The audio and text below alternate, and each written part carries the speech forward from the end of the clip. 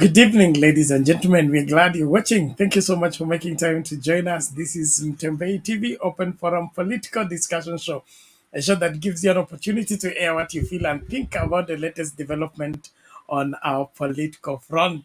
And well, we've been saying here all along that the majority of Kenyans are not in support of the Kenya Kwanza administration. And now it is now becoming clearer. NGUNYI, one of the YouTubers and of course a political renowned analyst, carried out a poll. It's ongoing right now, and so far the results are overwhelming. 64% of Kenyans say Ruto must go. Only 35 say give him time. I don't know where you stand on this, and I would want to invite your opinion and your thoughts on the same. But I trust you're well wherever you are. Thank you so much. And if you're able to get us, help 1, 2, 3, 4, 5 people also get us, even as Kenyans gather over here to discuss maneno ya siasa zetu na jinsi tutakavyosimama kutetea haki zetu na kuhakikisha kwamba nchi yetu haitokomee. Asante sana kwa kila mmoja. Tafadhali tumakinike, tukaribishane. Tuko live kwa Mtembei official page Facebook and Mtembei TV YouTube channel and Sound Candid Talk YouTube channel. Thank you so much. And if you're not a subscriber and follower to any of these channels or to all of these channels, make sure that you do the necessary. Be a subscriber, turn on the notification bell so that you'll be notified every time we come live and discuss siasa zetu. Karibu sana kila mmoja, tumakinike pamoja. The link to use to get in the studio is available now in the comment section. All you need to do is click on it, allow StreamYard to configure for you the camera as well as the audio, and you will be in this space for us to get talking. Excited tonight, even as we start out our conversation. Karibu sana kila mmoja, tukamakinike na tukahakikishe kwamba hakuna yeyote anayesalia nyuma. Tuwasabai wawili watatu tunapoanza kwa fujo. Tafadhali tusonge mbele katika kukaribishana. Share that link in your WhatsApp group, share it in your Facebook groups and all your friends around the world. Let them know that Kenyans are gathering here at Mtembei TV and Sound Candid Talk channels for a hot heated discussion maswala ya Kenya hii na jinsi tutakavyoikomboa. Asante sana Fatan Abdullahi Muhammad. Hi to you. Thank you so much. Of course, Mato Makndet. Thank you so much. Elizabeth Anyango. Hi to you. Thank you so much. Karibu sana Chaka Mdune. You're welcome to the show. Felistas Ati Deke. Karibu sana. Samike Ngari. NGUNYI is the same who said Raila would win. Okay, thank you so much. Let's say Lilian Mongeni, Karib Mogeni. You're welcome. Elizabeth Anyango, kuna Raizon Adel, Nani James Nyakerum. Asante sana. 64% is big. Thank you so much. Nani mwingine huyu? Kevin Onyango. Is this live? Yes, we confirm it is live. And of course, you get notification, Bwana Kevin, to be told that this is live. All the same, asante sana. Loisa Koff, asante sana, anasema sitawahi piga kura na chukia hao waizi walioiba kura. Asante sana Alex. Kuna Alex, thank you so much. Kuna John Mwenda, karibu sana. Kevin Ochieng, kuna Dan Link, Dan Stan, thank you so much. The link is in the comment section. Passionate love of Christ to Kondani, Ruto must go. Sarah Obiero, sema hi to you. Thank you so much. Nani huyu mwingine?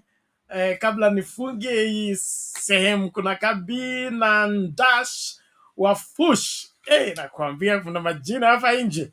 Asante sana, karibu kwa show. Leonard Munjalu, I'm inclusive of the resistant 64%. Asante sana.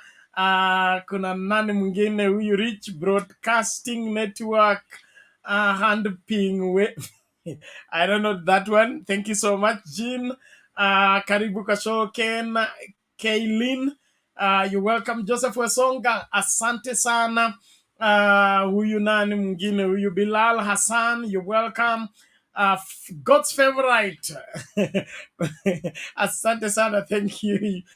Jojo Vado, asante sana. Diana Jayana, alafu kuna Gitonga wetu huyo kama kawaida, asante sana. Stephen Pastor KE, Abbas Yusuf, kuna Fatima Lugogo, alafu nani huyu huyo tumemwonana na yeye, thank you so much. Dahi Abdi, karibu kwa show. Samuel Kamau, asante sana. This Paul Mutai Ngunyi did with his family members, not even one county. Okay, aya, Flo Makoha, karibu kwa show. Kuna nani huyu Walenisi?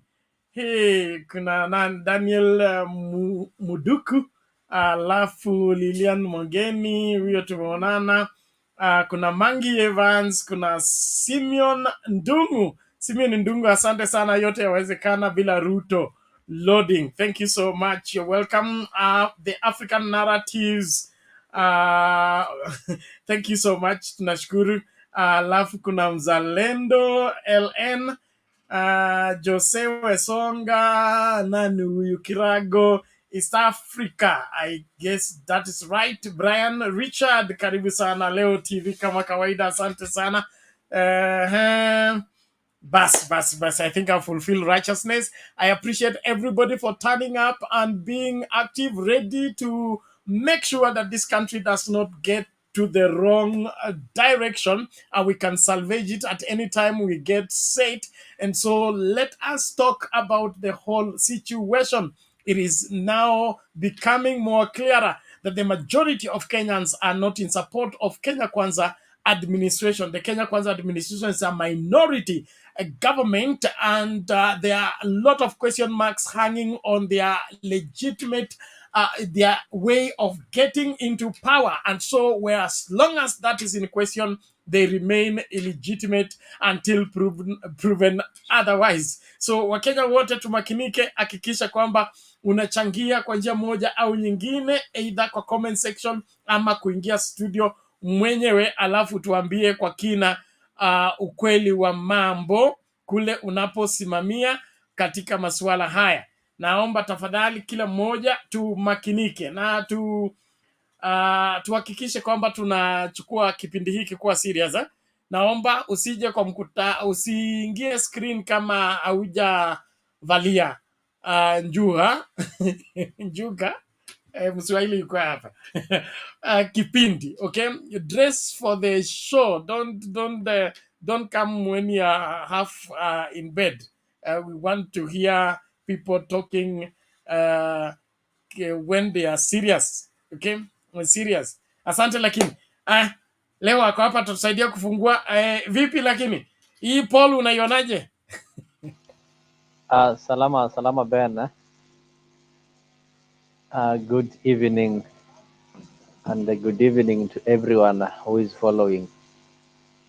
Nimeangalia the latest poll, but I think 64% is even lower. It should be more than 64%, because in MUTAHI NGUNYI's poll, he simply posed some simple questions that we people have been asking in this show.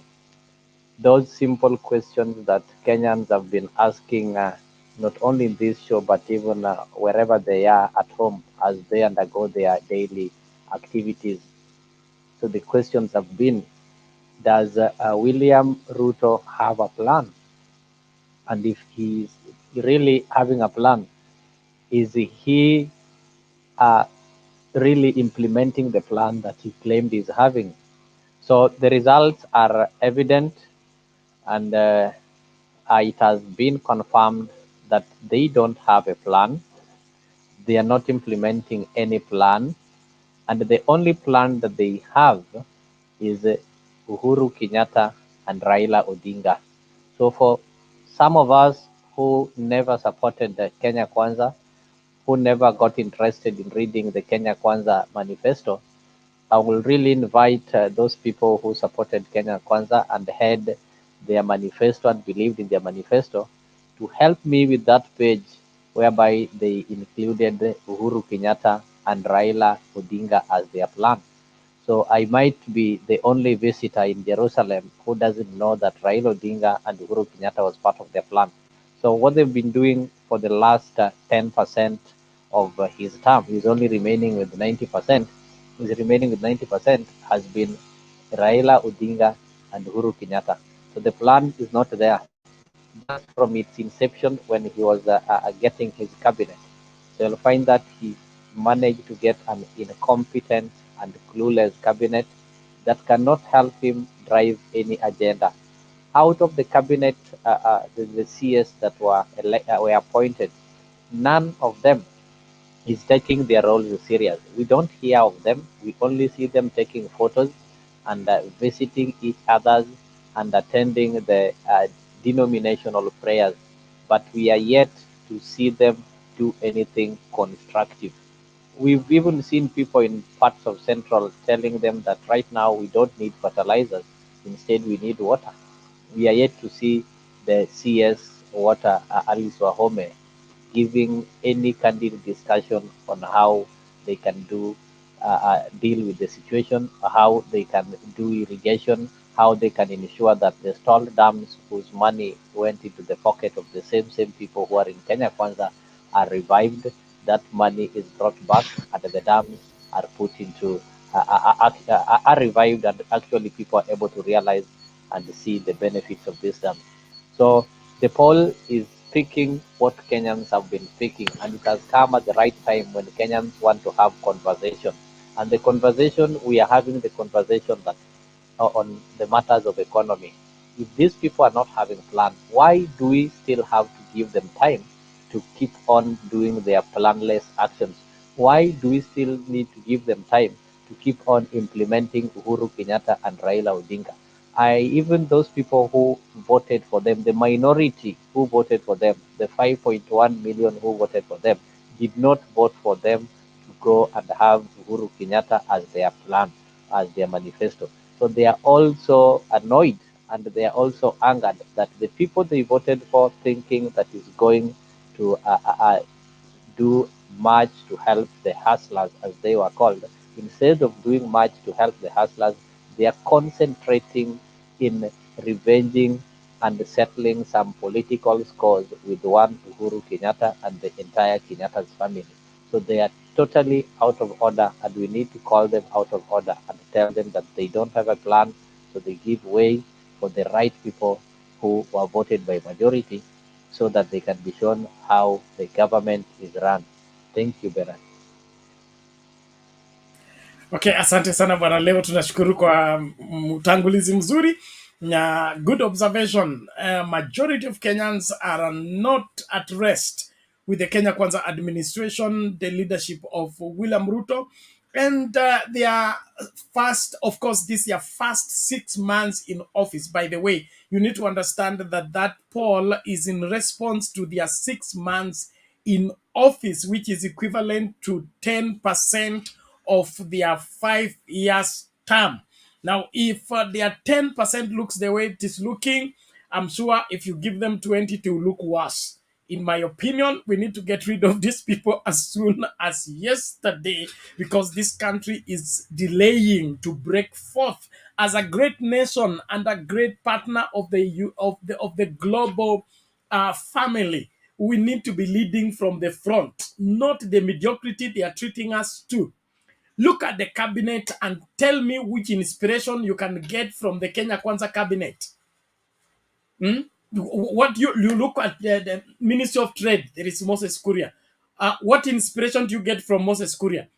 Look at Ministry of Works. Is it works or civil servants?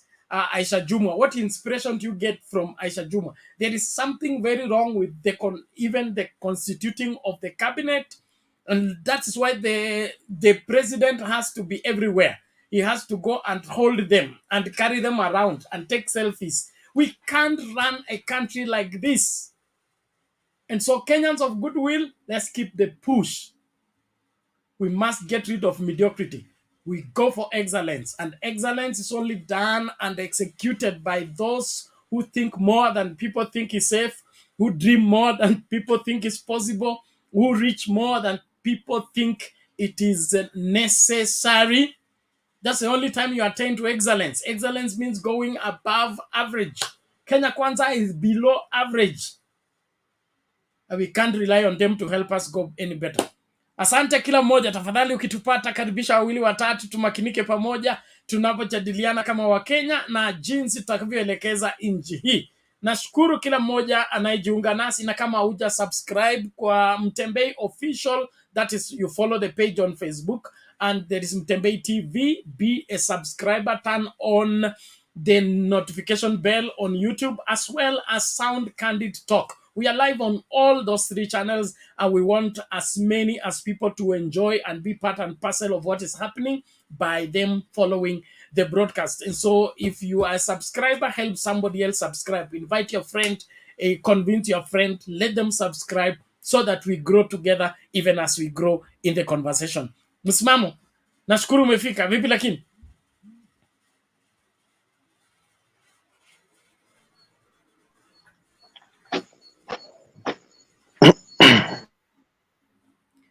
Samahani, unmute. You're still mute.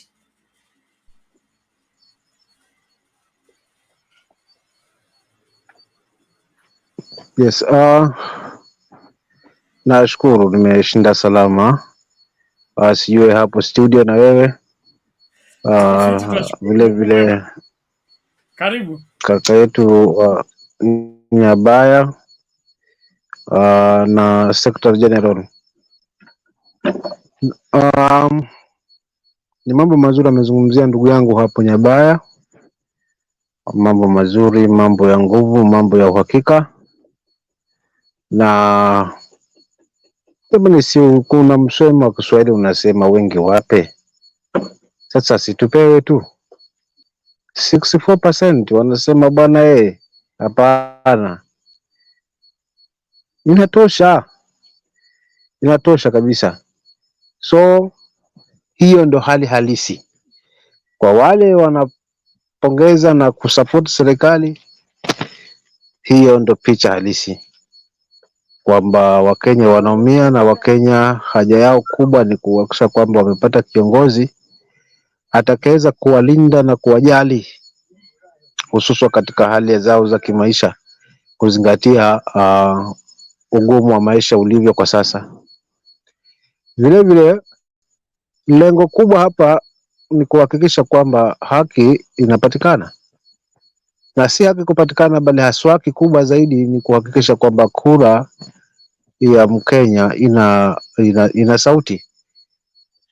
Nadhani hilo ndio lengo kubwa zaidi, kwamba tuondokane na hii kasumba iliyoganda kwamba mtu yeyote yule mwenye nacho basi anaweza kufanya chochote kule kuweza kubadilisha mlima kutoka Kakamega na kuleta Shimba Hills huko, kisha vile vile akachukua mlima Shimba Hills na akapanda. Na hiyo dhana ipo kwamba mwenye pesa basi ndio mwenye kila kitu. Tunataka kutokana pale na tuhakikishe kwamba pesa si lolote kuliko thamani ya sauti ya mwananchi zaidi, kwa sababu hiyo ndo jinsi tutakavyokuwa tunafuata na tunafuata demokrasia, kuikuza zaidi, kwamba kila baada ya miaka 5 basi tumetathmini utendaji wa kazi wa mtu, na tunahakikisha kwamba kama na mazuri basi tunaweza kumregesha tena kwa kipindi kingine cha miaka 10. Nadhani hiyo ndio ajenda kubwa, na ndivyo katiba yetu ilivyoturuhusu. Sasa yakitokea haya kwamba sisi mwenye nacho ama mwenye pesa basi ndio kila kitu, inafikia hatua kwamba nchi inasambaratika, kwa sababu kwa kuweza kutumia pesa yako basi utadhani kila kitu hakiwezi fanyika bila wewe. Na vile vile pia ni kwamba kwa wale ambao watakuwa pengine ni wasaidizi wako, basi watakuwa wanasubiri sauti yako tu.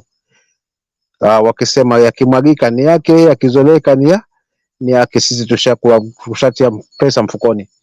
Kwa hivyo tunataka tuondokane Wakenya katika hali hiyo ya kwamba sauti ya Mkenya ndio hiyo inazungumza, kwa sababu hilo ndio lengo kubwa la kuimarisha taifa. Kwa hivyo mimi nasikia raha nyingine ambayo haina kifani kukuta kwamba Wakenya wanazidi kumiminika, japo natamani haswa ingekuwa 95% ambao wameweza kupatikana kwamba wanahisi kwamba, na si kuhisi, ni kuona ule ukweli kabisa kwamba tunafinyilika mahali, ili 5% iwe ndio zaidi, haina nguvu zaidi. Kwa hiyo lengo kubwa hapa Wakenya tuzidi zaidi, na zaidi ya yote tuhakikishe kwamba Jumapili tumejaza ukumbi tena over wa Jacaranda, ili kuthibitisha zaidi kwamba hakika huu mzigo umetuchosha na hatuoni na hatuna matumaini, na tumechoka kuona suti nzuri nzuri za hali na hizo ma selfie zikipigwa na Thanksgiving ambazo ni zina mwisho.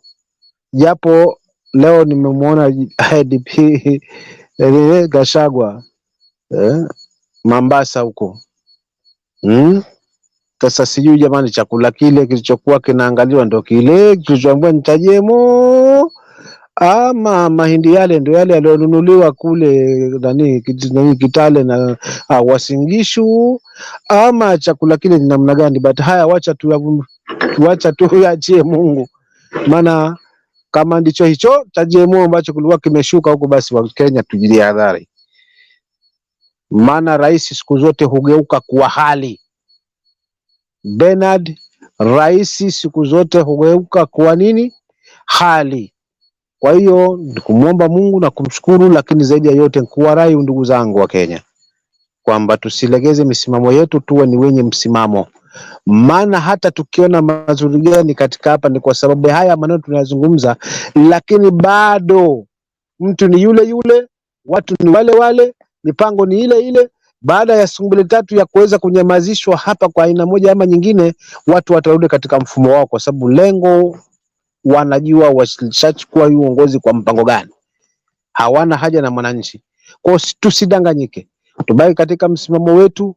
Jumapili tuhakikishe kwamba tumejitokeza kwa wingi na tuwaambie bwana Ruto, goodbye, hapa State House si kwako, ulikuwa na mwenyewe hapa.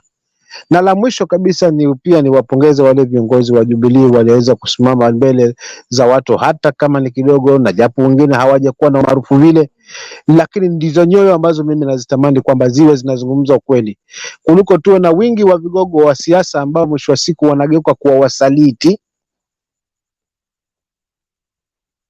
Kwa hivyo wana Jubilee, kazeni kamba zaidi, unganeni, na tuko pamoja na nyinyi wananchi, tunawatazama vizuri. Na wale ndugu zangu wa mlima nao msidangaike,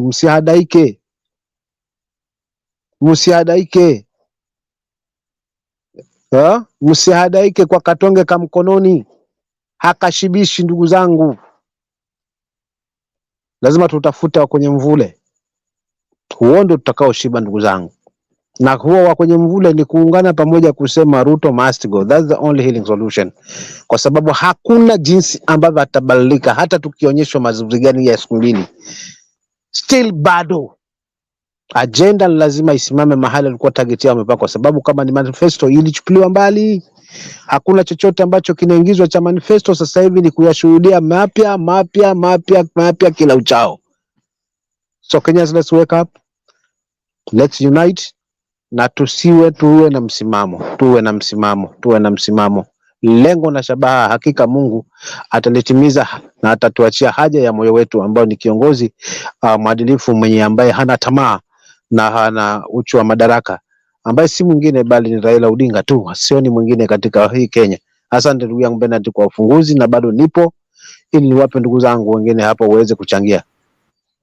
Okay, tunashukuru sana bwana Msimamo, tunashukuru sana kwa maoni yako, hekima na counsel mzuri kwa nchi nzima, na ni muhimu tusikilize na tuwe tayari kuhakikisha kwamba tunatekeleza wajibu wetu. Simon Ndungu hapa anasema kuna wale ambao hawafurahii situation, lakini tukisema tutoke pia wanataka kusalia ndani ya nyumba. Basi hapo ndio makosa tunaanza kufanya. Kama ni kufurusha uongozi mbaya, kila mmoja achoke na uongozi mbaya. Usijaribu kutafutia kijisababu cha kusupport uongozi mbaya. Mzee Peni Nyagaka, mimi unajua msimamo wangu na vile mimi naheshimu wazee, lakini wewe kwa listi ya wazee umeanza kunifanya nianze kuwa na tashwishi. Kuna Abbas Yusuf anasisitiza hapa watu watoe taxes na kukumbusha tu wasimamizi wa kuokota ushuru wanaitwa KRA, sio the president of Kenya, sio UDA political party. It is not a political party's responsibility. It's not the president's responsibility to collect taxes. It is KRA's responsibility to collect taxes. And the KRA has been mandated to collect taxes from all eligible taxpayers. It does not need political goodwill. It does not need political support. So whatever you people are attempting to do is to divert our attention from the truth that the current government is not in office legitimately. That is the matter at hand right now. And until they work out their legitimacy equation, they should be packing and leaving office. How did they get into office? Now that we have two different results from IEBC, which result is the right one? Until that is settled, mnaweza kuokota hiyo sadaka, muokote taxes, threaten taxes, withdraw security, add security, it makes no difference. Sisi tumesalia hapo hapo. Kama hauwezi kutuambia vile uliingia standard 1, okay, aliye kuingiza ni nani? Kwa kupita mtihani upi? Hapo ndio tupo. So hiyo ingine ya taxes na hiyo mwambie Itumbi na group yake wakiongozwa na Ruto, hatubanduki. Lazima tujue jinsi rais anaingia katika uongozi. Na kuingia katika uongozi kulingana na katiba ni kwamba rais ni yule anapata kura nyingi kuliko wengine wote. Na licha kupata kura nyingi, lazima apate 50% of the cast vote plus 1. So kwa vile kuna majibu mawili, kuna results mara mbili kutoka kwa IEBC, kuna ile inasema William Ruto alipata 50 plus 1 na kuna ingine inasema William Ruto alipata 41%. So he must clear about this for us to be sure that is the legitimately elected president of the Republic of Kenya. If he got 41%, he's in office irregularly, and that is why he should step out. So we must settle that first, and that's where we are, and we will not move from there, and that is settled until that is settled. Thank you very much, everyone. Let's keep moving. Kuna nani Secretary General amefika. Vipi lakini chama kiko imara? Very much ready. 2020 okay, we are preparing for the 2027, but we know that tunaweza kosa kufika huko kwa sababu things are not good, Bernard. Things are bad. Vitu zimeanza kukamatana. Nasalimu leo, nasalimia msimamo. Nashukuru sana kwa kutufunza Kiswahili sanifu na Kiswahili ambacho ni deep. Nashukuru sana. Anyway, chama kiko imara na tuko tunajiandaa kwa sababu any time now there will be an explosion, spiritual political explosion. Unajua Bernard, Kenyans now, the constitution of Kenya ni kama imetucage to a point we cannot have solutions constitutionally, kwa sababu tukitafuta constitution, tukitafuta njia ya kusolve zile problems Wakenya wanapitia through the constitution or through the legal means, it seems the institutions we have in Kenya can be bribed and can be controlled by the executive. So ile kitu ambayo tunaongea juu yake ni kwamba the things that we cannot solve legally or we cannot solve constitutionally can only be solved politically. Na ndio tunaambia watu hapa si mambo ya sheria, hapa si mambo ya ati sijui Supreme ilisema nini, sijui jaji mgani amesema nini, sijui Inspector General anasema nini. Ni tunaweza fanyaje turudishe nchi katika njia ambayo inahitajika, kwa sababu tuko mahali ambapo kama nchi hatujui tunaelekea wapi, na majority of Kenyans are dissatisfied with the happenings today. Ukisoma katika Biblia Matthew chapter 7 verses 16, Biblia inasema ya kwamba hii ndiyo matunda ya Roho Mtakatifu. These are the spiritual fruits. Because uwezi panda maembe leo ama uwezi distinguish the tree until you see the fruit in the tree. You understand? So lazima ufike mahali useme wacha nikaribia ile mti iko pale nijue ni mtunda la aina gani. So you go there, unashika hiyo mti, ukiangalia juu unasema na hii ni mtunda, kumbe ni maembe hii. Kumbe hii ni mandizi bana. Kumbe hii ni machungwa. Why is Kenya Kwanza government spending a lot of time telling us about God, and yet they don't practice the word of God? Because nimesoma Matthew 7 verses 14 na nimeona ya kwamba that one of the fruits of the Holy Spirit, it is peace. Are we in peace in this country? Is it peaceful as we speak? Our hearts in peace. The other one is kindness, love, patience. Are we that way? So Bernard, you will find that one of the biggest fruits of the Holy Spirit, the fruits we are seeing in Kenya Kwanza government, is revenge. Revenge is their fruit. Kwa sababu nimeona news na ni jambo la kustatanisha sana. In public unasema Bwana asifiwe, mwadhani agosho. Watu wanatuitanga, wanakujanga wanasema mwadhani agosho rege, mwadhani agosho. Hiyo is, that's how they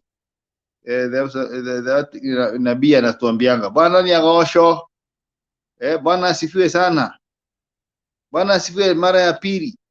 Lakini behind the curtain umepigia Inspector General, umepigia nani, umemwambia sumbua Mama Ngina Kenyatta, somebody who is at her sunset years. And therefore it is really weird. And I don't want to say that, I want to say that it is when you get to a point that the only thing that matters to you politically, it is to show other people that you are powerful. You are the president, and I'm going to make sure that the president suffers. Then there is something very wrong with you.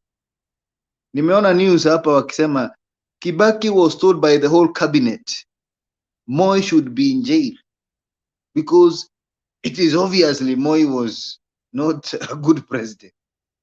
Moi had many issues, blood grabbing and so many things.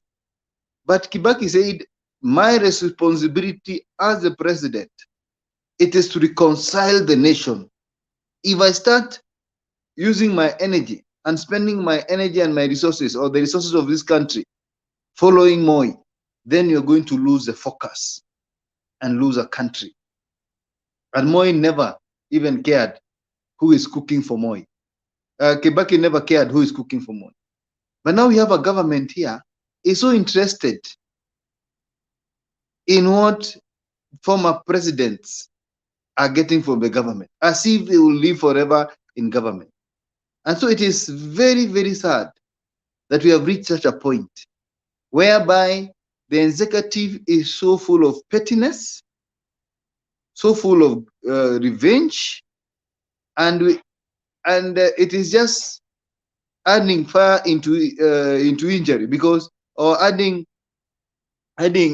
fire to the boiling issues of Kenya, because right now, fuel to fire.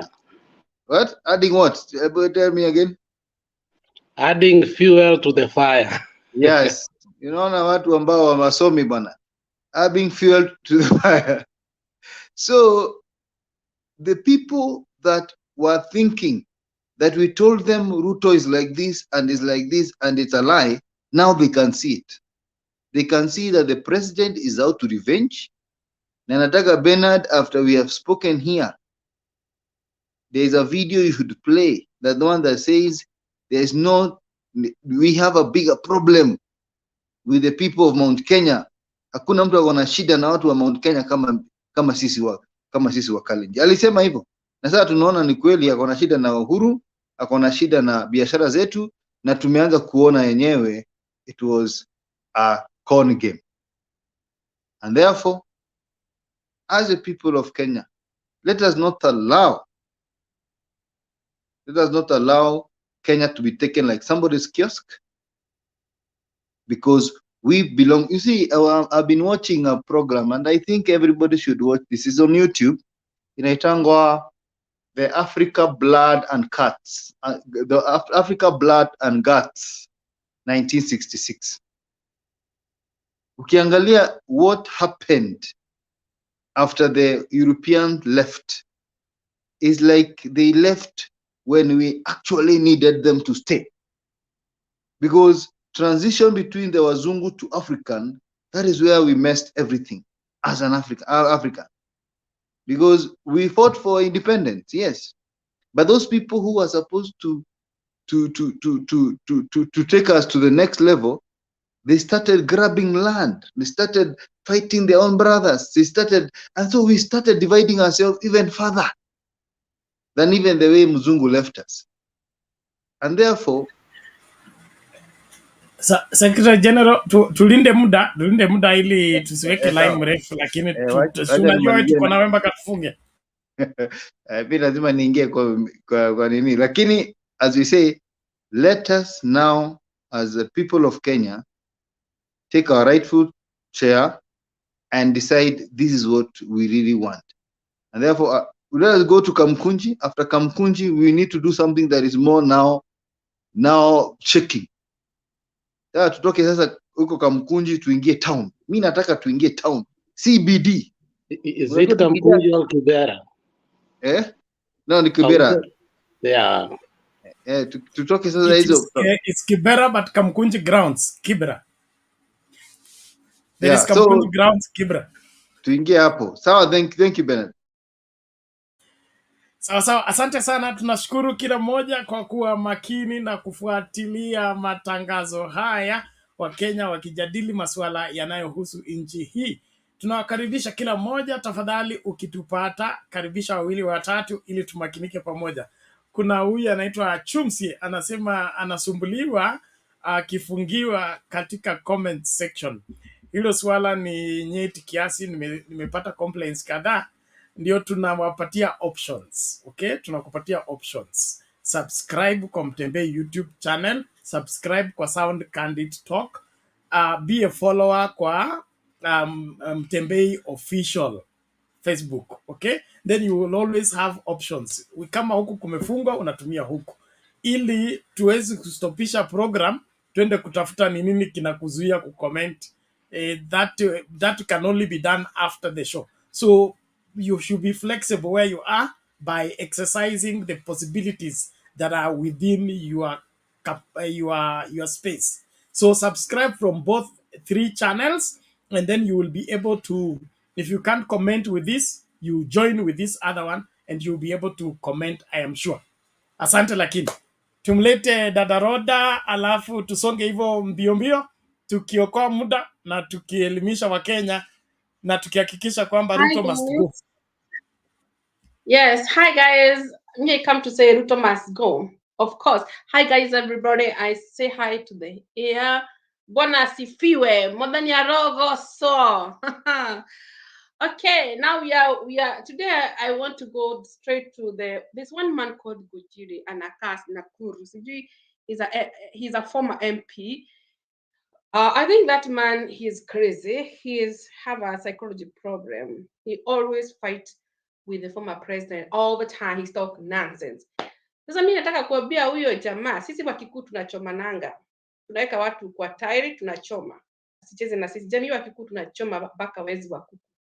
Tunaweza mchoma na tumweke kwa nini petrol. Achomeke na tunacheka, tuna celebrate. Unajua tunafikiri jamii Wakikuyu ni wetetokege. Sio tupadagi upuzi. Ache kucheza bila na putu kila siku anaongea na nyenyenyenyenye hata hana adabu.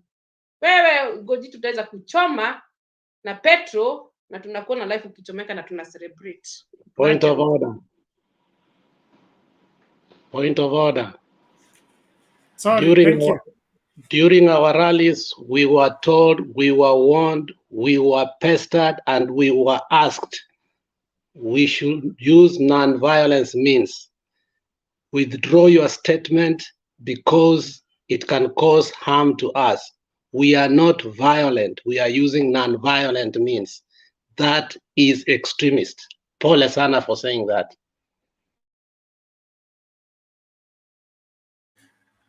Okay, thank you. Rhoda, you must mind your language. And then okay, I'm sorry, I think it was reporting.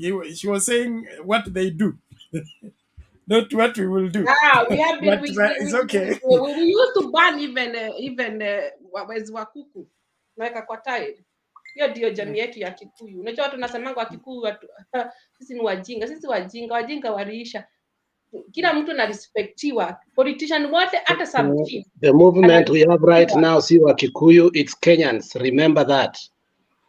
Lakini unajua kuna watu wengine wanasemanga Wakikuyu ni tugegeni wajinga, hawawezi ongea voice yao, hawawezi fanya. Sisi tunatumianga jogoma. Ile dume, sisi ni dume. Sasa sisi tunaweza kuwa dume. Sawa, Rhoda, endelea tafadhali okoa muda. What is the topic today? Mimi nikikasirika I can say every day when I get tired with people who have a big mouth and their inside is emptiness, empty. I get tired with that kind of thing. So me, I'm just asking. I don't know what is the message today. That's what I want to say, but I want to say our politicians must be respected. Those people have been working before, and those people who are working now, they must be. I mean, those people have been working before, even Moi, even Kenyatta. Those they are being respected. Si watu wanakuja serikali wanaanza kufanya vile wanataka. Kenya yetu ni sisi wote. Kenya si ya mtu, ni ya sisi. Na hakuna pahali tunaenda. Tunakaa hapo. Wakitaka kujua tunakaa hapa, hakuna pahali tunaenda. Tunakaa hapo. Hapo Mungu alituweka. Vile nilisema we are different fingerprints, but we are all Kenya, even passport, even identity, citizen Kenyans. We are not going anywhere. We must fight for our country. We stand still. We will not accept everything they do. And Rare must go. Everybody go to Kibira. Museme, Ruto must go. Ametaka haki yenu. That's shit. I don't have something to say. I will say something later. What I feel, what I think. So thank you very much. Okay, sawa dada yetu Rhoda, tunashukuru na uko na fans wengi hapa na tunashukuru kwa msimamo wako mkali, lakini Mungu mwema. Kile ninachokuhimiza tu wakati unakuja kwa show, unaona hiyo ina scroll chini, hiyo ndio inakuanga topic. Unaisoma, unafanya research, alafu unakiingia unakuwa na points za kusema kuhusu hiyo. Ukipewa microphone alafu unauliza topic itakuwa nini, sasa hapo unaanza kutuangusha kama wewe unajua wewe ni indigenous official member of this hata kama tunatafuta prefect, wewe ndio unapaswa kuwa prefect wa wale watu wanakaa kwa hii studio, kwa sababu wewe unakujanga wa kwanza na alafu unatupanga. So let's save time on that by looking into the topic, assessing, checking. Vile tumesema This is MUTAHI online poll. You should have gone to MUTAHI's handle, checked whether what we are talking is what is there. So ukija hapa umejihami na information unatupatia, alafu msimamo ni ule ule. Kuna mtu hapa ningependa kumjibu tu kabla tumlete Bwana Solo. Kuna jamaa hapa anaitwa Waweru, nimewasoma jina Waweru. Anasema the former president should, if he wants you to be respected, he should stop inciting Kenyans. Kenyans are not incited, Bwana Waweru. Kenyans are oppressed. They are revolting against oppression, and they don't need to be incited. The high cost of living is enough problem for them to cause them to riot. The high school fees that they are paying, that children go to school, is enough pain in their neck to make them to riot.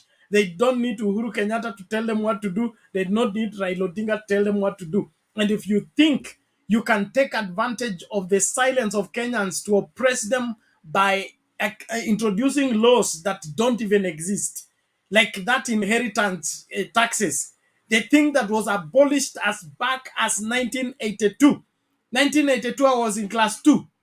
Now, if a law was abolished as early as that, and you go to fish it, you want to bring it through the back door so that you can oppress Kenyans.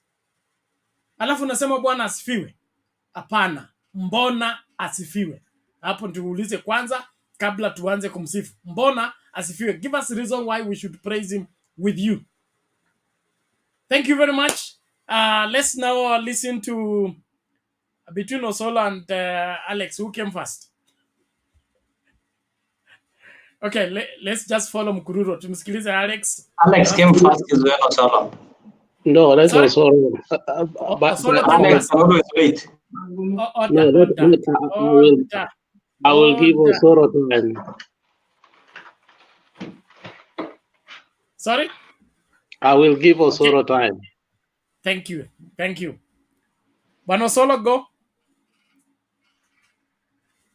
Asanti wa Kenya, mjambo nyote popote mlipo. Alex, nadhani wewe ndio ulikuwa mbele yangu, sitaki kuingilia sana. Samahani sana. Alex, chukua kwanza kwa sababu lazima tupate, naona tunasema Democratic Alliance. Alex, umepewa kiti. Okay, sort among yourselves please. Utuokolee. Unajua umefanya kitu cha maajabu. Okay. Ni kama Esau alikunywa supu alafu shukani ikachukuliwa. So tangu leo hadi mwisho wakati niko hapa Alex, utaongea nyuma yangu. Subiri kwanza. Kuna watoto huko nyuma, tafadhali hebu washughulikie. So mi kitu nikasema tu ni statistics ambazo zinaendelea kukuja. They say that 64%, first of all wacha niwasalimie. Bernard nakusalimu, Leo nakusalimu, Mkulima nakusalimu, Roda dadangu nakusalimu, Secretary General nakusalimu, na ndugu yangu ambaye amevaa yellow sijui ni kwa nini, but ni vizuri tu, maybe ni night gown. Ametoroka. So I will have one comment, and then I will allow others to speak, because I think I'm one of the people who tells Bernard to fuata time. I was looking at the statistics. The statistics we got from the whistleblower said we got 57, and then that guy got 41. Now, if you look at that statistic, it says that now we are at 64. Which means we are Alex, sorry. The kids in the background will bring problem. Let sort that first. Okay. Awako kwako. No, sijui ni wako wapi. Sasa hiyo mnanisumbua bure. Are you sure? Children are not shouting. Mimi kijana yangu ndio huyo hapa mkubwa bwana. Kijana yangu hawezi piga kelele hivyo. Okay. Then let us investigate where the noise of the kids is coming from. But go ahead, Bernard, sorry. I suspect ni watoto wako Bernard.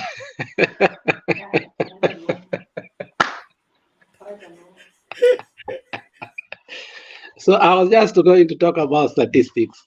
It was 57 as we were told by the whistleblower, and the other guy got 41. So Sai, the people who support the movement are at 64 with a margin and error of maybe 2%, 2%. For me, that margin of error, I put it at 66 because I know they want to be economical. So now from 57 to 60, that is 3.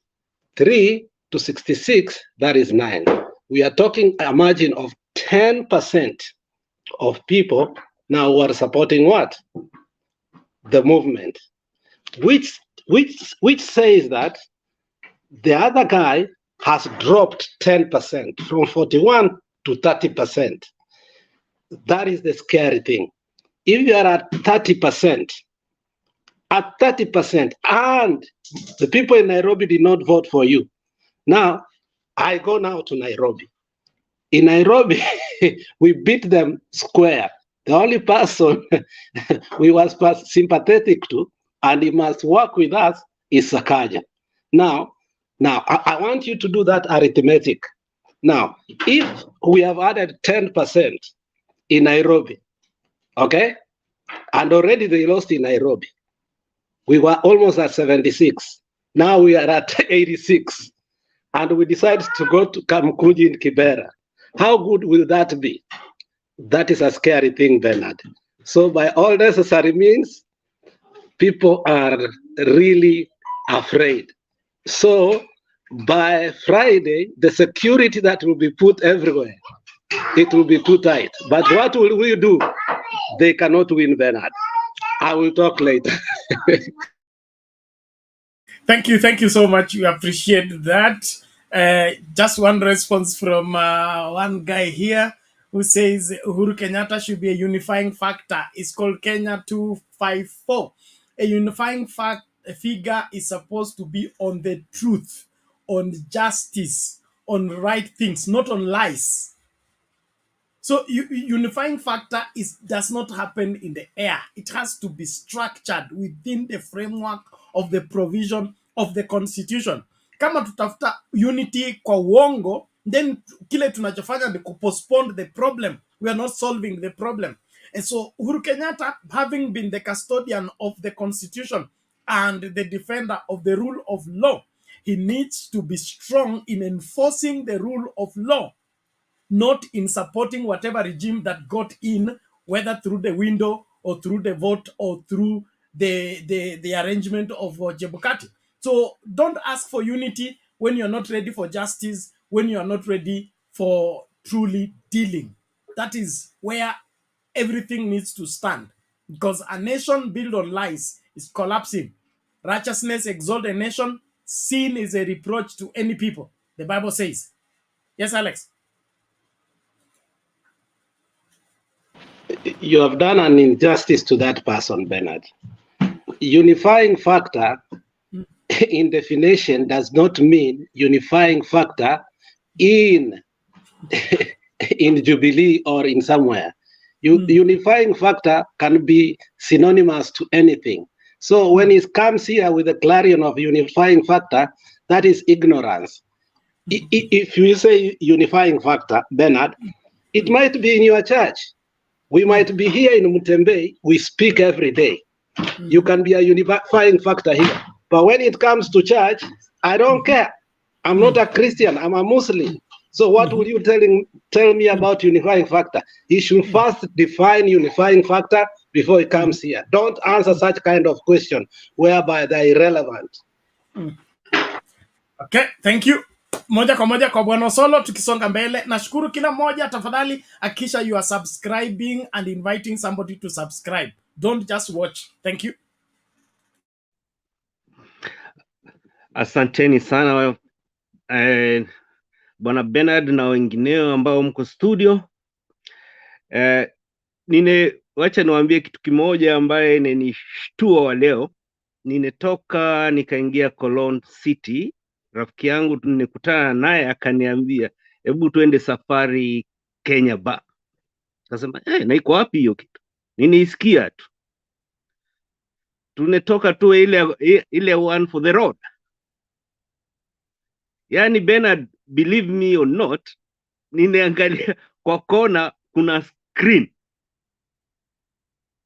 Ziko nyingi lakini kuna moja extra inawekwa ya Mtembei TV. Ili ikiwaka tu hivi sasa ile ulikuwa ukisalimia watu, nikasema la. Yani wazungu wanekaa kwa kona na Wakenya wenzao wanazungumza Kiswahili. Wazungu wanazungumza Kiswahili, wanasema wacha tumsikie huyo kijana anazungumzaga vizuri. Nikasema acha hata mimi nikae kidogo. Sasa nichukua kamera nataka kupiga, akasema hapa ipigwe picha tafadhali, wacha tusikize story. Yani iko exactly live. Wanasema iko screen yako wewe binafsi. Na imagine hapa ni uzunguni, si ni Kenya. Which means Bernard program inaonekana kila mahali. Kama vile watu wanaona ball. Hapo wanasema tunaona hii Mtembei TV 24/7. Mpaka wale wako kina Julia nani na nani wanajulikana na wazungu. Nikasema wow, huku ndakuwa nikija kutembea kila siku.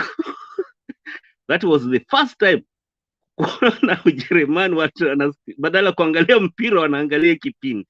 So acha nikuje kwa mambo ya leo. Na hii mambo ya Ruto must go. Angekuwa shaenda hata juzi. Na naombea wote ambao wako mtandao kila wakati, dada yetu Roda na wengineo, nawashukuru sana. Bwana Mutahi Ngunyi anazungumza mengi, na ukiona huyu jamani wale wanasomea sheria na wanazungumzaga kitu inakuja, sio mchezo. Anazungumza mengi sana, anaambia Ruto mara nyingi sana. Yani unajipiga wewe mwenyewe vita. Na hakuna kitu kibaya kama mtu anapiga kivuli yake. Sijui kama mmeshaona hiyo polisi anashika gana anapiga kivuli. Ruto anajipiga. Na pali anajipiga au watu wake kina Sudi na wengine. Gachagua mwenyewe leo Mombasa anetambua siri ye mwenyewe. Anasema unajua unatengeneza barabara mahali fulani lakini mimi ndo nakuja kuangalia. Yani Ruto alikuwa akipita kila mahali Kenyatta alikuwa anafanya projects. Yani watu wa kule wanaona Ruto kila siku hapo, wanajua ni Ruto. Sasa watu hawa Mount Kenya na mahali pengine wanaanza kulia, wanasema huyu mtu alituchimba, huyu mtu alitutumia. Sisi tulipiga kura mahali ingine. Na Ruto asifikirie atakaa muda mrefu katika hiyo ofisi. Hiyo ofisi siyo yake. Na Mungu upatia mwenyewe chake. Ukiona sisi sote wa Kenya ambao tuko ndani na nje tunapiga kelele, unajua hizo ni laana kwa watu wengine wale ambao wanachukua sio chao. Na ni kweli Ruto ataishi maisha marefu akiendelea hivi. Tuliona Bokassa alifanya hivyo akaenda, Mugabe akafanya hivyo anaenda, na wengine ni wengi sana. Idi Amin alienda. Na ni watu gani waliowatoa watu? Ni wananchi. Hii 64% hata ni ndogo sana. Mimi kama ningeambiwa vile naangalia na kuchunguza, iko over 72 to 78%. Yale watu wanasema mazuri na mabaya kuhusu hii serikali. Na upande wa 30 something ati Ruto must go ama nini, ni wengi wanasema, wacha niseme 3/4 of Kenya people wanasema huyu mtu atoke. Na watu wengi wanajiua kwa sababu huyu mtu. Na ni wengi wanakuwa na maasira. Hata sisi wenyewe Yaani tunafikiria wazazi wetu, ndugu zetu, dada zetu, wajukuu, nyanya zetu vile wanapata shida Kenya kwa muda mfupi wa miezi kadhaa, sijui ni 5. Na hii kitu ilikuwa imeplaniwa. Hao watu waliplan hii kitu. Na bwana Ruto anatrainiwa na Museveni. Ukiona Kenyatta hata mbeleni alionya watu, nyinyi mtakuja kunikumbuka. Nyinyi mtakumbuka niliwaambia. Si kitu ya ajabu. Sitaki kuharibu muda. Wacha niseme ya kwamba asanteni na bado tuko hapa kama soldiers. Okay, asante sana Bwana Solo, tunashukuru kwa mchango wako, maoni yako. Tunaamini kwamba kila Mkenya anamakinika akisikiliza Wakenya wenzake wakizungumza masuala ya nchi hii. Na uzalendo mwema ni kusimamia haki, kusimamia ukweli, kukataa uongo na kusimama kinyume na kufinyiliwa na kukandamizwa kwa wananchi wa Kenya. Kenya ambayo ni salama ni Kenya ya kila Mkenya, sio Kenya ya wachache ambao wanataka kutawala wengine. Ni Kenya ambayo inatawaliwa na katiba, na katiba iko juu ya kila Mkenya. Hapo ndio tupo. Ningependa hivi Bwana Jemo, kila kitu ambacho kinahusika na yellow kinaleta mushkili hapa. Naona yako ni orange, lakini kuna wanaume hapa ambao ni color blind watasema ni yellow. So vitu za yellow have been banned from this show. It is orange. Just mute kwanza. Before I started the show, I had a conversation with Mzee Michael, and he brought up that yellow thing again. So when Alex brought it up, nikaona, hey, this is wildfire. Yani hakuna mtu anataka kuna yellow. I'm sorry, Bernard, but it is orange. Chungana na yellow. Go ahead, Jamo, alafu turudi kwa mining. Yangu hii ni orange, Bernard, si yellow. It is orange. It is not yellow. I agree Bernard, with you. I told you it is orange, but there are those who orange, pink, and yellow is one. Yeah. Bernard, mimi niko mahali yes, lakini na support the Moson. Niko Tanga sasa, niko Tanzania. Na siwezi ongea, niko kwa hoteli.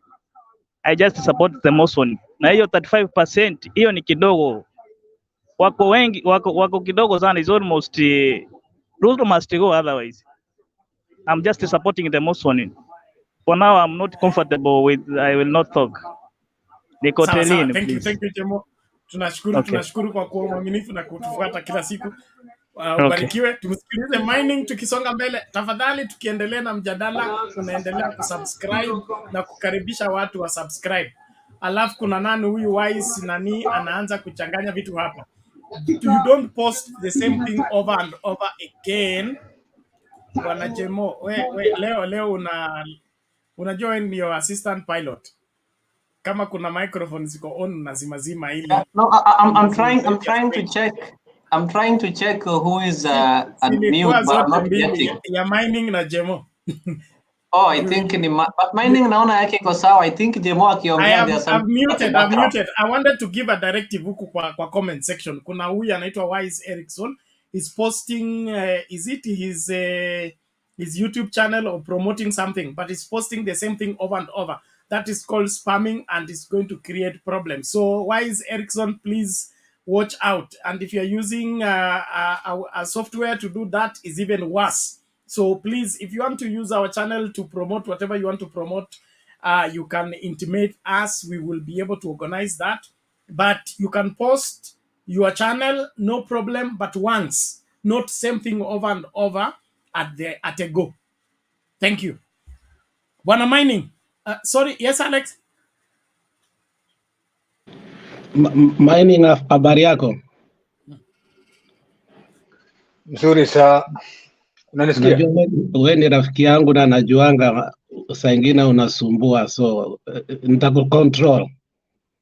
Nikiona unatupeleka out of the topic, tafadhali nikubalie nikucontrol.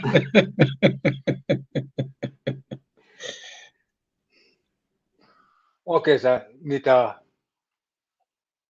Nitajaribu.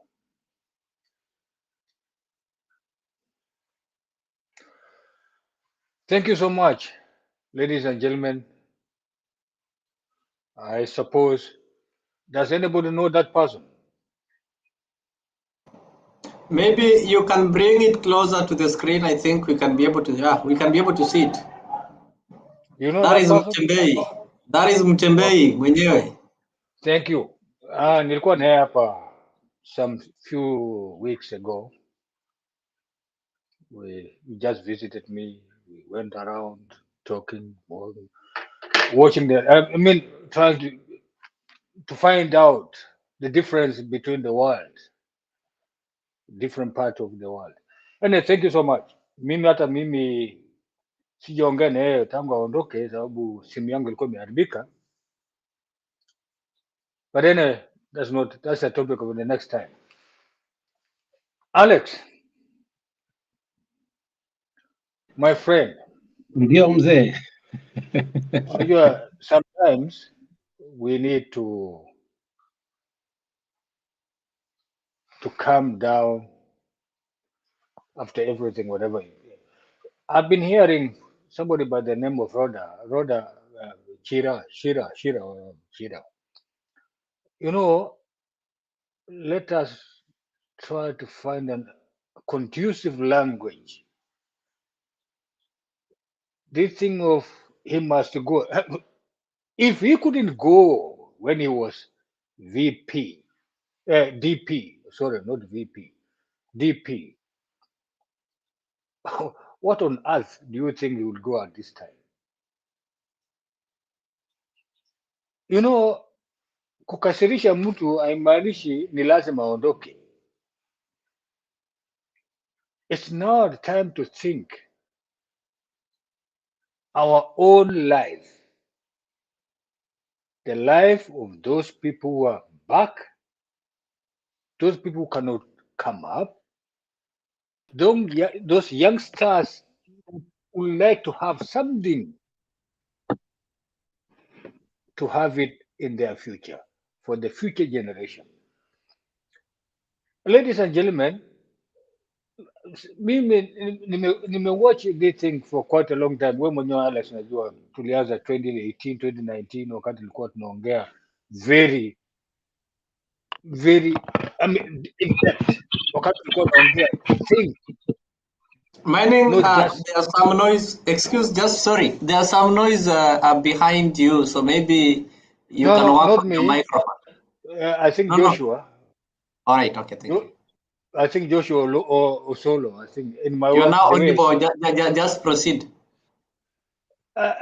Alex, unajua samani 2018, 2019, 2020, 2021 to 2022 at the beginning until I think May, June, April, May, we used to talk in a very conducive way whereby we argue on a certainty, not just a matter of arguing to be seen on the screen, that people can hear you talking and you think you are making sense. Come on. Gentlemen, ladies and gentlemen, let us have, I think, a conversation whereby we can change our own way of narrative into issues. Siongee sababu ya sababu sijui Ruto ni president is not helping me. He will never help me, and he's not going to help me, and he will never even maybe help the almost 10 million or 30 million of people. Let's leave around 10 million, 35 million, 40 millions of people. Yeah. So, gentlemen, Rhoda vile anaongea in a very anaongea kwa njia ingine, hata mimi mwenyewe ndio nibidi nikaingia kwa hii kitu hapa. Sipendi kuingia, huwa naingia tu once wakati naona kile kitu nani. But anyway, tusilete mambo ya security. Vile nimeangalia nimeangalia kuwa sorry, haiko kwa topic ya leo, lakini naweza gusia tu kidogo. Bernard, tafadhali unisamee kidogo, naweza gusia kidogo. Watu wanasema security ya former president imekuwa withdrawn. No, those are, I mean, that's according to the constitutional and the laws of the country. When you are a former president, or when you are a former vice president, DP, DP or CS, your security has to be reduced to a certain amount of whereby can contain you alone, because you are just relaxing at your own house. Pengine unatembea unaenda kwa kutembea kidogo ama kukimbia ama kufanya nini, lakini sio ati kwa sababu you are the president so you need I mean a lot of security. No, Uhuru saisi hahitaji nini, yeye anataka kupumzisha akili yake, hata kama anafanya politics nyuma on the background, hiyo ni yake. But anyway, hii mambo ya kusema 64% of Kenyans agree Ruto must go, those are just your dreams. Wishful thinking, wishful dreams. Okay, Bwana Mining. Thank you. Yes, We have sir. been, hold on. We have been patient with you, and you have gone all over instead of you articulating exactly what you want to communicate. But what we are saying is, we did not say that 64% people are saying Moi, wherever Ruto must go.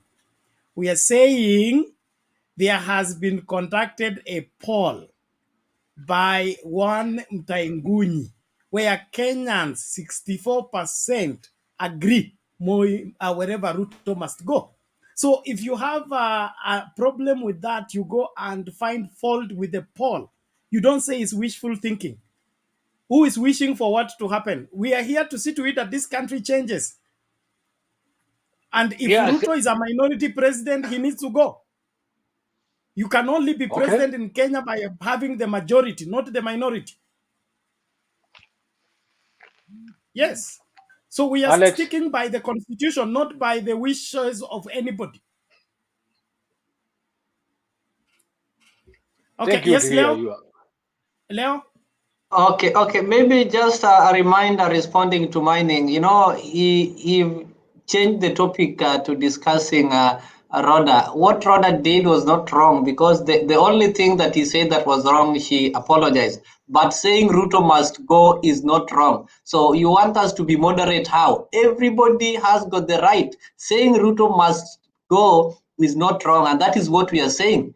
And the research or the poll that was done has confirmed that majority of Kenyans are saying they don't want to see a minority president. He must go simply because he doesn't have plans. So we should not have our attention diverted by people by Mining who want to direct us to discuss their own agenda or to tune our discussion so that we get out of our revolution movement. We are here pushing for Ruto to go. We are not here advancing agenda of UDA that has failed. Thank you. Thank you very much. Yes, Alex? You see, you people did not understand Mining. Mining is with us. Mining said Ruto may not help him. He may not even help 30 million of Kenyans, which is 64%. So Mining doesn't know what he's saying. So just allow him to speak and finish. He said even 30 million he is not going to help. He just said that. So he's basically saying Ruto must go.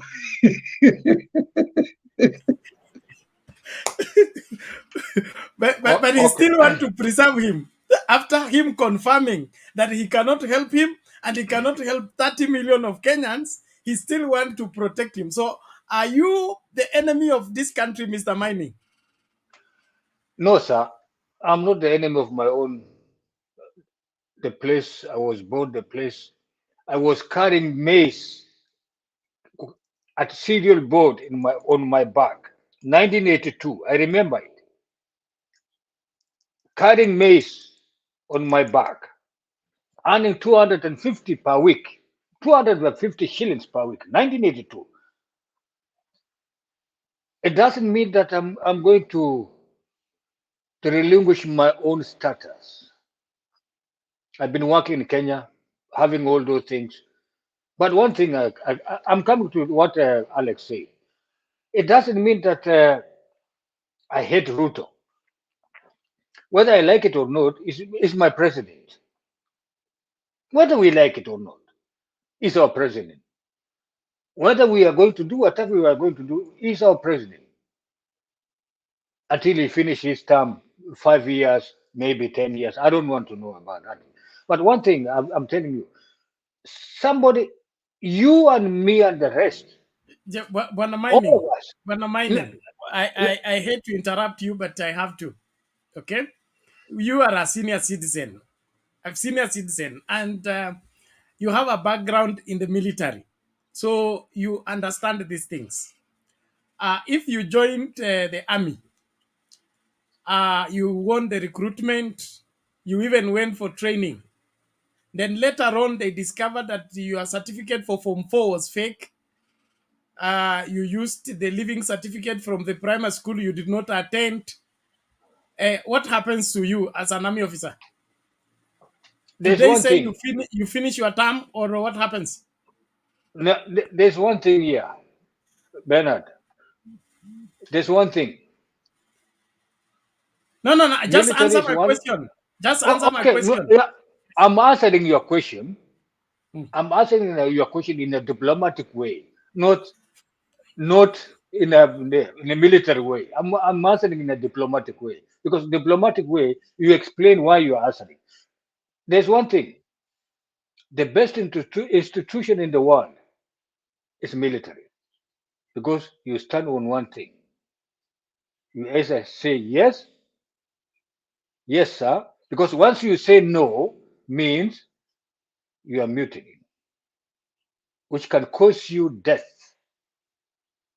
in the other way. So in the military, you have to have your own mind. Your mind should work in a proper way because you are handling No, one of the dangerous things. We I'm don't have coming to all your the thing. time. Look here. Um, Just straight answer the question. Don't begin to train us in the military terms and culture. We just want you to tell us a scenario whereby you got into the military with wrong papers, fake papers. Okay. Does the military say, although we have already trained you, although you did not come here the right way, you continue staying until you finish your contract, or there will be consequences for using wrong papers to deceive the recruiting officers to recruit you wrongly?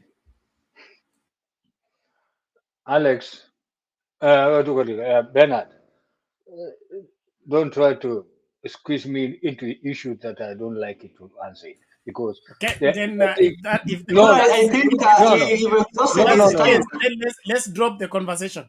Okay, if that's the Okay, case, thank let's you. drop the conversation in the sense that you want to use double standards in judging a similar matter. We are saying Ruto must go because the IEBC that pronounced him as president-elect has given us two different results. In these two different results, they have different winners. Okay? So for us to ascertain who is our president, according to the constitution, our president is a person who gets the majority of the vote, and then he has to get 50 plus 1. So in one result, Ruto got 41%. The other one, he got 50 plus 1. We don't know which of the two is the right result.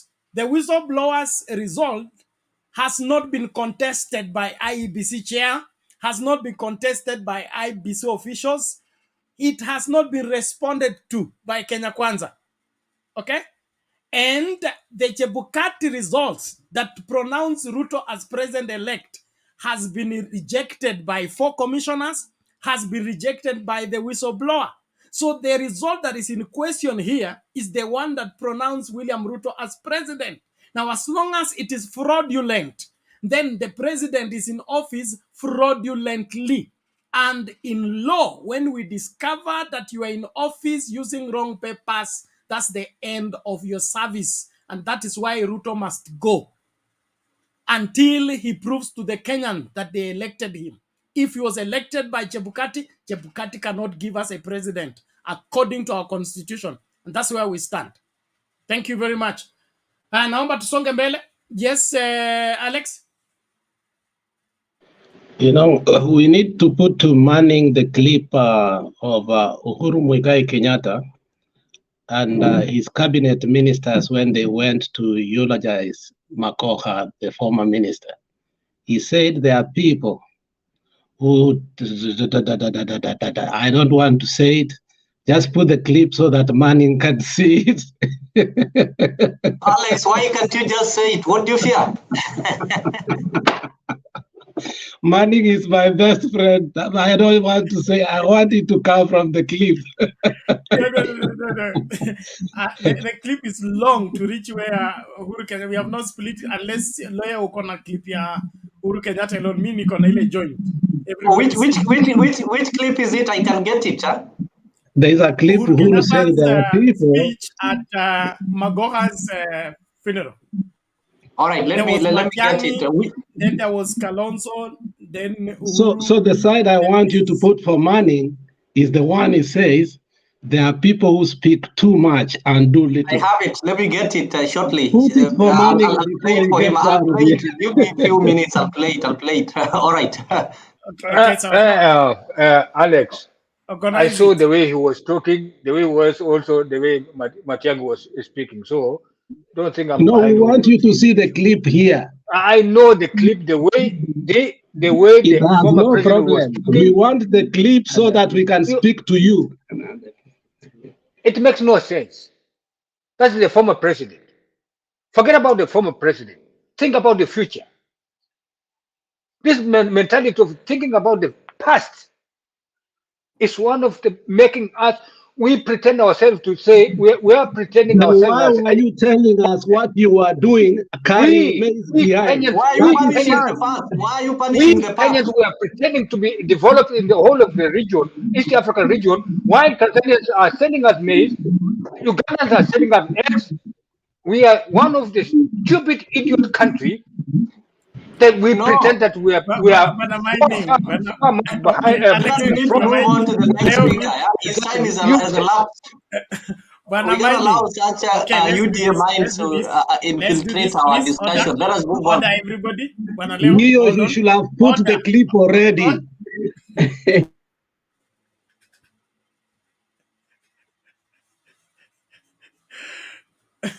Okay, please. Is your clip ready?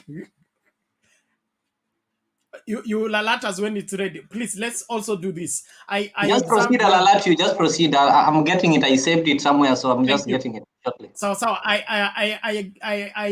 gave this directive that we should take serious coming to the show and make sure that what we articulate here is for generations yet unborn, whereby your great grandchildren will come and watch this show on YouTube.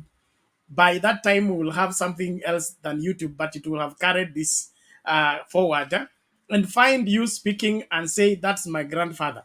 Not they reject you because whatever you said did not make sense. Mining, we have had issue with him all along. He has been here by many names. In fact, Mining is the latest. He used to be called someone, and then all that. But what we are saying here is he's not taking himself serious. That's why we are not taking him serious. And then, of course, we gave him the opportunity to defend himself. He's not defending himself. He is pro-UDA, but he doesn't want to commit himself to the same. He is aware that William Ruto is not going to help anybody, but he still wants to say he is his president and he has no choice over that. And that, in my opinion, is being irresponsible. And him being a senior citizen, we don't want to have that kind of example fed to our children and our children's children. Great nations come out of agitating for what is valuable, what is excellent, and what helps progress. I said in the beginning of this show, look at the cabinet that William Ruto constituted. You don't get inspiration from any one of those people. I don't think when they sit together, they can make up their mind to help this country move forward. The only cabin they preside over is where they are going to have Thanksgiving interdenominational prayer meeting. We have not seen anything that has come from that cabinet that is affecting any Kenyan positively. And for that matter, it means they are incompetent, and for that matter, they need to be rejected. Na Wakenya lazima wasimame hivyo hivyo. Tusijitanganye hapa. Na wale watu wanakuja hapa kutetea maovu, sisi tunasimama kinyume na maovu.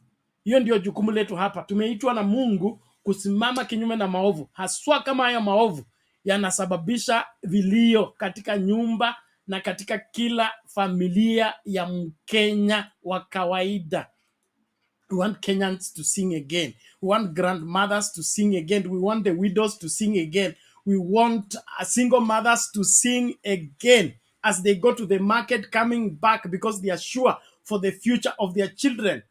Not in the country where everybody's suffering, everybody's crying, and the president is conducting prayer and thanksgiving services. Thanking God for what? Yes, Secretary General, ulikuwa umeinua mkono, sijui bado huko? Niko nauliza mining, eh? Mungonge nje is making the parliament very entertaining. Yeah, now you're talking about history is not important. And as Alex Media tells you... My video is ready. Can I play it? Yeah, you will after a few minutes, okay, after I make this submission. Why were you telling us about 1982? You carrying what? Carrying maize in your back. I thought you wanted us to understand that is what built you to what you are today and where you are today, so that you became who you are today. So you cannot brush out history if you want to have a beautiful future. Are you together? So we are from somewhere and we are going somewhere. However, mining history is very important to all of us, and I think what messed this election, and that is why we are here, is because there is a group of people that doesn't know the history of Kenya. A group of people who thought if they are told bottom up, they think bottom up is the solution to quick fixes. Now they are the same people who are now joining the percentage that you see 64. Because the funny thing about this group, 90s and 2000, they are impatient. They are the people in gambling. They are the people they don't want to do hard work like you did in 1982. And I wish you tell them that hard work pays, not crime. So it is important to educate this group of people, to tell them there are no quick fixes in this world. There is a process, and that process must be followed. The problem in South Africa, for example, whatever Murema is facing, is because they think at one point they might take the wealth of the white people and take it to themselves. Ni tajiri mgani atakupatia nyumba yake ama vitu zake ambao wamefanya kazi miaka hiyo yote? It is difficult. Kwa hivyo, let us teach people where we are from and where we are going. Leo gonga hiyo, No, Leo, 1 minute. Nani, public, Auko understand what this guy said. He said, let us think about the future. The guy is thinking about carrying GMO on his back. And you should appreciate that. That is the job that he wants from there. He said, let us think at the front. And Ruto has already brought GMO. So he wants to carry GMO on his back. That's all I can interpret. I'm sorry, Alex. Let Alex, Leo play the video, and then Alex, Mining can defend himself. Mm. Order, please. Bernard, just Hold on, we are coming. 10 seconds. Play the video first. Counties, county means Utura and Ng'unyi. Whether they are educated. Guru, can you mute yourself?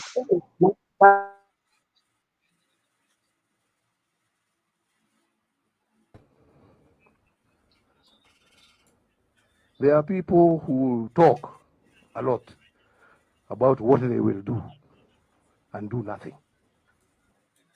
You know, there are two types of people. There are people who talk a lot about what they will do and do nothing. And those are many. But there are people who will talk very little, but do a lot, and their deeds are seen. Magoha belongs to that class of people who are doers. Very little, talking, but in executing. The deeds are there and will never be wiped out, no matter what anybody may wish or desire. Na wewe Steve, usijali hii watu wanapiga mdomo, wacha wapige bana. Najua mtu ambaye hana kitu kingine ya kufanya lazima apige mdomo. Wacha wapige mdomo. Hiyo ni dunia. Sisi tunaendelea na yetu. Mungu awabariki na walinde. Asanteni sana.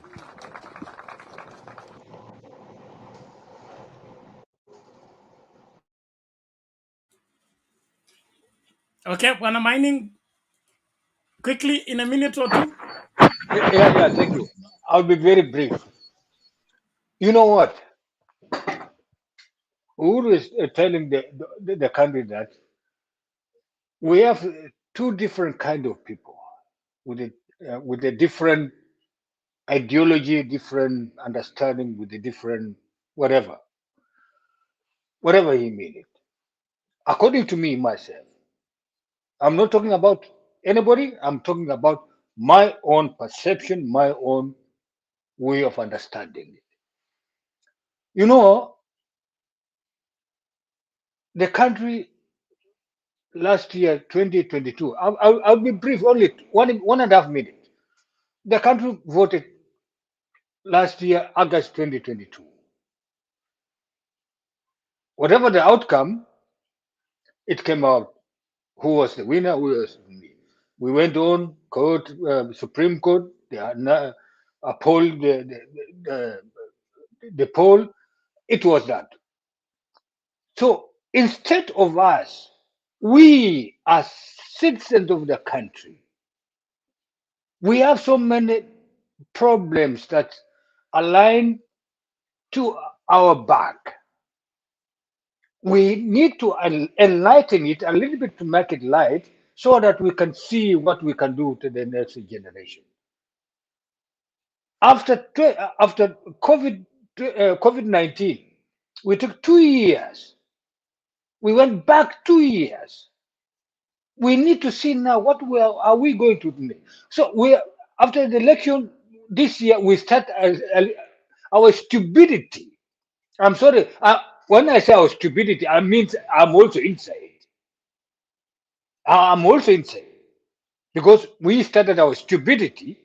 I'm also a Kenyan. That's why I say we started our stupidity thinking about this thing about election instead of seeing how are we going to make sure that in the next 1.5 year or 6 months, 1 year, 2 years, 3 years, that we forget about this thing of our stupidity. When I mean a stupidity, education is here. Moment, give me time, please. Let's do this. Give me time, please, sir. Don't insult Can you Kenyans, give me time, number please? one. Number two, can you give me time to talk? I Can you gave give you me your time to 1.5 talk? minutes. You are taking us round and round. Let's do this. Bwana Mining, Okay, with okay. all due respect, with all due respect, let's do this. I know you sometimes we don't like to hear the truth. We don't like to hear the truth. We just like What it to. is the truth? I just wanted to explain to you. I just want to explain to you. This man, There's one thing Mining, here. excuse me. The truth There's is one your thing here. explanation. Mining, you're very old But man. you've had enough of the time. You When was the get It time? doesn't become matter whether I'm old. critical, It for doesn't matter example, whether our generations, Okay, the way enough. you are Order, behaving order, now. everybody. Order, everybody. Thank you. Let's do this. Let's do this. Let's agree to move forward, please.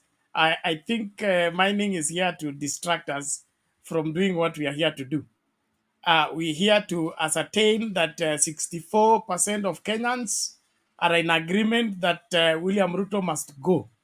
His 6 months in office has given them more pain and more struggle has denied them jobs. By the way, all the askaris by NMS in Nairobi, 700 of them are being rendered jobless, I think this month.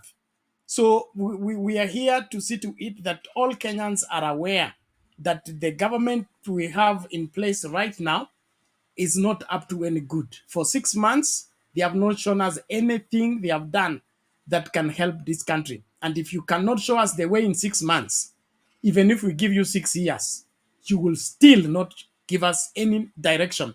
So for that matter, we want to save ourselves from getting lost. There is a proverb we say that a blind man with the right guide is better than a man who has eyes, who doesn't know where he's going and is too proud to ask for the way. And I think we are suffering from that. A blind man with a right guide is better off than a man with 2 eyes who doesn't know where he's going and is too proud to ask anybody. Mr. Guru, naomba tusonge mbele. Mbio mbio dakika 3 tukisonga.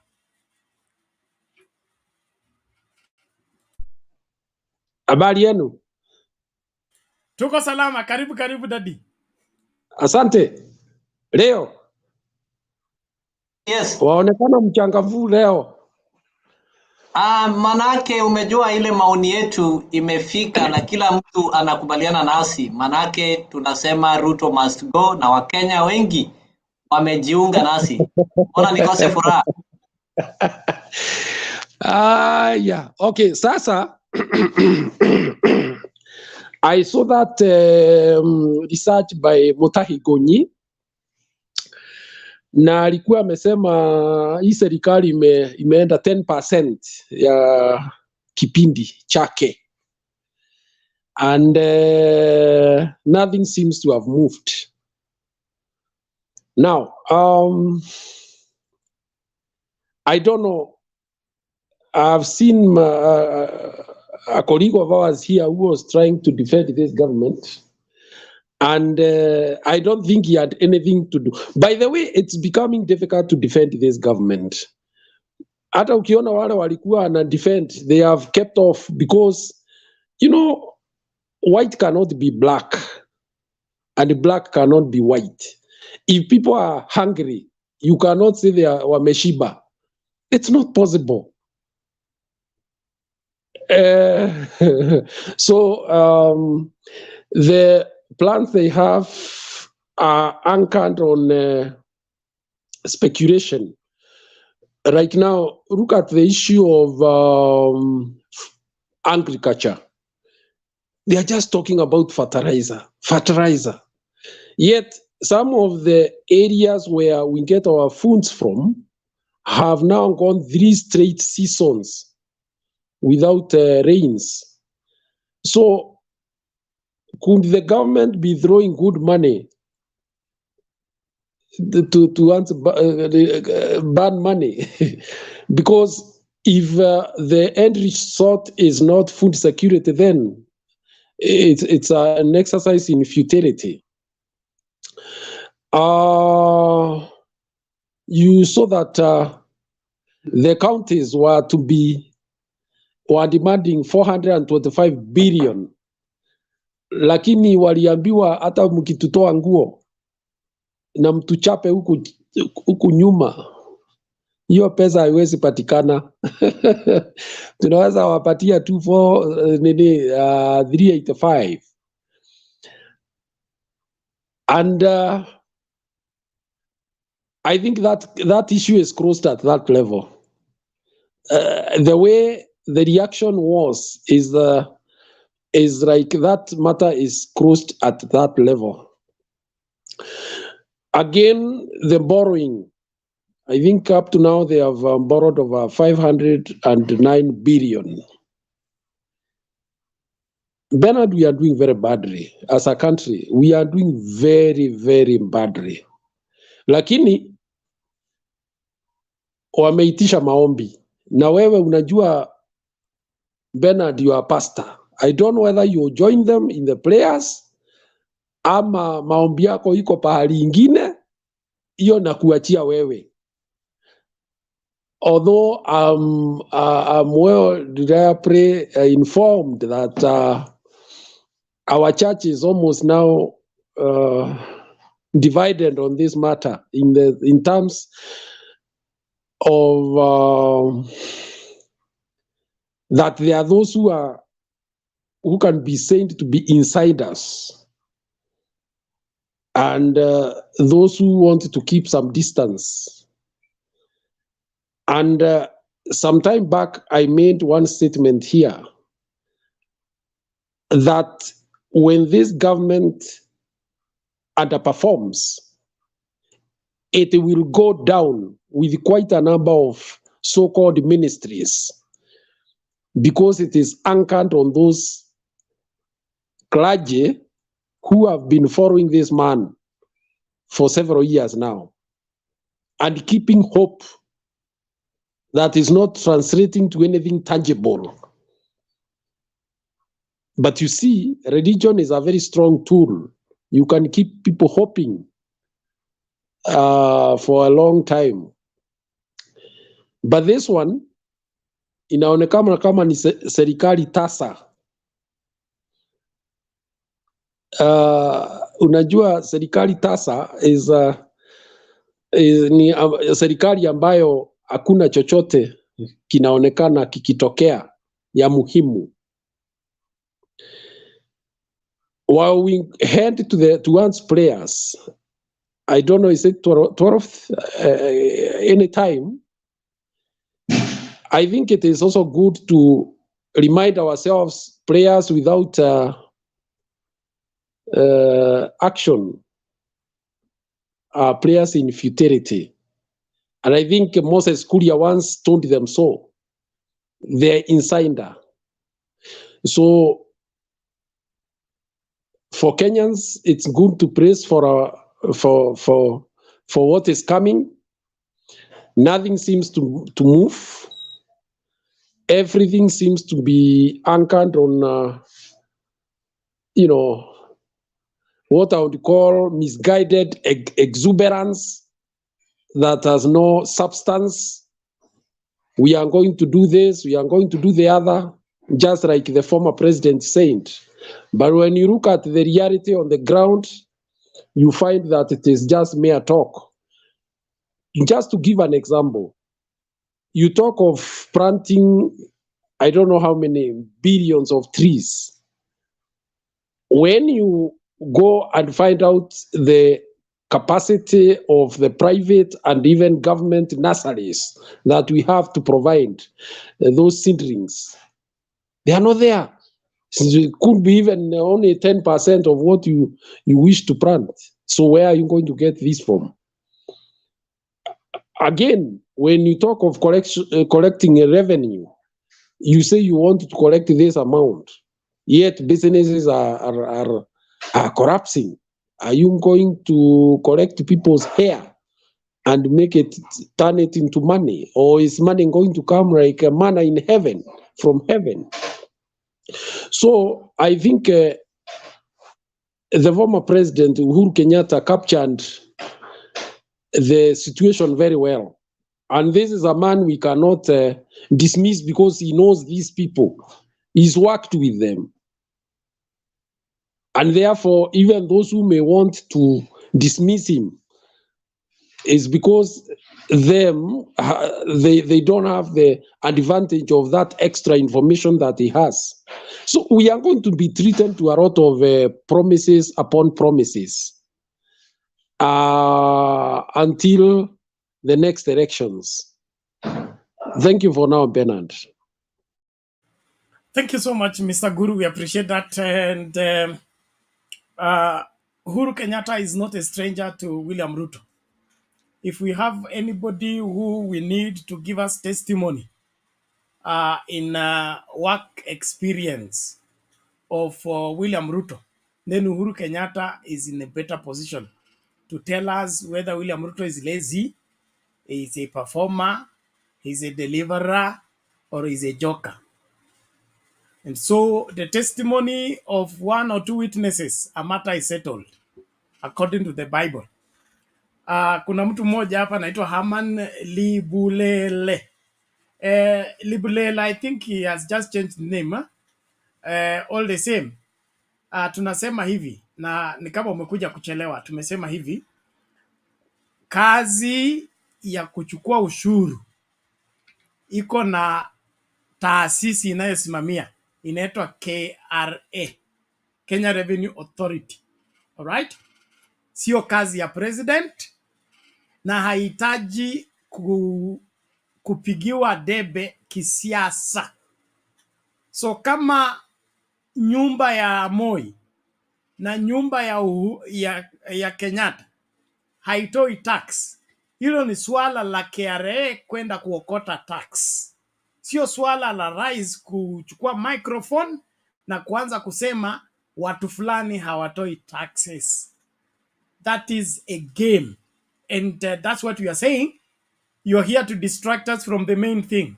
The main thing we have here is that we have a president in office out of two different results from IEBC. Okay? One result told us he's president. The other result says he got 41%. That is what we need to settle first. So which one made him president? Is it the 41% or the 50+1? And the result that is in question is the one that pronounced him as president because it's been rejected by 4 commissioners plus 1 whistleblower. So 5 people have raised question mark on the result that declared William Ruto as president. And that's why he needs to come and tell us, is he president legitimately or illegitimately? And if he's in office illegitimately, then Kenyans need to find fault. How did he become president against the Constitution? Because the Constitution, I keep insisting, states that the person who becomes president must get the majority of the vote. And not just the majority of the vote, he needs to get 50% plus 1 vote. So if William Ruto got 41%, he is not qualified to be a president in the nation called Kenya. He can be president elsewhere, but not in the nation called Kenya. And that's why he must go until he's able to get 50+1 from the genuine votes declared by IEBC. Why are we believing the whistleblower? It's because the chairman of IEBC has not negated those results. IEBC in entirety has not negated those results. Kenya Kwanza government has not negated those results. And so until they come and tell us that those results are not for IEBC, they are not from the server, they are not from the Kim's kit, we will continue believing it.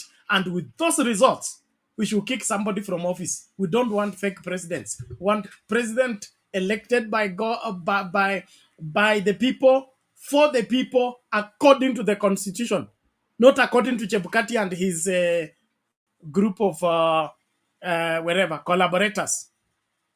So naomba tusonge mbele. So nani tuache kuleta hiyo story ya taxes hapa, tuhitaji KRA inaweza kufanya hiyo kazi, imefanya hiyo kazi miaka mingi, hamwezi kwenda kuisaidia, na mkitaka kuisaidia muwapatie list ya majina ya wale watu mnataka waende kuokota tax. Sio kuja kuambia Wakenya familia fulani hazilipi taxes, ni shamba la wanyama. Shamba la wanyama kina nani? Hawa watu exempt from taxes. Ni watu wa Kenya Kwanza. Kerocha woman, is she not the senator of Nakuru? She's exempted from tax payment. Her taxes were forgiven. There's the other man who is selling illicit brew in Central. His taxes that he was to pay was forgiven. And then you come up and say there are particular families that are more special than others. So tell us, what makes Kerocha more Kenyan than other Kenyans? If you want to judge people, use the same standard, not double standards. But the truth is, William Ruto is misguided. If he wants to be president, let him do the president's job. It is not the president's job to collect taxes. Asituchezea hapa. Asante lakini. Mr. Wangira, muda ni wako. Karibu.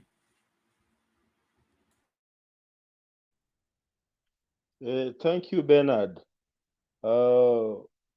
It's a good morning here in Kenya. I want to say good morning to everybody in the studio, Bernard. Okay, good morning to you. Welcome. Bernard, before I even dwell on MUTAHI NGUNYI's opinion, Bernard, I think, one or two things to talk about, Bernard, and I hope you'll allow me. Issue number one is that, Bernard, William Samoei Ruto has now promised us that, the Hustler Fund loans limit will be increased by midnight tonight, Bernard.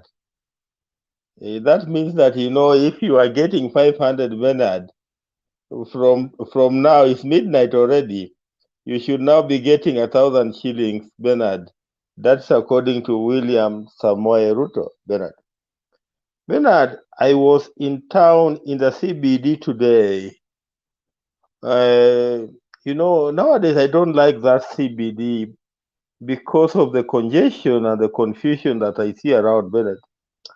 And Bernard, as a country, we must just agree that we have failed in managing Nairobi.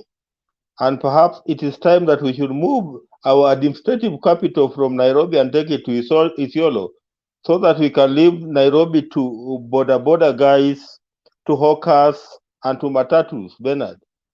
Bernard is such, a confused town, especially when you're walking along either Tomboya Street or Moi Avenue, Bernard. At any particular point, you're likely to step on some tomatoes that, could get you into trouble, Bernard. Bernard, the late Mutula Kilonzo, the father to now the governor for Makueni, Mutula Kilonzo Jr., when he was the minister for Nairobi Metropolitan, that's even before we got our 2010 constitution, Bernard, he came up with a good draft, Bernard, called Nairobi Metropolis 2030, building a safe, secure, and prosperous metropolitan. Bernard, that's a document that I even have here, Bernard. That was a document that was supposed to have transformed Nairobi and other satellite towns, Bernard, to make it a modern city, Bernard. But because we like confusion, Bernard, that if anybody is walking into Nairobi today, Bernard, and if you are having a visitor, Bernard, who is used to traveling in organized towns, Bernard, and he lands somewhere on Moi Avenue, Bernard, or on Tomboya Street, Bernard, he'll ask you, Bernard, whether he's in a hawker's market, Bernard. That is a very, very unfortunate thing. I think Governor Sakaja is failing, Bernard, in handling the issue of hawkers, Bernard. And if he's not very careful, Bernard, the issue of hawkers, matatus, and border, Bernard, are going to overwhelm Sakaja. Bernard, in Nairobi today, you need to be very, very careful because you don't know which direction the border will be coming from, Bernard. They don't obey traffic rules, they go either way, Bernard. It's not left, it's not right. So you must always be very, very careful that you don't get knocked down, Bernard. That scenario, Bernard, tells you what type of a country we have, Bernard, especially under the Kenya Kwanza regime, Bernard. But let me just now talk about MUTAHI NGUNYI. I didn't know what exactly you meant by the poll, but I've just gone to his Twitter handle, Bernard, and I picked up a number of things that could perhaps be related to what you were trying to highlight, Bernard. MUTAHI NGUNYI says that William Samoei Ruto has already exhausted 10% of his first term. 10%, that means that could be 6 months, that could translate to the 10% of his 6 months, his first term, Bernard. So he's only remaining with 90% of his 6 months. Then MUTAHI NGUNYI is asking, very basic questions. He wants to know whether William Samoei Ruto really has a plan. You remember when he was campaigning, he told us that, his manifesto was called The Plan. So MUTAHI NGUNYI is asking whether William Samoei Ruto really has a plan. Then he goes on to answer himself that he doesn't seem to see any plan from William Samoei Ruto. Then he describes William Samoei Ruto's members of the cabinet as incompetent, Bernard. And Bernard, if I was to ask you today, do you know who the Minister for Health today is? At least I remember that guy, the Corona guy. I can remember the Corona guy up to now. Even my son still remember the Corona guy. But do you know who the Minister for Health is? Do you know who the Minister for Agriculture is? Do you know who the Minister for East African Community is? Bernard. Eh? You know, we are having, such a such a cabinet that is composed of people, that we don't know whether they are likely to take Kenya ahead or not, Bernard. Then this is how MUTAHI NGUNYI rates William Samoei Ruto. When it comes to no plan, Bernard, having no plan, Bernard, MUTAHI NGUNYI gives him 32%, which means 32% William Ruto does not have a plan for this country.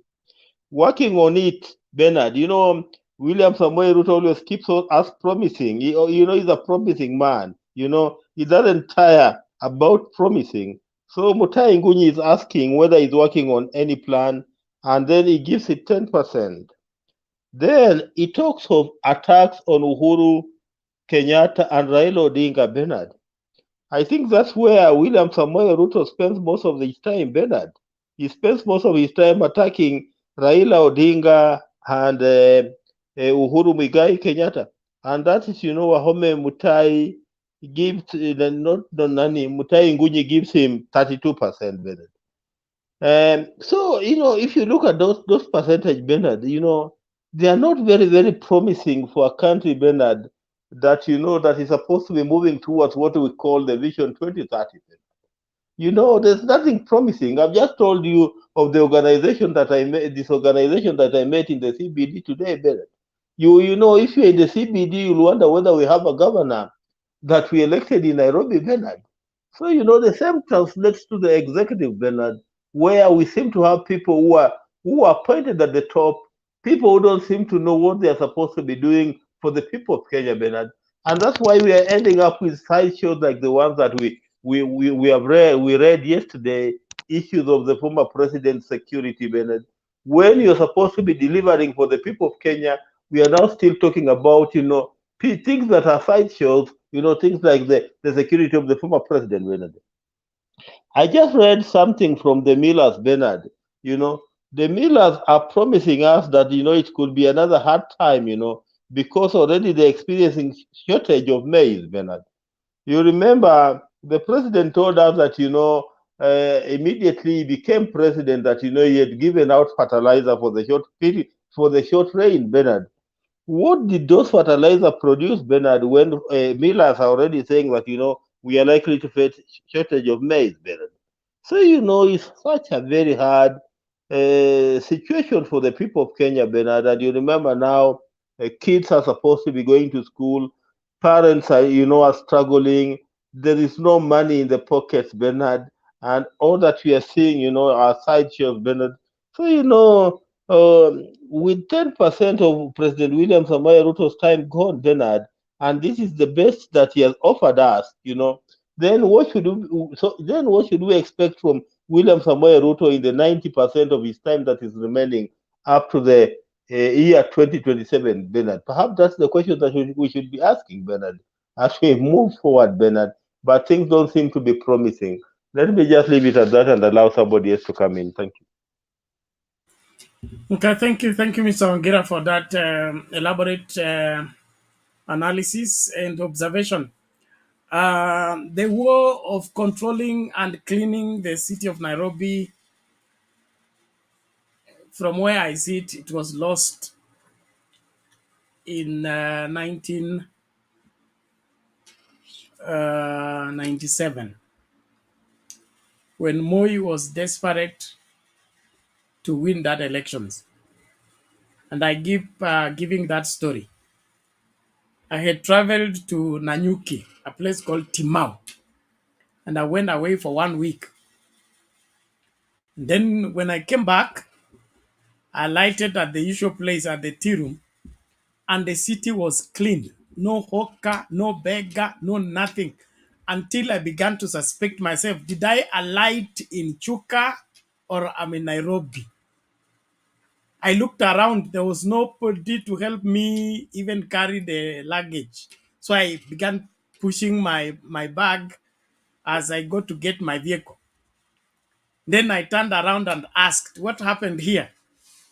Then I was given the story that President Moi called the police commission and asked him one question. He said, is it me you don't respect or the orders I give you?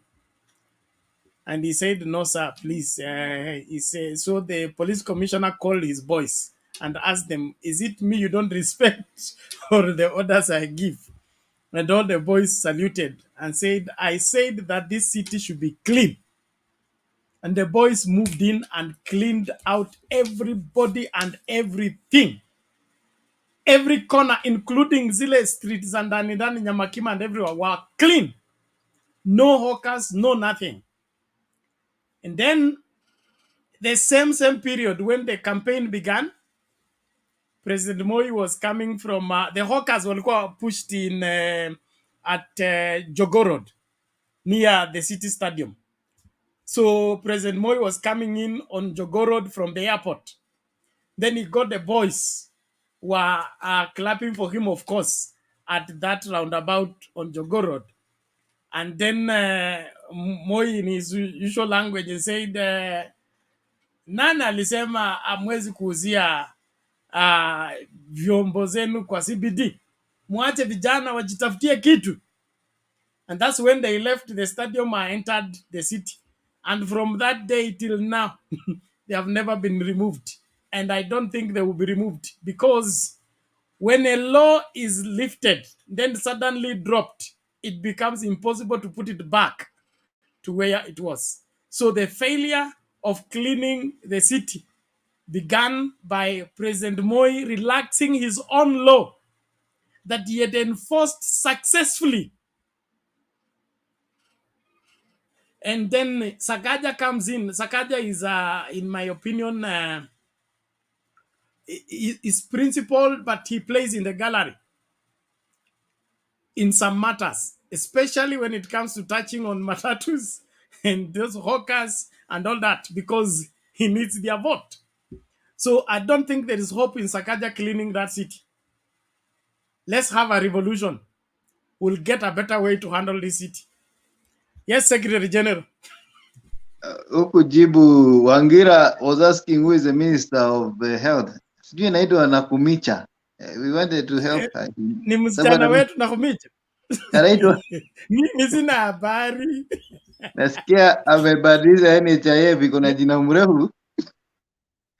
Msaidia Wangira. That's what I wanted to say. Oh, Nakumicha amebadilisha jina ya NHIF. Then, by the way, this changing of names, is it not suspect? Because there are people who already have a contract with NHIF. Okay? When you change into the new name, how does their contract backdate in the new name? What is Kenya Kwanza up to with changing names? Except they want to run away from responsibility of the people who have been paying NHIF for ages. Bernard, they are doing the same yes, thing. Alex. They are doing the same thing Moi used to do. Moi came to our school and said it's no longer called this, it's called this. So by the time we were doing exams, we were confused. Moi came to school and said, by the time we were doing exams, it was total confusion because it was not done according to the Constitution. But he said it so. So our school is called this, but when you are registering for exam, we got our slips with a different name. So, I mean, it's just copy and paste. Very soon you are going to see so many schools called Ruto Primary School, Ruto Secondary School, Ruto University. I mean, it's a gradual thing. And that is where that's what I think. Bernard, didn't you hear the narrative given to the MPs yesterday by the deputy president that a hen, when it raises an egg, makes a lot of noise for people to know that there is an egg that has been laid, but a cow can produce 40 liters of milk silently, And therefore, you are not likely to get advantage of publicity if you behave like a cow. Usiwe kama ng'ombe, kuwa kama kuku.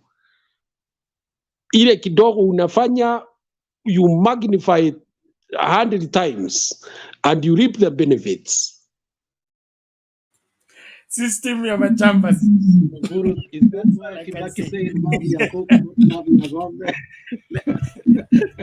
Let's get Big J. God have. Thank you, Bernard. Secretary General, leo uko very clear. Ujambo. Mr. Guru, uko kwa giza. Wangira na kuona. Anabuza amerudi tena, jana alikuwa amewasha moto hapa. By the way, Bernard, let me tell you one thing before I continue. Hata nimekataa hata sisalimia watu wengine tena, nikasirika tu Alex. Let us not allow these people of UDA to come here and divert our plan, what we want to deliver to our people. Because they are always coming here to distract what we think or what the message we are giving. Because the campaign is over.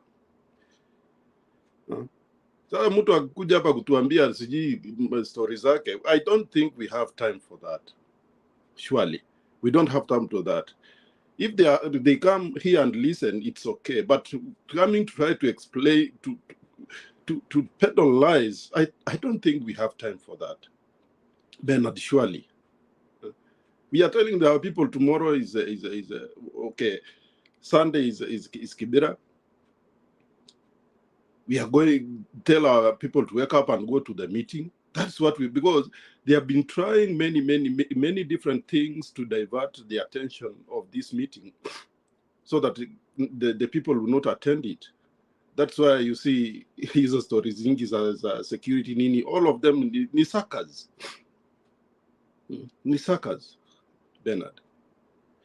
We already campaign is Zilisha. We have our way, we have what we think, we know what we want, we know where we are going. So we don't need them to come and advise us because, for example, Bernard, kuna vile sijui siku hizi watu wamekuaje. For example, unaenda boma ya watu mazishi, watu wanalia ama watu wameibiwa ng'ombe. Unaanza kusema ati hakuna ng'ombe ijaibiwa. Na mwenye ng'ombe ndio huyo akawapa na familia yote, ng'ombe zao hakuna. So at times, people I don't know, they don't use their common sense ama nini. And for me, I think, Bernard, let them give us our time. We talk to our people. We show that we tell our people what we want to do. Because this country, definitely, hata kipofu na hata kiziwi anajua Kenya inaenda mahali pabaya. Kenya inaenda mahali pabaya na we are not going to accept it. And we said that from the beginning, from the word go. Hatuwezi kubali. Watu ginabuzu wanakujaga hapa kulete shida. I don't know why. Because nobody invited anyone here. Hata mimi nilijilete mwenyewe. I don't have to come here and bring and cause some chaos, disagreements. Because this is not the only platform. They can go to another platform and raise their issues there. Well, because wanasemanga ati sisi we are jokers. We are not jokers. Even if we are jokers, then why do you have to stay and have a discussion with jokers? Anyway, to the topic today. I'm telling you, Kenya is in. Hakuna mtu ajui. Hakuna mtu ajui. Hiyo maasira zote unaona, hizo mavitu zote unaona, it's because nothing is going on. Na kitu cha kushangaza, Bernard, why are they getting a lot of loans and they are doing nothing? Hiyo ndio kitu mimi ingine inanishangaza. They are just getting a loan ya kwenda kwa kanisa. Na Bernard, sijui watakuja lini kanisa yako kuomba. They are just going na mahali, yani kanisa kuomba. Sasa kuomba jamani bila, alafu kitu ingine tena Bernard, hii maneno ya kusema fertilizer. Sasa unapatia mtu fertilizer, mtu anataka kuuza mahindi, yako na mahindi sahihi iko kwa store. Badala anafikiria vile hiyo mahindi watanunua, anafikiria kuuza fertilizer. Na ni kwa nini ni fertilizer peke yake? Why are they thinking only about fertilizer? Then our message is to tell our people to Sunday waende Kibera, mkutano wa amani, mkutano mzuri, tupange mikakati mzuri.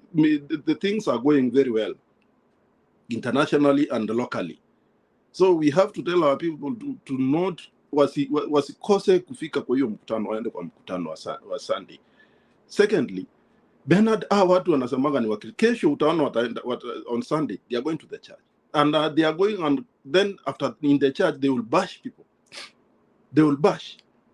And they call themselves the best Christians ever. Hatujaiona wakristo kama hao. Na sijui ni Biblia gani wanasoma. If you read the Bible in the Romans 12 verse 20, inakuambia kuhusu adui zako, even if somebody has done something wrong to you, how are you going to handle that person? How are you going to handle that person? And they say they are going to the church. Kwani Biblia yao wanasomanga upside down? After all, these people, let me tell you Bernard, kusema ukweli, they are very, very good liars. From kutoka kichwa mpaka vidole. Sasa vidole zao ndio hizi zinakujaga hapa Mtembei TV ama Candy Talk kudanganya. Jana niliona mwingine anadanganya ati kuhusu pesa ya education. Sasa hajui watu waka hapa ni watu waka United. Wanajua. Anakuja kudanganya, anaitwa nani, anajiita sijui mzalendo.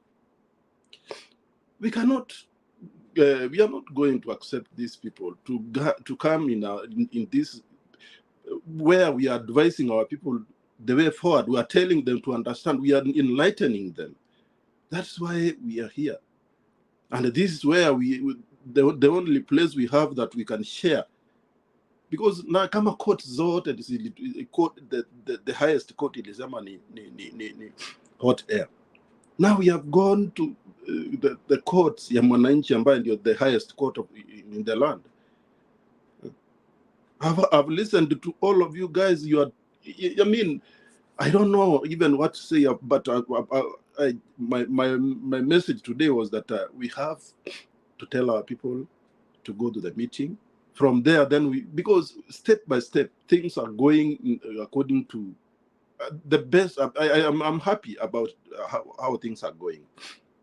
So let us not accept these people wanakuja hapa wanalipwa kuja distract our meeting, our discussion. Let them go somewhere else. Because they should not be coming here wanatuita sisi ni comedians. Why do you want to stay with and discuss with comedians? Why do you want to talk with comedians, Bernard? They should leave us alone so that we can do our comedy. And watajua ni comedy kweli. The things how they are going 64%. Na bado. And it's that only our 64%. I mean, ukijaribu kuangalia, people are stressed. I told you Bernard before, my nieces, my sister, my elder sister ameolewa mahali naitwa Pomet. And before elections, I was trying to advise them that because mama, my sister passed on, their father passed on. Sasa ni watoto wajane, although they are a little bit grown up, but mmoja last born ndiye bado ako shule, high school. So I advised them that remember that Baba promised this and this and this. They said watapatia Ruto. Actually, they did not tell me walinificha. After election, they waliniambia they voted him. But things after 1 month, 2 months, wakaanza kunipigia simu. Mmoja alikuwa anaenda college. They wanted money for college. Now, you know, so, and then I asked him, why are you trying to ask me money? And I niliwaadvise kwamba the Raila he was trying to give us free, even a university. They don't have an answer. Akaanza kusema tulikuwa tumedanganya, tulienda na wave ya wakale sijui nini. Nikamwambia okay, enda basi kwa hiyo Ruto akupatie pesa, because don't call me. I advised you as your uncle. Hawakunisikia. So Bernard, people are suffering. People are suffering. So we should not allow these people to come here and tell us what to do. We have already decided and we know what we are doing. So let me at first leave it at there, and I'm here. We'll continue having a discussion. Thank you, Bernard. Okay, asante sana Big G. There is a response by Nico Thiambo. Is it Nico Thiambo?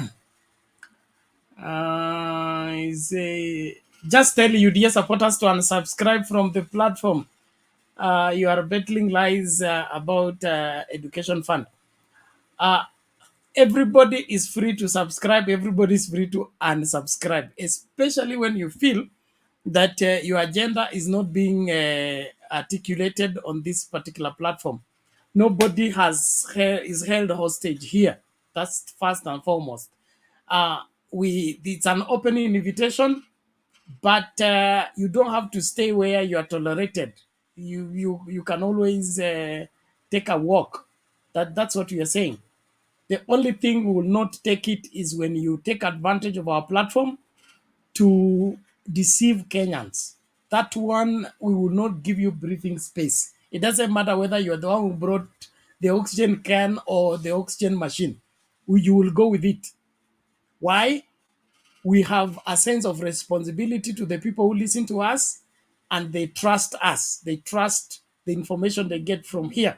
And so we will not mix it with the lies of empty promises by UDA and trying to defend the undefendable. So if that is the agenda, you are in the wrong place. And YouTube is big. YouTube has unlimited channels. Unlimited channels means on one channel, you can develop like 10 more channels. So that means there is no reason why UDA doesn't have a channel. They have 36 bloggers. They need 36 channels. So they shouldn't be popping here and there trying to peddle lies. They can just open their channel and then do their lies. Or they don't want to lie to their people. They want to look for the people to deceive. Just get your guys to subscribe, lie to each other, and see how long you will last lying to each other. I rest my case. Asembo, karibu. Ni Asembo ama Baz? Ngoja kwanza Asembo. Baz huyu alikuwa hapa kabla yako. Baz, karibu. Bernard. Thank you, Bernard. Big Z, we don't come here to try to propagate any contrary idea. I'm Big J, not G. I'm not Big G. Big J. You cannot even see J. You see G. That's the problem of you people. Order, Big J. Order, Big J. Relax. Thank you. Buzz, it is J. We come here to try and to understand what is this big difference we have that we don't see things the same way. And maybe one day we will see things the same way. Maybe it's a matter of time, because if there will be problems, as you are saying, they will be there for everyone, and nobody will hide. They will hit everyone. But as far as this government we voted in is concerned, I think for me, so far so good. They are laying the foundation, and we believe with time everything is going to come out as per their plans. Regarding the Laris, I think that is it's a right given within our constitution. So it is okay for the Baz, I keep asking Azimio. you what foundation is being laid. You know, you use words that you are not substantiating. That's where I have a problem with you. And it should not just sweeping statements. I want you to tell me Kenya Kwanza is laying a foundation, okay? Like CBC, they have put this. Like in agriculture, they have put this. In health, they have put this. That is how a foundation is laid. But if you say they are laying a foundation and we hope that with time everything will work, those are just words. That's what Uhuru Kenyatta was talking about. Empty words. No backup plan to execute the words. So can you just in a nutshell give us a glimpse of this plan? Because for 6 months we've been waiting for that plan. Nakumbuka the campaign ilikuwa tuko na mpango, tuko na nia, sisi ndio vijana, wazeni waende. Hiyo plan tumeitafuta 6 months, hatuioni kabisa. Tunaona tu jumping from one issue to another. So give us that plan. Let us see it if there is a plan. If there is no plan, tell us there is no plan. We are still meeting, bonding, and discussing. When the plan is ready, we will tell you. Then we will understand you. But for you to keep us in the dark, promising us a plan that does not exist, hiyo si ni kutusumbua. Alex, should be half a minute. You had a plan, initial plan, in the manifesto of UNGA and other things. What happened to that plan? Now you are changing to another plan. And how can we trust you that if you had initial plan in the manifesto that within this time, stipulated time, UNGA is going to go down, and you did not actualize it? How are we going to believe now the hot air you are telling us that it is not even written in the manifesto that you have a plan? Okay, thank you. Bas, you can go. Thank you very much. I think it was given, Alex, and you know this in the back of your mind that a government plan takes some time. What is going on currently? These are what the government continues to implement right now are the same programs that were there during the handshake government. Some of them cannot just be washed away within a very short period of time. So it will take, they haven't even delivered their first budget. They are still operating under the handshake government. So just give them time to have their first budget. Let's see how their budget will look like in June. And from that, we are going to see the plan within the budget. That's why it will be. And then we are going to see the implementation. We cannot lose hope too early. We have 5 years. This issue of 64 and whatever it is, take it or leave it. Ruto is with us for 5 years at minimum. We have been here before, haven't we? We have had change of government. We have had the change of government. So there is a pattern. Kenya Kwanza is not the first government that has taken over from another government. When Kibaki took over from Moi, did we see him execute his free primary education right away, or he waited for 6 months? When Uhuru took over government from Kibaki in 2013, did we see him implement his plan, or we waited for 6 months to see the plan? That's where we have difficulty with Kenya Kwanza. Help us make sense of it. But if you keep giving us hope that we keep hoping, the only thing I can read from that is you are buying time. You are buying time for Kenyans to get used to confused leadership so that they adopt to it and then stop asking questions. And I think that will not be. And the 5 years is not a guarantee. 5 years is not a guarantee from anywhere. One day at a time, sweet Jesus.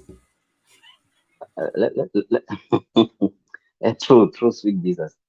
One thing that I may like to reference with you is that let us look at 2002, what Kibaki inherited from Moi. Yes, Kibaki inherited nothing from the coffers. But he did not inherit the debt that William Ruto is inheriting from the handshake government. He has inherited a government in a hole. He is fixing the hole first. Then from the budget of this year, we are going to see the plan being implemented. Is that too hard to ask? Is that too hard to ask? Just be patient, one. Baz. I think you are being overpaid by UDA. that Kibaki did not inherit a debt. And now Ruto has inherited a debt. Please, why are you so much committed into finding an excuse for incompetence? Every debt has a program for its payment. It does not rest on the head of the president. And the reason why you take over office is because you have capacity to function beyond the current circumstance. But if you succumb to the current circumstance and then you begin to look for excuses, you never rise up. That's how I understand leadership. Wewe wakati tuseme kwa mfano, God forbid, uko na watoto watatu, okay? And probably maybe your brother or your sister loses her life, and then her 4 children are added to your children. Do you say, I have inherited debt? Now I need to what? To slow down. I did not expect this. You had just immediately, because you now have 7 more mouths to feed, and now your head and your mind needs now to be expanded to find different avenues to be able to feed the 7 children. You are used to 3. But you cannot, for 6 months, you're still telling us you have been given 7 children. You've been given 7 children. What if we add you 3 more? Will you survive? So please don't find a landing place for William Ruto. William Ruto did not inherit a debt that he did not know. He was part and parcel of the borrowing of that debt. He was part and parcel of the cabinet that passed the borrowing of that debt. He is on record to have told us they don't borrow beyond their capacity to pay. They are a responsible government. So what are you trying to tell us? There is no difference. In fact, there is a huge difference between Kibaki coming into office and William Ruto coming into office. William Ruto is coming into office on a Kenya that has infrastructure. Kibaki came when the road going to my village, we used to take 16 hours to travel from Nairobi to Kakamega. Now I can go to Kakamega in 4 hours and I'm back. William Ruto has inherited a functioning economy. His laziness cannot let him appreciate what he has inherited. Now he's running down what he has inherited by renaming the things he found.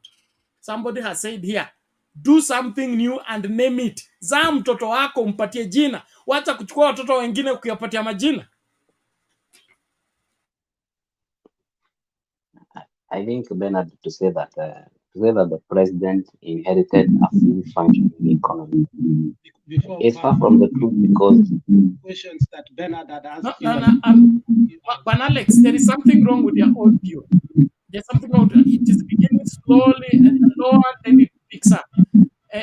Bishop, because we need to know to hear everything you're saying. Can you hear me now? Very softly. Okay, let me put it near to me. Can you hear me? Hapo sawa. Okay, let's say that, let's give you a benefit of doubt that you inherited a coffers that was free. But can you tell me how much money you have borrowed in the last 3 months? Not even 6, 3 months. How much money did you borrow? From South Korea, from some banks, from World Bank. How much money did you borrow?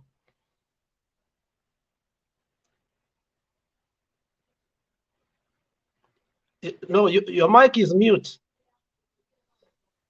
Sorry, I'm saying, from what we have read from the press, no, I'm just want to they are ask reporting something like 133.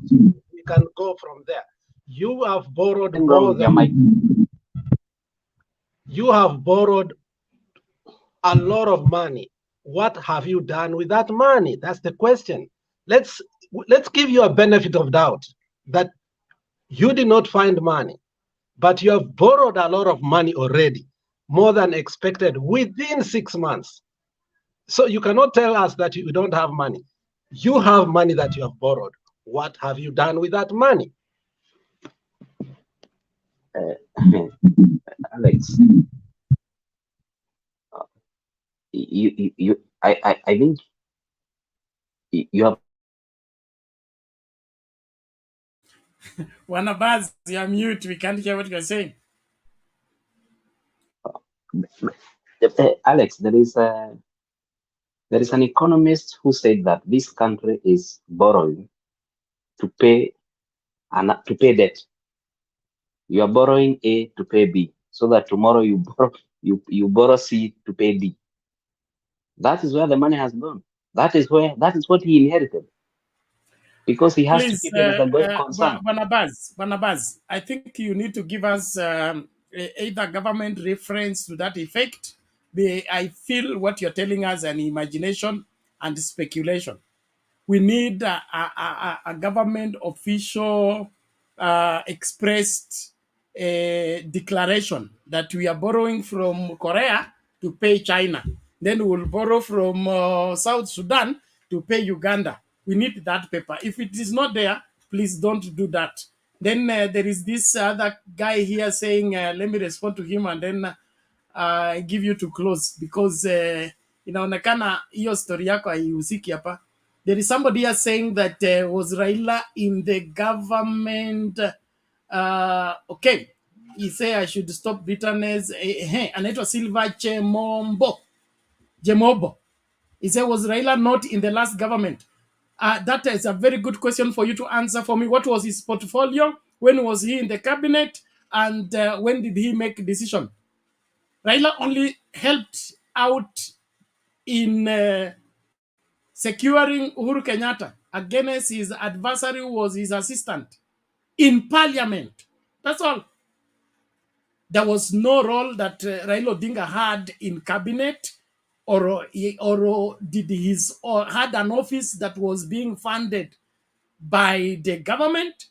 All that is only UDA imaginations and, of course, excuses to find something to cry over when they have nothing to cry over. If William Ruto earned his salary as deputy president in all the 10 years, lived in government house all the 10 years, he sat in cabinet all the 10 years, he was the government. And the government is blaming, he should take full responsibility for the same. And as long as he continues to blame that government, it shows he's irresponsible, incompetent, and therefore unqualified to be a leader.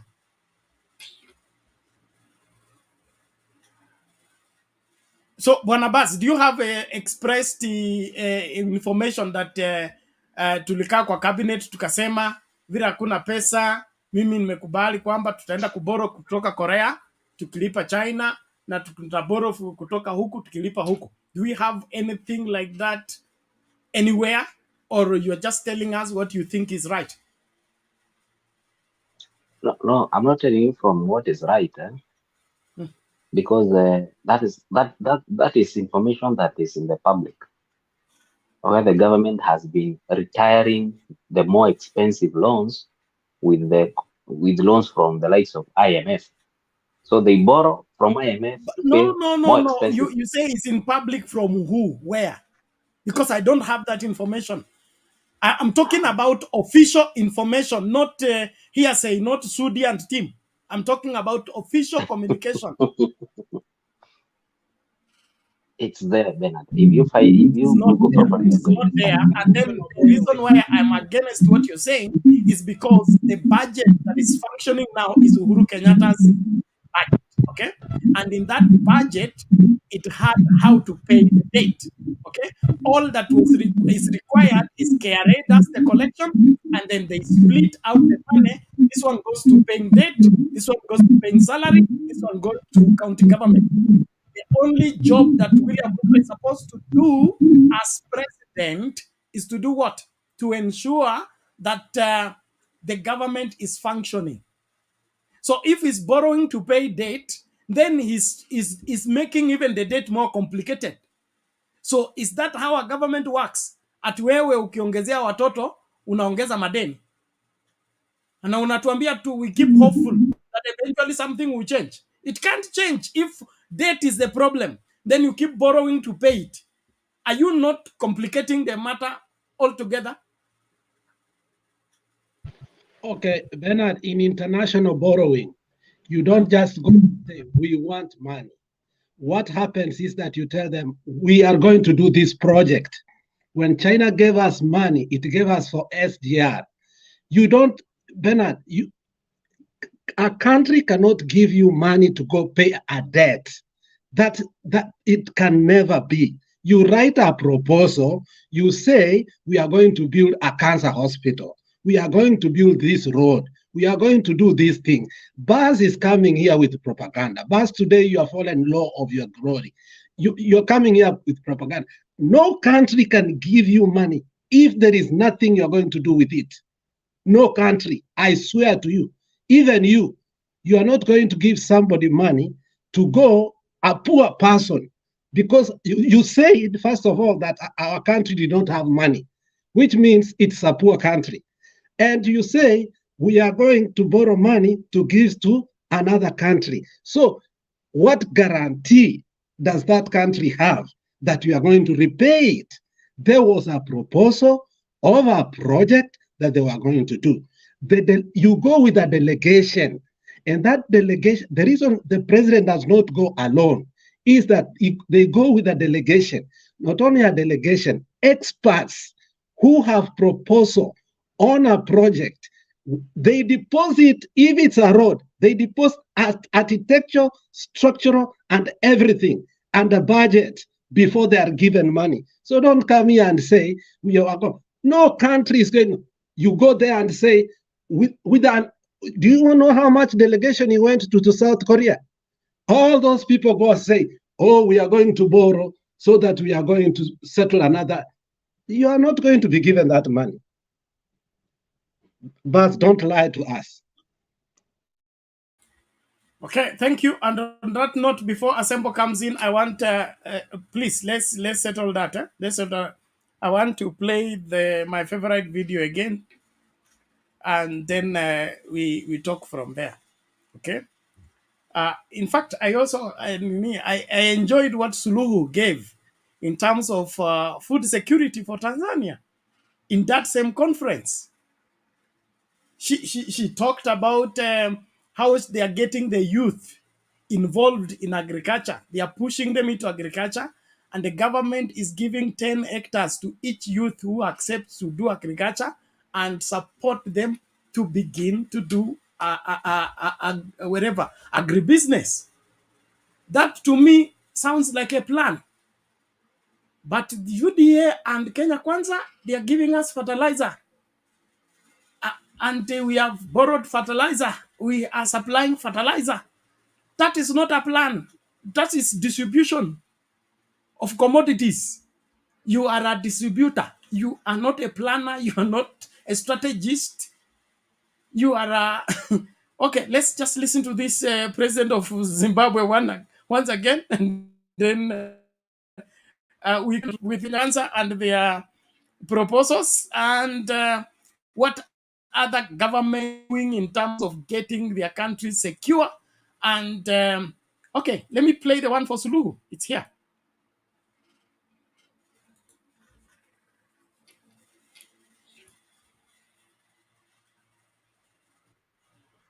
Challenges that are pushing youth joining the agriculture sector.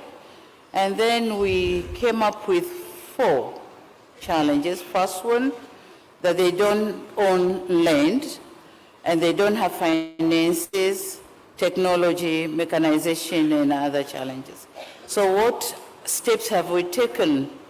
First, as I said, youth don't own land. So what we did, we are giving land to the youth, and they own it.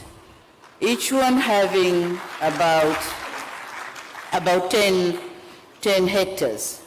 And as we speak, we have identified about 680,000 hectares for the youth and young women. and these are going to be owned by them.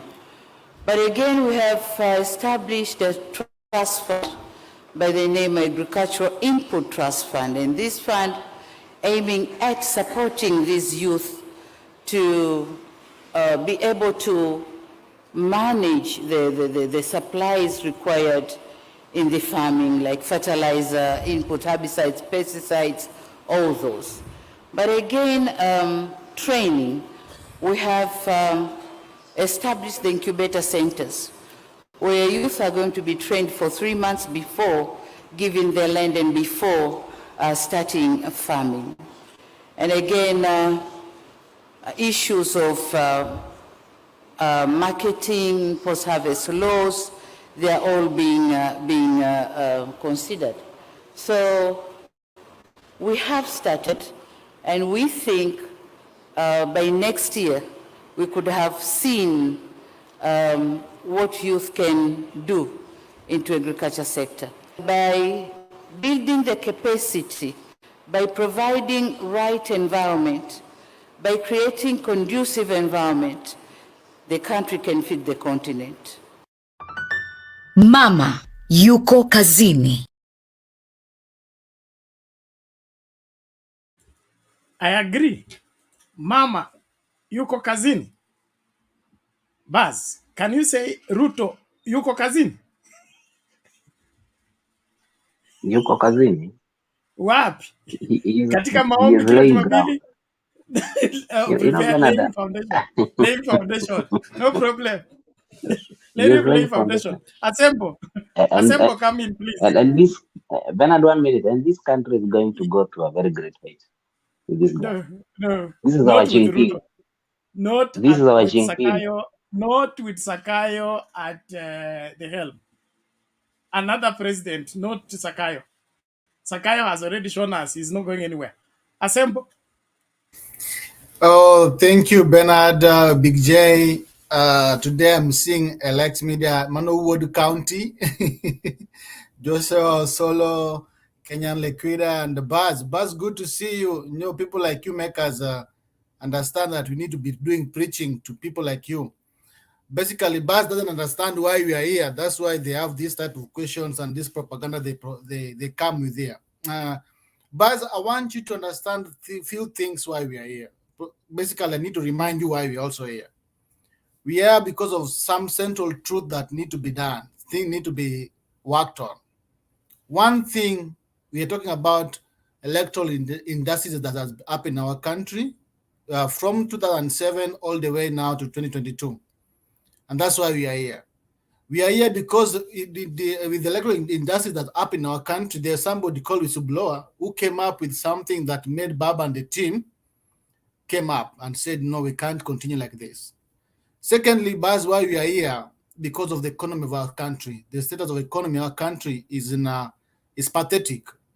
It's so bad that we can't continue like that. That's why we are here. Thirdly, why we are here is that the government that is in place is rewarding corruption, the rapists, the murderers, and giving them the cabinet secretaries. These people are supposed to be behind the bars. People are supposed to be locked up. That's why we are here. So we are here to clean a mess that the government is in place is putting that we can't proceed with.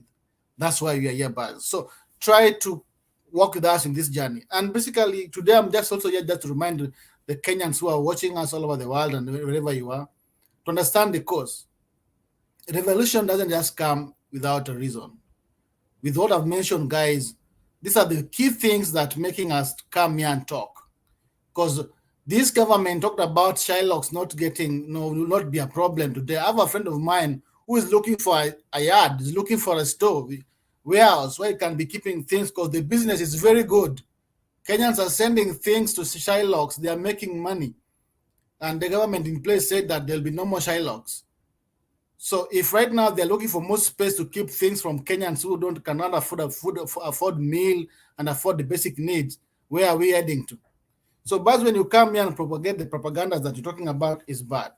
And Baz, what we are doing here, we are doing this so that we can have reforms.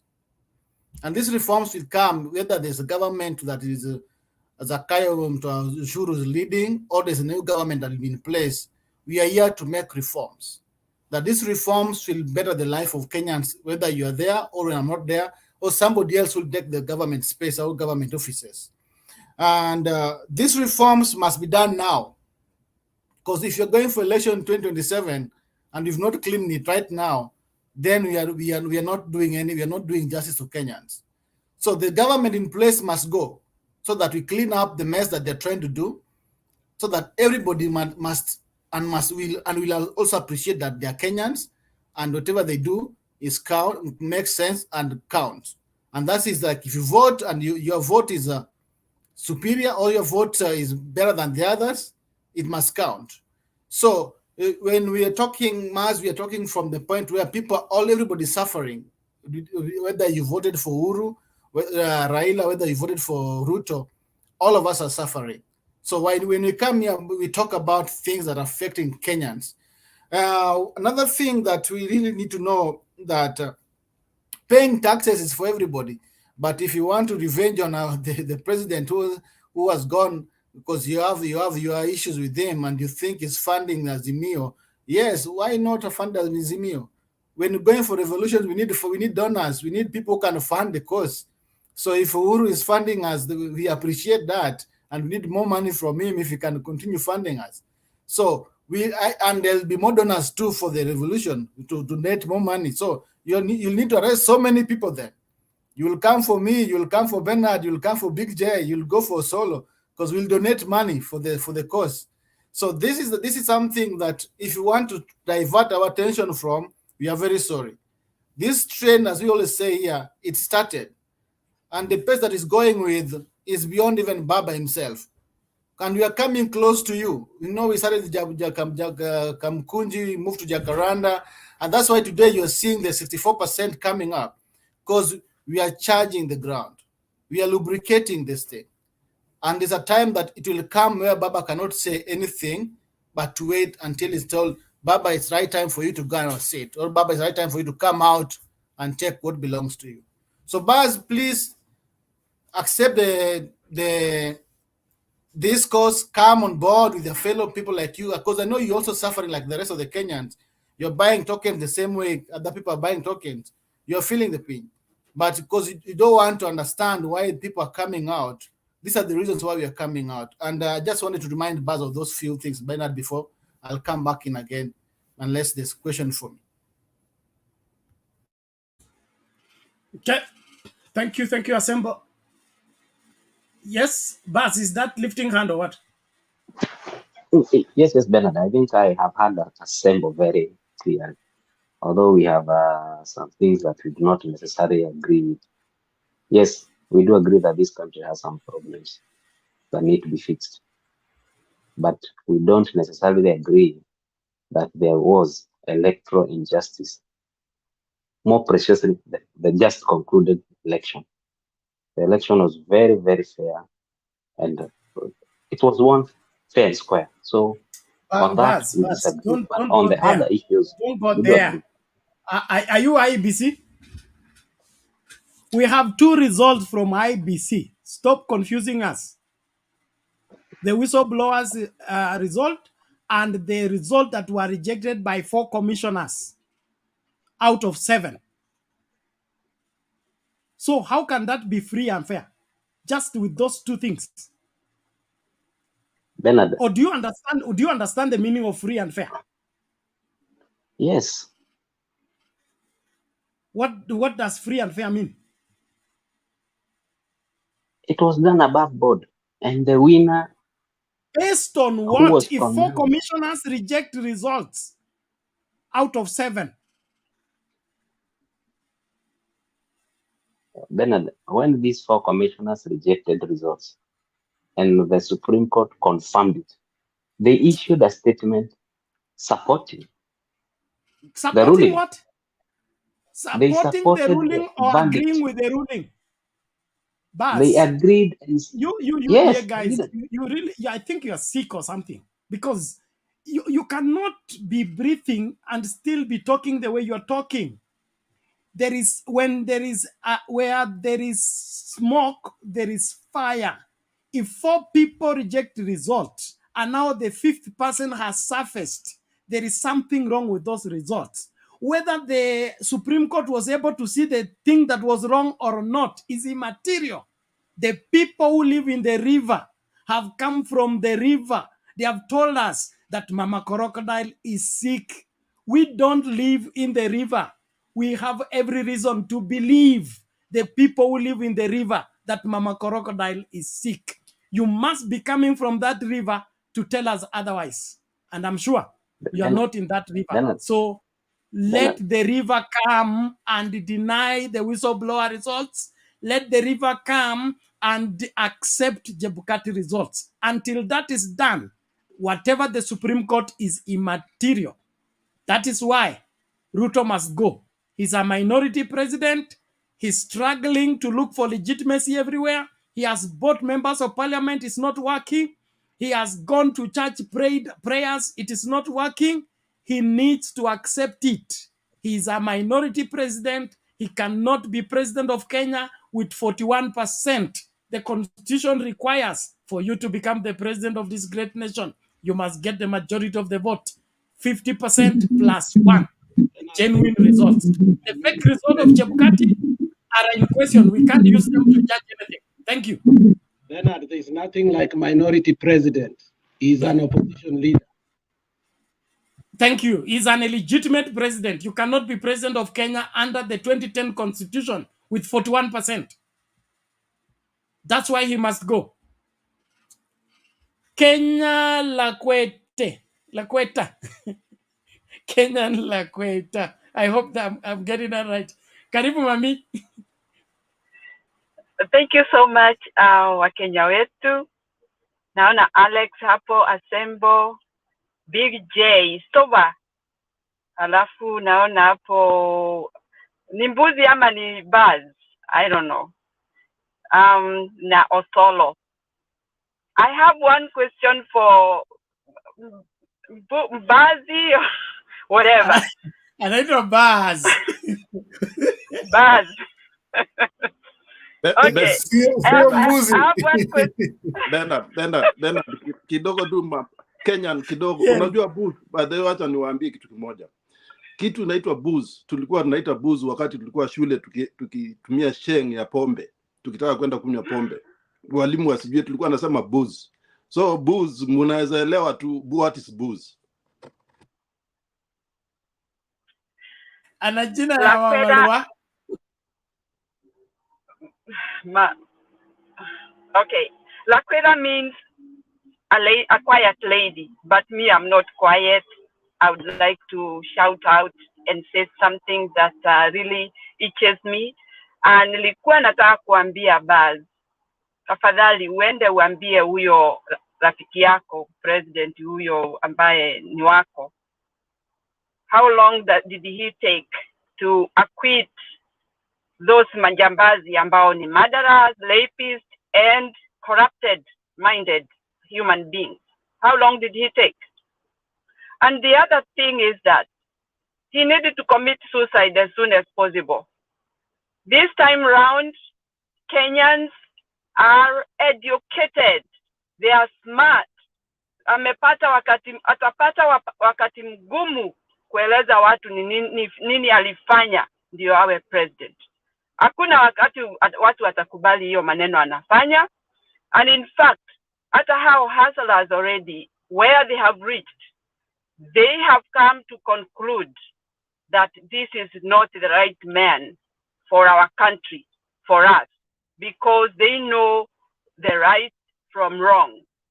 Kwa hivyo wewe Baz, upeleke hiyo ujumbe, umwambie watu wamehama, wameenda kabisa, wameingia pande ile ambayo ni legitimate. Hiyo illegitimacy yake aibebe na chondo, apeleke kwao huko Sugoi. Aende awaambie, na waambia jamani, watu hawajalala na hawakubali mimi, kwa hivyo nipeeni pahali niweze kukaa. Because what he is doing, he's just playing with the people's minds, and people are playing with those plans, those illegal things he is doing, and they will come back to bite him. Let him know that Kenyans are not shouting, they are quiet. Na pahali unasikia mto umenyamazia, tafadhali usijaribu kuvukia hapo. Urudi nyuma pahali ulitoka, kama hakuna pahali ingine. Kwa hivyo asifikiri watu wamenyamaza kwa sababu ni wajinga ama hawaelewi ni nini wanafanya. Umpeleke hiyo message tafadhali haraka sana. It is an emergency. Let him know, because we are not playing games here. Our problems have become so enormous and we don't want to listen to that guy anymore. He is not a president, he is a player. Now whatever he is doing with his people, it is illegal and a crime. They are all criminals actually. Because you cannot be borrowing money from other countries and come and use it in a different way instead of helping Kenyans. Kenyans are suffering much depending on what they need. Everything is not good. Our country is burning. Kwa hivyo basi wewe uko na kazi ngumu. Na sijui ni nini nyinyi mumeharibika vichwa zenu, mumekuwa kama watu wamerogwa. Because what I see, what you bring here, actually there was somebody who said there, and I support him. If you find that we are not saying the correct thing, why can't you move and go and do the right thing in a different place? Because this one, we are discussing about majority of Kenyans who want to live comfortably in their country and the people who are passionate of their country. Don't come here to corrupt our minds. And it is very hard even to penetrate. Our minds are already built up. And with a very strong shock absorber. Hakuna kitu mtatuletea ati tuwe shocked. Tumewaelewa. Wamechukua security ya Uhuru. Uhuru is not going to have a sleepless night. He knew that will happen. And it is very good to know your enemy. Because you know how to guard yourself. So please, Baz, take that message as quickly as possible. Tell him we are coming and Ruto must go. Asanteni wana Kenya. I was just feeling to let that guy know, even if he has disappeared. Huo wimbo apeleke huko mbele. Asanteni sana. Thank you, Mommy. We appreciate that. Loud and clear, and nobody can mistake that to be otherwise. Let everybody arise and be counted. There is no need of deceiving William Ruto. William Ruto is limping, and he needs to begin to park and go, because Kenya belongs to all Kenyans. Kenya is not UDA, and UDA is not Kenya. Let that be clear. UDA is just one small party in a great country that has serious political parties that are bigger, stronger, and wider than UDA. UDA seems to be the weakest party in the country because it's buying in order to have capacity. The moment you begin to buy in order to have capacity, it means you acknowledge you are the smallest, you are the weakest. That's why you are borrowing and begging people to join you. But parties that know themselves, solid, they believe, like Jubilee has rolled out a plan to revamp, to go and get open offices across the country. That's how political parties work. Not for you to distribute brown envelopes, buy governors, buy senators, and you think you're having a political party. That is a scheme for deceiving Kenyans. And Kenyans will not be accepted to be deceived. So wale ambao mnaona kwamba kusimamia uongo ni mzuri, congratulations. But waongo na uongo wao, wakati wao umeisha Kenya. Kenya hii ni different. Mambo ni different. Yes, Big J. Thank you, Bernard. Nilikuwa nataka kuongea kuhusu hii ati serikali haikuwa na pesa. You know, kuna uongo ingine hata mtoto anakuwa hata class 1. Bernard, how many ships docks in Mombasa per day? How many items are offloaded from the ship per day? Serikali haikuwangi na mali imekaga pesa. Pesa inaingia per hour. Actually, KRA collects per hour, more than 3 billion per day, sorry. It collects more than 3 billion per day. Mtu akikuja kutuambia tu walipata 93 million. That's a 93 million. How did he come to that at 93? Surely. Najua kuna uongozi zingine hata wanatudanganya mpaka yani you feel bad, you feel naked. Surely. Thank you, Bernard. Asante sana. Bwana Alex. You know, Bernard, we should not even answer this guy. During the inauguration, where did the 800 million come from? You know, Buzz came here to divert us, and he has succeeded and he has gone. Where did they get the 800 million that they gave the judiciary? Big J, don't answer this guy. We are deviating from our topic of that we had that was very robust. And he has succeeded for more than 1.5 hours. So let us go back to our topic. Thank you very much, Alex. We get back to our topic. Ruto must go. Majority of Kenyans feel Ruto must go.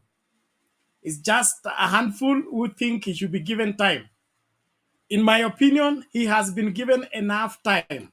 6 months is a long time for you to prove whether you have something or you don't have something.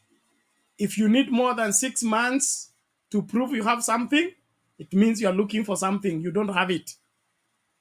And for that matter, the very reason why he must go. And then there are those who believe that it is impossible to unseat a sitting president. If he is in office illegitimately, it is very much possible. If he has the majority of followership in the country, it's impossible. But if he has just a handful of followership and the majority of the country says no, he will leave office before they wake up. And so, let us get it clear. If you're not in office constitutionally, the constitution mandates the owners of the country, who are the citizens of this country, called Kenya, to stand up and say, no, our constitution supersedes everyone and supersedes every political party. And so we must follow the constitution, not follow Ruto or follow Chebukati. We follow the constitution. And what does the constitution say? For you to be the president of this great country, you must what? Win an election through the majority of the vote. You get 50+1. The dilemma we are in right now is that IEBC has given us 2 different results. The first result that announced William Ruto as president-elect has been rejected by 4 commissioners out of 7. That means those results are not legit. Then when we were still debating whether the results are legit or not, there came a whistleblower from the same IEBC with another result. And that result said William Ruto actually got 41%, not 50+1. And so, according to our constitution, you cannot be president with 41%. And that is what makes William Ruto illegitimate in office, illegally in office. Whether the Supreme Court announce or not, the Supreme Court can announce on wrong information. When right information comes, whatever they ruled is immaterial. We follow the right information. And so until Chebukati and the other IEBC officials come up and say the whistleblower results are not valid and substantiate it, we doubt the presidency of William Ruto. We question the presidency of William Ruto. And since the majority of Kenyans are not comfortable with his leadership, he has proven he cannot take care of this country, he should vacate office. Hapo ndio tumesimama. Naomba masaa yangu imeanza kukatika. Yes, mama. Sorry, coming back, and I want to say this. When I sit somewhere and I think somebody who did not win, ni aibu sana. In fact, that is a big shame. Mimi hata sielewi pride yake iko wapi. Mtu ambaye hajawin na anataka kusimama mbele ya watu kuwapatia ati hotuba. Mtu ambaye hajawin. For heaven's sake, mi hata sielewi hiyo kitu inaweza nitoka wapi ati nisimame mbele ya watu niwahotubie. Nikiwa sijawin, ni aibu kubwa sana. I am just ashamed on his behalf. I can't believe what he is doing and what he is going through in his mind. Na kweli huyo mtu ni mtu ambaye mnaweza kuona kabisa ni mtu hatari, mtu mbaya, mtu ambaye ni mnafiki. Kwa sababu unawezaje kuwa hata unasikia ati wewe ni president ambaye unajua kabisa kweli kabisa ndani yako, ndani ya damu yako, in fact you never won. You never won. Aibu gani hiyo? Seriously. Huyo mtu hata hana aibu hata kidogo.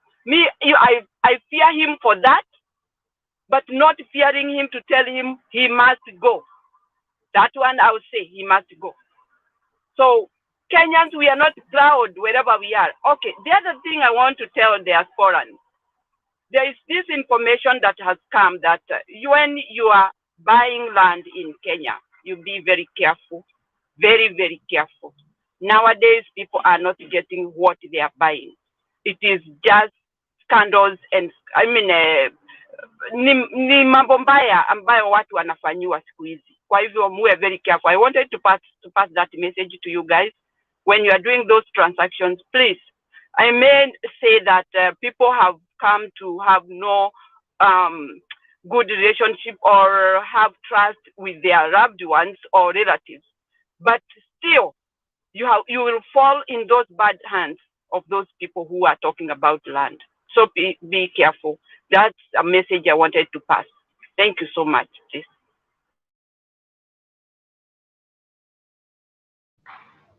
Okay, thank you. Good warning. And I want us to make progress now. We go to Pogon. Make your submission. Now wengine watch, tafadhali tuendelee subscribe. Don't just watch, invite somebody to watch. Thank you. Okay, Alex. Okay, Alex. All right. Naona mama anaongelea na anashangazwa na mtu mwenye hajawin na ako na guts ya kuja kuhutubia watu. Ujaona sasa mwenye anakuua na kuja kukuzika. Ujaona mambo. These people are bad, they are wicked, they don't have morals, they don't have shame, they don't even know shame. That's a vocabulary that is missing in their dictionaries. So, Kenyans, I will not talk about anything that Kinabazo alikuwa anaongelea. In fact, I only came in to chase him out. Gladly, ametoka before hata niongelea. That's done. Ile nilikuwa niko nasema ni kuwa, you know, mimi ni Mpokot. Na we are hurting. Mambo ya cattle rustling. Na tunaangalia kuna pia land disintegration. Mashamba kitambo ilikuwa kubwa, siku hizi iko inaendelea kuisha. Ikifika Nairobi tuko na ule askari ambaye ako kotini saizi na ni kama aliitwa pia Northeastern kwenda kushtakiwa zaidi kwa sababu ya kuua majambazi Nairobi. I think mnamkumbuka, anaitwa nani? Mtu mmoja nikumbushe, Bernard? Anaitwa Abdalla ama anaitwa nani huyo?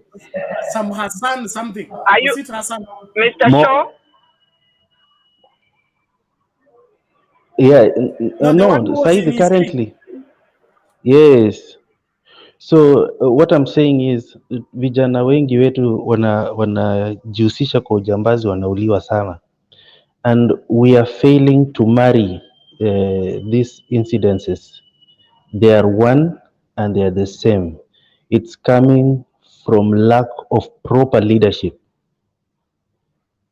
You know, you will not expect Mpokot aibe simu uko West Pokot, haina kazi, haisaidii, haiwezi lisha mtu. Same way you will not expect kijana mdogo Isili aibe ng'ombe, hakuna soko na hata hakuna ng'ombe yenyewe ya kuibiwa. So a cattle rustler in West Pokot is the same jambazi mwenye ako Nairobi Hii shida yenye tuko naendelea ya food insecurity na the government is only thinking about fertilizer alone. That shows the incompetencies that we are having.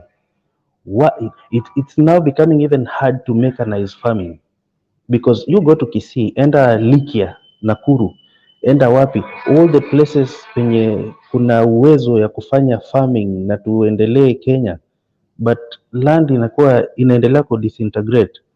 Look at what Mama Suluhu is doing in her land, in her country. She's giving out land in tens of hectares, not acres. I mean, that's something that unaweza sema utaweka tractor before ikate kona, mtu amekaa chini amekula chakula before your tractor iende ikate kona ikilima irudi tena. Can you do the same in Kisii? And nobody is talking about this.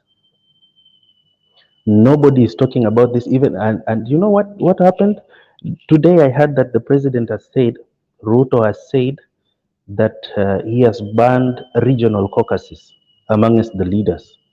So if you're coming from North Rift and we are sharing same problems, we cannot sit down and talk about our problems that is facing us. You understand? That means my problem of West Pokot, I need to be sitting down, maybe, I don't know, nationally or how. I did not understand, but that is how I took it. That we cannot sit down and talk about our regional problem. This guy is trying to make sure that he is the only one that is going to be running our affairs with his ignorance and incompetencies that he's carrying in his head. You know, when you know nothing and you're opening your mouth to talk, just like Baz was talking, misinformation, and we should not be allowing these things, Bernard. You know, when you come in and you're opening your mouth and you're talking of something that is not true, when you don't know and you're talking, you're making sure that everybody doesn't know. You're keeping you're shining your darkness to everybody, which is not so fair. So these are the things. And somebody was telling us that we should give this leadership time to adjust itself and to implement their plans. First, they abandoned all their plans and they are in illegitimately. And now that they came in illegitimately, they are not only looking illegitimate, they are acting illegitimately. That's why tunaona kila siku tunaona ni mambo na revenge, kila siku tunaona ni diversionary tactics. Who has ever refused kulipa tax? And even then, is tax according to names of individuals in Kenya? No. This thing, you just put there, say there is tax whenever you're sending 100 bob in M-Pesa. Just see if you're not going to do it, we will follow it. But when you go around and you're trying to make it look like you're targeting people with your tax, really, seriously, where are we going? Anyway, I like it. I like what he's doing because me, I want him to do his worst because what he's doing is that he's pushing his own people that say that voted for him to come now to our side because now Kenya is getting fed up. And if anybody is here and is thinking that this government needs to be given time, I can only blame to vitu kama na betting hizi vitu na football. You know, we've been having so much football in Kenya. Watu wameipenda sana kushinda kuangalia what is really happening on the ground. So that unapata mtu ni wa Chelsea, hata wakipigwa yeye ni wa Chelsea, wa Chelsea, wa Chelsea for no reason. Why do you like Manchester United? For no reason. It's not doing you any good. It's not feeding you unless you're gambling and somehow you are lucky. I hate that word luck because it takes out hard work. So unless when mtu wa gambling, football is nothing but only about fun. But then again, we are putting that mentality about football in what is very essential about our politics. So mtu ni wa UDA amechukua reason ameweka kando, but he's just UDA because he likes, let's say, winning, kitu kama hiyo, so that now amewin, wanataka tu wambie no, we won and we are there. You don't even want to make to put the government in check. Okay, let's say wacha tuende na ruling ya Koome your hot hair ruling. Let's say basi aliwekwa amekuwa president. Is he acting presidential? Does he qualify to you to stay in power? You know, we've been talking here even when he got the powers and 2 months into his presidency, and we were like, if you are heading to Mombasa and you are in Nairobi and the car we are seeing through kwa tracker yetu tunaona you are heading towards Nakuru, how and when are you going to arrive in Mombasa? We know the road to Mombasa. So Ruto, even if I was the one who voted for him, he's given me enough reasons not to actually support him. In fact, he's given me enough reasons for me to kick him. Unajua, na hii agitation yote nyeko inaendelea. There was a joke about mad cow disease. Sijui kama maisikia kuhusu mad cow disease. There is a joke that you cannot have a cow and every day you're on the teats for 365 days. And then you don't finish that work, you know, when you're unajua mambo ya matiti, wanaume matiti, alafu aumalizi, then the cow becomes so mad. So sisi pia we've been playing with this agitation thing. Hatuwezi endelea kuwa na rally for long. Hata mimba mwishowe mtu uzaa, na when itazaa, na in fact tuna ask baba because baba is our Google map. Hatutaki mambo mingi kwa Google map, utupatie tu direction and the shortest route to State House. Ruto must go. Thank you, Bernard. Thank you very much, Pogon. We appreciate that. Ruto must go, not because he's not a Kenyan, not because he's not a politician, but because he has demonstrated he can't be a good leader. A good leader fights to sustain systems of right dealings. He does not corrupt them. From the fact that he said Chebukati was to be abducted and be killed, let me not open that again, because I don't know whether Ruto works in IEBC or for IEBC or is a lawyer for Chebukati or a bodyguard for Chebukati. The more I listen to him, the more I get confused. All the same, tumsikilize Kireta, and then I will play a video. Hello everybody. Bado nasikia kucheka hiyo venye umeuliza hiyo swali. Ruto amechekesha. I think he's a comedian. We only just try to take him serious, but I don't think so.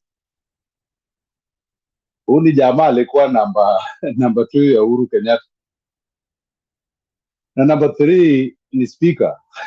Who is his attorney general right now? Na anageuka kublame watu. He was with them. Akasema atachimba mashimo. Inaitwaje dam? How long does it take to dig a dam? Ikuje ifanye kazi. Same time wanasema wana pesa. Na hii pesa wana, na hii damu watachimba aje? Na itasaidia na nini? At the end of the day. Tayari wamepeana fertilizer na kuna maji. I think people who are taking Ruto serious must be mad kabisa. Huyu jamaa kuna siku bado na wonder how he got this story. Alisimama kwa gari akaambia wajamaa, nipeni ushuru ndio mpate, ndio muhudumiwe. Kwa gari. Then there are people there laughing. Clapping for him. He's getting everything wrong. Kuanzia maziwa, mayai, mahindi, nini. Na kuna wenyewe bado wanasema is moving on the right track. Mazee wa Kenya pia tuko fani at some point. Tukubali. This is not a guy to even to support. He needs to be corrected. Afa ketishwe chini, aambiwe, hey man, this is people's life. Don't joke with it. Hii bei ya unga peke yake I don't even think he should be talking about anything. Can you imagine $200 shillings mahindi ndio kule ugali? How long does this last? Ukipika ugali leo tuseme huyu ugali mtu anaweza kula mtu ngapi? Hii ya 200. Ifa tujiulize hata hiyo peke yake na tuseme mazee, kama hawezi punguza hii mazee, toka waachie wengine. It's too much. Kuna jamaa was calling me from Nairobi and I was like, hey, nyumba ni 15,000. Nikauliza lunch ni ngapi? Ukikula lunch the whole month. Ananiambia lunch sahii ukienda kwa hoteli ni 500 vyakula shibe. Notalesa ende inaitwaje kibandasi, alisema kutukaa hiyo kibanda. So nikamuuliza ndio ukule the whole day, upande matatu rudi home. How do you manage this kind of crisis? This finance, umetoa wapi hii pesa ku manage yourself? Ni ngumu my friend. Mtoto wa nasari ameingia shule na 20,000. Uniform imecost 15,000. Hii ni nasari tu ameingia. So I was like, ai, namuoni maze, ama ni nini, shida yenu ni nini? It's hard to see, na bado wametulia. They should make noise maze, hata kama ni kutoka tu kwa kila jirani atoke nje apige kelele. Huyu jamaa asikie, apigiwe kelele, asikie watu wanaumia. It's not easy, si rahisi. Alafu ana manage gavana mdomo maze is talking. Akisikia Raila ametoa mdomo huku, then there's some people still watching him and saying, hey, huyu jamaa atasaidia. How ifaa tutoke nje, hata kama ni kupiga tu kelele kwa dirisha, pigeni kelele kwa dirisha, mwambie mazee tunaumia. It doesn't worth it. I don't think alikuja kukua serikali, hakujua atapata hii kitu. Sijai mchukua serious completely. Yeye na Gachagua, I don't think so. Alipata pesa yake juzi. Jana nilisikia akisema kuna watu wengi walikuwa wanataka kumkopesha hii pesa yenye imechukuliwa na kotini. Mkuje sasa hii pesa imerudi. So unaangalia na our courts, man. It's a very sad kuona hiyo Kenya mali inaelekea. We should make as noise as si hata kidogo. Kuna jamaa ametoka hapa anaitwa Buzz. Ako Kenya huyu jamaa.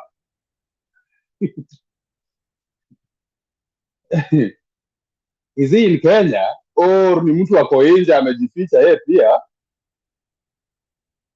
Na anaambia wengine ati we are moving on the right direction now.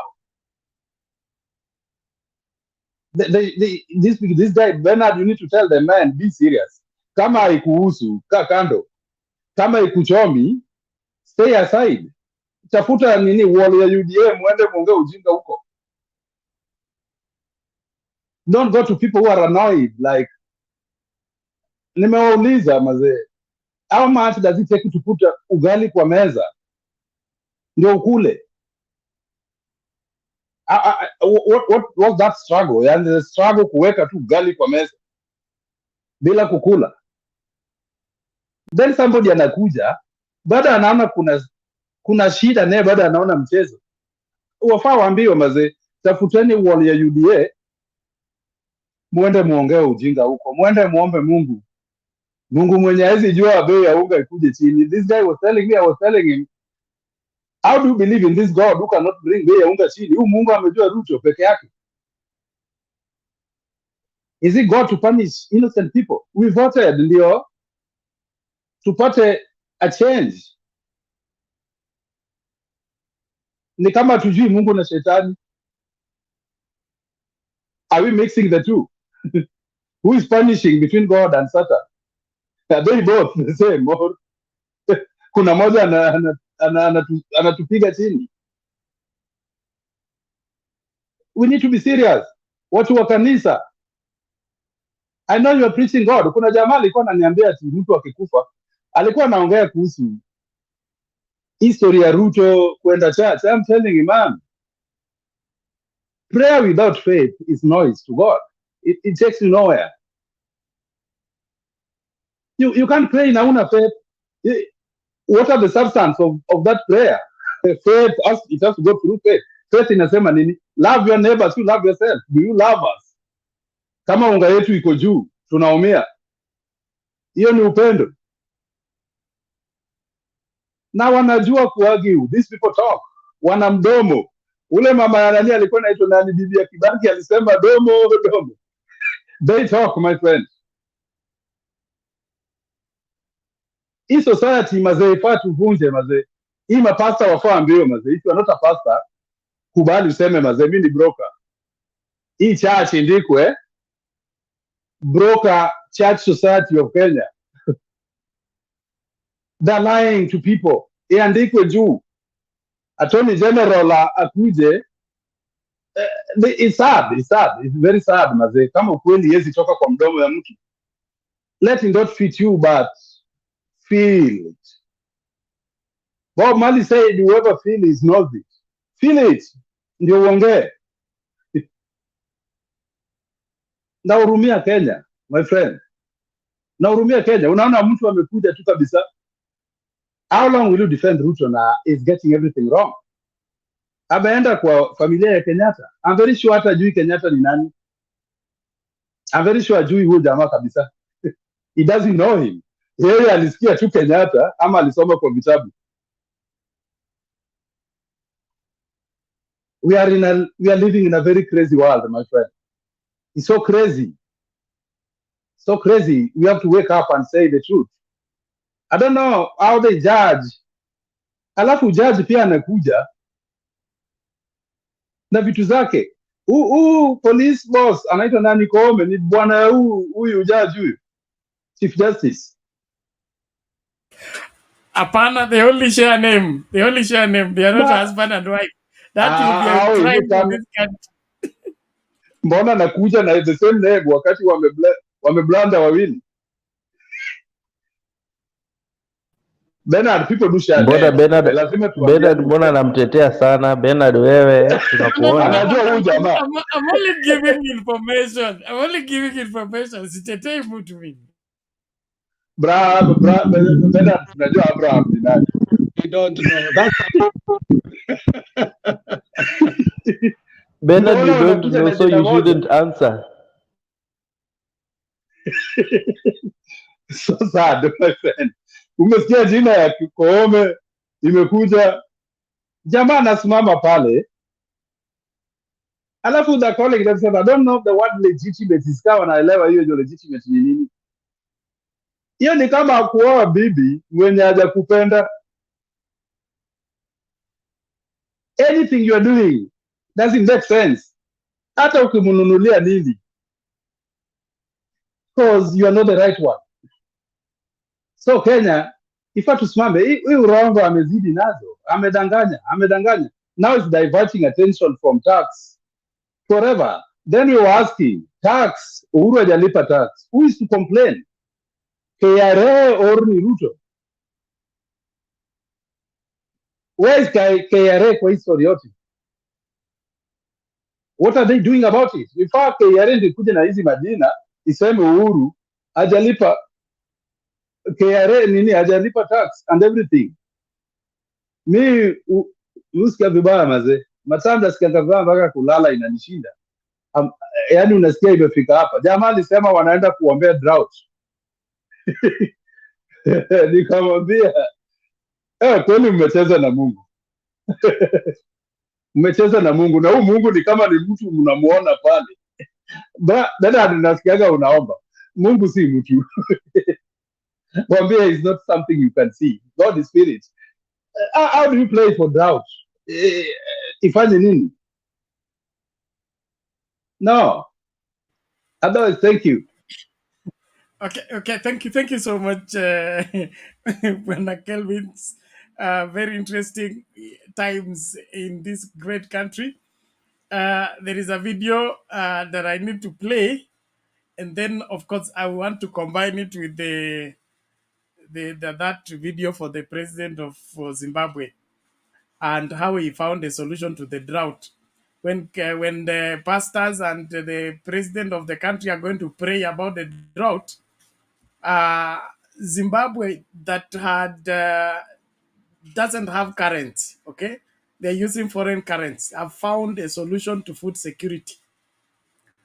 I was in Zimbabwe some time back, and an apple fruit was costing 6 million Zim dollars.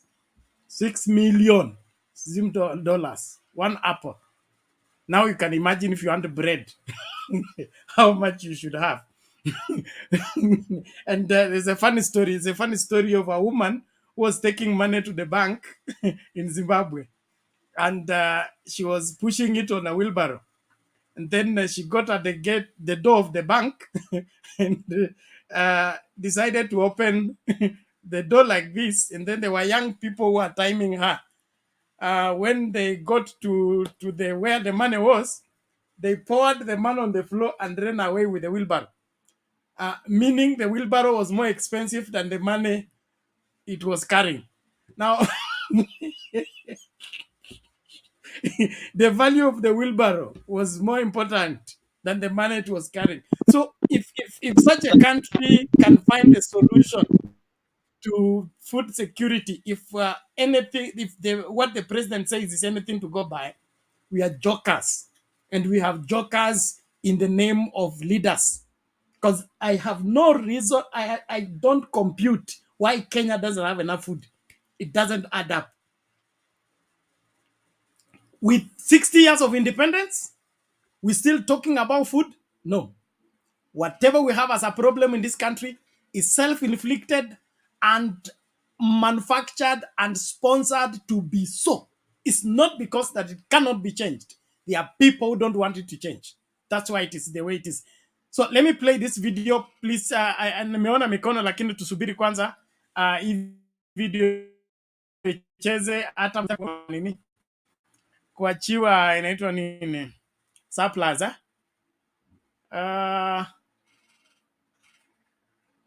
Okay, will this play? Just a moment. I pray it plays. Principle states that if a person is competent at their job, they will get promoted until that person then becomes incompetent at their own new role. They then end up remaining stuck at that final level for the rest of their career. Therefore, in time, every post in a system tends to be occupied by a person who is incompetent for that set of responsibilities. The theory was first recognized by a Canadian educator, Dr. Lawrence J. Peter. According to him, in any corporate structure, employees tend to rise to ranks where they are not competent. If an individual works for a company that practices top-down management, like most of them do, then he or she is most likely to get promoted until he or she gets to one rung or one level above their competence. The educator referred to this level as the final placement. This is the level where they stop being exceptional at their own work. A lot of the entry jobs require technical expertise or some kind of a special skill. The Peter principle occurs mostly in these technical industries where skilled employees are naturally promoted to managerial roles. It happens despite the fact that the competence of such workers is based on their technical prowess rather than their ability to manage or lead. The best example that I can come up with right now is from the famous television series, The Office. In the show, a supposedly good salesman by the name of Michael Scott ends up getting promoted to the position of a manager where he performs terribly. Though that is just a series, one can imagine this sort of a sequence happening in real life too. The review of the performance of a salesman or a saleswoman would definitely be done through the review of their sales. But what happens when they end up getting promoted to the level of a manager? The same can be applied to the environments of academics as well as other places too. What happens when a teacher who is exceptional at her job ends up getting promoted to a designation of the head of the department? Does she axiomatically get to be good at her new roles? Or does she end up performing poorly because she is a better teacher than a manager? There are several ways that Dr. Lawrence suggested to avoid the Peter principle, one of them being demotion. The demotion policy that he suggested was one that did not carry the stigma of failure. Suppose an employee has been promoted to a role that he or she is not skilled enough to take on. In such a situation, the company manager can bring back the employee to their initial position. However, the person who made the poor decision of promoting the employee should be the one to take the responsibility. Another way that he suggested was of a higher pay rather than a promotion. In that way, the employee gets to keep their role with the perks and the benefits that comes along with an increased payout. Another way that Dr. Peter suggested was to get rid of incompetent employees without firing them. In other words, a CEO can reassign the incompetent workers to another position, which comes with a longer title but fewer responsibilities. The Canadian educator called this practice a lateral arabesque. In such a way, the promoted worker will not know that he's been fired from the role that he had been promoted to. There could be many more ways that this problem could be handled, but the key takeaway here is a phenomenon that takes place across many industries and many systems, and it constricts the efficiency of that particular system. In simple terms, the higher the hierarchy ladder an individual climbs, the more likely he or she is to fail in their new position.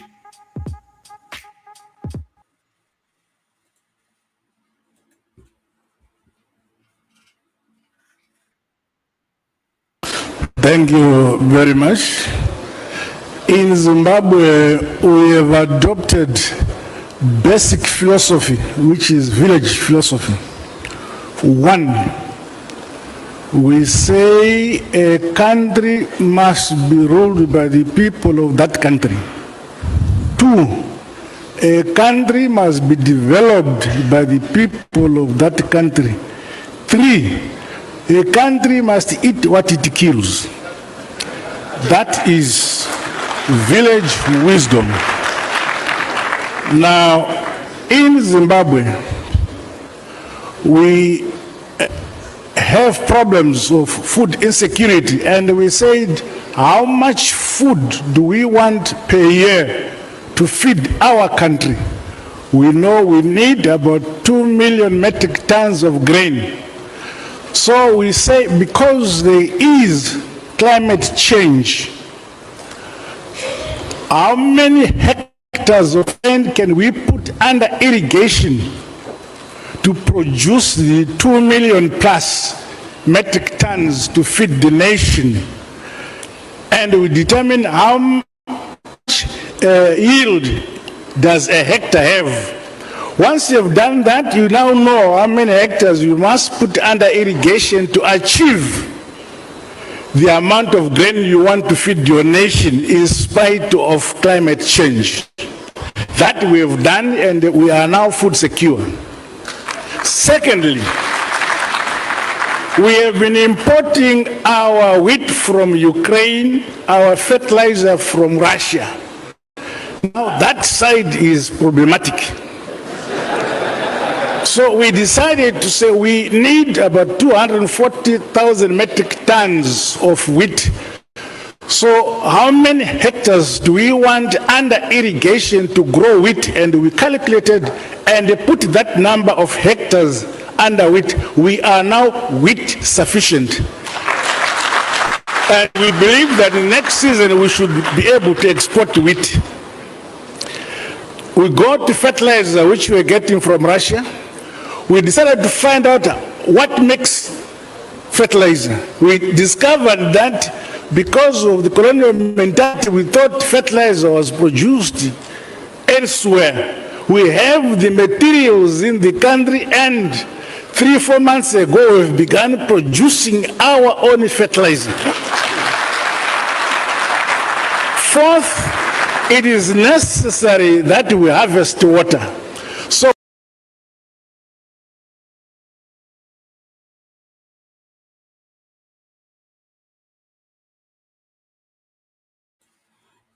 Yes, Alex, you can come in. Sorry for mixing the two, but I think Alex, break it down for us as we move forward. Bernard, thank you very much. The way Zimbabwe has progressed is a miracle. I've been to Harare. I had friends who were here suffering. When they send $100, somebody has to carry them in a wheelbarrow, as you said. And even that $100, it wasn't even helping them. There were no food in the shelf. There was no water. Everything had dried up because of the sanctions. And for sure, if this is what Mnangagwa has done, I congratulate him. The only thing is that I feared when he took over from the young man. But I remember what Korir said. I remember when the elections were being done in Zimbabwe, Korir, the lawyer, said, no. This young man does not have the capacity and does not understand the grave that Zimbabwe is going on. Zimbabwe needs a solution. And if this young man comes in, he's a puppet to the West. Drought and everything is going to continue. But Mnangagwa is not. He's part of the veteran movement. And I think after Zimbabwe went, because remember, Grace Mugabe wanted to kill him and he went to South Africa and he ran to South Africa. Then the South Africa brought him by force to Zimbabwe so that he can rectify the problem. So that, in Zimbabwe, there were almost 2 million refugees. And I'm appalled by what he says. The basic philosophy on how they've been able, especially when he said the problem of Ukraine and Russia, which was problematic, and he understood that they needed 240 metric tons of wheat, and then they had to irrigate, and now they are sufficient, and he's saying sure next year they are going to export. A country like Zimbabwe, you can imagine, that is exceptional. Now, the fertilizer, he asked, what does come from the fertilizer? They didn't know. They did research, now they are making their own fertilizer. I mean, Bernard, our country has a problem, and I'm sorry for that. Bernard, the reason I gave you the other video of Peter's principle, that's one of the things that our professor used to teach us in school. And that is what Ruto is applying. For instance, you are a moderator here, Bernard, and you want an assistant. You're not going to take somebody who is exceptional. You're going to put somebody who is incompetent, who can never rise beyond that, so that you will be the sole moderator no matter what. That's what Ruto has done. Gachagua is incompetent. He can never rise beyond his position. In fact, he does not deserve that position.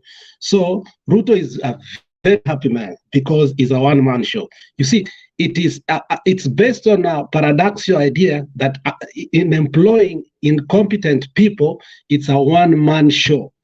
And Kenya is not going to develop come rain, come sunshine, because every position that was given to the hierarchy of all our ministers is that Ruto remains a monarch.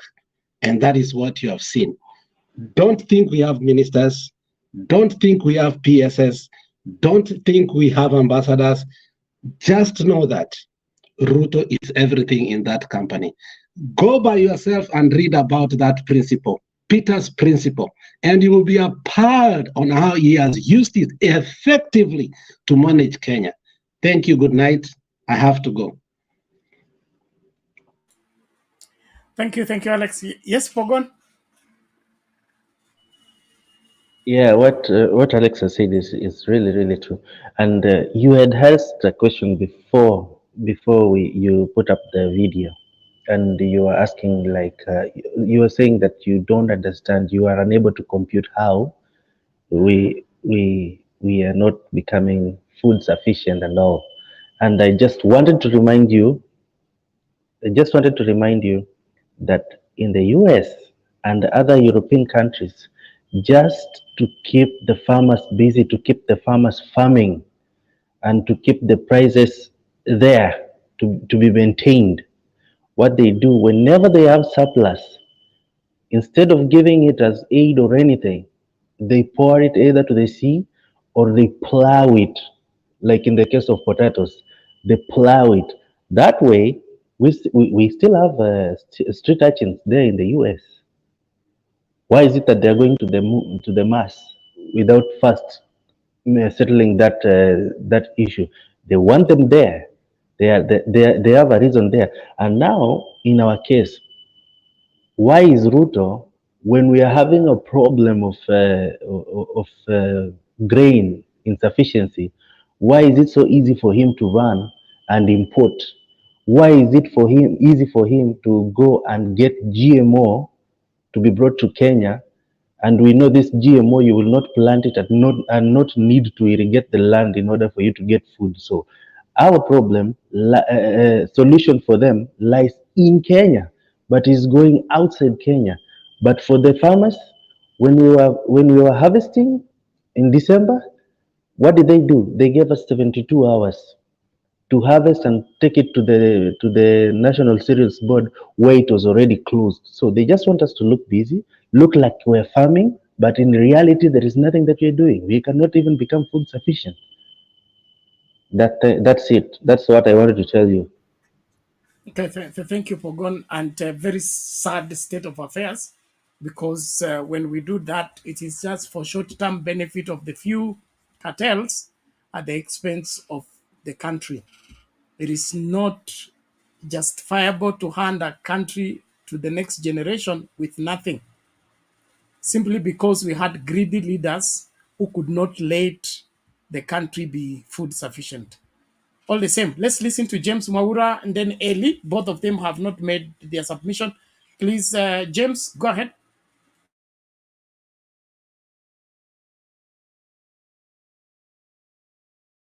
James, you unmute. The mic is beside your name on the screen. You unmute first. Hello? Yes, we can get you now. Go. You Go can hear ahead. me, yeah. I don't know where to start because like the conversation is like you have got too much to say, you know. First of all, okay, like I'm not really a supporter of Ruto. And the reason why I'm not a supporter of Ruto, because like people learn from their teachers or their dads, or like a man, you learn from your dad, how your dad brings you up, and then you come to learn things from him. So Ruto was being brought up by someone like Moi. Yeah. And the kind of leadership he came to experience is about dictatorship. Because for me, for Ruto, the way he came to power, he used the same method whereby it's like manipulation, that like the same thing was used by the Germans, the Nazis. And that's how he became to power. And also at the same time, I also blame Kenyans, like a nations. Because most of the time it's like we've been independent for more than 50 years. And these politicians have been coming to us with the same ideologies. But we never come to a point where we reason is like, why can't we make ourselves better than what we are or what we were before? Yeah. When it comes to campaign, they come with money and show us money. And then you forget for the last 5 years, they did nothing, but they show us money. And now it's like, we give them votes and we forget for the 5 years to come. And that's how Ruto came to power. And now here we are crying again, asking, is like, oh, we need to take Ruto out. But the first thing we should be asking ourselves, where did we put this person in? And the other thing is like, for example, Bernard, let's say, I don't know where you come from or whatever. It's like, for example, Nyanza or whatever, your area, wherever you come from. People down there from your village, they know you. We brought up Bernard. Okay, like even the old people, the old family, they know we brought up Bernard. Bernard is a good person, or maybe the other person on the other family, they know them. Yeah. So when it comes to election, why don't you elect someone who you know their character, yeah, their upbringing in your local area? Because this the same person knows your problems.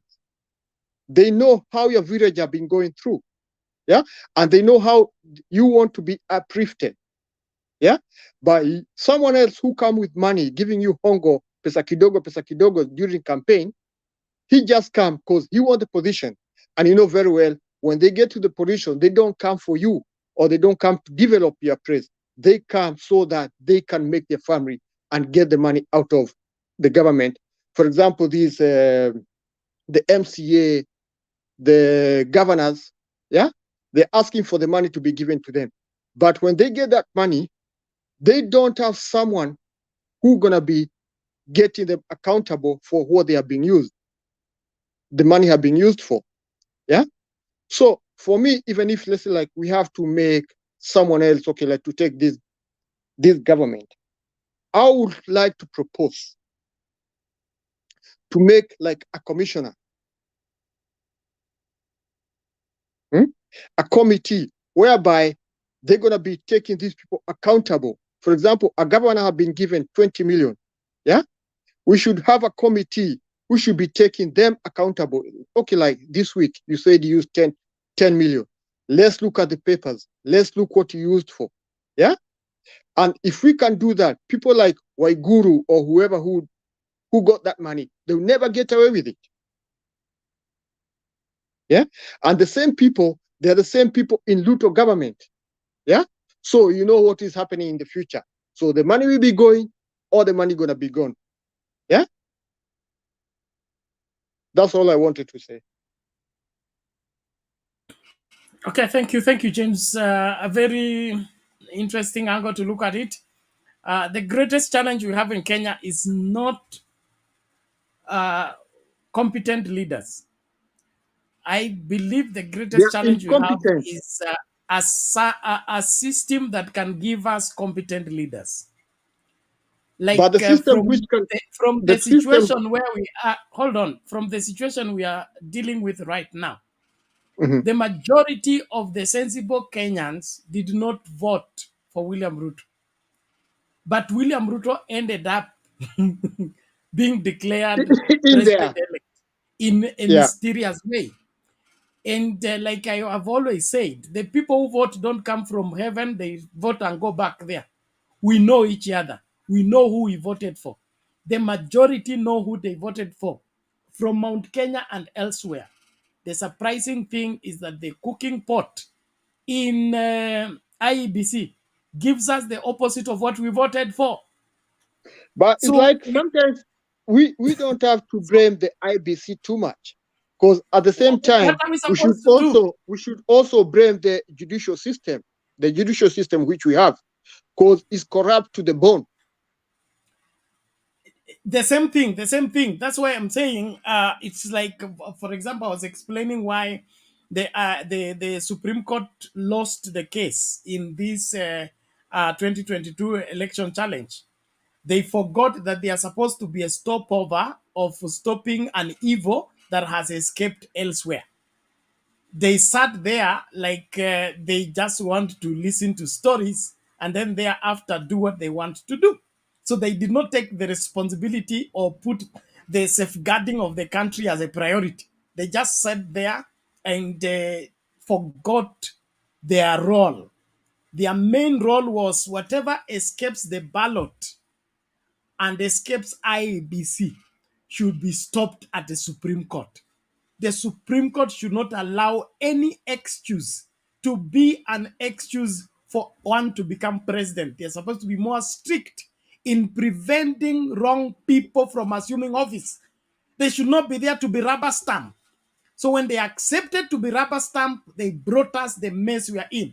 And we're going to suffer more solving this problem because of incompetent 7 judges. And that's why I believe in this revolution. It should not end with kicking Ruto out of office. It should kick these 7 people out of office also. You know, like the prince of Saudi Arabia came to power, Mohammed, I think, bin Suleiman, yeah, he arrested even his own cousin, and he recovered, I think, 107 billion, which was being stolen by the corrupt regime which was down there. That's what we need in Kenya. We need someone who can bring these people to justice. And then we need a judicial system, yeah, who is competent enough to bring these people to justice. Yeah, we don't need a judicial system which are scared of the government which is taking over, because themselves, they are looking after themselves where they're going to keep their job. Yeah, and that's the way to finish corruption. And the other thing is like this hongo, kidogo kidogo, hongo hongo. Kenya, like citizen, they should try to avoid it. Yeah, one of my nephew, he told me, "Oh, I'm going for the interview," and then later I call him, "Oh, how is your interview?" Because he was going like a crack in court, and then he told me, "Oh, mimi nagoja tu hapa nje, lakini best wangu tulikuwa tunasoma na yeye uni ameniambia ati akitoa 200,000 anaweza pata hii job." So that's how corrupt it is. Yeah. So these people, we should try and get rid of them now, not tomorrow. That's Okay. easy. Otherwise, thank you. Nchi yetu itaharibika. Asante Bwana Mwaura, tunashukuru. Naomba tu Asante Jay, I'll sana give you kwa half a kunipatia minute. Ellie's wakati. waiting. All right, take care. Thank you. Thank you, Bernard. I will not even take a half a minute. I just want to answer Mr. Mwaura. Tell him that the county governors, that's why we have the senators to see what they do. So I think that is it's in the constitution. Thank you. Okay, thank you. Let's get Ellie. Please make your submission. Thank you.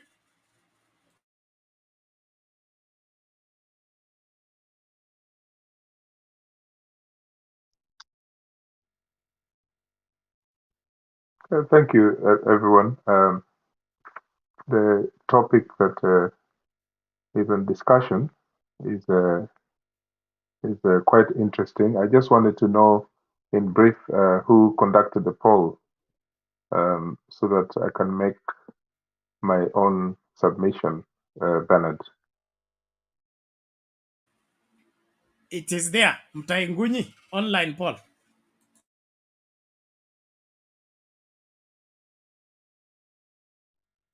I cannot hear Bernard. Let me see.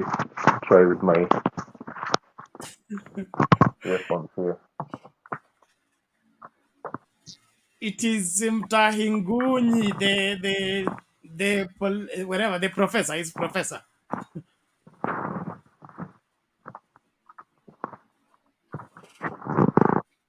Hey, what Eli, are you?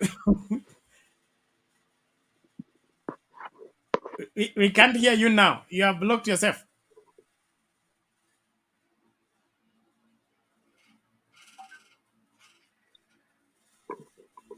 I think my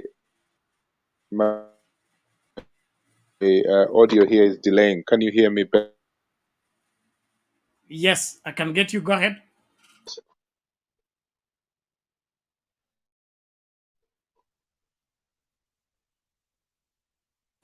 Is it better now? Yes, go ahead. Yeah, We can get you. Okay.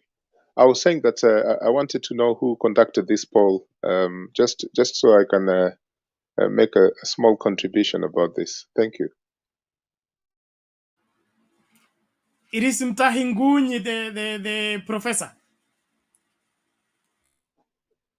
Right. Okay. So that's interesting that MUTAHI NGUNYI and his followers have come up with that. But for us who don't recognize William Ruto, that is an additional problem to the opinion poll. So for us, it's invalid. So I can't comment any further. But I wanted to say something about the state of the nation in regard to the constitution. Have we not reached a point where everything can just be disbanded? And there are so many options in this wave of, challenging this person who is in power right now.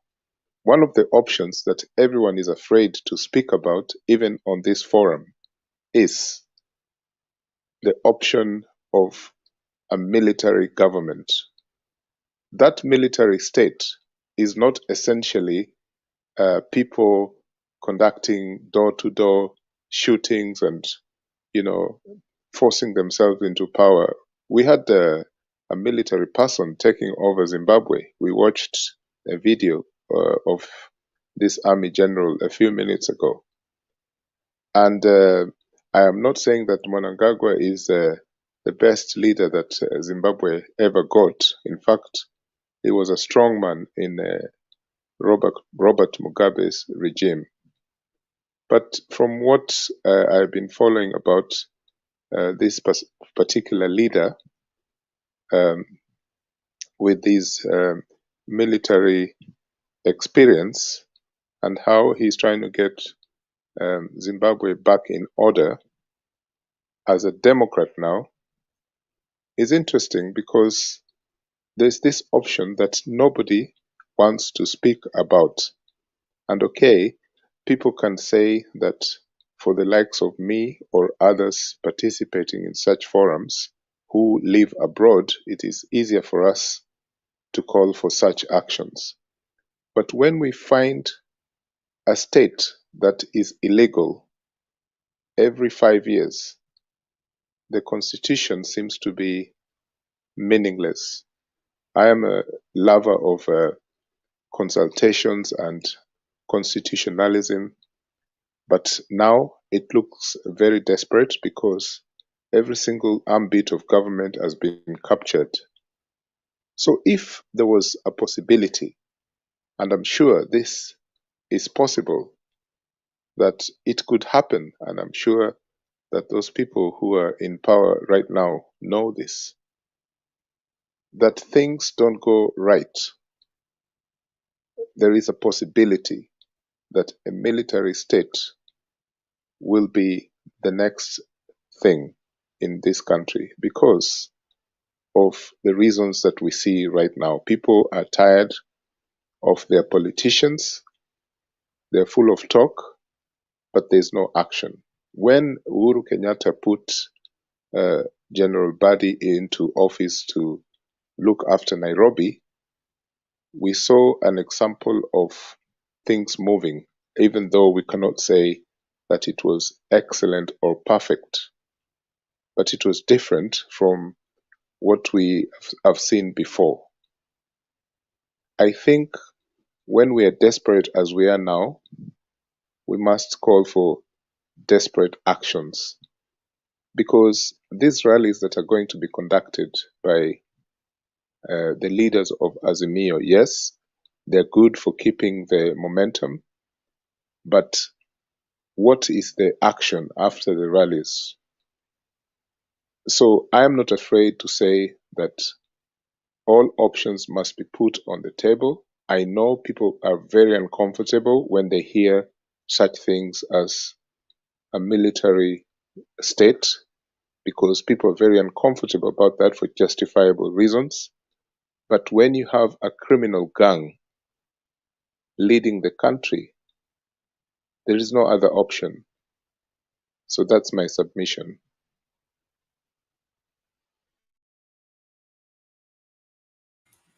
Okay, thank you very much. Yes, James?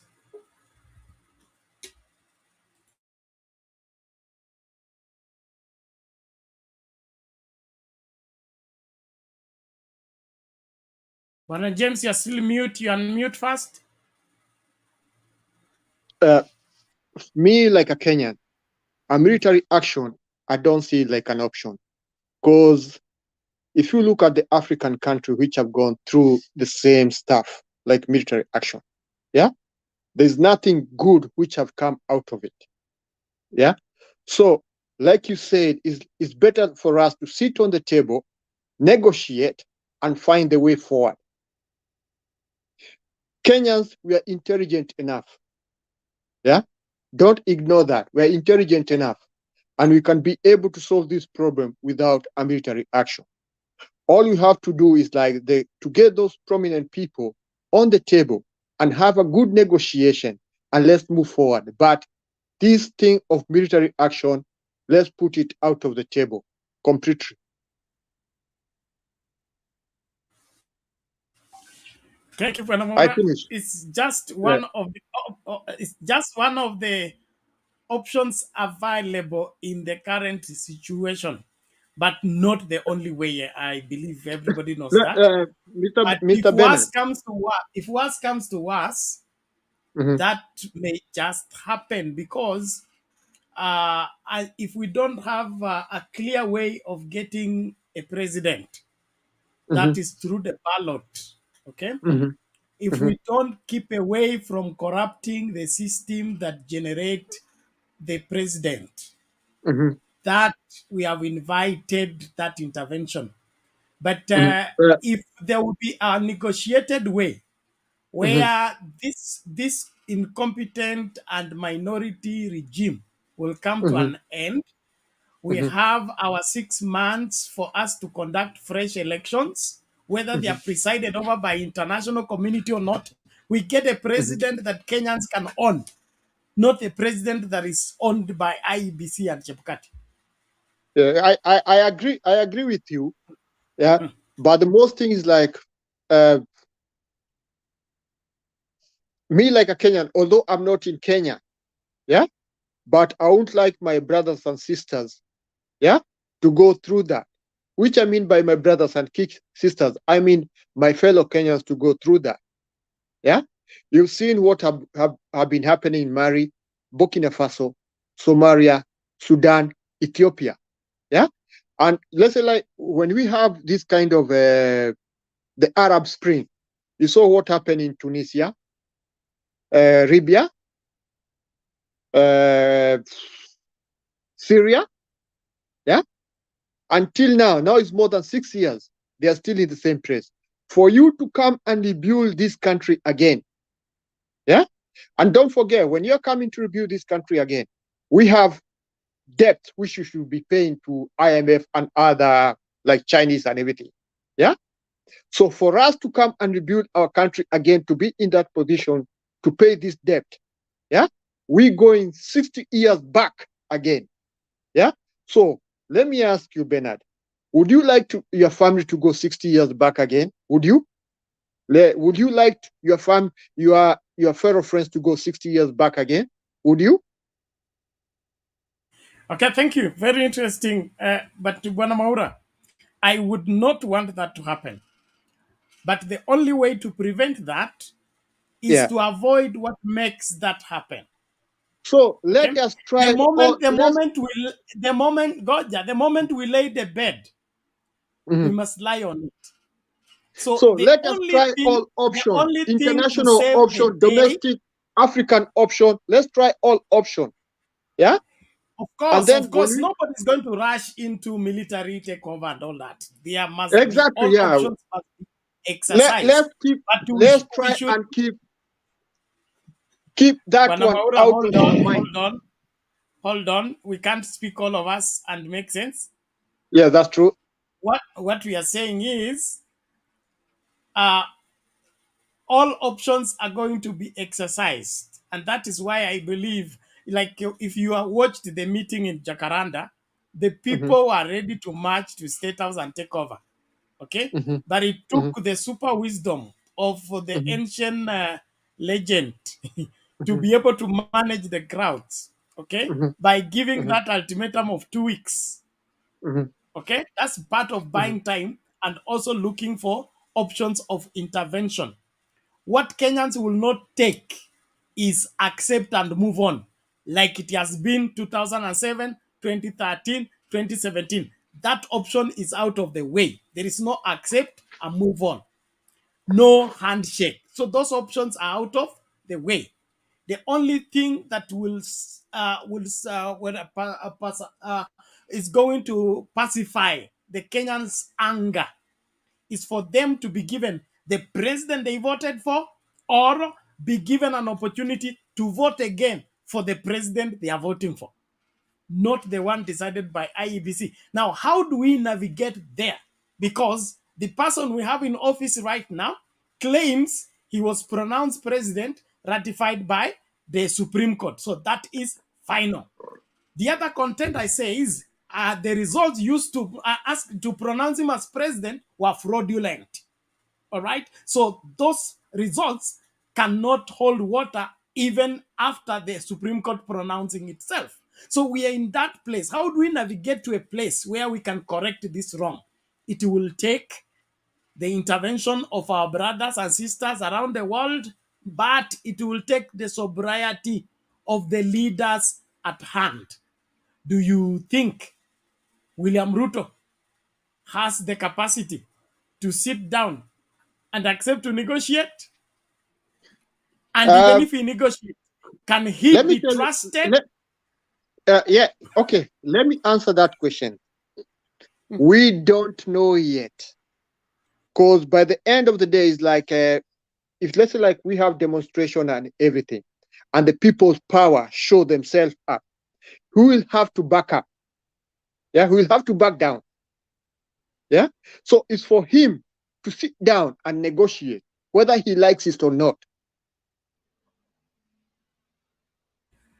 Okay, thank you. Whatever that will be negotiated, we will see. Time will tell. Time will tell. Eli? Time will tell, yeah. Okay, listen, James, from your Yes, accent, I can tell that you're based in London or somewhere up there.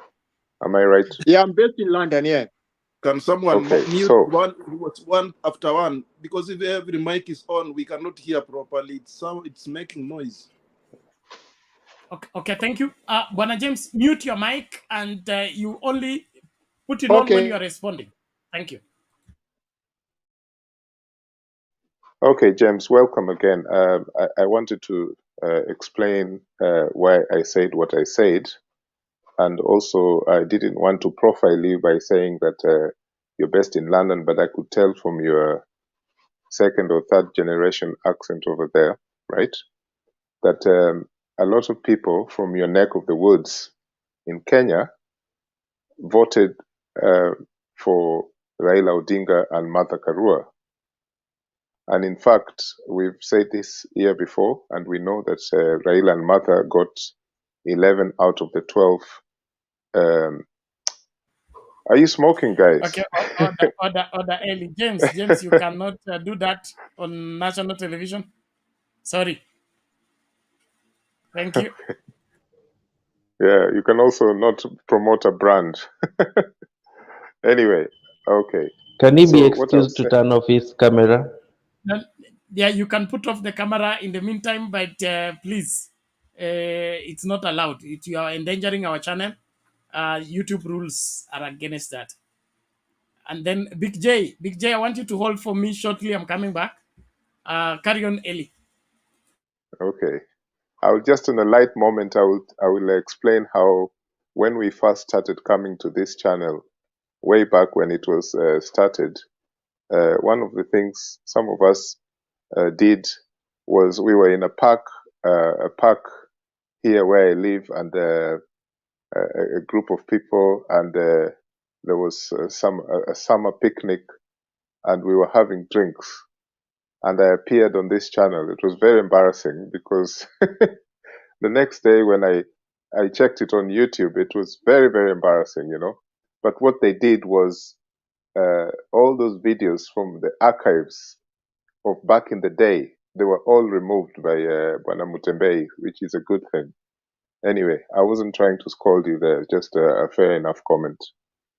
But James, what I was saying is that majority of people from where I think you come from in Kenya voted massively for Raila and Martha Karua. And in fact, 11 out of the 12 polling stations in the world, okay? And what I want to link that to is the issue of every 4 or 5 years, people are being disenfranchised. Yeah. But in this case, they disenfranchised Kenyans within Kenya, but outside Kenya, this did not happen. There is no way IBC could change the results outside Kenya. It was impossible, right? So this is just a primary example to see what happens inside Kenya, right?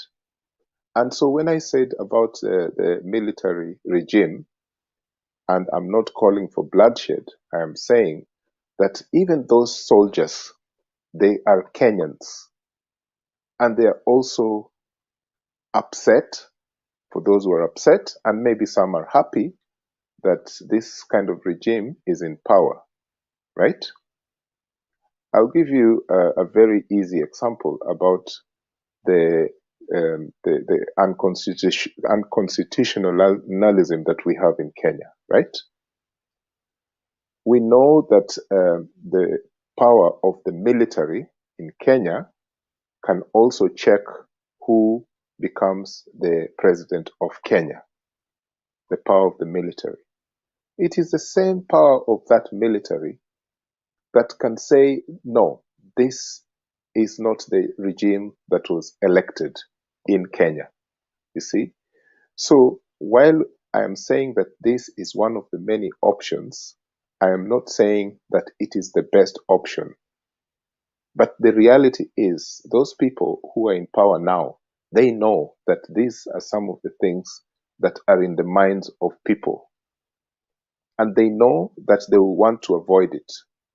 And the best way is like what you said, James, that a discussion on the table, all these kinds of consultations now between those who are in power and those who are not, a solution must be found. Because if it is not found, I think this time round, there is two possibilities. We can go into a very tight corner that will be very difficult to come out of, or people will give up on elections. Like these last elections, there were not as many people who voted. In the next elections, there will be like a majority of people not voting at all, right? Another thing that I wanted to say as a hypothetical situation, if all this fails, including the issue of military, right? Maybe the constitution should be redrafted very soberly so that the county governments have so much power, like a lot of central government power should be diminished and returned to the counties, a lot of power to the counties, not just this kind of jokes that we see. But then this will involve the issue of ethics and how governors behave themselves and how this can be agreed, and this might take years. But because we are talking about power and control, which is still within the executive, we must find a way that can make Kenyans all over the country comfortable with how they're being governed. So maybe power goes to the counties in a big way, not the way it is now. So that was the other option that I was looking at.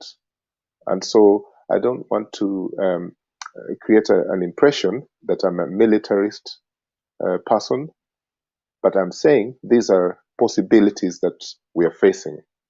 Thank you. Thank you so much, Eli. Because we have someone who did not speak, let me give a revelation to revolutionary aongee, alafu nipatie nirudishe nini to Bernard. Okay. Thank you Bwana Big J na wasalimu wote, Bwana Bernard Ogon, Bwana Osoro, Bwana Mwaura na Bwana Eli. Yeah, thank you for you people who for holding the fort and trying to encourage Kenyans. Kenyans are devastated. Kenyans feel deprived. Kenyans feel that they have lost their country. Kenyans are hopeless. That is, I want to give you the true perspective of what is happening in the ground. What is happening in Kenya, no one feels hopeful. Either the ones who got the elections and the ones who never got the election. We have all been circled onto one myriad of thinking. Some of us, we are devastated because we feel we never got justice. And some of the people who thought they had gotten what they were supposed to get, their government is not doing anything. So we are all in the same cocoon that the current government has no owner.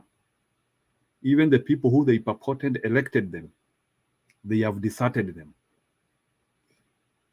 I can assure you, if a popularity test was done today, Mr. Ruto would have a very low popularity rate. Number one, we know Kenya is a very polarized country by design. For so long, we have been having elections which are almost all every time close. So our elections have always been close elections. And we have been trying to come up with methodologies to help us solve such scenarios, to solve electoral disagreement. And one of the concepts which Mr. Uhuru Kenyatta and Raila Odinga had tried to come up with was they tried to create a political vehicle which was meant to solve some of the serious political injustices.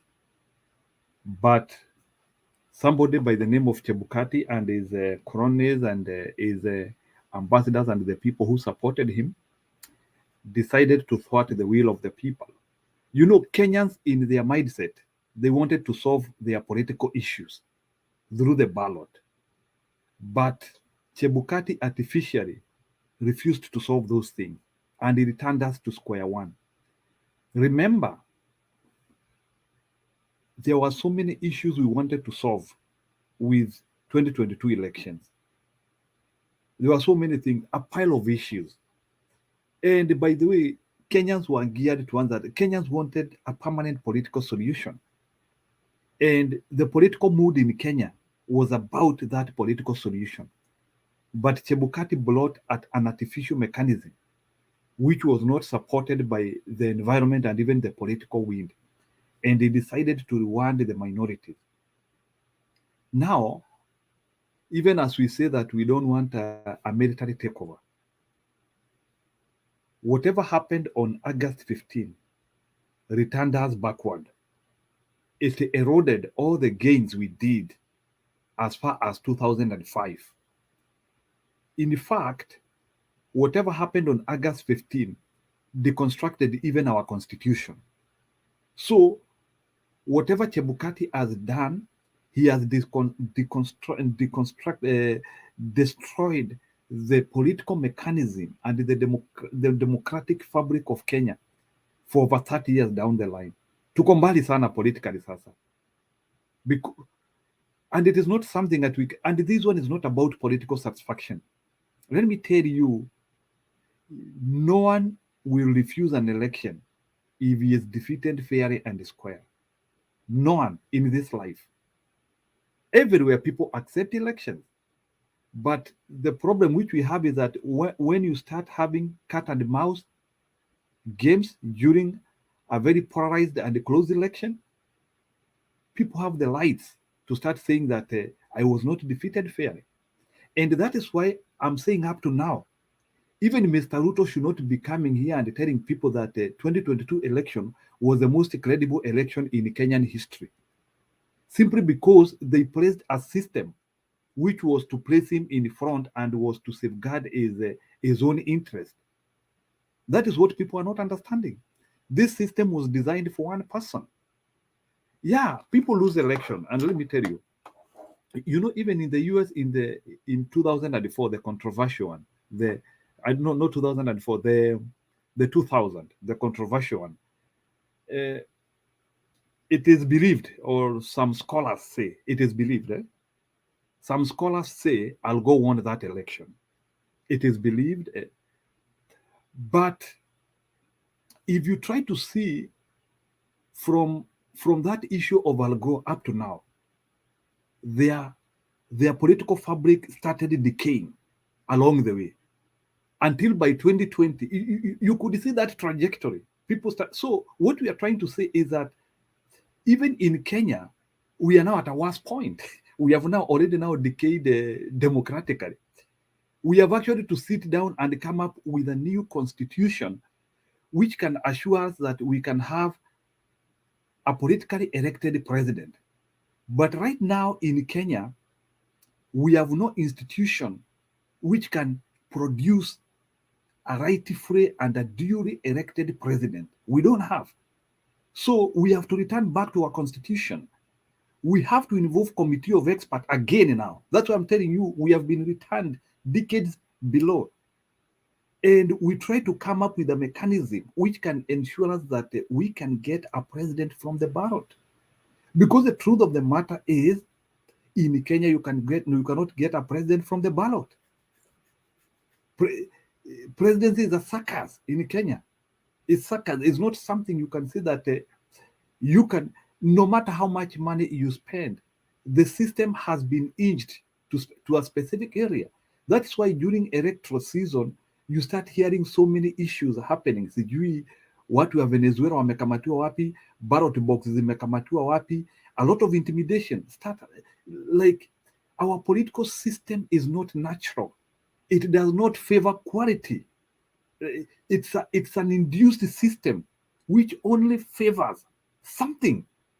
And that is the problem which we have to solve now. And we have a lot of problems. You know, I wonder, the Kenyans who say that we don't have problems, sijui wanaishi Kenya gani. Let me tell you, the peace we have in Kenya is the balloon peace. Let me call it balloon peace.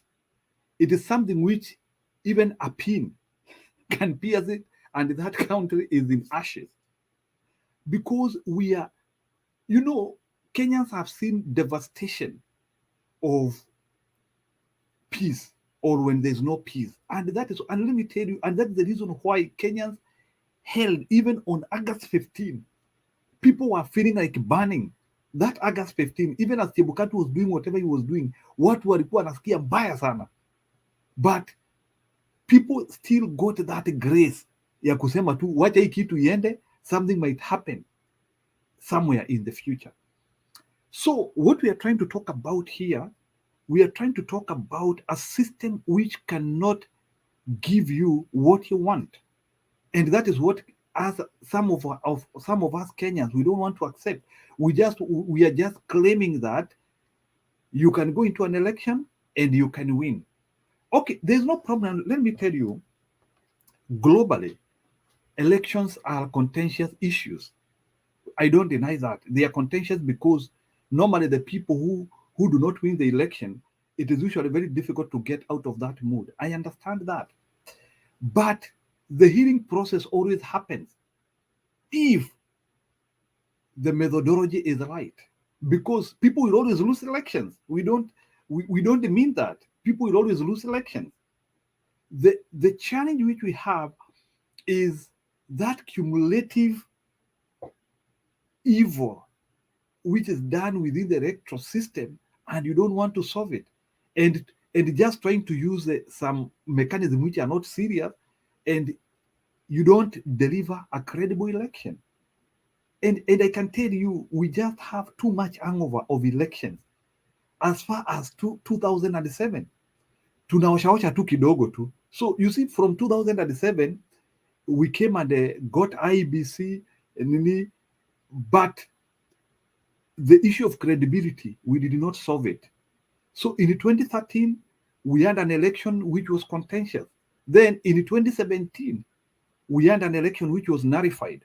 But again, we did not put a structure which would ensure that, because, you know, it is wasting Kenyan resources.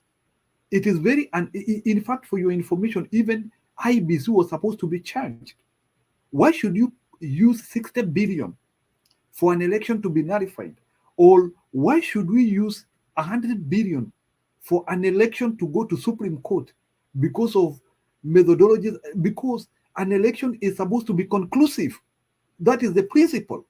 An election is supposed to be conclusive, and the person who is supposed to ensure election is conclusive is IEBC. In our case in Kenya, Philippines just did an election the other day. Siski makelele huko. Everybody is satisfied. People have moved on. And there are some other countries where elections have been done and the people have moved on because people are satisfied.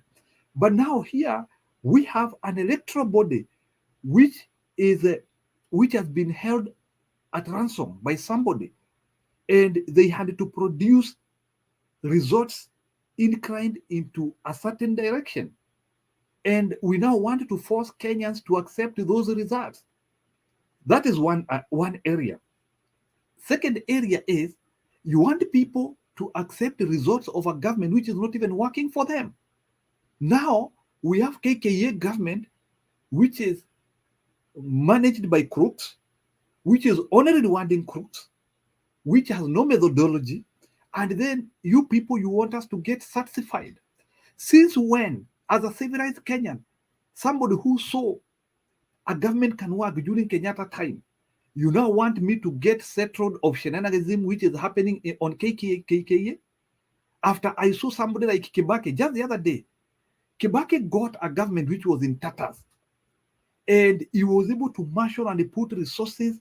We got free primary education, public-private partnership, a lot of investment, thick around the DOE. We saw development boom.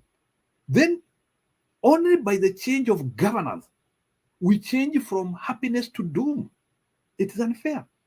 And that is what you want Kenyans to accept. We accept at 2027. Citizens can only accept a government if it is working for them. And that is the secret which KKA is not understanding. Let me tell you, no one would even be concentrating with the opposition politics right now if these people were functioning. But these guys have not functioned. And they are continuing to make us poorer every day. The rate of the dollar is worsening every day. I'm now hearing it is getting close to 130. And these guys got it when it was like at around 115. So we are getting poorer every day. They want to tax us more. There are so many. The cost of education, cost of living is expensive. So they don't seem to put things into order so that at least people can have that positive attribute to their government. And through that, even the Mandamano spirit will quell or it will go down. But there's no way in which Mandamano spirit will go down. There's no way in which people actually feel as if this government needs to be overthrown. That is what is happening in the ground because the government is not working for them. That is exactly what was happening to Moi government in 93, 94, 95. That was the Kenyan spirit. People are feeling that they are tired with that government. People feel they are tired because the government is not working for them. And how long can you hold for a lazy government?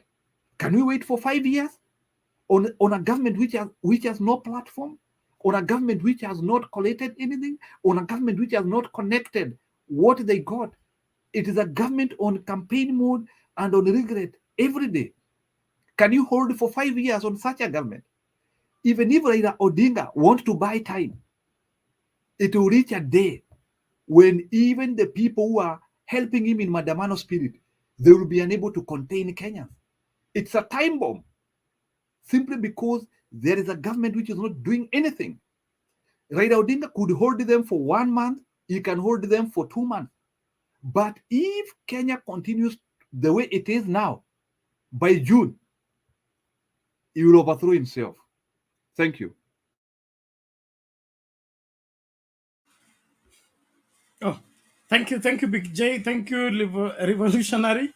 There is this guy, Jameson Maina. He says, "We have a revolutionary mind. Do you think Kibaki did all these with 100 days?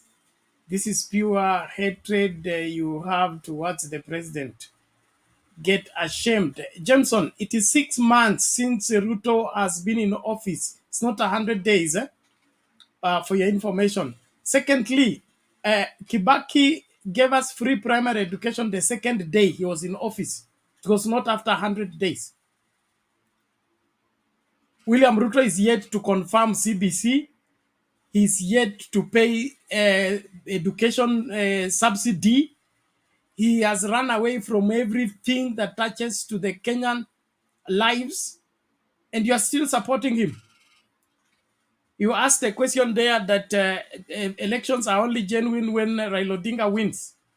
Yes, when he wins, then he's declared as a winner. That's when they are credible. But when he wins and is not declared a winner, they are not credible, they are not verifiable. And that's why we have two results from IEBC. Those results did not come from Orange House, they did not come from Azimio Center. The results came from IEBC. The rejected result for Chebukati, I keep repeating, they were rejected by 4 commissioners from IEBC before they were rejected by Raila Odinga and the Azimio leadership.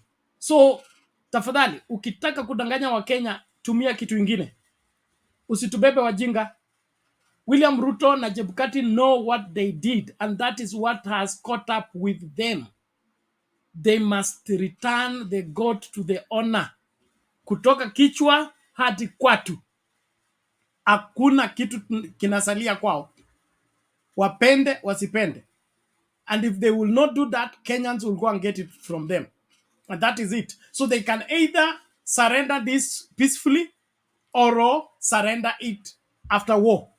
But either way, they will have to surrender it. That's where we are.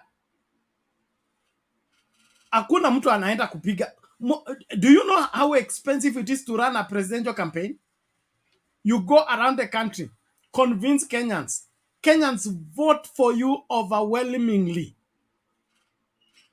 By the time we are closing the campaign, the person who was trailing in this election was William Ruto. He was trailing so much that he could not get a crowd to address.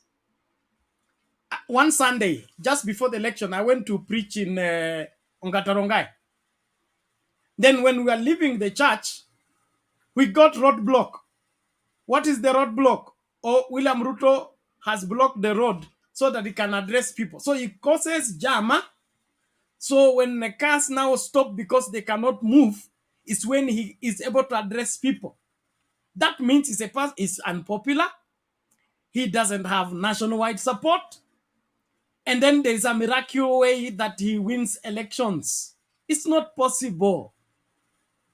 So we cannot continue like this. That the trailing person is pronounced a winner and then you say we should not scrutinize. We have to scrutinize. We have to scrutinize. William Ruto had no chance of winning these elections. Not in heaven, not on earth. By all observations, every right-thinking Kenyan could not vote for Wanugu and Washosho. Every right-thinking Kenya voted for the safe hands of a sound repeated change ticket of Raila Odinga and Mother Karua. From Mount Kenya to my village river in Navaholo, all the way to coast, and then northeastern. Everybody in right thinking voted for the right ticket. The fake ticket can only be explained by Chebukati and his two the partners in crime. The CEO and his other commissioners. They are the only ones that can explain where they got the results. Kenyans cannot accept the result. Commissioners cannot accept the result. Whistleblower doesn't accept result. And wewe Maina ambaye hauko kwa IEBC, haujui bila results ilikuwa tabulated, you come here and say the elections were credible. How can they be credible when the people who presided over the election are saying they are not credible? Let's be serious as Kenyans. And when you mature up, nilisema hapa jana, kuna umri ukifika, unaachana na uongo. Kwa nini? Ume-experience life. Unapaswa sasa kuambia watoto kwamba maisha yako hivi. Hata uende vipi, yatakupeleka hivi. Unafika umri unakataa uongo.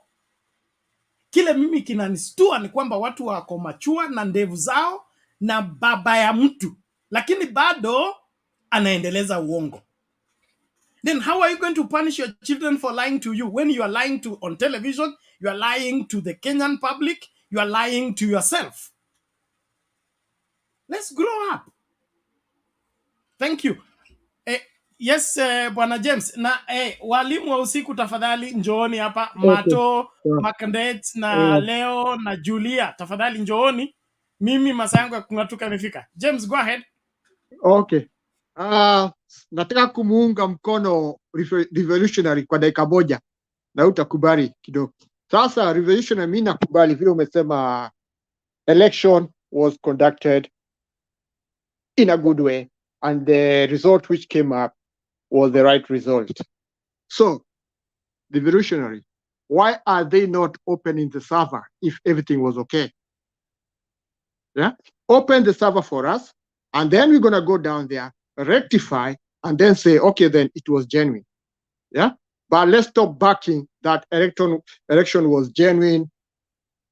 Things were done in the right way. Yeah, whereby they are covering to open the servers. Because one thing is like, I was ashamed of my country, whereby they let the Venezuela to come into the Kenya territory without the visa. Just tell me which country in the world you go without a visa, with an expired passport. Yeah. So this was something which was planned years before. Yeah. Because you cannot tell me you go into a country, especially let's say like you are from Africa, going to South America or North America, and then you go down there without a visa, they will send you home in the same plane we came with. Yeah? But in Kenya, we had Ruto protecting these guys and saying, oh, they're legitimate. First of all, before you get to one country, you have to make yourself legitimate by the document which you have. Yeah? And now, we want to legitimize our election, open the server. Thank you. Okay, thank you, James. And responding to Duke, it is 64% of Kenyans. So if you're not part of them, you're part of the 35. Don't bother yourself. 64% of Kenyans, okay? As the other 35 are also Kenyans. So we are not rejecting the Kenyanhood. Or you want us to say UDA? I told you UDA is just one small party in this country. And you need to accept it. Unajua, we teach in church, the two kinds of people you can never help. One is a person who does not accept that he has a problem. That person, you can never help them. Okay? Two is a person who does not accept scriptural solution to his problem. He wants to get another solution when God has already given the way out of this. Those two people, you can never help them. And I find them in UDA. They don't want to accept their party is the smallest, the youngest, and without structure. So that they build the structure. When Jubilee is saying is going back to build structures, to revamp, open offices, recruit members, UDA is busy buying members of parliament who are already in parliament. Now, how are you building a political party like that? Alafu mnakuja hapa mnatuambia chama tawala. Chama tawala cha wapi? Msitubebe wajinga. Tulikuwa hapa kabla yenu. Asante lakini. Naomba hivi. Yes, Joshua, you've been silent for long. Sema kitu. Asante Bwana Bernard na wengine ambao wako kwenye studio. Najua kuna msemo unasema kwa Kiswahili, usichukue nguruwe ukamwogesha, ukamtoa kwenye matope ukamwogesha, atarudi pale pale kwenye hiyo matope, na ukicheza itakuuma. Ndio huyo Duke kila siku anahubiriwa hapa hii na hii. Hao watu wananunuliwa hawa kwanza, si ati wanachukua pesa zao kuja kuweka credit kusikiza ile mnazungumza day in day out. Mpaka saa hii usiku ya sasa anakujibu huko nyuma ya curtain, kwa sababu wanajua ya kwamba hii jeshi yote iko hapa ni zinamlinda Bernard. Sasa wawezi kuja na hiyo uongo Alafu ndugu yangu hapa anasema kitu ya maana. Unajua kuna watu waelewi. Wakenya wakishindwa sasa na sasa hivi, na ndio kuna watu wawili, wanajeshi na wananchi. Wananchi wakishindwa sasa, tutake tusitake, ndugu yangu James, hata kama utakazirika jeshi itaingilia kati. Hiyo ni 100%. Hawezi kumwachia Ruto. Wanajua Ruto anapoteza nchi sasa. Wanajeshi wataingia kati. Alafu kuna report, sijui kama mnaona, bwana Biden akimwambia bwana Ruto, anakampatia onyo kama awachi mambo ya corruption, atawekwa kwenye blacklist, kwa sababu wanampa pesa, wajui pesa zinaenda wapi. They have information from embassies hizi zinakaa huko, msizione ati hazifanyi kazi, zinafanya kazi. Sasa hiyo pesa Ruto anafikiria ati anachukua atafanya vile anavyotaka, zinachunguzwa na World Bank. Anachukua mkobo mwingi sana, na anajua banki kuu zinamwangalia. Anapewa onyo either to remove corruption, ama atawekwa kwenye in 6 months. Unaambiwa na mzungu,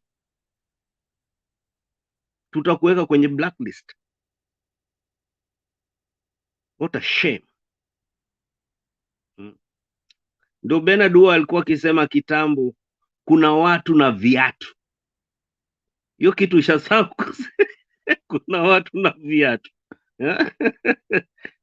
Ruto ajui pale anaenda. Ni kama ule mzee, unajua wazee wakizungumza wanazungumzaga ukweli. Wanakusoma, wanakulea, wanajua how you are. Alisema Ruto ni mwizi sugu. Mpaka raba na penso alikuwa kiiba akiwa mtoto. And reality is what is happening. Mwizi sugu. Huyo unajua ni baba yetu anatuambia, unamwona huyu mzee? Watu wakafikiria, wanacheka, watu walikuwa wanacheka wakifikiria huyu mzee ni mjinga. Sasa wanajionea, huyu mzee aliwaambia Wakenya, huyu ni kijana sugu, huyu anaiba mpaka kalamu na raba, alianza akiwa mtoto. Walikula masto yote ya mahindi. This is reality. Sawa Warosolo. Sasa watakula inji mzima msipochunga. Kuna jamaa anaitwa Jameson amekataa kufikiria, okay? Anasema how poor is Uhuru and Raila to allow Ruto to buy his MPs. When kwani mnada wa MPs unafanywa wapi? Do you go to parliament to be bought? Are you in support of members of parliament being bought because people are rich? I mean, James, do you stand for anything? Is it because I have money I should now corrupt members of parliament, and you clap for me because I'm corrupting members of parliament to support my agenda against the will of Kenyans? Jameson, do you have a family? Is that how you Hao lead ndio your wenye family? ukiibiwa na simu town wanasema umefundishwa kukaa town. Unarekebisha mtoto wako, lakini mama ya watoto anawalipa, na kwa sababu anaweza kuwalipa wako sawa. Are you asking me? Are you asking me? Yes, James. Yeah. Oh, no. The thing is, like I was trying to say, is like when it comes to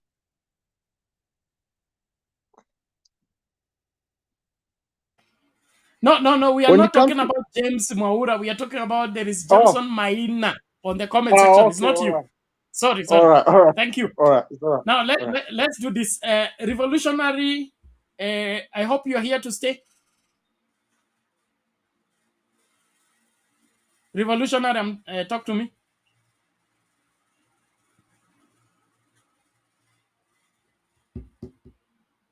Is he getting me? Revolutionary. Ama umesahau jina lako?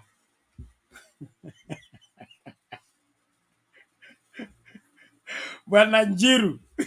Haya, Ebu, sawa sawa. Oh, yeah, are nilikuwa you here to kwingine. stay? You Nilikuwa see, he kwingine. forgot his name. Haya majina ni mengi.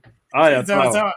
So what you've been umepigiwa kura, you can moderate. Julia is on the back office, atafanya hiyo mambo mengine, and then leo I think anakuja.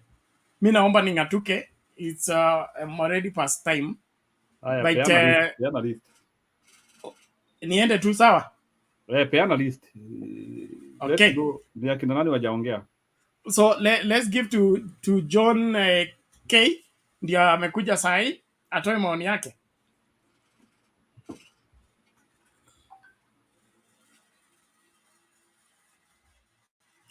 Bwana John, you unmute. The mic is beside your name on the screen. You unmute first. Yes. Okay. Kwanza kabisa na wasalimu nyote. Mimi ni mgeni kwa hii forum. Hata sijaingia kwa forum nyingine. Hii ndio forum ya kwanza nimeingia. Mimi nilikuwa mwanaazimio. Lakini nikaingia hapa nikasikia Ruto sijui ataondoka, sijui nini. Sasa nilikuwa nataka kujua hii kelele yote tuko nayo nasikia hapa kwetu ni ya nini? Nini kinaendelea hasa? Mtu tu aweze kuni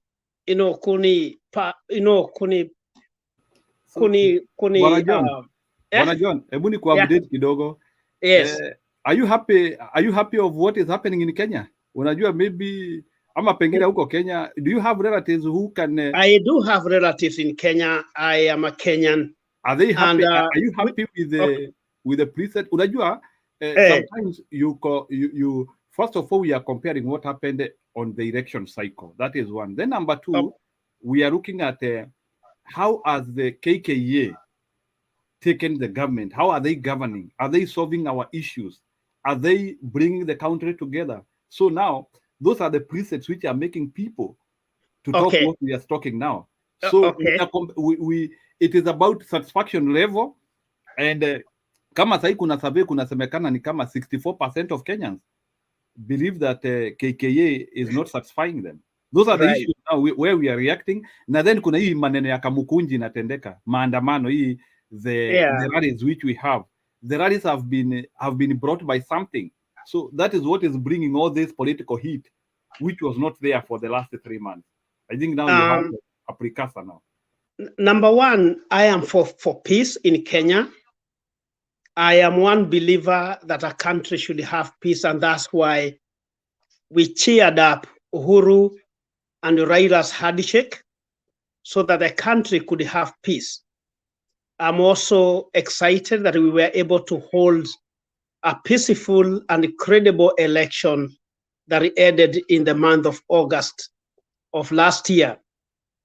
So having said that, I've been watching Ruto, his utterances, Gachagua's utterances, and I can tell you, I don't think it's a good idea for us to start having demonstrations in the country because we want peace to prevail.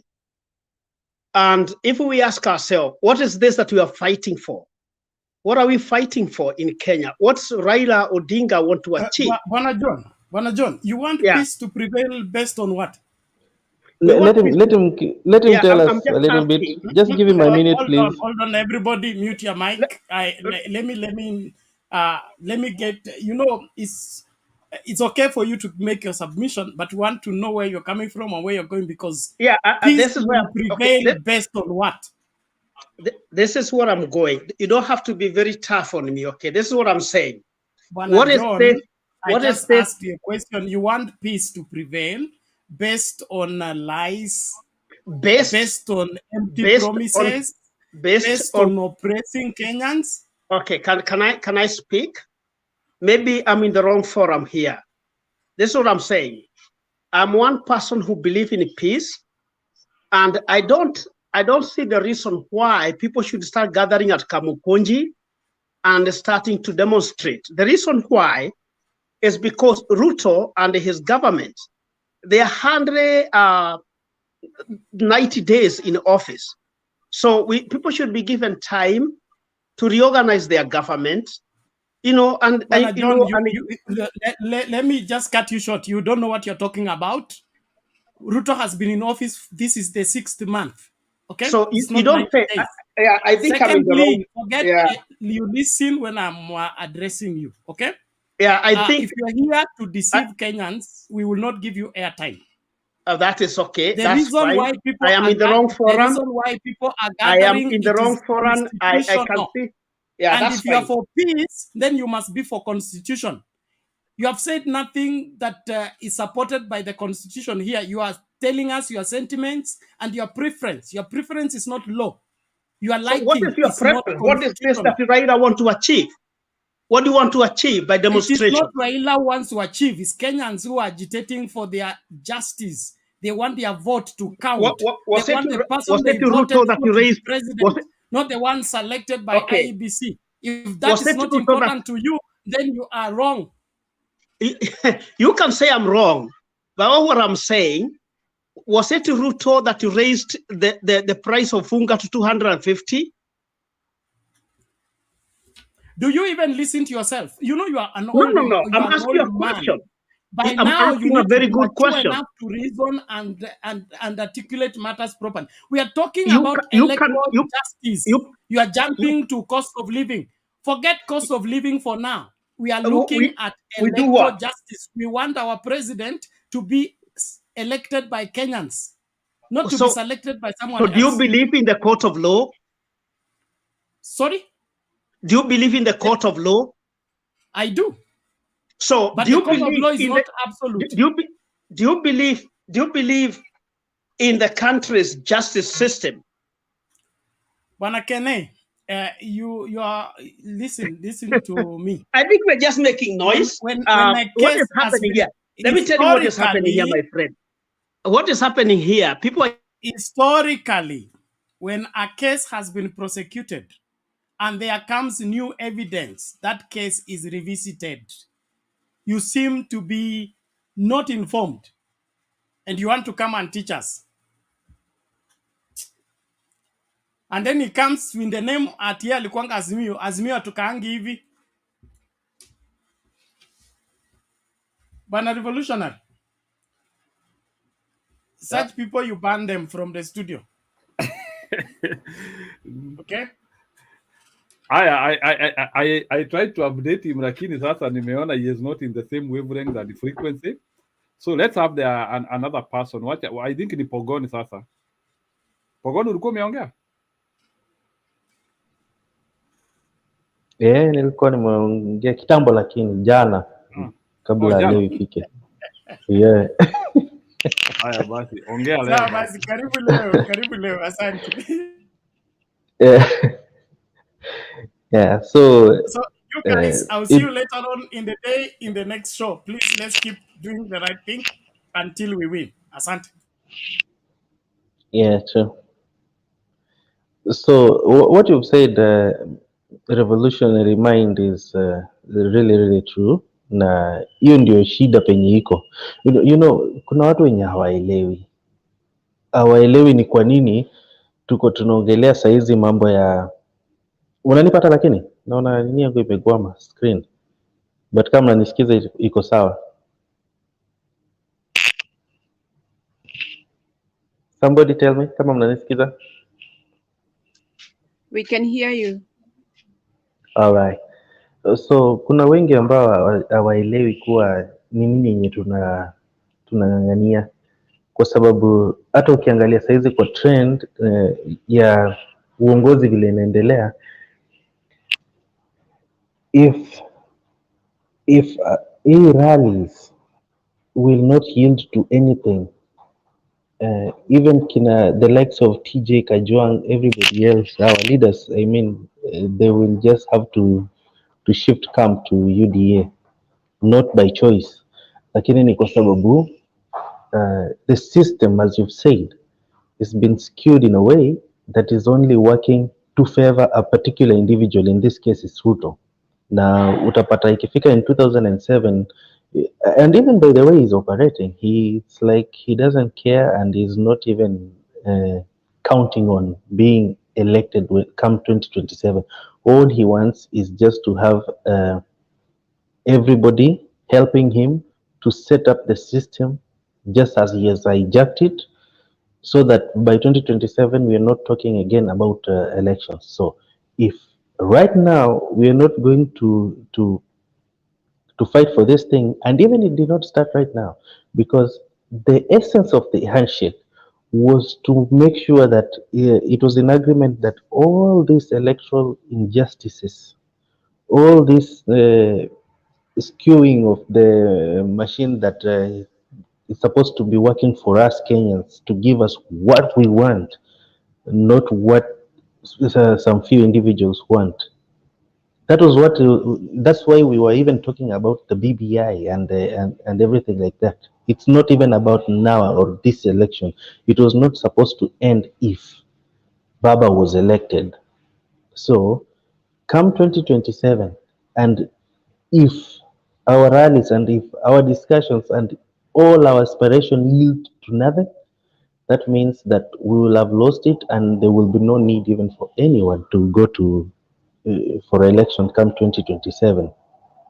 And these people, they are very selfish. They're not thinking about anybody and anything that is happening in Kenya that is for the good of Kenyans.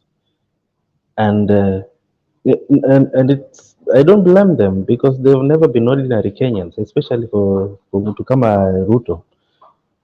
Siku ya mwisho yenye yeye alikuwa ni Mkenya ni wakati yenye alikuwa ajaingia university, because when he came to the university and then he was taken up by Moi, from then on he has been spoon fed na he has been bred to become one among these elitists in Kenya. So he is out of touch. He doesn't understand what is happening in Kenya. So he is not going to bring solutions to all of us in Kenya. And he, being a product of Moi, he doesn't believe in electoral justices. That's why he wants to make sure that everything doesn't work. How can you explain, and how can anybody in his right mind believe that in the just concluded election there was a clear winner when out of 15 million we had a gap of 200,000? If the results that were given out is anything to go by, go back to 2002. The difference between the winner and the second was in millions. And even when we come to 2022 elections, when you look at gubernatorial competition, you will find that, like in the case of Sakaja and the number two, ilikuwa ni karibu a million na ukiangalia hata ya wanaitwa nani ya MCAs bado kulikuwa na a lot of gap, ilikuwa iko very very big, substantial, ile yenye unaona kabisa really the people were on this side. But when it comes to presidential, no way. How comes we had the majority in terms of what do you call them, the MCAs, the MPs, senators? I think senators, we came close, or we tied, or we surpassed, and I think also governors, something like that. And then only in presidency is when we went to lose. And even the way the how we lost cannot be explained. How is it that we do not have a transmission right to the end? Because they were cooking up things. So this thing is not even about mambo ya incompetencies za Ruto. It's about election kuibiwa. If this guy was voted in and he's doing everything that he's doing right now, but people had the goodwill, we would be happily in poverty and in all these shenanigans that is happening. Nobody would be having any problem with him.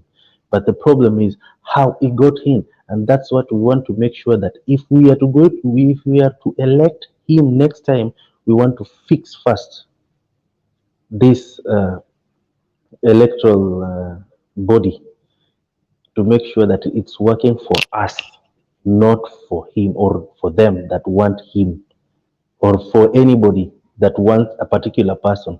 We want it to work for Kenyans as a whole.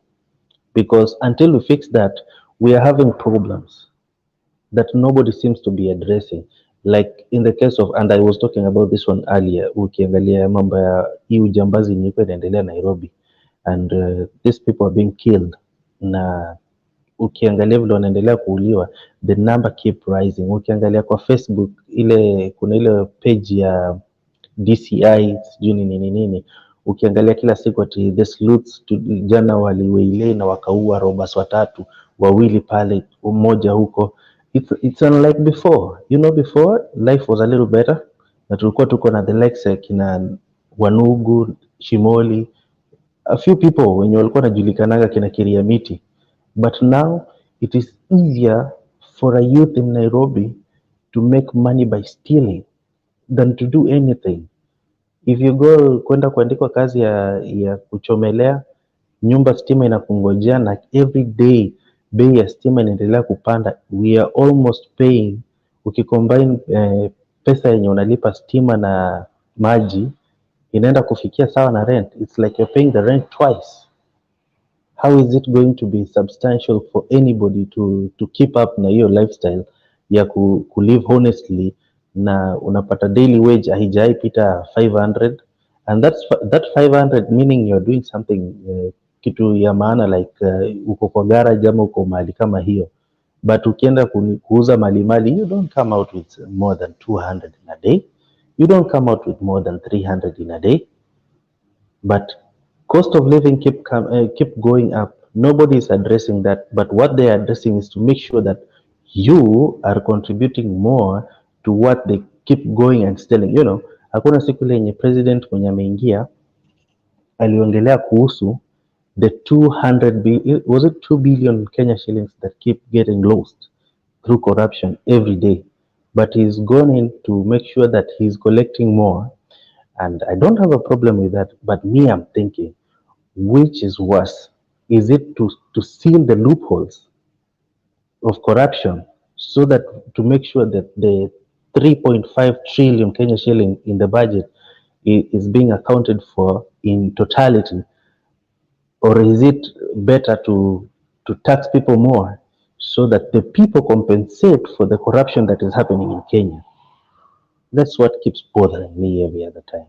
So for anybody that is out there, the likes of Kinaduk, in fact, for my message to the likes of Kinaduk ni nitawafungulia by the channels ya UDA so that we go there, muongee uongo mpaka muni influence ni wajoin upande hiyo.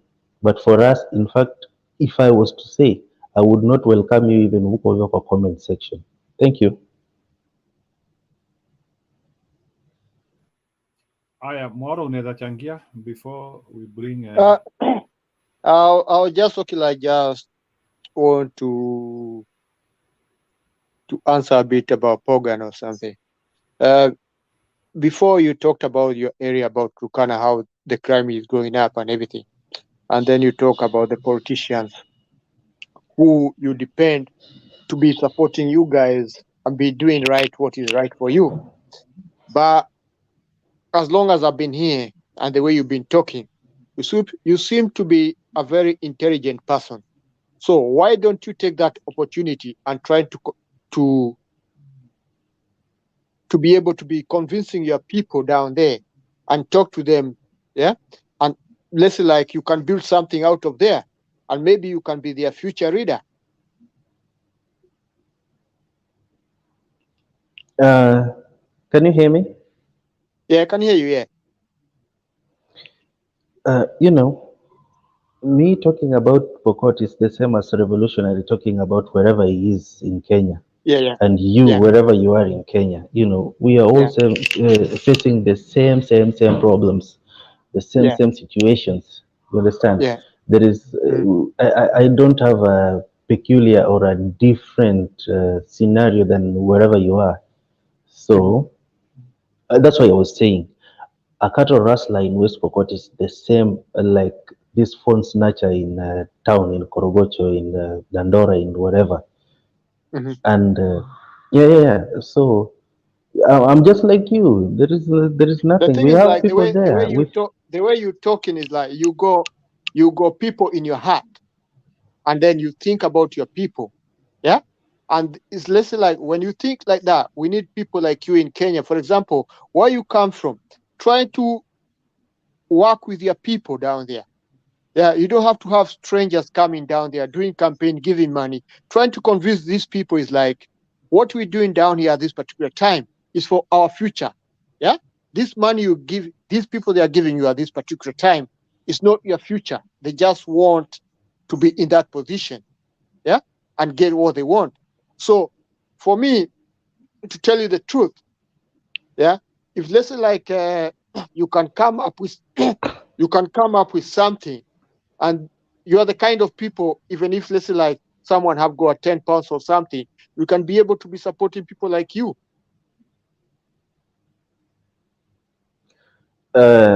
I think the best support that can never help any corner of Kenya is to have a working like electoral system so that we have the correct leaders.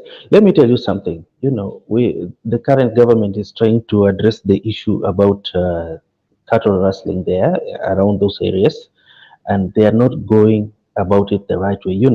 Every other day you will hear that 200 herds of cattle were stolen, like let's say from Baringo, and it's alleged to be going to the Pokot I've side, been or from the watching it. Pokot going, I've been watching it. Yeah. yeah, going to the Turkana. Do you think that is logical?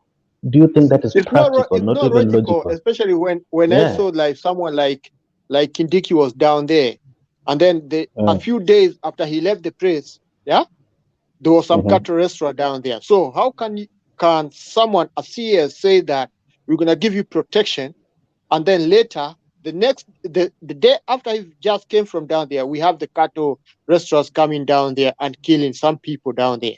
So for me, I say it's like even the CS themselves, they are not competent. They are very incompetent. Yeah. So we need people Yeah. like you, where they're gonna be questioning them and ask them. We remember you coming there here yesterday, but we haven't seen anything which you've done for us. Yeah, we haven't seen Yeah. anything you've done for us. So, for example, if let's say like a place which is a danger zone, yeah, you'll be able Mm. to go down there like a youth and your fellow youth and demand, for example, from your MCA or whatever the governor, and demand to have like a police post in your area. Brother, Yeah, let me tell cause you. Let me tell cause you that's before you even go further. protection. Before you even go Protection further, is your listen, bro. yeah. There is no one place in those places that even what do you call them? That CS could not go. There is no one place that is dangerous. Other Mm-hmm, place is the safest place I can tell in Kenya. I mm-hmm, trust that place. I can sleep anywhere there. I can go there any time of the day than go to mm-hmm. Dandora, than go to Kayole or anywhere. I'll be scared in Nairobi than there. Why? Not Yeah, because I know there, because what yeah, you're hearing here on the telly is something totally different. The mm-hmm. government is going out there profiling people. They're not bringing the right solution. I'm telling you, the kids in Kenya, in Nairobi, they need economic. Uh, they need economic room, something that they can do to make a living. Nobody wants to steal a cow. Nobody wants to have anything stolen. Everybody wants what is theirs. But when the Mm-hmm. government knows the problem, where did the money go for Aurora and Kimwarer? These In people, their pocket. we are, yeah, that place is marginalized. It's locked out economically. There was this cement factory that was supposed to be built in 2002 or 2003, sometime around that time. Uh, Mr. Raila Odinga, and I love that man. He came there, he broke the ground. They started to build a cement factory, and then yeah, they did the groundbreaking. Then come 2007, when they fell apart with Kibaki, you know what happened? Instead of the cement factory going up, they turned the place to become a quarry. Now this limestone was being taken from West Pokot, taken to Tororo to make cement there in Tororo, and not even we did not even have Pokot drivers. these children from Baringo. We do not have them as Yeah, drivers. So yeah. we are being marginalized. Even the little resources that we have. Look, Takwel Gorge is churning out electricity, is transporting it to Nakuru. What happens to Pokot? Less than 10% of Pokot is covered with electricity. So So that's those what are you the should be things that. camping. That's what you should be camping about. Because, for example, But you got the resources, but it's the resources Mhm. which is coming from your place. Yeah, you're not getting any Uh-huh. benefit out of it. Yeah, that's one thing you Yes. should be campaigning about. Yeah, and then it's like I was talking about the MCA and the governors, Mr. whereby they Chairman, get the Mr. job, but Chairman, they don't do please. their job. Okay, Uh, wacha tu Mwaura amalizie statement yake, Osoro unakam. Wacha amalizie please, 1 minute. Osoro just finish and then Mwaura finish, then Osoro come. Yeah. So that's what I was talking about, the MCA and the governors. It's like they get the position, but they don't do their job. So it's like we should have, okay, like a committee or a commissioner, which is that they say like which should be elected. It's not from the opposition or the ruling party. They should all be combined together. And then there should be, for example, one of the guys from the ruling party, one of the guys from the opposition, one of the guy who is a prominent businessman, yeah, and one of the guy who is a farmer, yeah. So this is the commissioner who should be asking questions about whatever the development or whatever the fund which have been given to you, yeah. So if, let's say, for example, your governor in your area have got 2 million, and then he ever come up with something, oh, I use this 2 million for this something, yeah, then this commissioner should be able to go to him and ask him, okay, then you've done this one, yeah, lie down to us, show us what you've done from this one, yeah. If you cannot show what you have done with that money, then that means this guy have to go to court to explain himself, yeah. If you can have young people like you, yeah, who is, let's say, like self-independent and thinking like that in their own society and thinking to help your society, yeah, we people down here, we can be able to support you guys. Uh, it's true what you're saying, but I'm trying to make you understand one thing. Did you notice that when we had elections, there were places in Kenya that elections were delayed, I know denied, that. I know and that. and Yeah. we also have some leaders that were locked out to they were made to lose, like in Central and other places, even in Rift Valley. Yeah. I know that. Yeah. Yeah, even Alfred Keter in Nandi, he was made to Mhm. lose. We had Kamket. Kamket was in Azimio, and Mhm. immediately Ruto got the power. What happened? He switched allegiance immediately, and he's no longer talking even about matters North Rift. Why? Because as much as you would want to help as a leader, here in Kenya, even I was surprised when the president went to Siaya the other day. Even Orengo, who knows that there is allocation to money allocation to the counties, they were asking for development from the president. What is happening in Galana Kulalu? Is it a county government of Tana River doing that? No, it's the county government. It's the national government. So what I'm trying to tell you is there are things like that, as sensitive as it is and as trivial as it looks like, there is a way it's connected to the national government, so that down here, even if you do anything, what you'll see is a lot of reshuffles. And many people, all our leaders, all of them, they care about getting back the power. They don't want to lose that power. So if you will get the power by shutting your mouth, sometimes become so blind and deaf to the situation on the ground, because the people on the ground don't elect you. You understand? It's like now it's the president who's going to be electing them and has been electing them. We've never had a credible election for the longest, and I believe this one at least was a little better, because in West Pokot we got a lot of the leaders that we really wanted, except for the governor.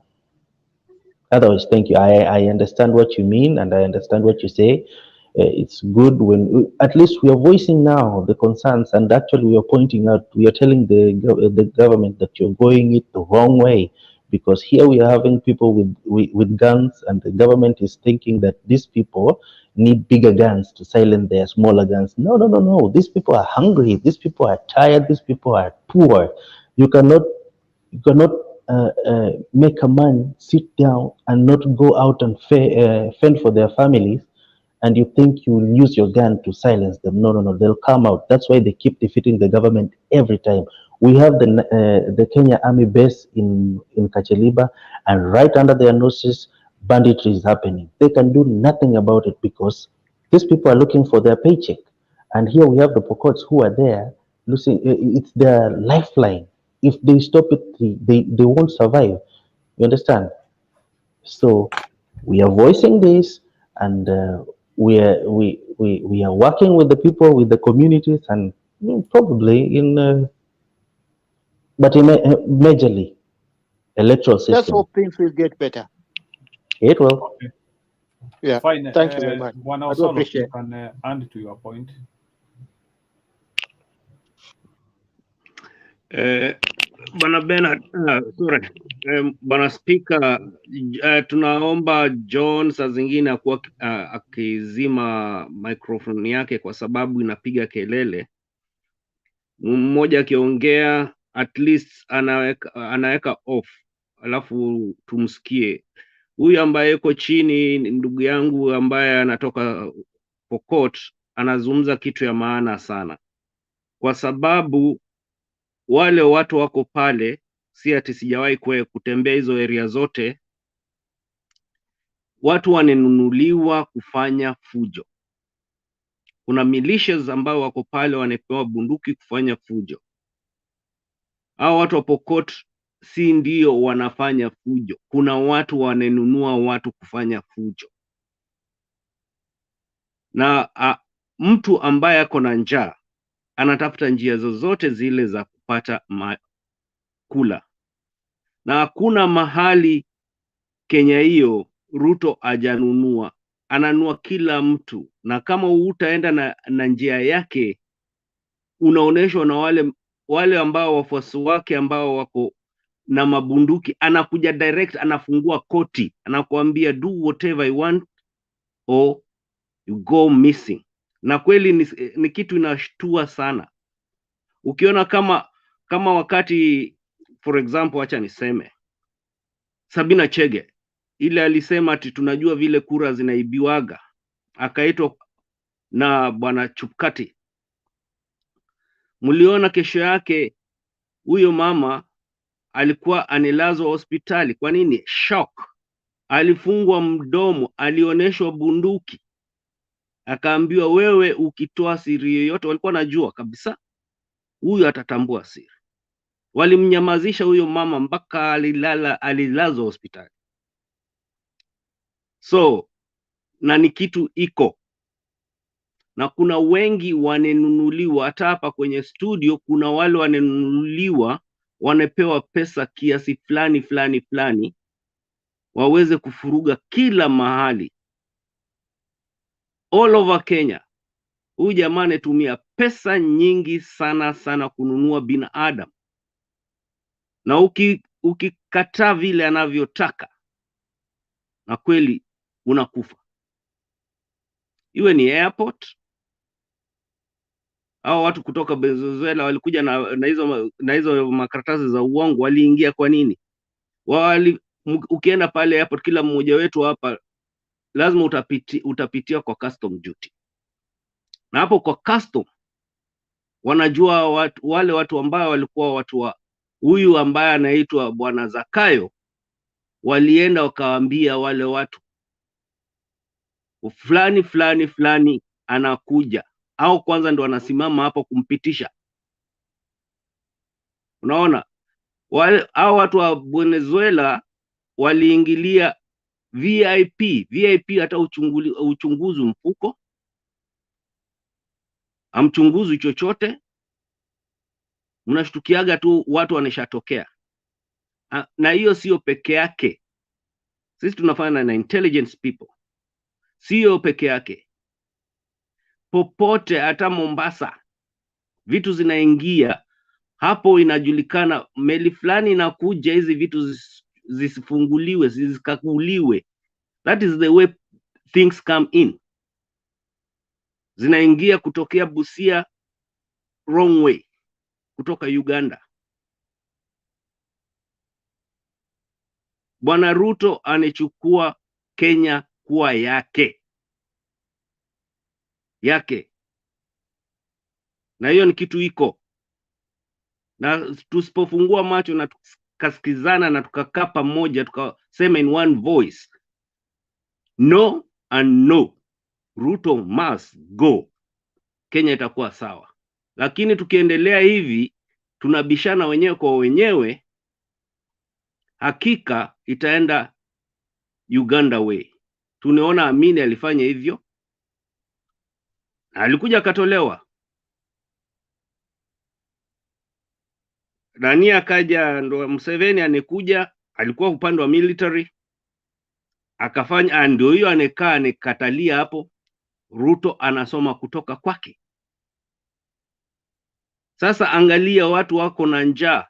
Hiyo Pokot, Turkana, vile vile anasema kulikuwa kunatengenezwa, walikuwa shaanza kweli kutengeneza simiti, ikatolewa ikapelekwa Uganda, Tororo. Ya kampuni nyingi zinefungwa. Mombasa cement inaanza kuisha. Upande ya Kikuyu mambo ya kahawa, majani, erythrum zote zinaanza kuisha. Makonge inakuisha. Huko Baringo kulikuwa kunatoka makonge nyingi sana. Ukiuliza watu makonge ziko wapi, hakuna. Voi kulikuwa na makonge nyingi sana. Makonge iko wapi? Hakuna. Watu wananunua mashamba kule, mashamba kubwa kubwa zinanunuliwa na Bwana Ruto, anaweka anafuga kuku sasa. Sasa maziwa ndo hii. Mwingine huyu ambaye anajiita sijui ndo Moses Kuria, anaenda kutengeneza makaratasi na Bwana Mganda, kusema ukweli, watu wa maziwa ya Kenya itaanza kumwagwa barabara. Na isitoshe, GMO inatoka Amerika. Watu wako na mahindi, watu wanaambiwa mahindi mnapewa 7 days, mko mshazipeleka kule, wakijua shafunga kule. Kwa hakika sisi ambayo tuko hapa, nikikuonesha mahindi ya Kenya iko hapa ni very cheap, na Wakenya wanalala njaa. Kahawa ya Kenya hapa Europa inunuliki siku hizi, ni kama kupewa bure. Kwa sababu gani? Pesa yetu inaanguka. Mzungu ananunua vile anavyotaka sasa. Wakati Uhuru alitoka, 1 euro ilikuwa 99 point something Kenya shillings. In 6 months time, saizi tuko tunazungumza vile tunazungumza hapa, 1 euro iko 138. Can you imagine? Alafu tunasema ati wacha tuwapatie muda. Mtawapatia muda mama ambaye alipata mimba wakati ya August, ako na miezi 6, inebakia miezi 3 wazae. Anakula nini? Huyo mtoto atakuaje ndani ya mwili? Alafu mnasema ni muda kidogo. Bana, haiwezekani. Na tusimpe huyu mtu chance yoyote, kwa sababu sisi tusiposimamisha hii kitu, ndugu yangu anasema wanajeshi wataingia. Na is true, hivyo ndio huenda. Jaji wa mwisho ni wananchi. Na nasema sheria zote zinapewa na mwananchi. Hao watu wote wako ofisi wanachaguliwa na kura za wananchi. Ndio kwa sababu wananchi wanapigania haki yao, walipigia mtu fulani kura, sio hule yuko ofisini. Na wana haki ya kuamua warudishiwe ule walimchagua, si ule anenunua uchaguzi. Kenya inaenda mbali sana. na hatutakubali mtu yoyote yule kutuharibia jina. Sahi Amerika inampatia bwana Ruto ultimatum, either to stop corruption ama hakuna pesa itaingia Kenya kutoka kwa World Bank, tutawekwa kwa blacklist. It's not a joke. Hey, alafu tunasema wacha hata si ushaingia Somali utakuta wanauza vitu kwa barabara ya, lakini wakora wako. Na Ruto ni sugu, hataki kusikia. Ashanunua kila mtu, anaweka kila mtu kwenye mfuko, na sisi tunaangalia. Lazima tupiganie hiyo haki. Huyo mtu lazima atoke hapo, na msipomtoa, believe me or not, itakuwa exactly kama Museveni vile anafanya. Na Bobby Wine alituonya, it's too late. Kama mtasikiza hiki kitu, Uhuru akatuonya, na wengi tunaonyiwa na watu wengi sana, na wakasema, ambaye alikuwa rais wetu akasema ya kwamba mimi nawaambia mtanikumbuka. Sasa bwana Raila ndo huyo, si ati ni yeye anapigania wananchi. Wanasema huyu mtu ndo tulimpa, kwanza sisi ndo tunamlazimisha aende, na asipokwenda kuchukua hiyo kiti tutambeba juu, tutamweka kwenye hiyo kiti. Hiyo ndo naweza kusema. Asanteni.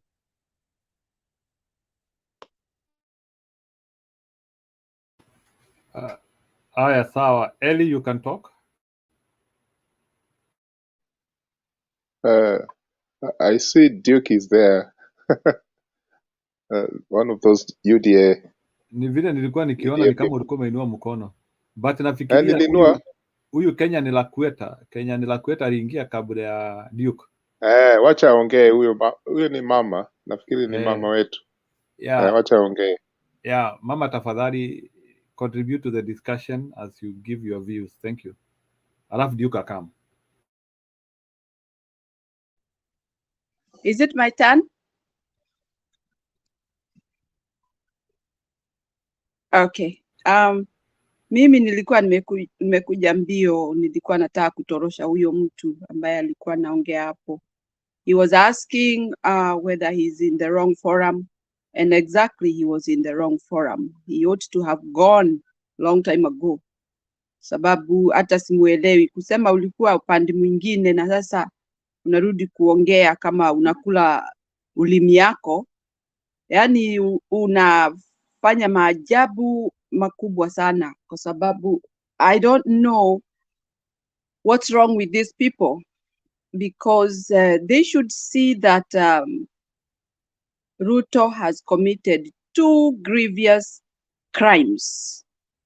1, kuiba hiyo election. 2, kutesa wananchi. Those are grievous crimes that he has committed. Na hiyo hakuna mtu anaweza msamehea. Na niseme hivi, watu wanielewe vizuri. UDA waelewe ati hata kama Ruto angekuwa amechaguliwa, hakuchaguliwa, lakini hata kama angekuwa amechaguliwa, aendelee na hizi vituko anafanya, hii mateso anatesa wananchi, the same thing will happen. The same wrath from the wananchi, he will face it. So he shouldn't say that kama angekuwa amechaguliwa ama amechaguliwa ati angekuwa in good status. There is no way somebody like that, a criminal like that, would stand in our country, whereby I know Kenyans, they like peace, they like comfort, they like security and all the basics so that they can love their country. Lakini sasa they have been denied all these things by this one person, Ruto. Ni vizuri hata nchi za nje zinaona kweli hatulii bure. We are crying because there are bad things going on. And also, even them, I think they are putting themselves in the same shoe and saying, no, we can't accept this. However, hata kama walikuwa wanaungana na yeye, washaona Wakenya si mchezo, Wakenya wanapenda nchi yao, Wakenya wana msimamo, Wakenya wana umoja, na Wakenya wanajipenda. Na kujipenda ni nini? Hatutaki kutawaliwa na mtu wa kutuumiza ama mtu ambaye anaenda kuomba ideas from evil people, dictators, ndio adictate kwa nchi yetu. Wakenya wamekataa. Na hiyo ni kuonyesha wazi kabisa sisi hatutaki hiyo maneno yake. First of all, yeye hakuchaguliwa. And in fact, he has the audacity of punishing people and even talking the way he is talking. Ninasikia UDA wakija hapo ati kusema apewe muda. Ninashindwa. Anapewa muda, nani huyo mgonjwa? Nani huyo ana njaa? Nani huyo anaenda shule ambaye atampea muda? Hii siku zinarudi nyuma? Ama siku ni kuendelea zinaendelea? Mimi ninateta kwa sababu mimi ni mama, ako na watoto ambao wanaenda shule. Niko na relatives wako na watoto wanaenda shule. Niko na marafiki wana watoto wanaenda shule. Na some did not go to school kwa sababu ya mateso ile tunaendelea Kenya. Na vile tunafanya, sisi wa Kenya tunaona kabisa maisha yetu imeharibiwa na huyo mtu. Kwa sababu haiwezekani ikawa ati mambo yote ile ilikuwa inaendelea Kenya imechange. All of a sudden, everything has been taken away drastically. Tukaachwa tunalia. I would wish if it was one person in 100 who is crying, we would understand. But when you look at 100 people, 99.9 ndio wanalia. Can you imagine how great it is? This has been invented by somebody none other than Ruto mwenyewe.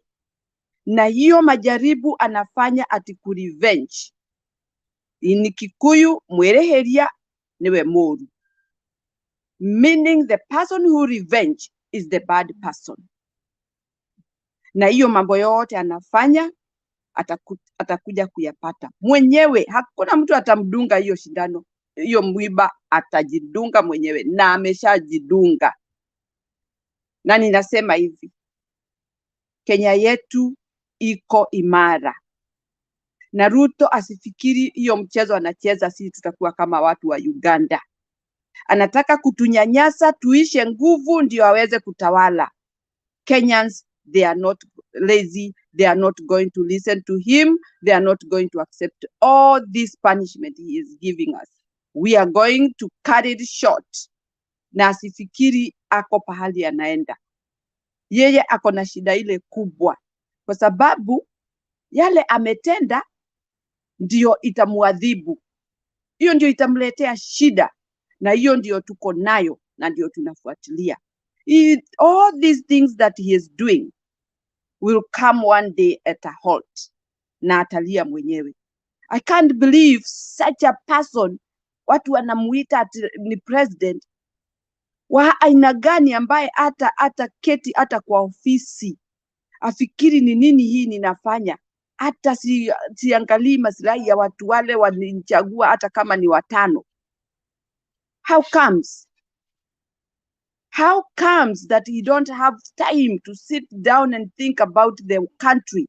The only thing he's running is to milk each and every penny. Anachukua, sijui anapeleka wapi. One day, one time, he will get it rough. And I'm looking forward for that day because I believe Kenyans are not sleeping. You are giving us sleepless night. Yours will be even 100 times or more. Because what people are going through, it's something that really you know, and you are still smiling.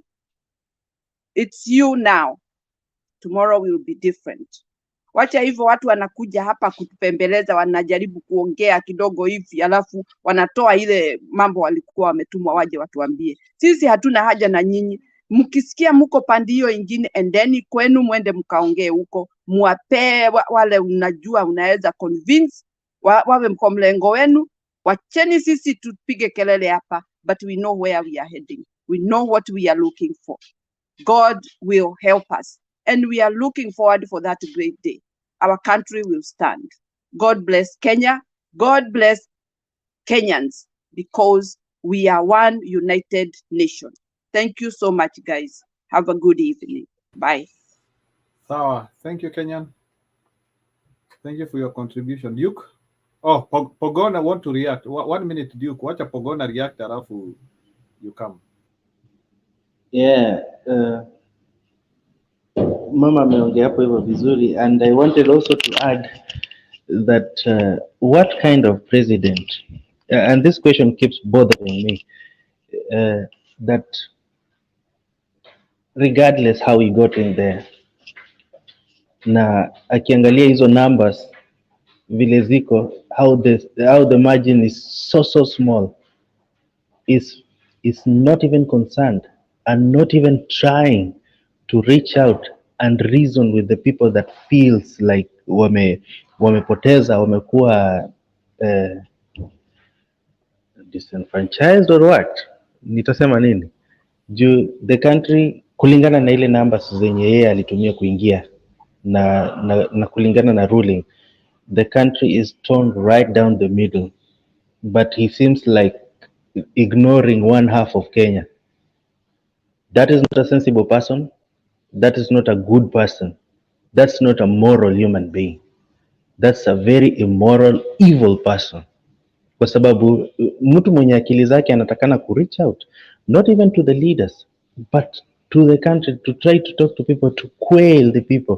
But I like it. Let him do that, because really this country needs to be overhauled. Yeah. Thank you.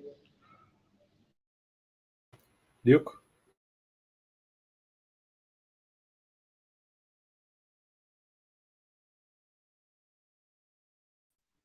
Okay, yes. Good morning, good evening.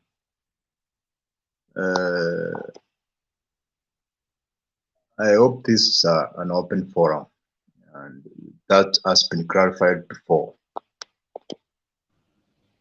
It is open forum for Ruto must go. Now, I'll continue. Can I give you time to speak, because it's in my time?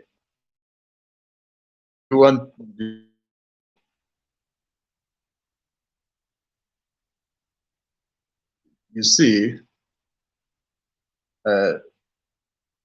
what happened during the campaign, there was a time where the people who were on the other side were criticized and thrown out of the studio. And I took time to speak with the owner of the forum, Mr. Mutembei.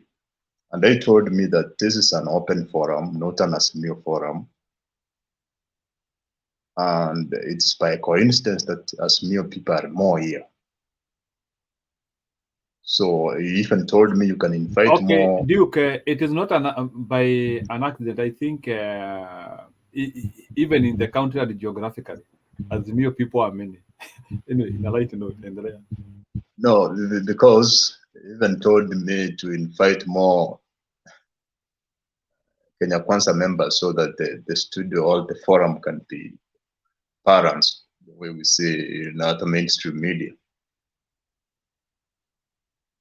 So it's unfortunate when some of you who have come here, and you have come here just on your own behalf to give your opinions, you try to claim that this is a forum for specific people, and the owner is not actually specifying that. So it's very bad when somebody is speaking or giving a contrary opinion, you try to remove that person or to interject by asking unrelated questions. That's very unfortunate. We should actually be open, so that each and every individual should be given time to express their own opinions. We are here as individuals, and we are giving personal opinions. Nobody's speaking on behalf of all Kenyans, not even the president. So we are different people with different minds, with different opinions. That is what we are. So having said that, if you consider the historical context of the human civilization, we have witnessed many wars, we have witnessed many injustices, we have witnessed many diseases. Even if you go to back as 1,000 years, even if you read the biblical texts, human beings have always been struggling with problems. Enormous problems, wars where millions are died, are murdered and buried. So that has been the world for a long period. So even if you consider just within this century, we witnessed World War I, which was even termed as the greatest war, even if there was nothing great about it. People were dying. They said it's the war to end all wars. But a few years later, we witnessed another war which was bigger, World War II. And over time, it has been demonstrated that using war, using force, using threats does not solve problems. It even makes the problems more. It expands it. That's why World War II was as a result of World War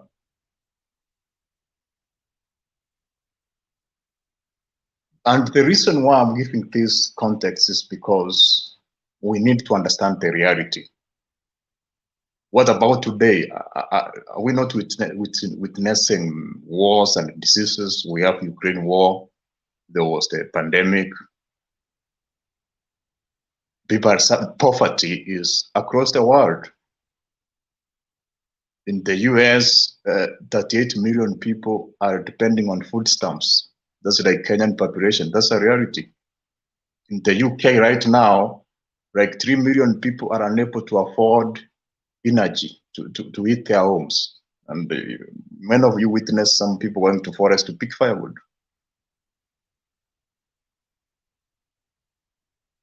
In US, almost 1 million people are homeless. They don't have homes. So we need to embrace the reality that we have issues and we have problems. And these problems are going to, the bad news is they are going to persist into the future. Even when we have been gone, I'm very sure in 1,000 years from now, maybe if the world would be there will be some poor people somewhere. So that's the reality. The problem with the current politicians is that they just try to say, I'm going to solve that within minutes.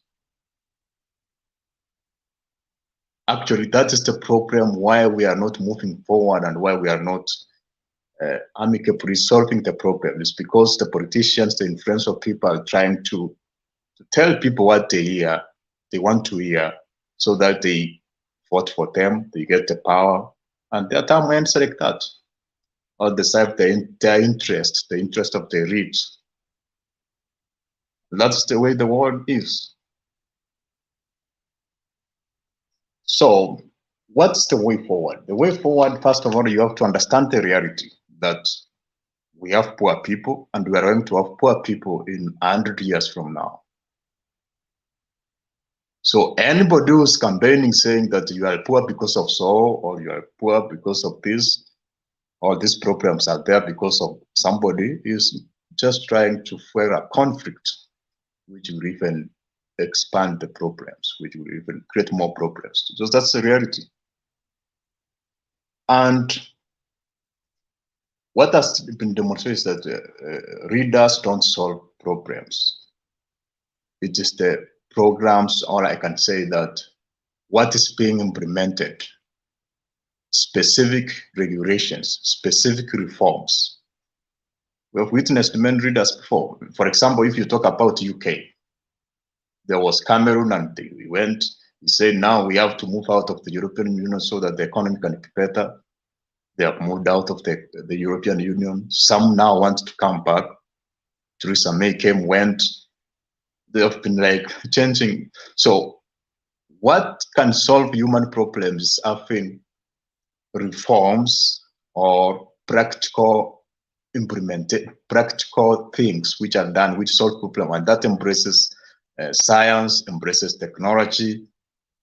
That's the only way we can solve our problems. But trying to say that somebody is going to come and do a miracle so that poor people become rich. Sometimes poverty is generational, it's going to persist. For example, if you have somebody in Turkana who never went to school and he has like 10 kids, and now those kids are approaching the teenage age, all of them will marry and have 10 kids. Now, let me conclude. I'm concluding. Give me my time. And now maybe that person has, I will take all questions after I'm done. So note it down. And maybe that person, that guy has 10 kids and the kids are not going to school. At the age of 15, all of them, they will marry, they will have 10 kids. So these are very difficult problems to solve. Nobody's going to make all people rich or to ensure that these problems have gone within minutes. They are going to take long-term strategies and long-term solutions. So you have to embrace that reality and try to discuss on what has to be done so that those people, that may be generational poverty, that cycle can be cut maybe somewhere, maybe 20 years or something of that kind. So there are issues which cannot be solved even in 10 years, in 20 years, some even they can take even a lifetime to solve. So if you are confronted with that reality, then you will know how to deal with politicians and to know when they are telling you the truth. I know they are, all of them are tempted, sometimes all of them overpromise you of the things they are going to do. So you have to be very careful so that you are able to know what's right and what's wrong, and you stop. Actually, what is killing young people or poor people is that they are waiting for manna from heaven. So they think that a miracle is going to happen for them so that they don't work hard, and then there is nothing going to change radically like that. Of course, there are reforms, and some individuals may get money unfairly, and they win, you gamble, you win, something of that kind. But that's not going to happen across many people. It needs also, it demands your personal sacrifice, personal hard working. That's how you can change your personal life. So I stop there now. You can ask questions. Do we have a speaker here? Mr. Speaker, can you concentrate to watu wanainua mikono wao kwa upande mwingine tafadhali? Unaweza kuconcentrate hapa. Bwana Duke, usije kutuambia vitu zingine ambazo hazitusaidia hapa. Tafadhali. Unasema vitu ambazo ni ngumu sana. Hata kwanza unajiuza wewe mwenyewe. Unasema maskini hawezi kusaidika, watakuwa hata maskini hata ikiwa miaka 1,100. Alafu unasema watu ambao wako kwenye walichaguliwa kuwa viongozi wawezi kusaidia watu. Duke, are you serious? Walichaguliwa kama wanasema walichaguliwa na wananchi. Kwani walichaguliwa wafanye nini? Wacha kutubeba ushamba bwana. Wacha kutupreachia hapa vitu ambayo si ya maana. Be realistic. Sawa, Duke, let's move on to Ruto tu mara moja, achana na Duke. Okay. Sawa. Hapana, lazima tumwambie ukweli. The future of our kids are in danger. Hello? Sasa unataka kushindana na kilema kukimbia? Yeah, you know, tunaelewa Duke is those people who have injured their mind into one direction. They cannot move clockwise or anti-clockwise. We hope at the end of the day he can be able to, because we have been pumping sense to him for the last 2 years. and he doesn't seem to get that sense. So sijui kama ni bewitchment ama ni nini, but anyway, people deserve what they think. So let's have naona kuna watu wanataka kuuliza kama ni reaction ni sawa. So bwana Ruto 2027, na hiyo Ruto 2027 hapana. So sawa, mwache aongee, mwache tuongee. Okay, huyo 2027 akuje, wacha Mwaura one comment and Ere one comment, then you come bwana Ruto. Oh, sawa. Sasa niko nataka kuuliza Duke. Mr. Duke is like the main government objectives, yeah? The main government aims for the economy as full employment, price stability, economic growth, the fabrication and income and stability, balance of payment. Sasa, where are you?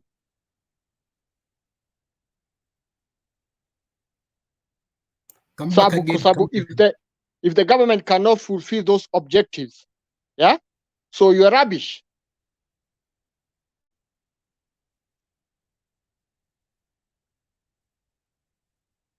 I finished already. You can answer. So can I answer? Is there another person who has a question so I can speak once? Watch area contribute. Go ahead, Eri. I'll contribute after Duke has finished. Okay, so I'll ask Duke, or I'll try and emphasize something about his own background, where he comes from, in Kisii or Nyamira County. For example, the poverty issues that is happening in that part of the world. You mentioned something there that people should not hope on some kind of messiah type of figure head coming to save the lives of people.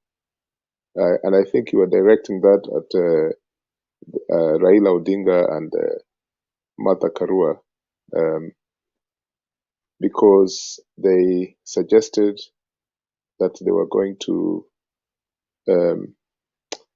from the money that is in the coffers of the state, they were going to bring in a social security system and pay 6,000 shillings to the poor, or the poorest of the poor, which in Kisii and Nyamira, you have a disaster there just like the rest of the country.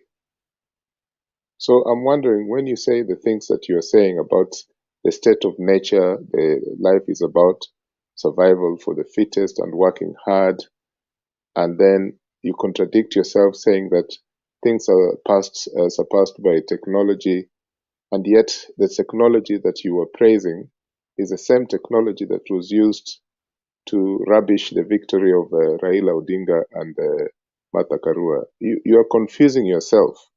And while you're doing that, you're attempting to confuse us here, but it's not working. You've tried this many times before.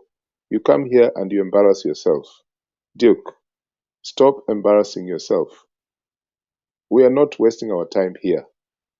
As we know what we're doing, you might think we're wasting our time here. We're not, right?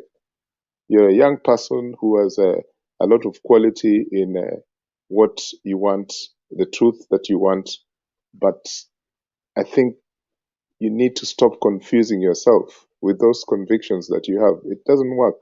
It doesn't work. How can you suggest that when some politicians were saying that they were going to restructure the economy, including a social security system, you say that some people are just lazy.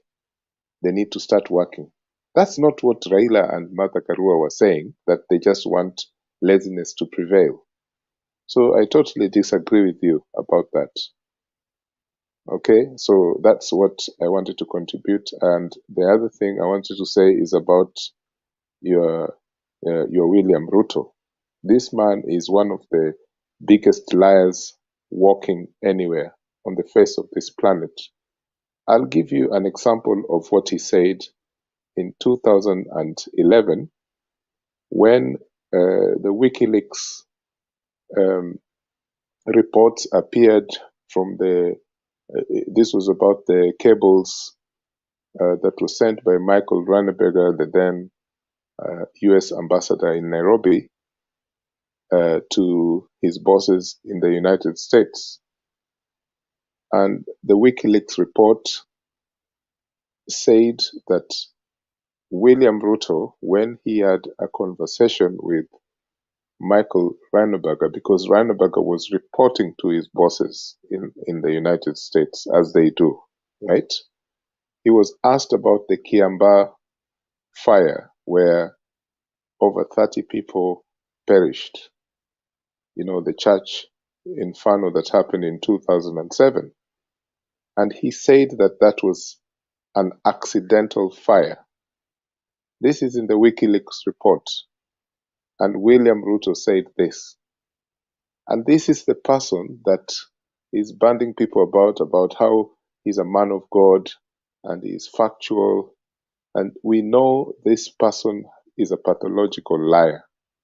Why do you continue supporting this person, yet you know he's a pathological liar?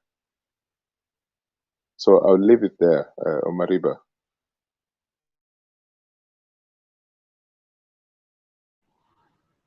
Okay, let me address those questions. Mwaura was One saying more. that yes. I believe all the questions that you were asked is for you to ponder, not to respond. So I think revolutionary, we should move on to the next.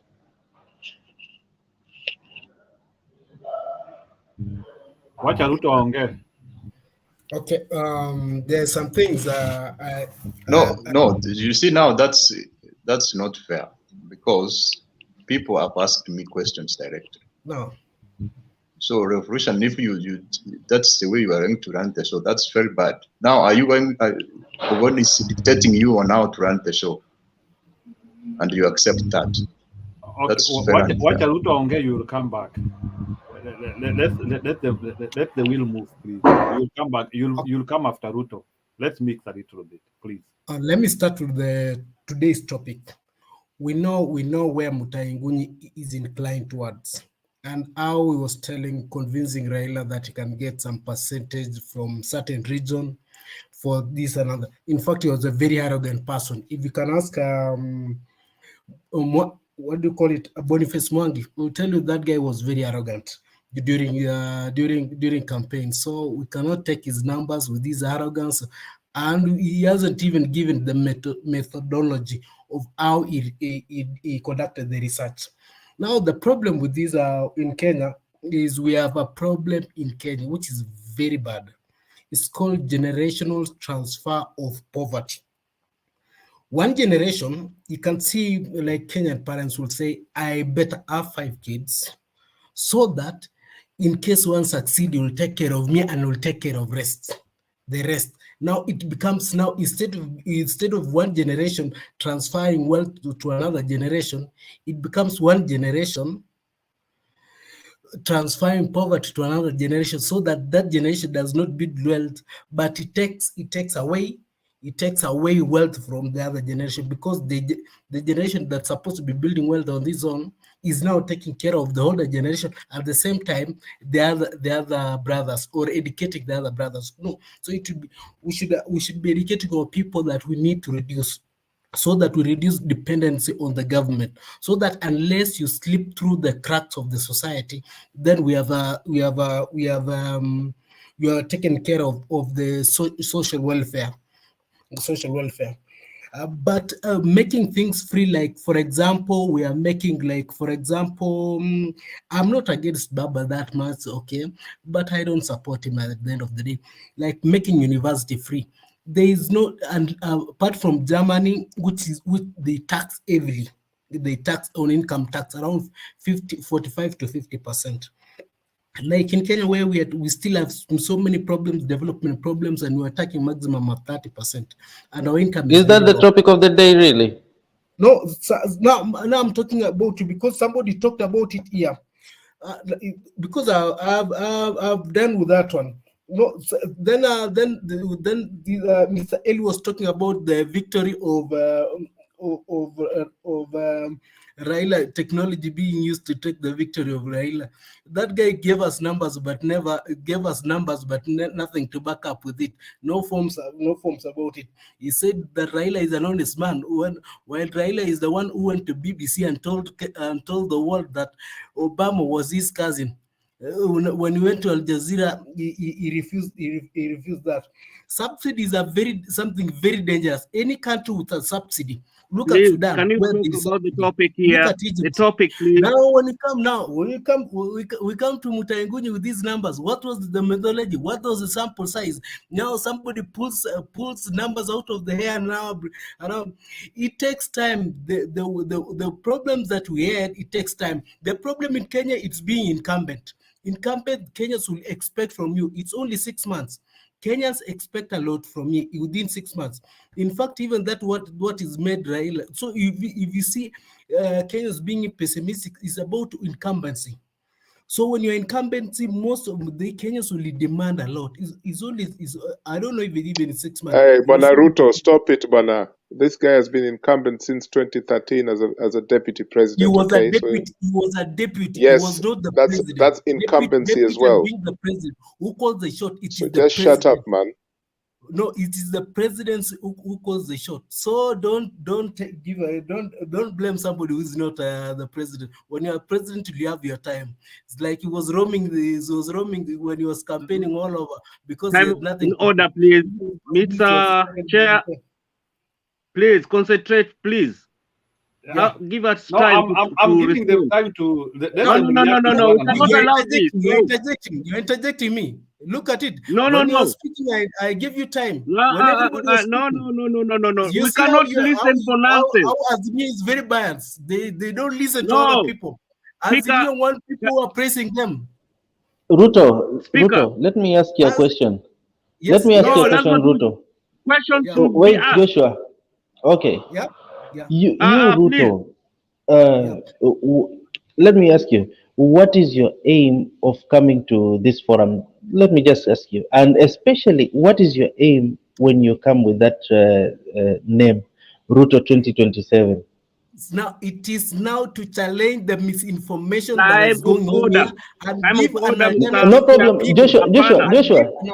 Please, opinion. no. Joshua, Mimi just 1 naishi second. Ujerumani. No. He's cheating us here. Mimi naishi Ujerumani hapa. We pay 16%. Don't tell us nonsense. VAT, income tax. No. Don't talk. Hey.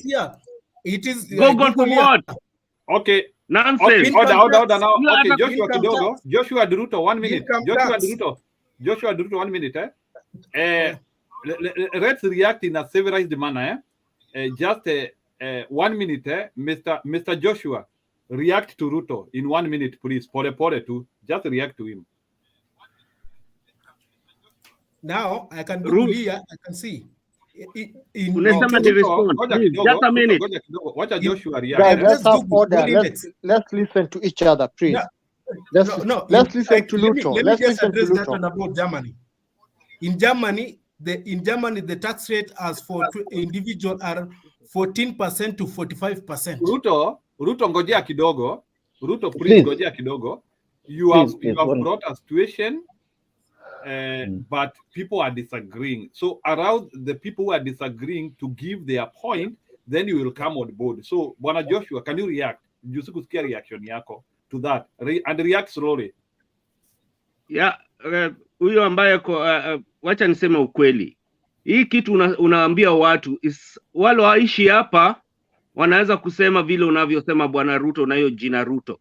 Mimi niko Ujerumani pale ninekaa hapa niko Ujerumani for 38 years. You don't tell us lies na mimi niangalie. No, come on. Please. Ladies and gentlemen. Guys. I want to hear. I'll mute kila mtu.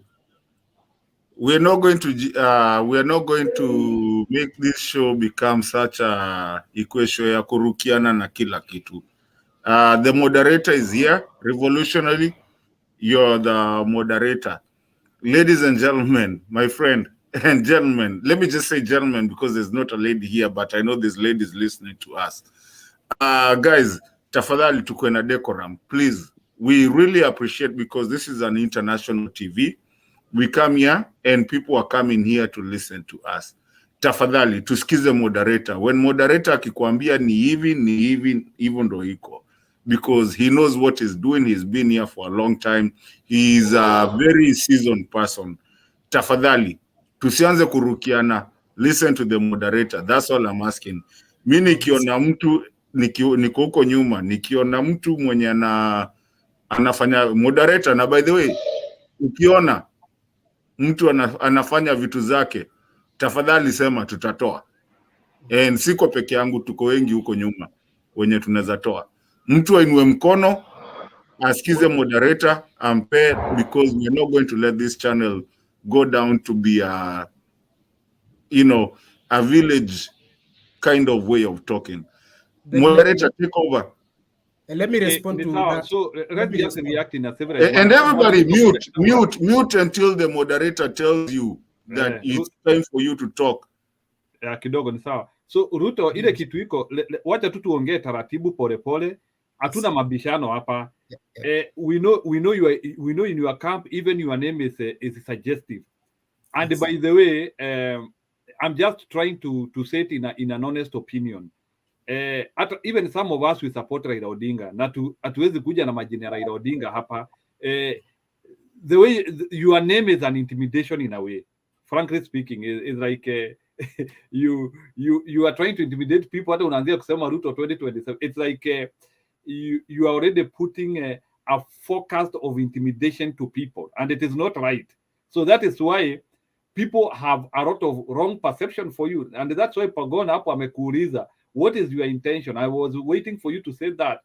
Next time ukikuja, just come with a good name. That name is not right. Let's have other reactions. So now Eddie alikuwa anataka kureact. Yes, this guy, my apologies for telling you to shut up, but maybe I should have said it in a better tone. But anyway, you have made some claims about universities and around the world. You are just dropping numbers there in reaction to what I said about a welfare state of 6,000 shillings. And in fact, I would have even mentioned free education, healthcare, and so on and so forth. So you started dropping countries here and there, and you said only Germany. Now, even in Scotland up there, people who are born or are resident in Scotland for, I think, is it 3 or 5 years, and live in the rest of the UK, they get free education at university. So there are so many countries that have this system. There is a residence fee, which is not as big in many countries of the world as compared to foreign students. Okay? So please, my problem with you is you came here with things that you've jotted down, which are not essentially facts, and that's not a way of, rebutting what people are saying in this show. And then you even went to the extent of alleging that Raila Odinga is a liar in international fora, like I think Al Jazeera you mentioned, because he claimed that Barack Obama was his cousin. Sometimes you don't understand the metaphoric language of this person, Raila Odinga. And also in Luoland, when we say that person there, Duke is my uncle, he's not really my uncle, but I can say that, or I can say Mato there is a cousin, but that doesn't mean that we are blood cousins or something like that. I think you really need to understand the context of these things that are said sometimes, this kind of maybe populist language and things like that. But for you to be here to debate with us now, the way you're doing, at that speed, like Speedy Gonzalez, right?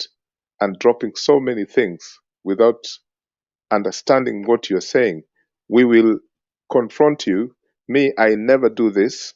But when I hear things that are just dropped like that, we will deal with you, right? And also, you know that this is not a UDF forum. Yes, we're supposed to be neutral, we're supposed to be unbiased, but you cannot get away with the way you're fronting things without facts. We will not accept that, So good luck to you. Try again, and we're still here. Thank you.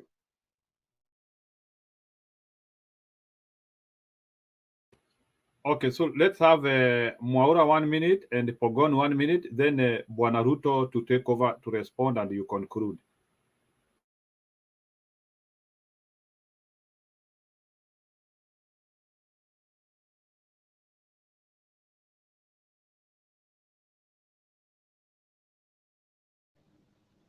Mauro, commute. Unmute your mic. Mr. Ruto, you should understand one thing is like when the government take power, yeah, they become like a parent, your dad, your mom, yeah. So they got responsibility to take care of the nation. It doesn't matter whether you are Ruo, whether you are Kisii, whether you're Kikuyu. They have responsibility. Like a Kenya, if is a Kenyan government, also Somalia government take care of Somalia. Kenya government take care of Kenyans. Yeah. So Ruto came to power. He got objectives, and the same thing I asked Duke. Yeah. The main government aims for the economy are full employment, price stability, economic growth, yeah, and distribution of income and stability, yeah. And then you mentioned about free education and everything. You mentioned about some other shit which I did not understand. There are so many countries in this world which give their citizens free education, yeah. I live in the UK, yeah. Education in UK is free, yeah. Then let's talk about welfare, yeah. When you talk about welfare, everybody in the UK is entitled to welfare. You can work, but when you lose your job, you are entitled to welfare, yeah. At this particular time, yeah, we having hardship about the gas or whatever, but the government is giving us money to pay the gas.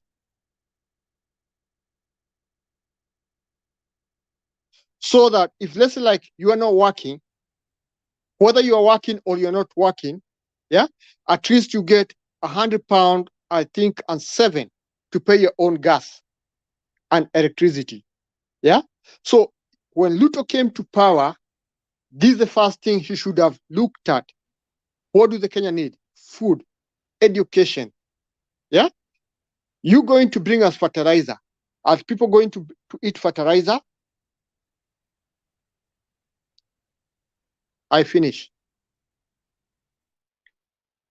Revolutionary Chair, can I jump in there just very quick through you to James? Then we have I just wanted, James, I just wanted to add there on top of what you've said, just to allay the fears of these people who are against the social welfare system in Kenya.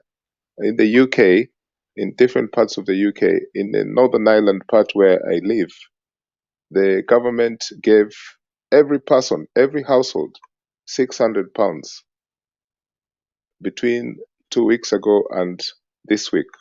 Those who haven't got it will get it. It's not means tested. You could be a billionaire or a person earning £1,000 a month. You're going to get that £600. It's not because the government loves you. No, it's because it is your right. It's your right. It's your human right. It's your right. Your human right. Social justice. For example, like now, the way you said it, yeah? Every month, I'm getting, okay, for example, £107 to pay my gas and electricity. It doesn't matter whether I'm working, whether I'm not working. James Mora, you're going out of order. Please. Oh, it's okay. Let's keep the channel the way it goes. Let the moderator to say you can lift your hand, and the moderator will see you and do it. Let's keep this thing very cordial, please.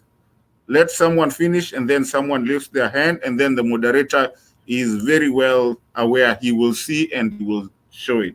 Tafadhali, let's not make it a village talk. Thank you. Mr. Moderator, back to you. Okay, sorry. Okay, sawa. Pogon 1 Do I minute finish? alafu Ruto sasa. Do I finish what I was saying? Sorry, guys. Okay, sawa basi malizia dakika moja please. Yeah, okay. And also apologies to villagers, because Mato villagers are also good people, you know. So I'm just trying to be a bit the villagers are the smartest. So what I was trying to say there, to allay the fears of people like Ruto 2027 or Duke, is that when this cash is not means tested, it means that rich or poor, when there is a crisis such as cost of living, it does not matter whether you are the richest or the poorest. And that's what most of the Western countries are doing with the little money or big money that they have to support their people during these difficult times. So my point there is very clear, right? That the welfare state that was being promoted in Kenya was not a joke. And when Mr. Odinga said he knows where the money is, the IMF and World Bank and the cartel obviously did not want that to happen in any African country. No social security, because they still want to go with their business of the charity industry in Africa. Thank you.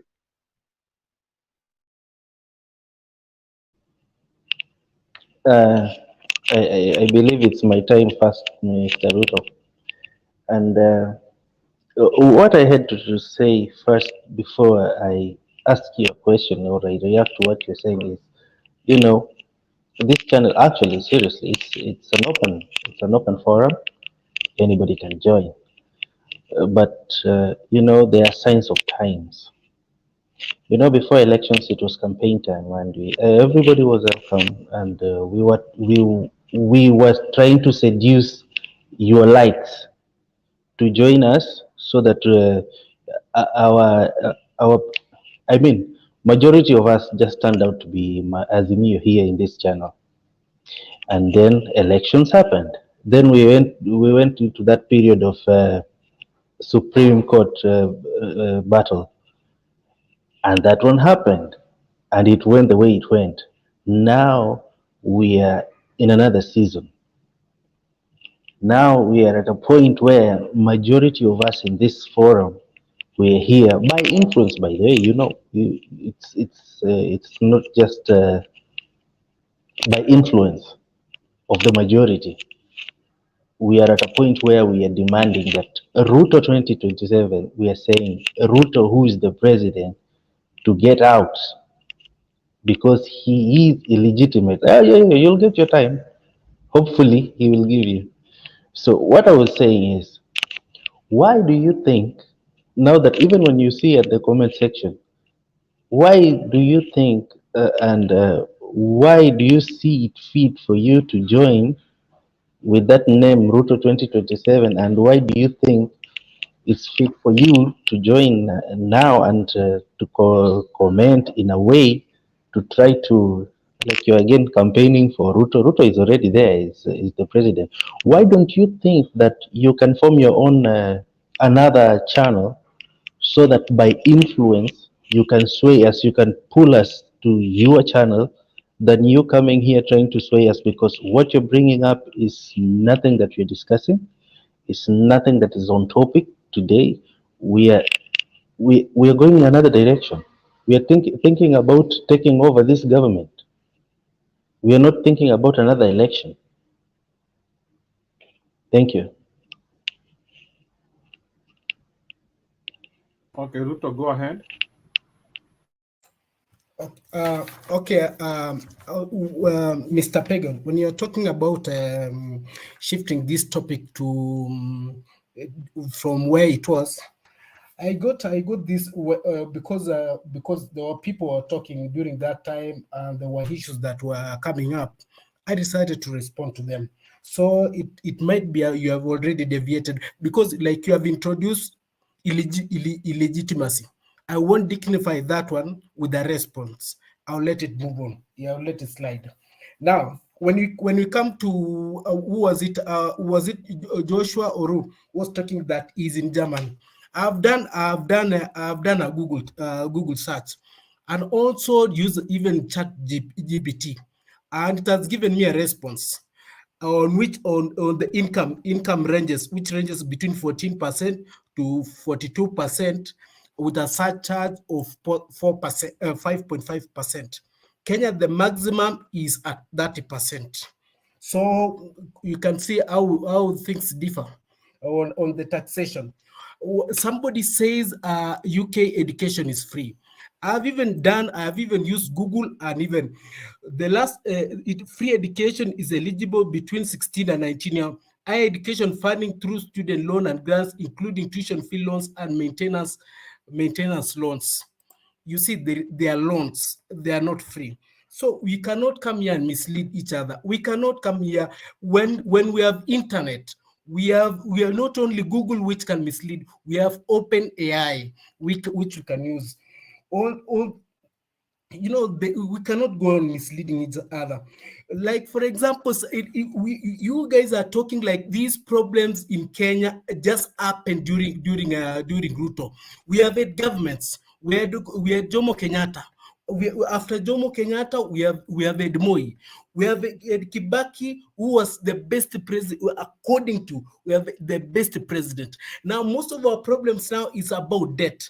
Debt has accumulated between the year 2013 and 2022. Who was the president? In fact, the last 3 months of the presidency, when the other guys were running, there were more debts that were being acquired.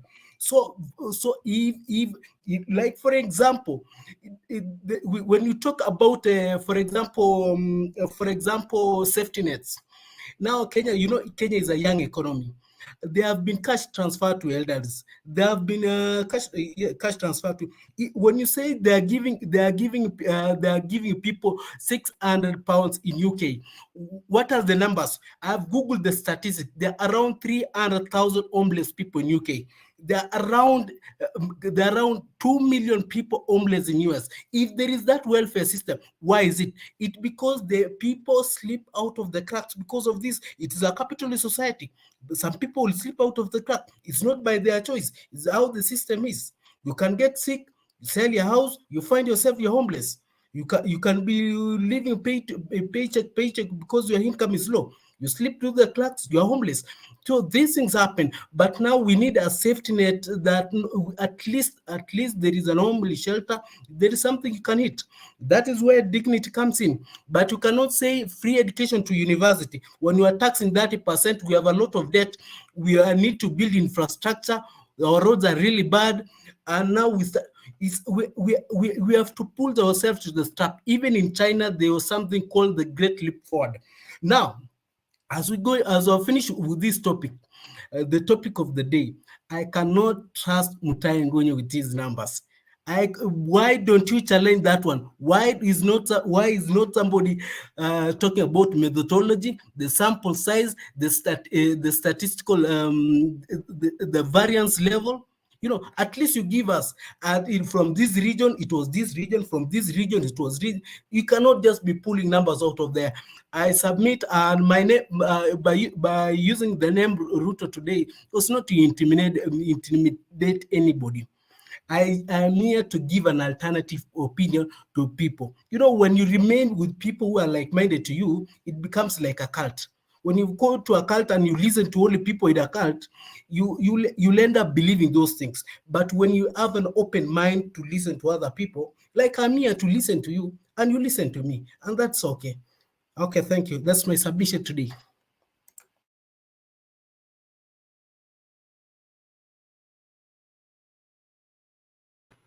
Sawa. Let's have Ndusi. Maswali baadaye, please. Let's have Ndusi, please. But I was to address specific questions because I want to move out. Okay, ni sawa. Ndusi mupe dakika 3 alafu utakaa. Si yake tulimaliza bana.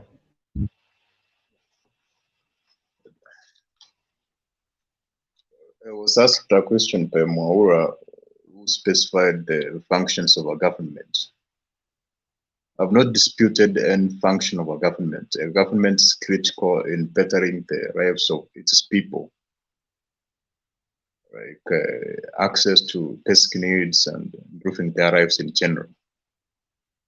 If you listen to me carefully, what I said is that individuals also have a part to play.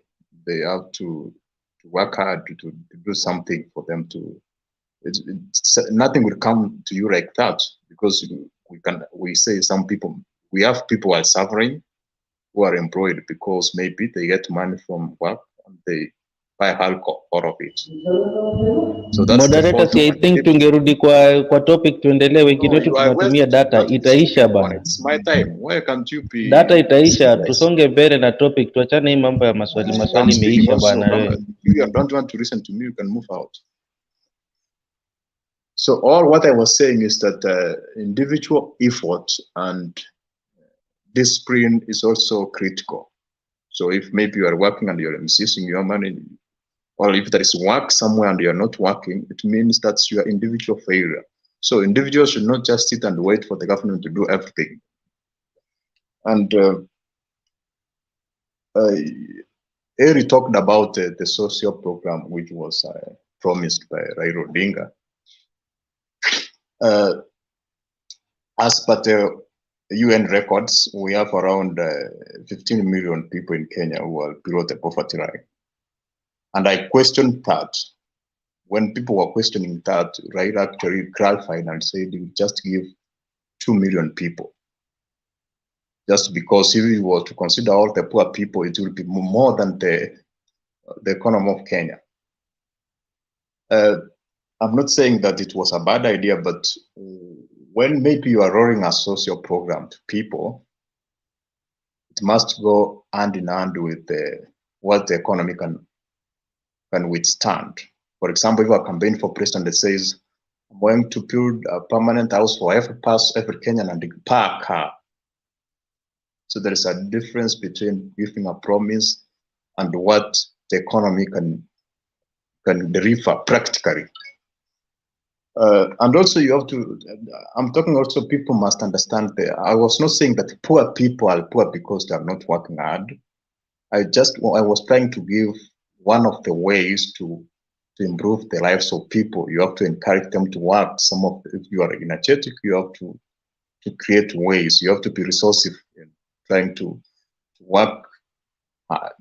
Actually, if you have to understand what the economy means, money, and money, what makes money to be money is scarcity. There must be an aspect of scarcity, meaning it must be away from you and you have to put some effort for you to get it. So if there is a scenario where there is no effort, then the economy will collapse. Because for example, if each person has money, who can go to be a nurse somewhere in a nursing home to take care of somebody? Because you have plenty of money, you can stay at home and watch Netflix, something like that. So effort goes hand in hand with the economy. So people must also work hard and try to make their ends meet. Also, he was asking why I'm supporting William Ruto. Because maybe he has issues. I know actually each person has specific issues. Even me, I have issues. Even you have issues. And when we are doing a political choice, is about who's better among all these. So personally, I preferred Ruto over Raila Odinga because of many personal reasons. But that does not mean that he's perfect, he's 100%. So if you are trying to say that you have to wait for somebody who's 100% so that you can cast a vote for him, then there is none. So that's what I can respond.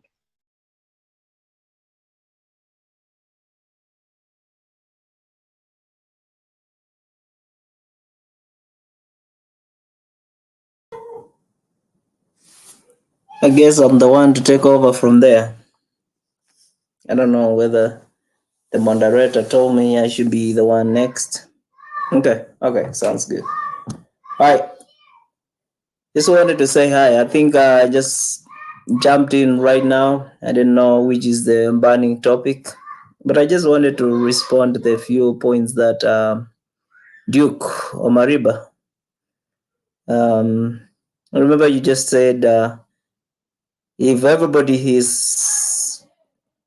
has money, who is going to do the small jobs? So do you mean there are some people you have to step on their shoulders to stay down there so that some people can do some jobs? Everybody want to be who do you cherry pick to be down there? Who do you want to be the Mama Boga and the other guys to be the Boazis of of our community? So everybody wishes everybody to do well, and we can all fit in the middle class, even not higher than that. So, and then interesting, maybe I just going to respond. I have to say something about somebody 2027. I don't know the other name, what it says, but I just jump on the 2027. I cannot say the other name. It's too hard for me. But surely, I know Mr. Itumbi has disciples up here. Dennis Itumbi is in this place. And he has more than one disciples up here. And we'll talk, we'll deal with them. But can you imagine what a distraction if you are supporting the guy that proceeds 2027 and you start campaigning, because that's just like a campaign slogan. That's a distraction for real. But I know you're excited. You just want to cause a little bit of, star, and it's good, it's good just to be the topic. You choose a name to provoke us. We are neutral. We did say if I came up here and start saying, Raila or whatever the other guys, actually I should be Wajakoya. We start selling snakes up here and marijuana. But man, that's not a good choice of name unless you want just to be campaign, but not much. But anyway, I'm new to you, so I just say hi to you, Mr. 2027. Greetings.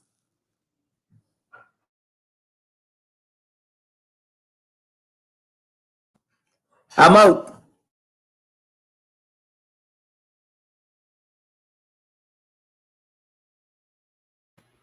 Sawa. Let's have huyu Kenyan with love ni mgani huyu? Oh, Matu wewe hujatoa point. Toa point sasa. Toa point.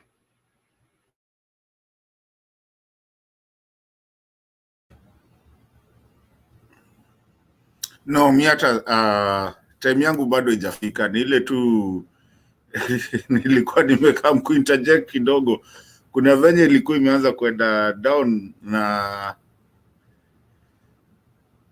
I guess wacha tu niseme point moja which is non-related, and I really apologize for our viewers. And nakuda mkono. James, did you want to say something? I can see James saying something. Yeah, it's like I just wanted to. Oh, he's gone now. Oh, he's gone. Okay. I just wanted to come and say, my own thing, mi nitakuja tu baadaye. I just want, and I can see Makiadi is here now also too. I just wanted to say, guys, just like we've been talking throughout the day, is that sometimes when we come here, please, let's respect the moderator and let's have a decorum, because this channel is being watched by a lot of people. We had someone from Germany today telling us that it's being watched from a bar, somewhere. So I'm asking, and I'm respectfully asking, even the guys Kina Duke, when you come here, tafadhali, let's respect the moderator.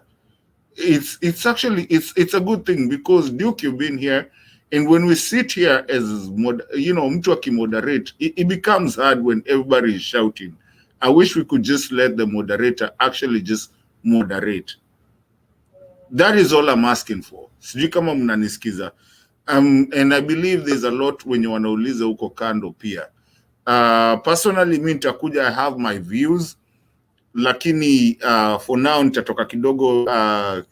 Kuna moderators hapa, lakini tafadhali tukikuja, even if you are of a different opinion, tafadhali let's just be easy and nice, tusikize moderator. Inua mkono kama ni kuinua mkono. Me, that is what I'm doing. Mwenye atanchukia nichukie, because we are not gonna, kuna jina nimeambiwa nisiseme, lakini because I try to respect everyone, and I believe all the moderators try to do that, and everybody in this channel try to do that. So please, hata kama we have difference of opinions, please let's not make it a shouting match. Hiyo ndio kitu ilinifanya niingie haraka, because there's a couple of people that I was gonna kick out mpaka ni and that's all I'm asking the people that come here, wale watu wa UDA, watu wa Azimio, sisi wote, hii Kenya ni yetu. Whatever we're doing for this Kenya is for us. The people who fought for our independence did not have places like this where they can come and talk. So please, I'm asking to hiyo ndio kitu yangu nikiuliza leo. Other than that, sina mambo mingi. I'll come back and I'll give my submission later on. Thank you, Mr. Moderator. And Stone PK, nice to see you. Richie, thank you, nice to see you. And then tuendele, people in the comment section, we really appreciate you. Nyinyi wote, Pamela Kageni, CK, Elizabeth, everybody that is out there and everybody that is listening to us, even if you're not on the comment section. So basically, that's all I was asking, so that at least we can have a candid conversation about Ata Mise, long time no see.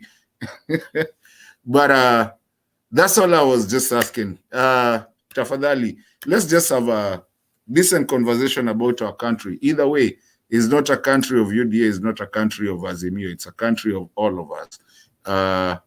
I'll give my submission later. I don't know who's going to take over right now. Joshua Solo, I really appreciate you so much. Asante sana kwa zile unatupatia huku. We haven't met. Na kuonanga tu niki huko kando. So, Richie, are you taking over? Nani anaendelea ama ni moderator bado anaendelea? I don't know. I know I'm not continuing. I know I'm leaving for a minute and then I'll be back in about a few minutes. Ama Stone utachukua. Richie unanisikia? Nakusikia. Can you hear me? Stone.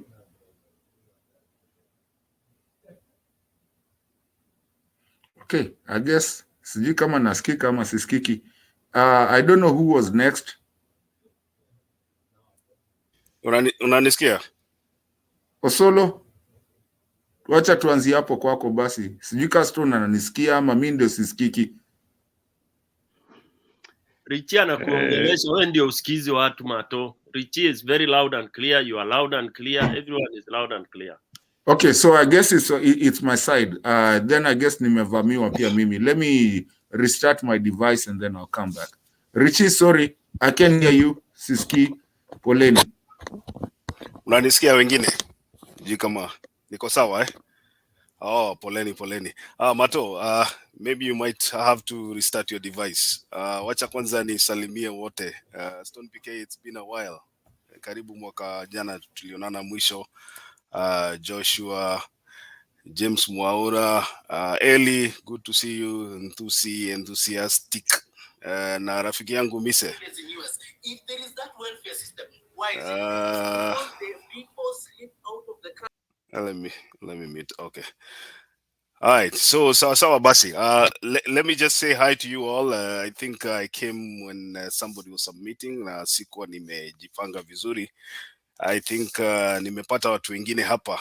Missy, I think you came before me, so I'll give you an opportunity to give your submissions, and then we can go. Tunaweza flow namna hiyo. In the comment section, it's good to see you all. Wale ambao mnatuma salamu tunawaona sana. Domi nimekuona hapo, asante sana.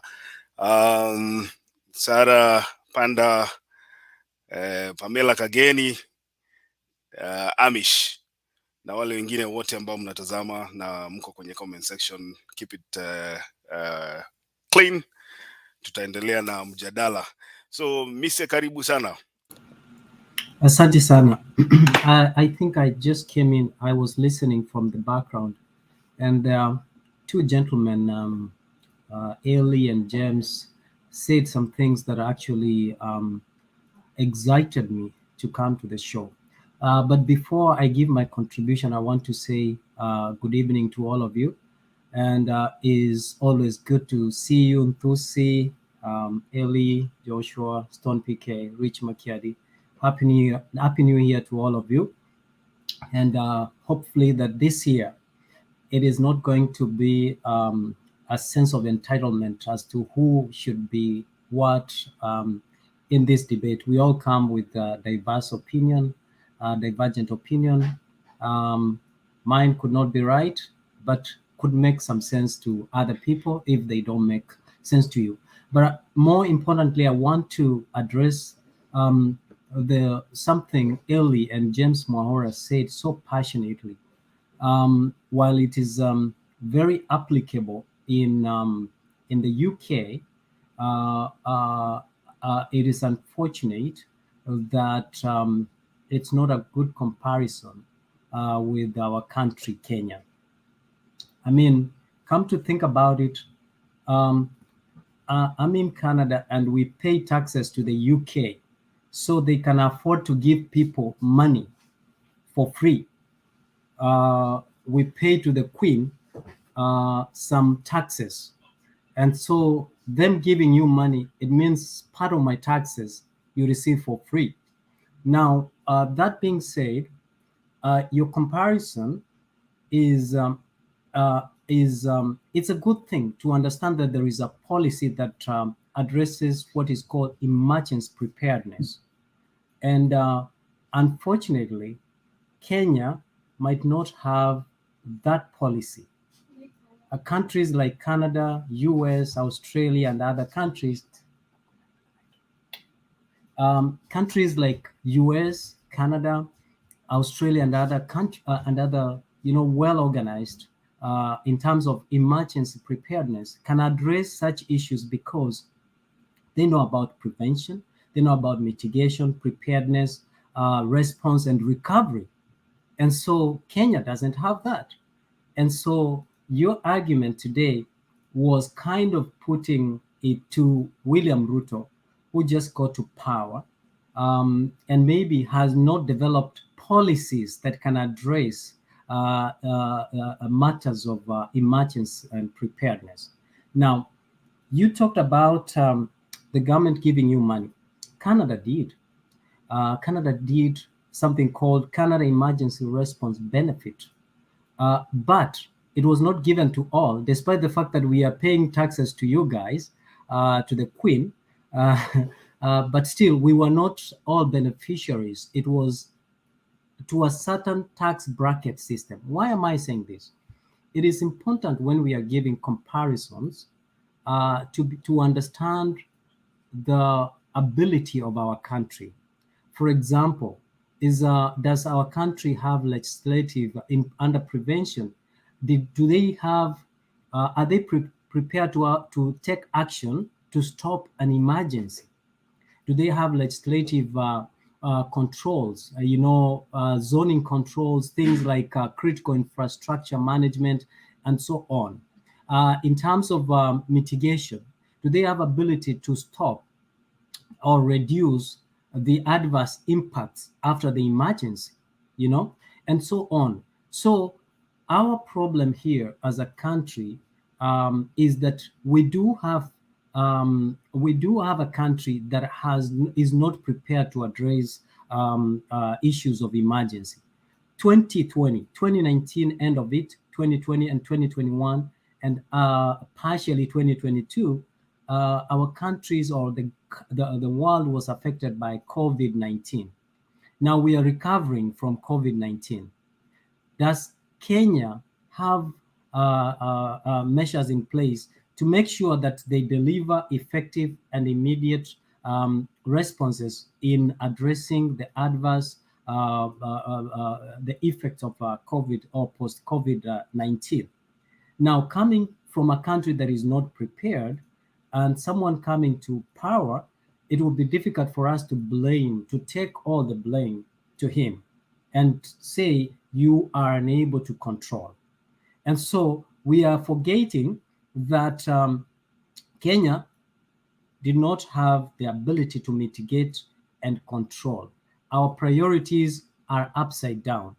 And that is why I think the government needs to sit back and come up with policies that will address like when we have any emergency, God's acts like drought, famine, floods, and so on. We don't have those. And so when going forward, what I want to hear from both the Azimio and UDA is not about elections. I want to hear them talking about how can we address the poor condition or the poor living standards of the common mwananchi. They have to pull together. The time for election is over. The time for illegitimacy or legitimacy is over. The critical issues now, how do we put food on the table of a common mwananchi? That is the priority. The upside down, talking about election reforms, is not a priority. While it's important for us to talk about election reforms, we have to look at it from different perspective. Is it urgent or is it important? Is it important and urgent, or is just important that we talk about it, but it's not urgent for us to address it? So for me, the way I look at it from where I sit is that we need to address how do we create jobs? How do we reduce the burden on mwananchi? How do we put the food on the table of mwananchi to stop struggling? Some of us speak from a comfort zone, not knowing that there are people who sleep, they don't have a roof over their head. They don't have food on the table. How can we address that? How can we help the government in place to address this issue? If we say that we are going to the streets to talk about a stolen election and forget about people who cannot afford food, then it means our objectives are selfish. And that is what I would suggest this evening, that, well, if there are issues with the past elections, it's important that we address them so that they don't recur again in the next election. But it's urgent that we address the food and inability of every other Kenyan not affording the basic needs. I think I will stop there for now and contribute as we continue. Thank you. All right. Thank you, my brother, Missy. I think somebody has a question for you or rebuttal. Ellie.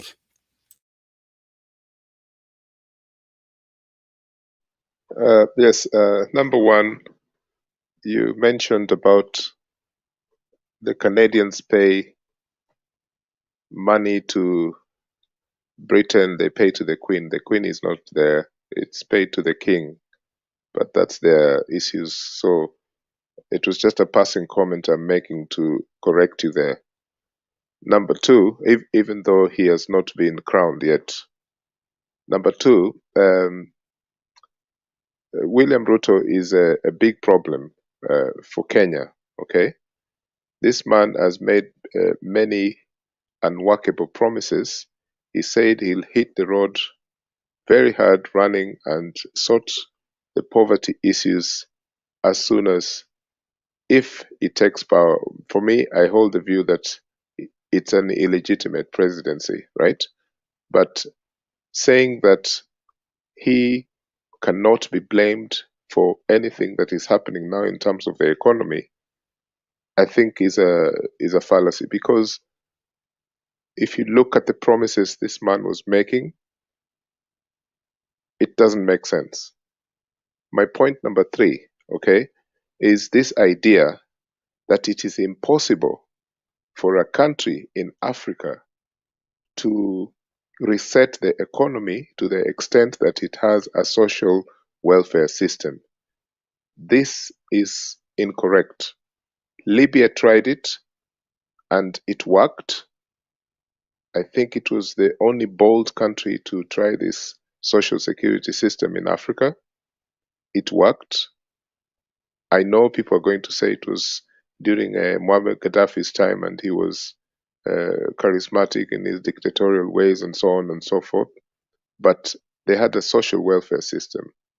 Now, when Raila Odinga pledged the economy should be changed towards that direction in terms of people's welfare, in some cases where he was making the speeches, he was talking about the poorest of the poor, and in some cases, he said the poor, the single mother also, and the young persons who have finished college or school who can't get jobs.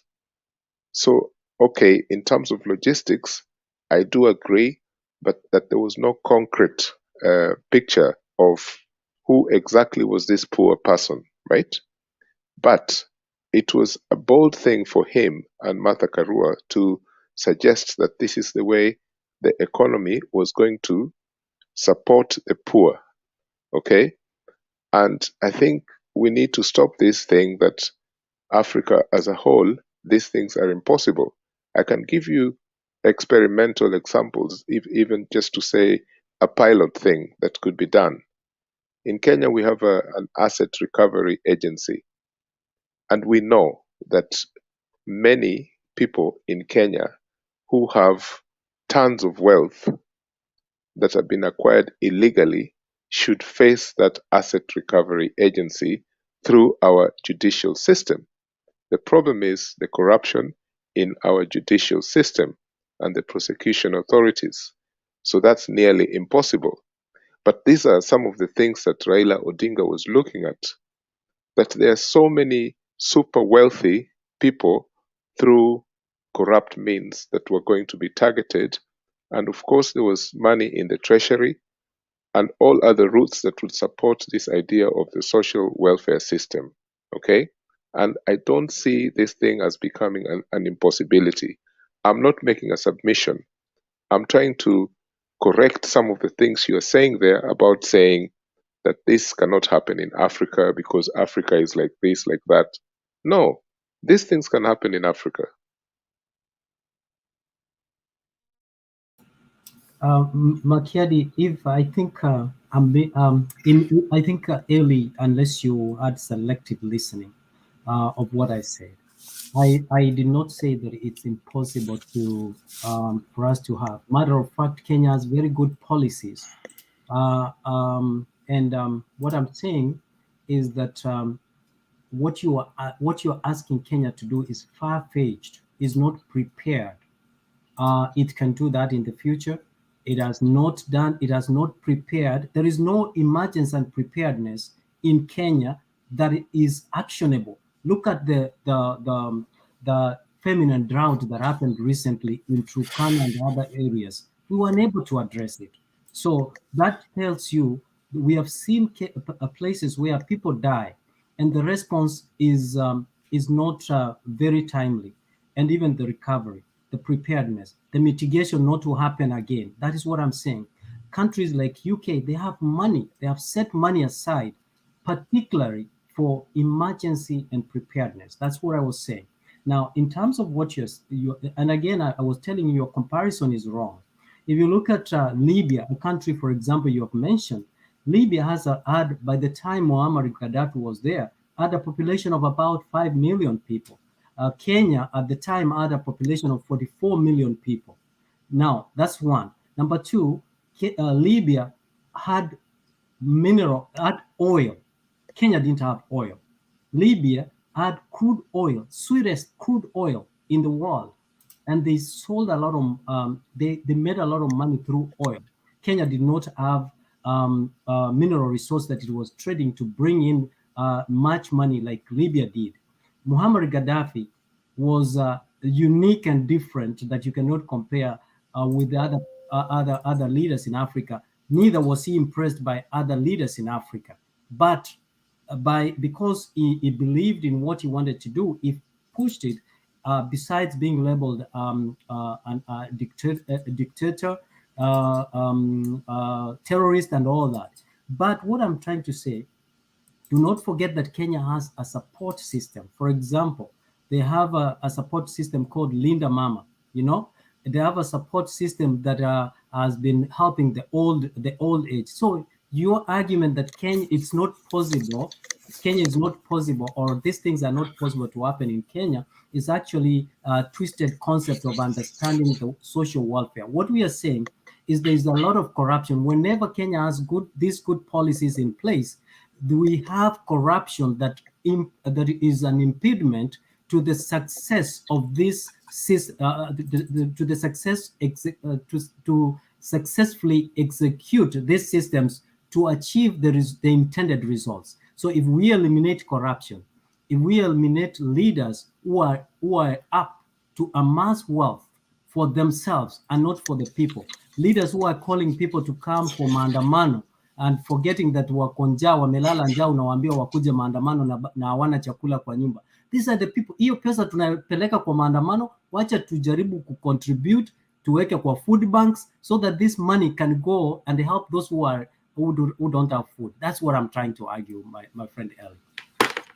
Okay, Miss, your line of argument is very strange today. I'm wondering ile pesa inawekwa kwa maandamano unataka iwekwe kwa food bank namna gani? I don't know where this kind of thinking comes from.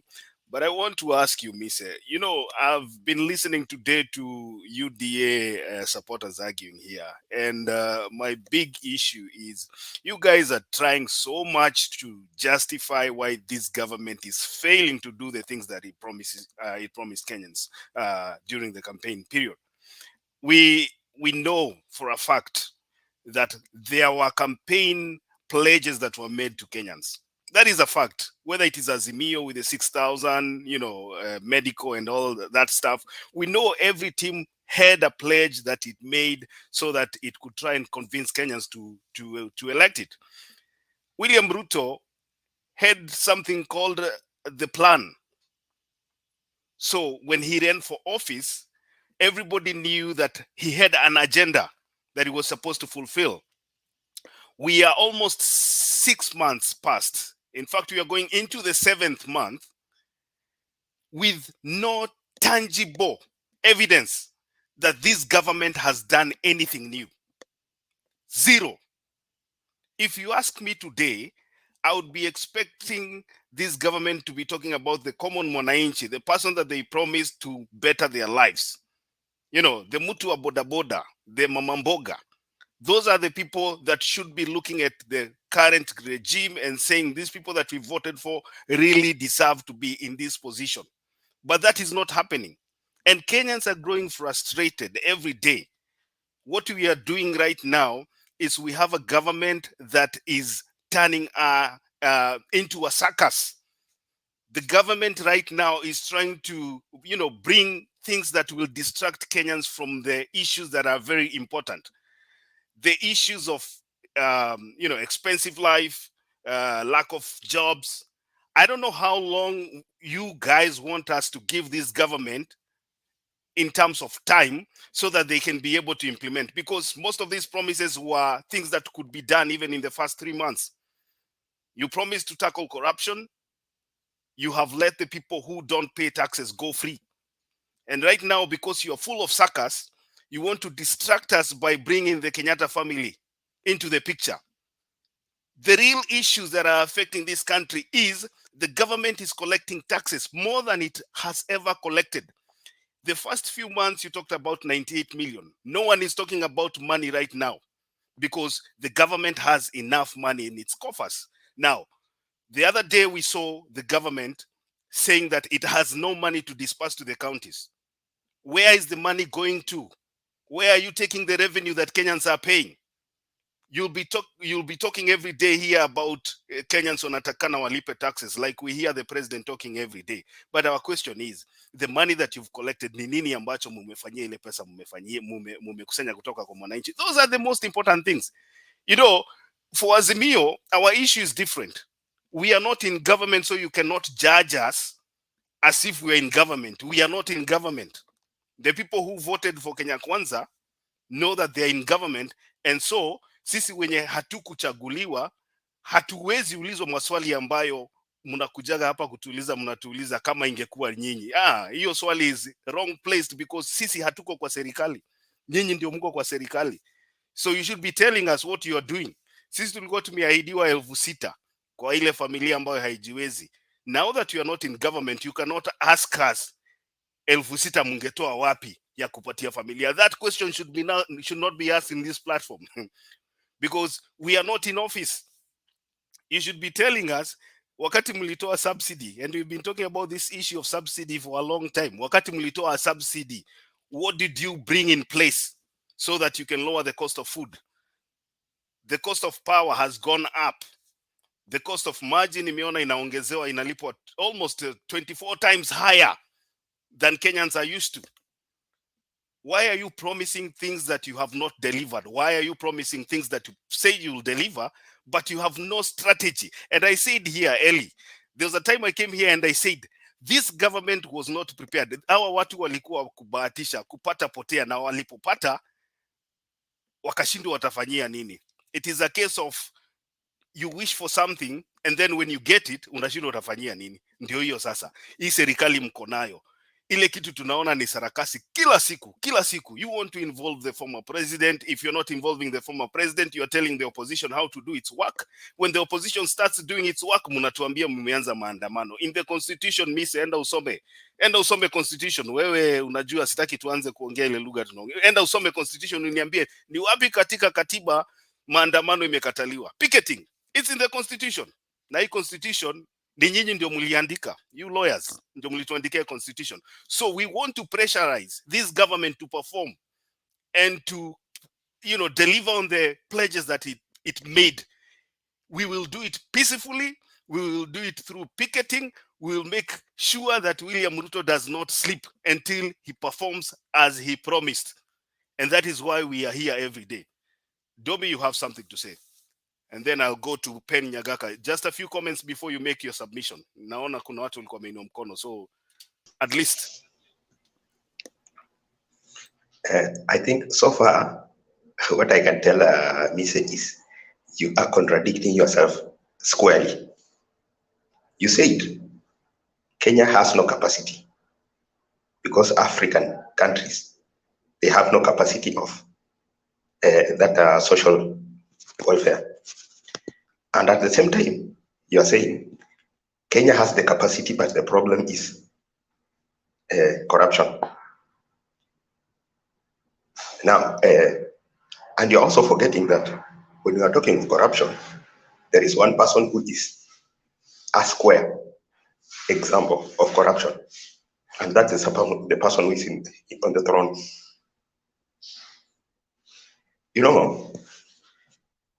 I think the problem, Richard McKiady someday called some of your submissions very academic. I think it's now becoming elementary. You see, you cannot talk of. I think what the picture you are trying to bring here is that Kenya should not even struggle to try to put on or to do anything about social welfare, because it should continue knowing that it's unable. That is now what we used to call mediocrity.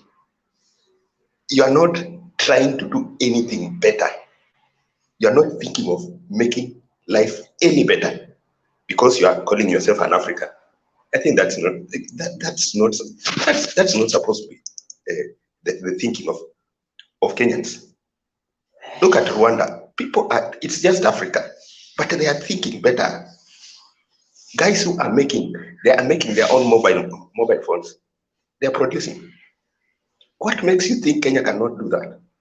It is because we embrace mediocrity.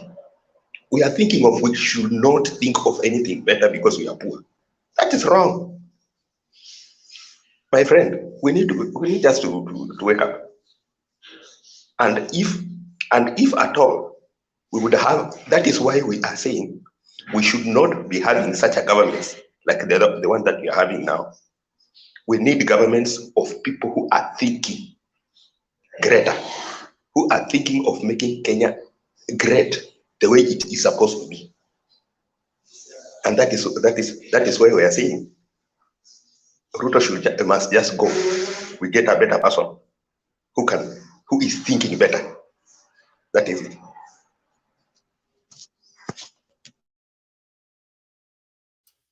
Penny, I think you had a point also. Let me give you an opportunity. Yeah, thank you very much, Richie. Bari ya mwaka mpya. Bia mise Muyole. Happy New Year. Lakini mingi mnasema ni mzuri tu. Some of us are very, very proud, very happy that Ruto won. And all this you are talking about social welfare, yeah, 6,000. That was a joke. It's something Raila said in a political meeting. All these countries that you are quoting, from Germany to England to Canada, like Miss is saying, those are negotiated. Both sides come together. You guys in this show are one side. We come here, we listen, we feel good. There's nothing wrong. Ni mzuri kuzungumza na Wakenya wenzako. Kwa hivyo, binasema, let us prepare for 2027. I've listened all day and every day at somebody's going to walk to the State House to take out the Ruto. That's a very bad dream. You will not do it. Raila started this in 97. I was still a young person. When he went to court with Kibaki and Matiba on Monday. By Friday, he was Minister of Energy and the Secretary General of KANU. Fast forward to 2007, it's a war. 2012, it was Okoa, Kenya. 2017, it was a handshake. So now we hope and pray that Ruto don't give up anything. Mukishinda shinda, Makiadi. Niliwambia mukishinda shinda, since we will join you. But you cannot lose. Even the code tells you that this is hot air. Sasa mleta hiyo mwingine, somebody from somewhere that he will get Kenyan, Raila free of presidents through working for IBC, whatever. We don't see him. We don't know him or her. So waje tuseme ya kwamba tutazungumza na tutaendelea kuzungumza, tukubaliane na tusikubaliane. What you guys are talking about Gaddafi had more oil than he can think of. And the good thing that really the West never liked about him, he never kept his money in Europe. We need that in Africa. Africa has a lot of minerals, and if we keep our money back in Africa, we know that people walking around with no shoes on, no clothes on. So we need to really restructure our society so that we can benefit everybody through capitalism, not socialism. 6,000. Socialism, look at what they have done to Russia. Even China moved away from that. And look at how much money it's making. And their system is different. So we have to negotiate our system, not at war. Hii kitu ya kwenda kupigana, and Kenyatta helped. Let me finish Richard Kisema. Kenyatta helped us a lot. Kwa sababu ile maandamano alikuwa anafanya ilikuwa inasumbua biashara ya watu kutoka mountain. Sasa watu kutoka mountain ndio matachiri ndio walisupport Ruto, Raila. Na hivyo hawezi kuharibu bari yao.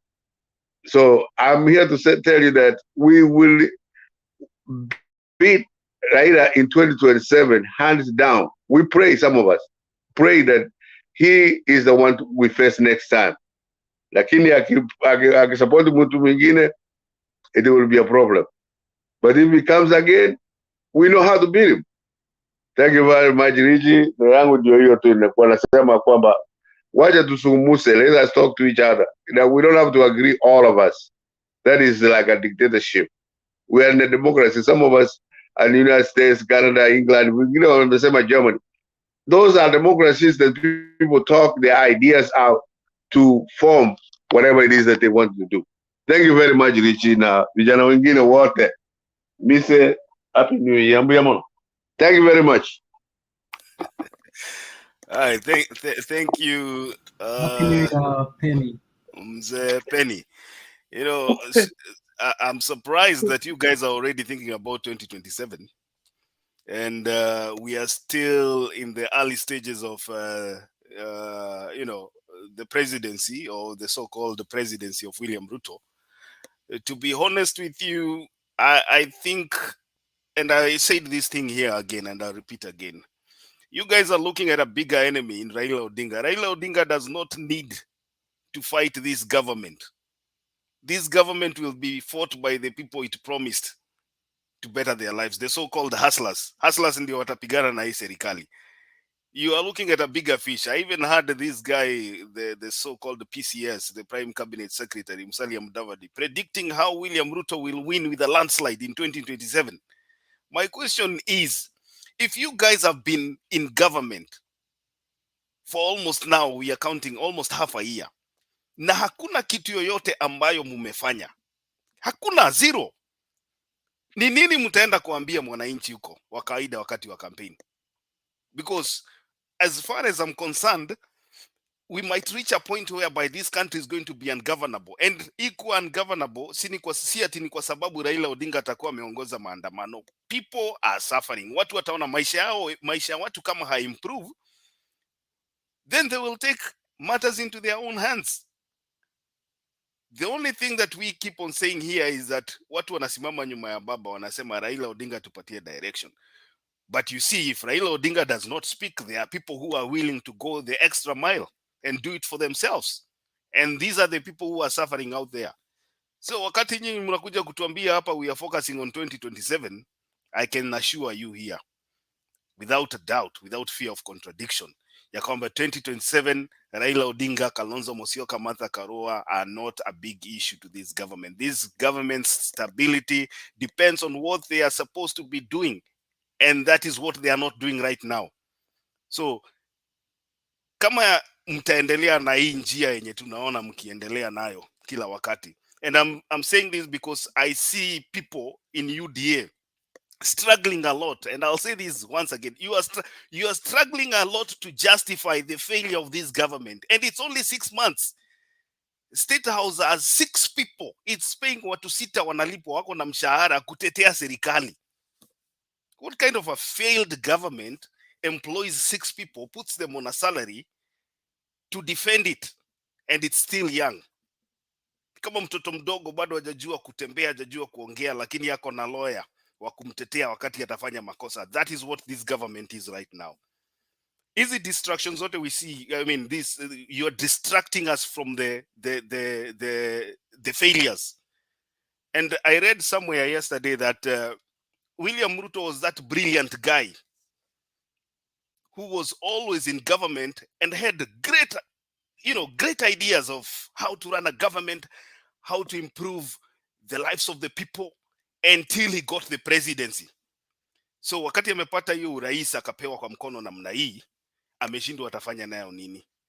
I have never heard William Ruto talking about those things zenye alikuwa anaongea in campaigns, the things that touch common mwananchi pale chini. Sijai msikia akiongea nowadays. So all we are being treated to ni zile sarakasi za kina Gachagua. I mean, mise, it's good that you have a deputy president. Sometimes I wonder, when it comes to hizo siku zenye wewe utakuwa unaambia grandchildren wako, what will you tell your children and your children's children about the deputy president that we have right now? The guy that has nothing to do, in particular, nothing. Every day he wakes up, ile kitu anaongea ni kitu ambayo haiwezi saidia mwananchi. Vitu za upuzi. Alafu you're telling us tuko na serikali. Sometimes PK anatuambia hapa, we have to go the militant way. And the militant way does not require a leader. It only requires somebody to, distance themselves from the normal way of doing things. Na utaona hiyo kitu ikiendelea. So nyinyi kama mnaendelea kubambana na Raila Odinga, ole wenu. Raila Odinga is almost, we can say retiring in quotes from politics. And you can see very many other people are coming up. So we do not need a leader like Raila Odinga, who you are focusing on in to fight in 2027. That one might not happen. And I want to say this. Hii 2027 yenye mnaonea iko mbali sana. I don't know if you guys will go past this 1 year. Hii mwaka moja yenye mko kwa ofisi sijui kama mtatoboa, sababu hii 2027 itakuwa mbali sana. The government is predicting hard times. Universities have no money. HELB is not dispersing money anymore because there is no money in this government. But you're collecting taxes. You are promising to tax people even the more. Mwananchi atachoka, mise, mwananchi atachoka. Mbaja Wagome, ulikuwa umeinua mkono. Unmute your microphone.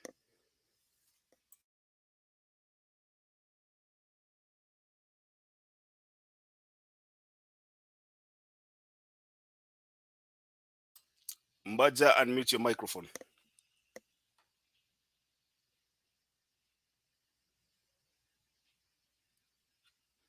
Haya, Mbaja ni kama hatuko pamoja na yeye. Ngoja Mbaja unatusikia? Okay. So let me do this. Domi huko umetoa nini? Mise ngoja kidogo. Domi hajaongea, alikuwa ana rebuttal your contribution. Mbaja, as you prepare to unmute your mic, wacha nipatie Domi kwanza, then we'll try later with you. Okay, jambo. I can comfortably say Fiji welcome. Ulikuwa tumekumisi sana. Kuna Stone PK, Joshua, Ndusi, Mise, na wasalimu nyote. I think okay, let me start off by talking about what is on our topic today. There is a latest polls zinasema 64% Kenyans wanasema agree that Ruto must go.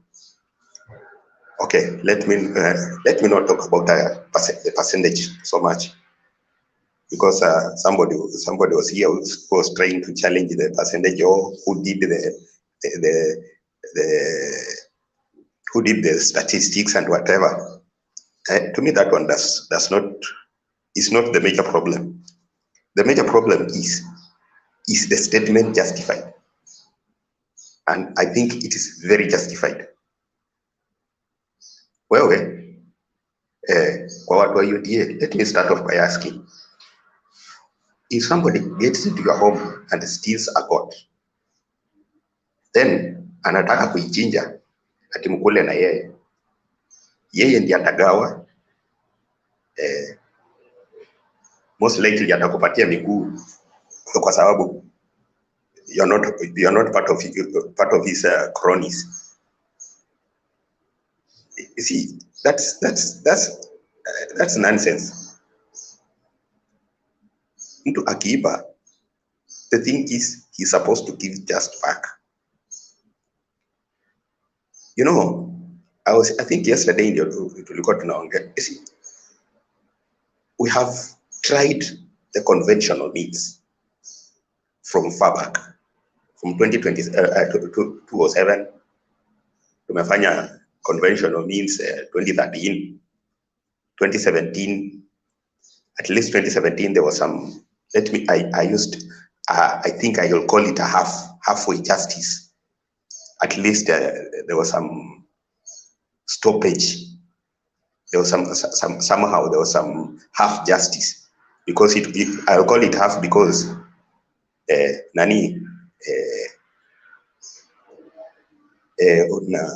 Maraga just cancelled the elections. He sent us to go back to the elections, to another elections, but he did not punish those who did the irregularity. Specifically, he did not punish Chebukati and the group. Justice includes, let us repeat the election, but the election should not be should not be under the person who has done the crime. In fact, that was election theft, and Chebukati was supposed to be arrested.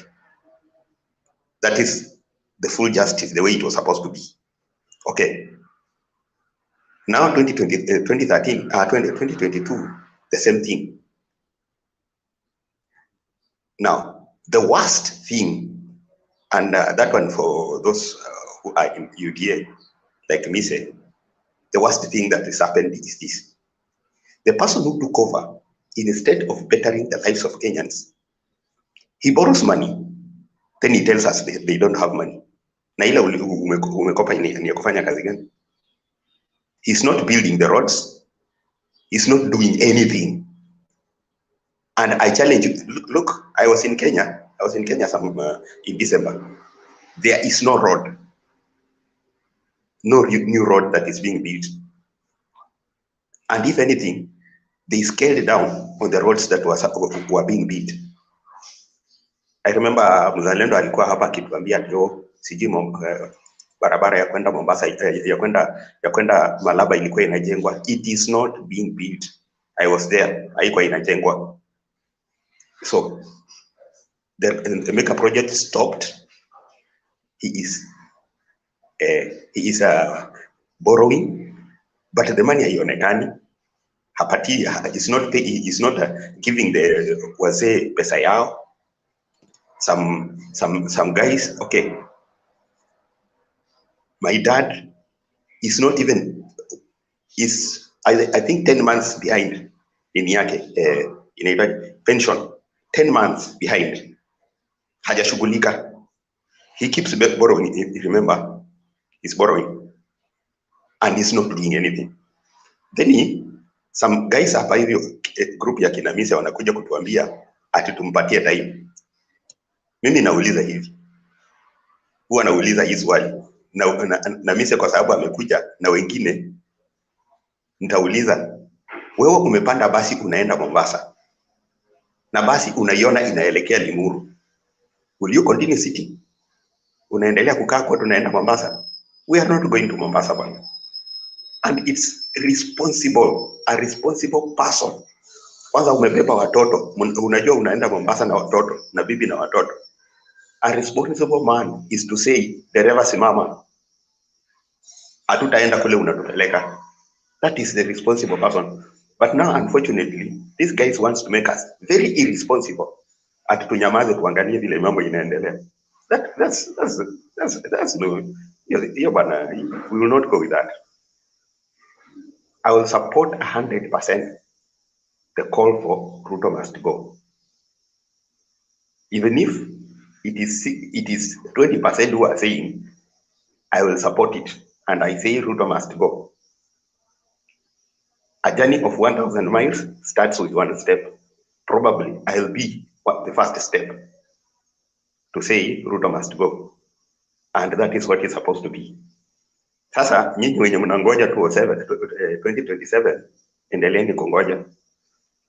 Mtu atakuambia, wacha tungoje 2027. If at all, kura ziliibwa 2022. And you are telling us that tungoje 2027. When we know that zitaibwa, then you must be stupid. Ati unangoja na unajua hii ng'ombe yenye nimenunua ingine hii tena utakuja kuiba. That's hiyo bwana, tutakuwa wajinga sana kusema hivyo. That is why tunasema we are responsible enough to say the whole nation cannot come to a stall just because of Ruto. Just because we want to maintain the ego of one person called Ruto. No. Haiwezi kuwa. Look, mtu alikuja akatuambia hapa about manchi zenye zimeendelea. Why don't we, and I say again, we should be thinking of kuendelea vile hizo nchi zimeendelea. And if the current government is not thinking of kuendelea, they just pack and go. We need people who are thinking of kuendelea. afadhali tubadilishe viongozi 100 times in 1 year, but we get a good leader than keeping a wicked man in power. I will just call Ruto a wicked man. He's just very wicked. Hawezi endelea kuangalia watu wakiumia, and the only thing you are going to tell us is you are focusing on kupiga vita the former president. If anything, if they are talking of taxing, how much are they going to get? Ni pesa ngapi watapata kwa mwaka? Not even 500 million. They will not get 500 million in a year. But wanaachilia watu kama Keroche who have tens of billions ya deni ya tax. My friend, hiyo sasa ni kutuchukulia wajinga, and we are not as stupid as such. What we need just to do is get these people out so that we can be in peace, so that we can see at least some change in Kenya. Mtu anasema tunaambiwa ati tusilaumu the current president kwa sababu ameingia juzi. He has been in power and he has been corrupt from so many years ago. Yeye ndiye amesaidia kuangusha economy, alafu mtuambia ati tusimlaumu. Umeingia badala ya kutupeleka Mombasa unaendelea kutupeleka the other side. Umetupandisha unatupeleka Limuru. My friend, no. Tunamlaumu squarely. He deserves. Nani Kibaki hakuanza wakati alianza, he took over from Moi mwenye alikuwa ameharibu sana. They did not start blaming Moi.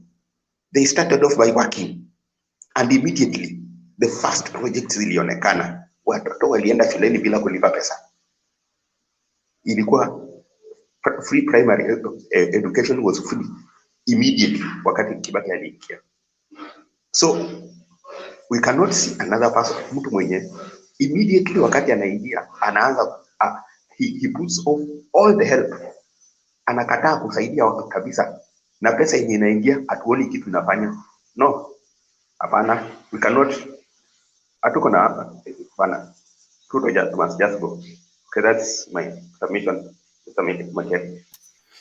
All right, thank you, Domi. I can see new people have joined the panel. Stone PK, najua umekuwa bench for a while.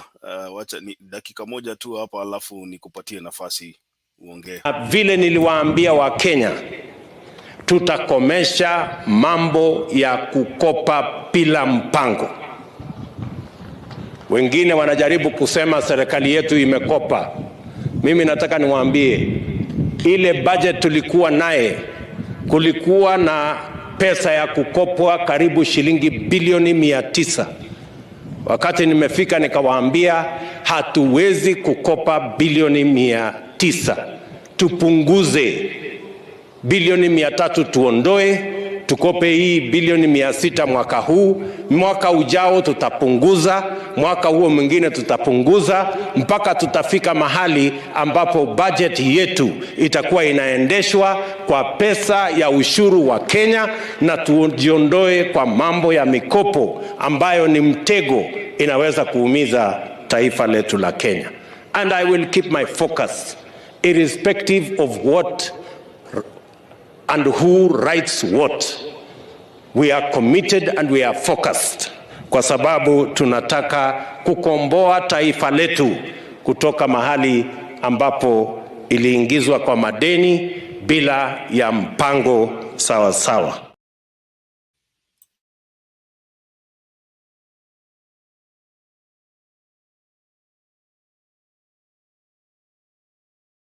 Stone PK, unanisikia? Stone PK?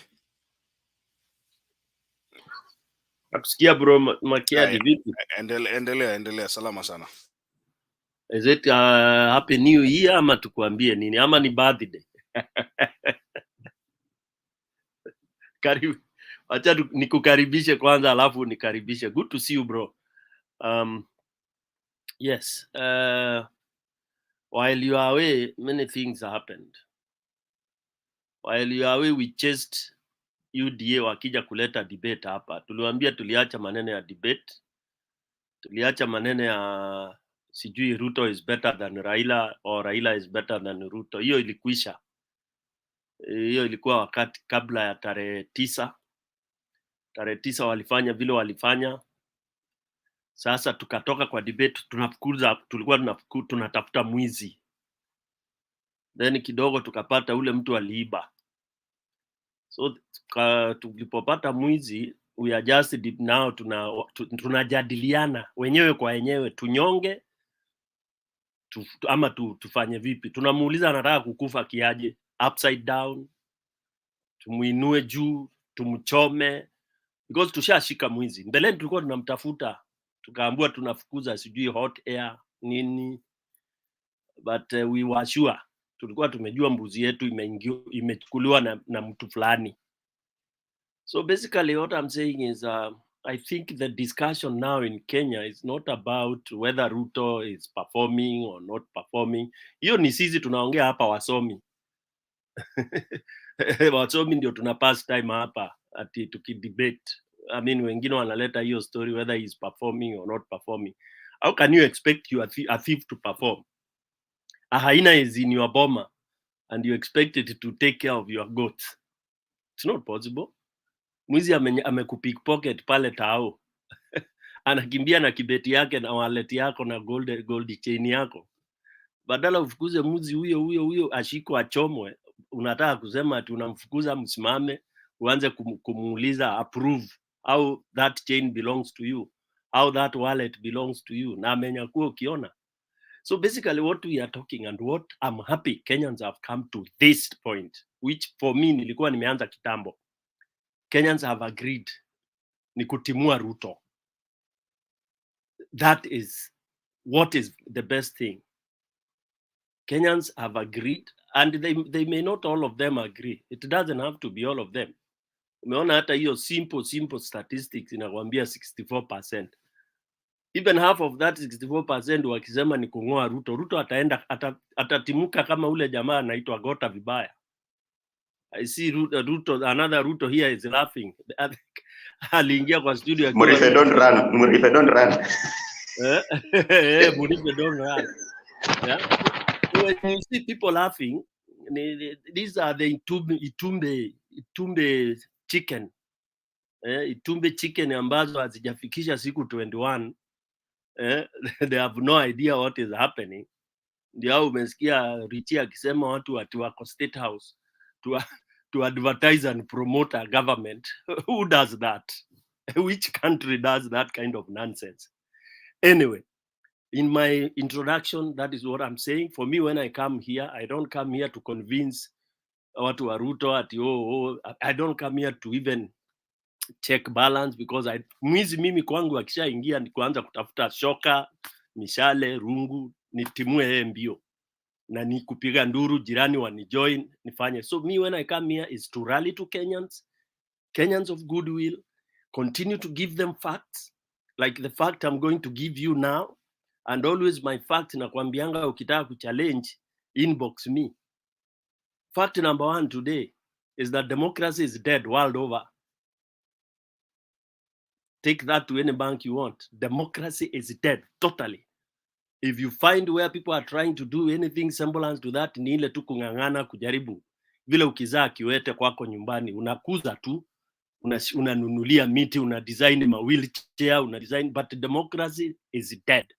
And it was confirmed dead in Kenya. Thank God, Kenya is blessed. It is where you start, it's where you have the most stupid fools, it's where you have the most clever people, engineers, it's where you have the best innovators, it's where you have idiots, it's where you have useless leaders. Kenya is a pot that carries all the rot and all the good things. So it's up to you to know whether you are in which pot. Kenya, the land of M-Pesa. Kenya now is the land whereby democracy, after it's buried, it's where another system will be resurrected. A system that will be for the people now, by the people. Hiyo demokrasia for the people, by the people ilikufa. Sasa demokrasia ya ukweli, ile watu watadetermine vile wanataka kuongozwa, itaanza nchini Kenya na inaanza hivi karibuni. Number 2, unasikia record Kenya imeingia kwa league, top leagues. Nimekuambia Kenya tuna wajinga, werevu, engineer, innovators. Sasa Kenya imeingia kwa league ya zile nation jinga zaidi zinategemea maombi kuleta development. Na sijui ni nchi ngapi ziko hivyo duniani. I think we are the only country now. Yani tumejoin league mahali ni sisi ndio tunaongoza. Where we are, our leaders are calling it prayer nation. You pray for youth fund to come. You pray for youth development. You pray for women to develop. You pray for projects. You pray for madeni ishe. And you don't pray for corruption ishe, because in your prayers you don't believe kuna kitu inaitwa corruption. So Kenya imeingia hiyo league. We are setting that standard. A country that expects development through prayers. Anybody can dispute that. Kazi yetu ni kuamka asubuhi, kwenda kanisani, kuomba Mungu atusaidie nchi ikue. Kuamka tunaenda Narok County Council ama ni county, Narok County, tunaambia wafanyikazi, usipokuja rally you are fired. You must come to pray for the nation. Thanksgiving and praying. That is Kenya. We are yet to see if there's any other country that has based its development on prayers. Ningetaka mtu mmoja niambia. So basically what I'm saying is that expecting Ruto, or rather expecting a thief to bring you development, kwa kikwetu tunaitanga ni kama ku-expect mbuzi acheke ukimake joke. Yani Kimbere tunasema mathekama mbuli. Yani kucheka kwa mbuzi ni mbali mno, hata ufanye vipi. Inataka kujaribu kucheka, unaona tu imefanya mdomo hivi. It's hard. It's the same as sitting here and expecting Ruto to perform. He has no clue. It is as simple as that. And he has no an iota of resemblance of anything he has ever tried. Because his biggest profession and what he believes in is stealing, corruption, utapeli. So if you listen to him talking, hapo juu akimaliza, angalia, subtitle is William Samoei Ruto. What he calls other people, that is him. That is his talent. I keep on giving an example. Aliuza t-shirt 100 for 1 million. A fact. Then thieves who follow him wanasema he was smart. Yani mwizi ada support mwizi mwingine anasema ni smart. And then ukiwaambia liiba, unaulizwa na wewe nyinyi mbona hukuiba hata wewe? Si hata ungeenda uuze hizo t-shirt 1 million. So Ruto is the leader of conmen, thieves who believe in deals. Again, that's another thing in Kenya. Unauliza mtu, bro, unafanya kazi gani? Ati mimi ni mfanya biashara. Na huyo mtu unamuonanga Moi Avenue tu akizunguka na suti from government office to government office. Na anaendesha V8. Then thieves say he's smart. So Ruto is leading smart nation in quotes. Now ametoa smartness, ameweka ni prayer nation. So kwa hayo yote tukisema, the sum total, instead of wasting time, and Kenyans sasa wamedecide, the best is kutimua. And Wakenya ati mnaambiwa sijui damu itamwagika. Sasa watu wa 1990 watajua damu inamwagikanga aje? Akina Alibaba huyu, what damu do they know? Ilimwagika wapi? What do they know about hii ya saa hii wanaita maandamano? They've never seen what maandamano is. People don't know that nobody will go for maandamano in Kenya anymore. Tulimaliza hiyo enzi ya maandamano. Maandamano ilikuwa ni mambo ya NGO kubeba placards kusema we want this, we want this. The era of maandamano gone. The era now, the new kid on the block is you gather, you resolve, you decide, and you move on, you crash. Ukitaka kujua vizuri, uliza Gotabaya, atakueleza. Gota vibaya atakwambia what happened. Alitokea ile mlango inaitangwa mlango ndogo ya State House. Ile mtu uteremshwa na kamba. Alikuwa anateremshiwa masanduku zake na kamba. Akiponyoka kwenda because it was unstoppable. It was unbogable. The power of the people. And for me, I'm inciting people, motivating people. Whether you want to call incitement, is whatever. To me, my constitution tells me I can incite people to take back what belongs to them. We want our stolen right, our stolen justice. There are no two ways. We are not bargaining. We are not deciding. We've decided. I'm not asking to be rebutted, to be asked. Me vile nimesema, whether you go on top of Hilton or Kenyatta Conference Center, you cannot tell me anything different. Mimi nikuambia ngojea na mwili hapo, kama wewe ni mwanaume ngoja kwa street, tukuje tupite na wewe. It might be yesterday, it might be today, it might be tomorrow, it might be next minute. Don't ask me when, because I don't have to come and tell you when we are coming kukungoa. Okay? When I'm going to kill a thief, I don't tell a thief ati amuka uende. Nakuja na kuzunguka, I burn that house, I find you, I sweep you, I destroy you. There's no bargain. So all these things unasikia hizi statistics zinafanywa ni watu tu wanataka kuonyesha na kuchangia, but the decision is long gone. Because even if you flip the coin to the other side, useme Ruto won, alishinda na 200,000 votes. I'm just saying to be on the other, to flip the coin. Is there anybody with his normal brain? Umeshinda mtu na kura 200,000. Would you behave the way Ruto is behaving? Would you go chest stamping? Would you go criticizing people you've defeated na 200,000? Hata kama tuseme angekuwa ameshinda, Kenyans should have removed such a guy because ni cartoon. Hata afadhali Madagascar iliongozwa na DJ na ikaendelea. This one ni mwizi wa ng'ombe, ni mwizi wa mashamba, ni mwizi wa wanawake, ni mwizi wa kila kitu. It's takataka tu imevaa suti. And I've no reservation, because for me, I give respect to somebody who is respectable. Me ukiwa mwizi, even if you are my son, I will not even go to church to pray for you, because there are things I would not bother God with. Okay? So basically, as Kenyans, aturudi nyuma, let's move on.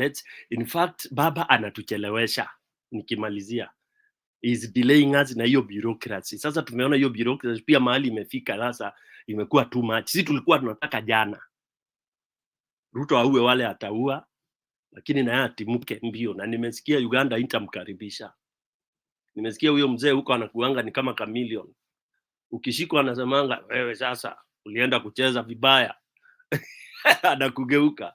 Sasa sijui atakimbilia wapi. Sugoi naku atangoloa asubuhi. I don't know where this guy will go. And it's so unfortunate that African leaders die while watching. Ruto has a time right now to say enough, na hii kitu acha ikae. Atoke, lakini yeye ni mwanaume mkalenjini. Anasema ametairiwa. Atajua ajui, atatahirishwa mara ya pili. which is normally very painful for those who undergo that kind of a thing. So basically, it is that serious. Kenyans don't care, right? It's only thieves, and I keep saying here, it's only thieves that support Ruto. Mtu yeyote ana support Ruto, ukichunguza tu vizuri, ni kamwizi fulani, ana kaushetani kawizi fulani. Hiyo mimi nimeprove. Mimi si mtu wa jana. I've worked with people. I've seen how Kenyans steal. I've seen some Kenyans who are so good, who are very good, who run organization, but I also know how they steal. In Kenya is where you budget what to steal. Una budget what to steal? You know this project will be 10 billion, unaiweka ni 22 billion. 12 billion is a kuiba. Zinapitishwa kibudget kabisa. Zinapita tu, hata zinapitishwa na finance, mpaka rais ana sign. Na zinaenda. Wacha nipose hapo alafu nitakuja Makiadi. Mambo ni mengi. Thank you Stone PK. Mambo ni mengi, masaa ndio machache, naona line imekuwa mrefu. Mise, unajua ulikuwa umeongea, ninaona kuna watu wameingia wapi. I'll give you a minute. Ndusi a minute. Dakika moja tu alafu tutarudi kwenu. Tuko hapa ni Saturday. Thank you very much. You know, sometimes we lose. I think it's painful to sit and listen to what is called delusion. You know, it is also painful to hear our brother Yaston PK calling Ruto's supporters or people who believe or who have given the benefit of doubt to the current government as people who are possessed with the spirit of theft. I think that is very, I would call it barbaric and highest level of delusion. Number two, let us not be drunken stupor. That we come here, spend hours to talk about issues that cannot help people to develop and move forward. When we come here and keep talking about, oh, we are taking down this government, oh, we are doing this, we are doing, that is not helpful. That is not helpful. If we are telling one another the truth is there are more serious issues that will help us progress as a country. If you think Ruto is not having progressive ideas, why don't you give your progressive ideas instead of why don't you suggest, because in Kenya, we have the School of Public Management, where there is policy formulation, where we have policy reviews.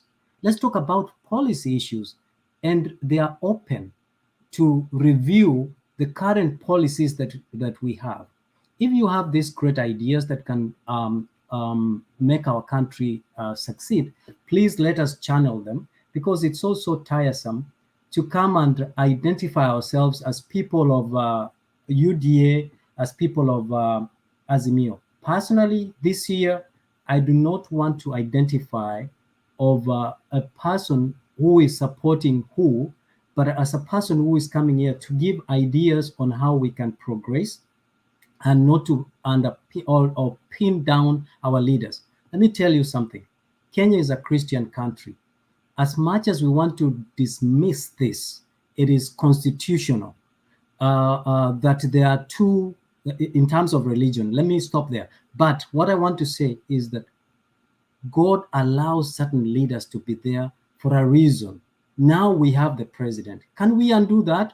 Jeremiah Kioni said, we can't undo that. Did we ask the president to undo or to go and undo the handing over? It is not possible. What can we do?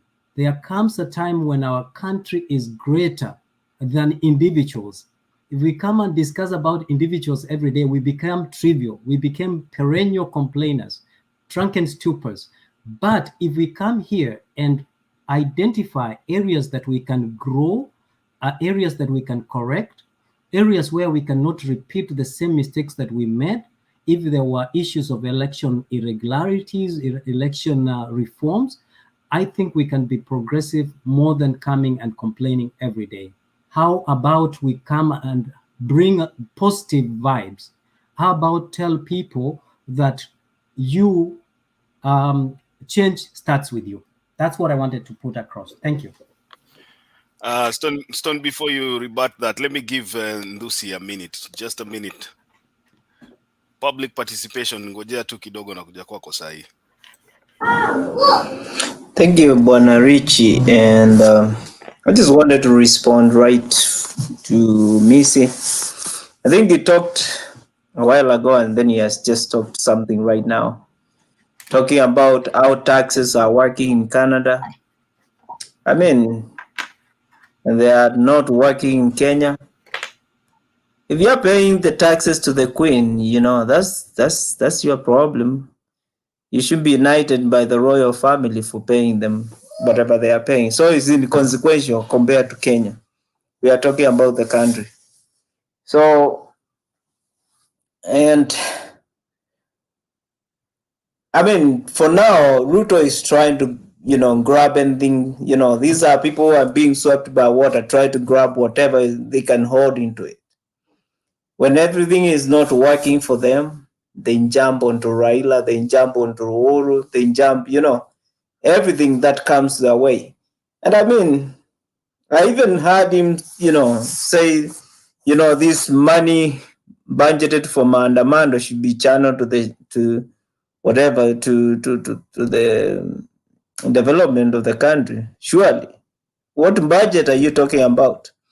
I mean, people are volunteering to come and take this guy out of the way, because if you compare somebody like Ruto or Kibaki, who was not eloquent like Ruto, he would sit comfortably and say all kind of nonsense, but he had said structures that nobody bothered whether Kibaki, what he was doing, whether he was drinking, whether he's golfing, whether he was doing what. Nobody cared about it. He didn't have to give all these big speeches. He didn't go, he didn't go like Gachagua, climbing on the mountain and drinking water on the river like a cow, trying to pretend that the God of the mountains will hear you. There's some point whereby you keep on, pounding about religion, but you have to show with actions. Kibaki put systems. Everybody was working. I mean, if you saw police, they were being arrested by the public because everybody, was busy, and whatever you are distracting the people will take you out. People will arrest you. So right now, we are just pointing out the problem. What is the solution? The solution is not Ruto to be there because he doesn't know what he's doing. So it's a matter of, whichever means now to take him out. He got there through the window, and you go through the window when people are fed up. Because can you imagine, he lied to people that you bring all these mamambogas and everybody and giving them 50 shillings and then, whatever, what was it, $500? 500 shillings, and then, he's still taking interest out of 500 shillings, surely. And the same money is the one that they are stealing right now. So sometimes we say we need to be reasonable and look into, what is happening. I mean, these guys, they have been doing that for years during the YK92. He's still doing it today. I mean, sometimes you gotta change. Ruto has been just, I think even his mother, if she was candid enough, she can tell you this child started stealing when he was crawling. This guy will never change. So he better be taken out of it. I mean, we are seeing what is happening. If Canada, you are paying taxes, wherever we live, you are paying taxes, you can see where it goes. I live here in Virginia. We pay taxes. We see where it goes. But you are taxing Kenyans, and they can't see where the money is going. The guy just comes out there and runs around, and you just go there and, does nothing. We have, there's an allegorical story in my community that says, if you slaughter a bloated cow, stop looking for a calf, the ndama, like it was pregnant. Stop looking in the digestive system. It wasn't pregnant. There is nothing. You are looking the wrong thing in the wrong, you're looking So Ruto is looking anything he can find to get distracted.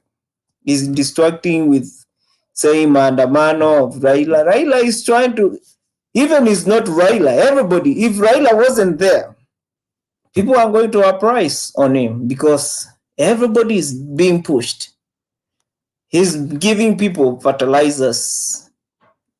It's not raining right now, but if after next budget you see how much money was spent on fertilizers, when nowhere, and even Turkana will be one of the places where you send in the fertilizers. They have never seen rain up there, but you know, because they have to channel. As you know, Stone PK said this guy used to sell 100 t-shirts for $1 million. He's going to sell fertilizers in Maralal and Turkana, and we send it to them because he's used to putting things. He's going to label them, you know. So I think it's a system ya majambazi, but they have to be kicked out. So that's all I have to say. You know, they have to see where the money is going. So thank you so much, guys. All right. Thank you, my brother Ndusi. Stone PK, si tupatie public participation nafasi kidogo ama nikupatie nafasi 30 seconds? Naona mikono imekuwa mingi. Hichi kipita itakuwa mbaya. Sababu Misa nataka isikie na wale watu wanatusikiza, our followers. I'll take 1 minute. 1 minute. My dear followers, people who listen to us, and these are Kenyans of true character. If we were to even ask another quick survey, what is the current problem in Kenya? The answer, even the nursery school kid will give you. But Mise will not get it because he's the one who is delusioned. He's using kizungu mingi to prove he's like Ruto. Ruto anaropokangwa mambo mingi, kumbe is describing himself. Mise is delusioned. He's saying that we should be here contributing how good things should be done. How do you contribute how good things should be done when the person who is there is a thief? Ni mwizi. The biggest problem in Kenya today, Mise, if you don't know, toka Canada kimbia nyumbani ukajue, juu naongea na watu gani. The biggest problem in Kenya today is that Ruto stole elections. Sijui tupande mlima Kilimanjaro tuambie Mise. So coming here to give us useless lectures at sijui Stone PK is false, nini is the truth of the matter is anybody following Ruto is a thief because he believes in Wizi. That's the truth. And then he's lying to us that nothing can be changed. I think, sorry Ruto, I mean, sorry Bwana Mise, kwani umezaliwa year 2000 plus? Sincerely speaking, I know that's personal, but you shock me that it is unchangeable. You can dare say that on this TV when things are happening all over the world. Hebu niambieni hapo kwa comment whether I'm wrong. I could be wrong. Maybe Ruto Mise is so experienced and me nime retrogress, I think. That nothing can be done when a thief is in power? Really? Really? Yeah, nothing can be done when you have people seated in Canada pretending to be Kenyans. Yeah? But Kenyans who matter are on the ground and they are going to make changes. It's only mtu kipofu hawezi ona. What is it you saw in Jacaranda? What are you hearing in Kenya? That's why I've said in fact, I don't know why I'm engaging with UDA followers. Because I might naweza shikwa na hiyo ugonjwa ya wizi and retrogressive thinking. So Richie, I'm telling our followers not to listen to people like Mise at saying people here are coming to we don't want to advise thieves. I can't use my ideas kupeana kwa Ruto. The idea tunapeana mori tungatue Ruto atoke. Even prayers are now being given. Watu wanasema prayers. And I told you in Kenya there are tribes that pray for bad people to die. Even you as a Kisi mnaombanga hivyo mtu ashikwe na rada usiku kama ni mwizi. Those are the prayers that are going on in Kenya today. And it is so bad. Kwa Kikwetu tunasemanga ukiona uwezi kuota shadow ya kidole. When most multitude point you and cry in your name, you will perish.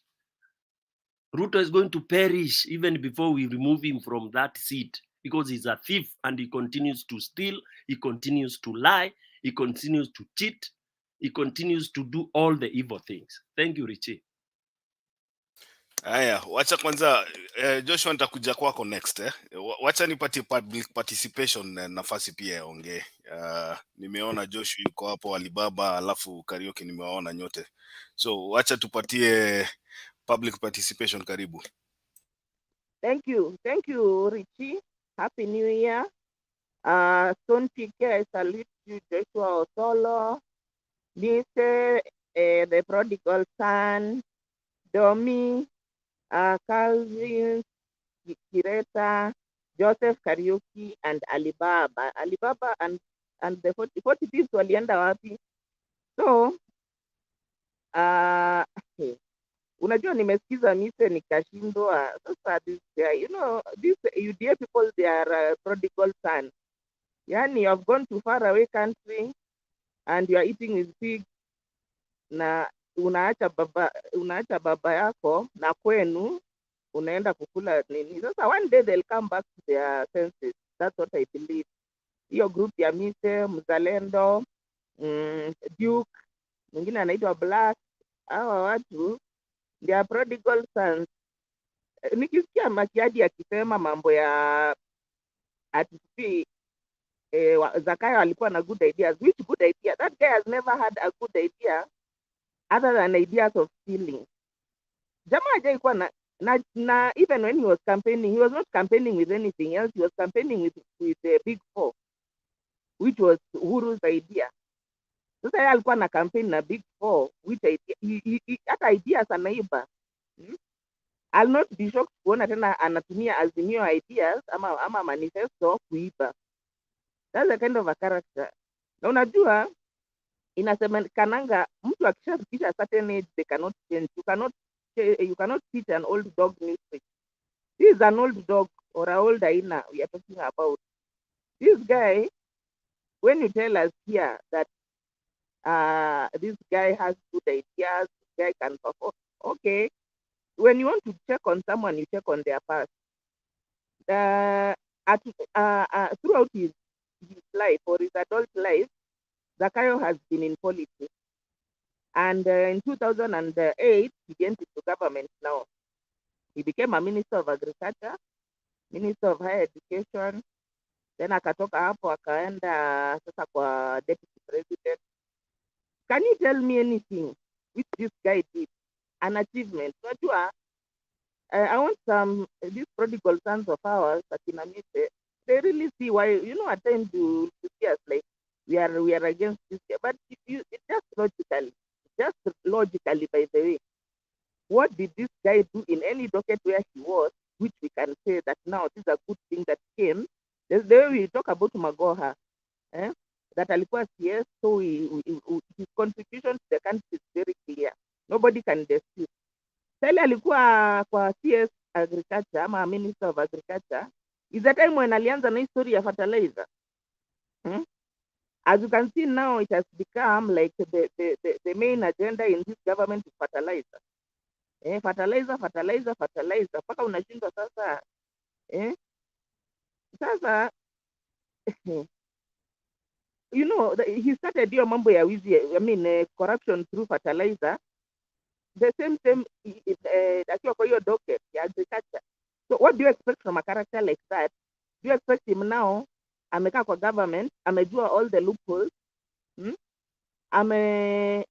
ameingilia KPLC, ameiba tokens, ametumia mtu yake hapo kuiba tokens, amefanya all kinds of corruption, amechukua pesa ya NCDD, analipa dada yake, and farmers are languishing. They are being paid in installment after 1 year. We cannot lie to ourselves. But the future is pretty. They say the more things change, the more they stay the same, and history repeats itself. So this guy, we know his history.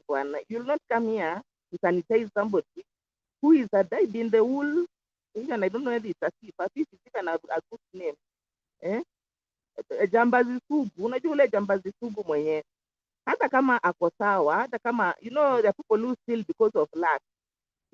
Is those jambazi sugu yenye uizi ama ujambazi ipo kwa damu, is in the blood. Sasa even when he doesn't need to steal, lazima steal. And all what I can tell, this guy never had any good idea, not even one. As you can see, the so-called Hustler Fund, it's just a conduit for corruption. Anything that this guy involves himself with, anything you hear him championing, there's no development or anything there for Mwananchi. ni ile it's a conduit for him to steal. Like now, Hustler Fund. Hustler Fund is just a conduit. Ni a way of looting the money by making it look like the money was lent to Kenyans who didn't pay. That is what it is. So anatumia kidogo kupea watu 500 and then the majority of the money inaibwa, then huyu minister wake anakuja kutuambia that hii pesa ilienda na hustlers, tuliwapea pesa hawakulipa. So anything, if you want to understand the chaos mentality and how to think, angalia tu anything he's really passionate about, anything, it is a conduit for theft. It is hata hii mambo ya fertilizer, you wonder what is the priority in this country. Is it fertilizer ama ni maji?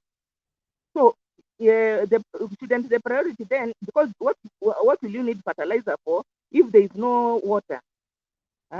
Why isn't he drilling boreholes? Why isn't he working on the issue of dams? Because hizo anaona the percentage of the money he can make out of those things and fertilizer ndio it can give him a big cut. So now it's just fertilizers. Since we started with this so-called government, yani unaweza hata fikiria fertilizer ni nini, It is like watu wanasema venye tulikuwa tunasema harambee ni nyayo ama harambee fertilizer. Yani it has become a fertilizer mpaka unashindwa what to call this. And the so-called fertilizer hata ni expired, this thing now coming to be sold here. Next, mambo ya GMO. Ati GMO ndio itafanya bei ishuke aje, and yet we know from the people who have worked with this GMO that GMO after the first season inaharibu soil, inakuwa resistant to pests and whatever, hizo pesticide and whatever, it becomes resistant, so you have to use more fertilizer, you have to use more pesticides, acaricides, herbicides, you have to use more. So meaning that what he wants na this registration ya farmers yenye anawambia anawaregister kwa sababu ya fertilizer is actually a way of outlawing indigenous seeds. Ndio tuletee sasa GMO so that it can now also make money from the GMO. So Kenyans, please, let's not lie to ourselves and lie to Kenyans here that this guy has any other agenda other than kuiba. Okay? Looting. And you see, ati ameanza sai. Unajua, if I accuse you of being a thief or I accuse you of anything and maybe you have never done it, or you've done it once or twice, your lawyer can defend you and say, this was a slip of the. But this guy, we cannot say that hii ni character yake bwana. Hatuwezi sema ati okay, hizo zenye alifanya. No. Mtu mwenye anaenda anasema polls ya KPLC ambao itolewe so that anaweza weka yake ya concrete, ni mtu aina gani?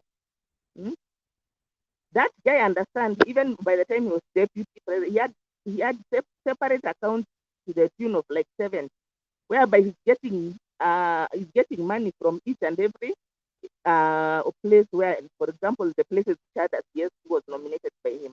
Electricity, kuna polls, kuna tokens, police they are being leased for cars, asijua tena wamewekewa nyumba gani huko nini Jogoo. So mikakati yenye iko kwa hii government sio vitu mbili, ni kuiba. Tusidanganyane hapa Mr. Mise, our learned friend. Let's not lie to ourselves. The mission of this government is stealing. Hizi vitu zingine they are just dressing, top dressing. Ndio ionekane ni kama kuna kazi wanafanya, but behind the scenes it is just stealing and more stealing. By April, electricity inaenda kufika 78%. Right now, currently, if you put a token of 500 shillings, the amount of the token you'll get near 235 shillings. That is more than half going to taxes. And still, that to this government is not enough. Wanataka sasa by April watuweke wa hike by 78%. Industries which are using electricity, na mnasema all the time, we are not subsidizing consumption, we are subsidizing production. But one of the key factors of production in Kenya is electricity. So if you cannot subsidize electricity, nini una subsidize? Industries itabidi zitoke ziende Ethiopia or any other place where they can afford electricity, because if you are using electricity at a large scale in Kenya, you cannot, because if you try to pass that cost of production to your customers. Wataacha kununua, wende watafute something else or cheaper brands. And I said it here yesterday. This guy is even after his tax regimens which he wants to bring up, they cannot work because you see it's coming from production. So if production is impossible, you can't make you can't be able to get back your the at cost. You can't. Then you want to already Kenyans are too squeezed. Then now you want to squeeze them more because if you hike electricity, you have hiked everything. Because everything in Kenya which is produced, we use electricity. So meaning that kama mimi nimetumia electricity kubake hiyo mkate, I have to pass the cost to you. So what happens to Kenyans? Sasa itafika point hata hizo mikate na nini we are not eating anymore. Majority of Kenyans are poor people, they can't afford. Sasa utatax nani? And this is something which was very clearly illustrated. If, for example, you go and tax the Tusker, you tax it, it becomes too exorbitant. What happens for how?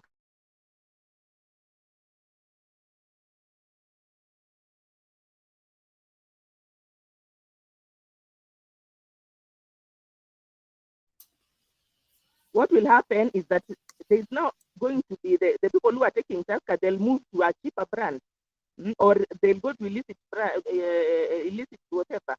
Yeah. And that is what is happening to the economy of Kenya. If you go, even if you go to the supermarket now, still more expensive brands, they are getting shelved out. Because how now are you going to choose between your basic your so the less the purchasing power because of these taxes, because taxes just translate to the amount of money people will spend will be more. But especially on a key factor of production like electricity.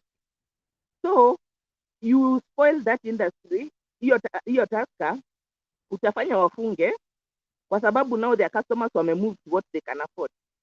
So even the little taxes that you are getting from them, which you are seeing they are too low, utakosa yote.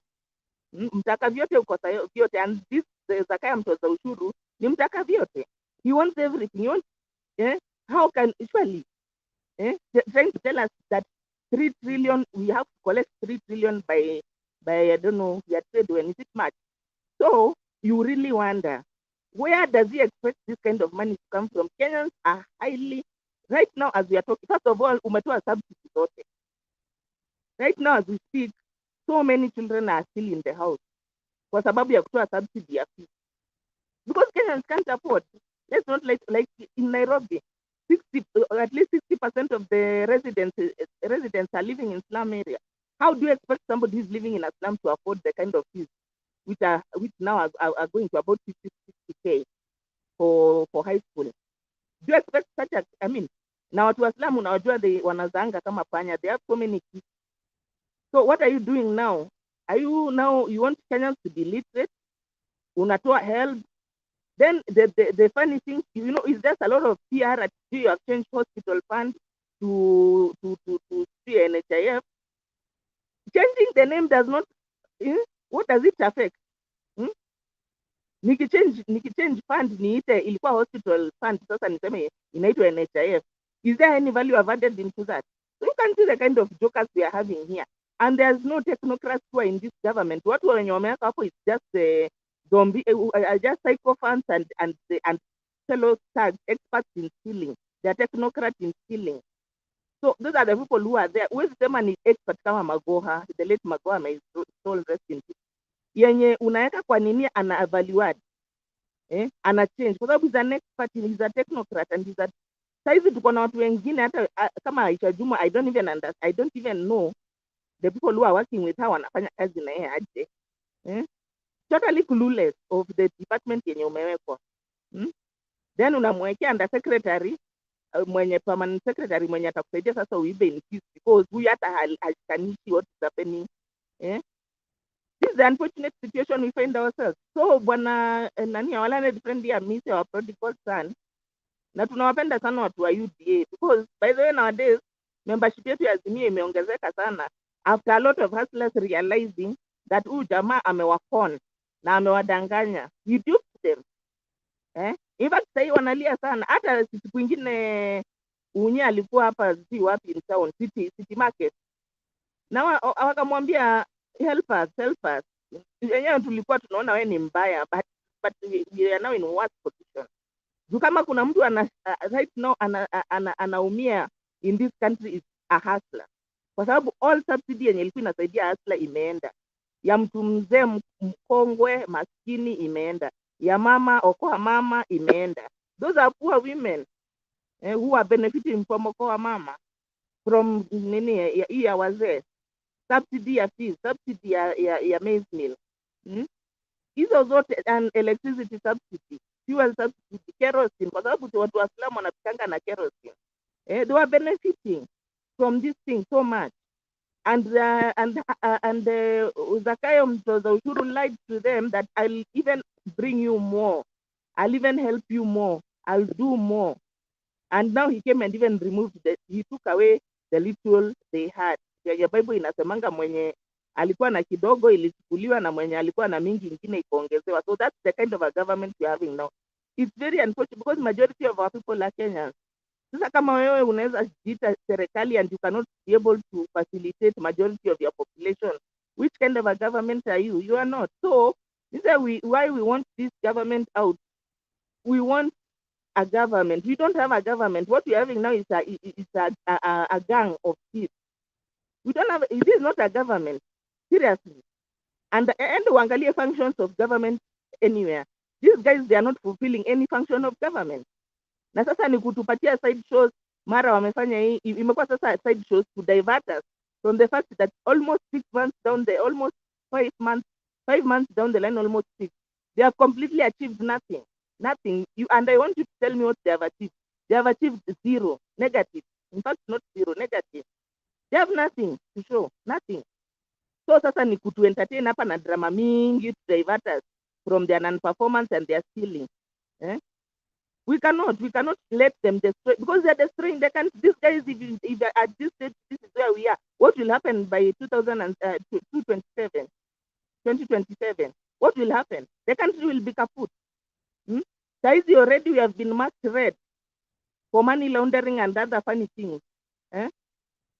Our country is in danger. After the good name, the high and positive name of which Kenya had by the time Uhuru was leaving the nowadays, hata hatuna hadhi. Hata tukienda hata so-called president wa Venezuela huyu, Venezuela elect, akienda pali hatuna hiyo hadhi yenye tulikuwa nayo time ya Uhuru.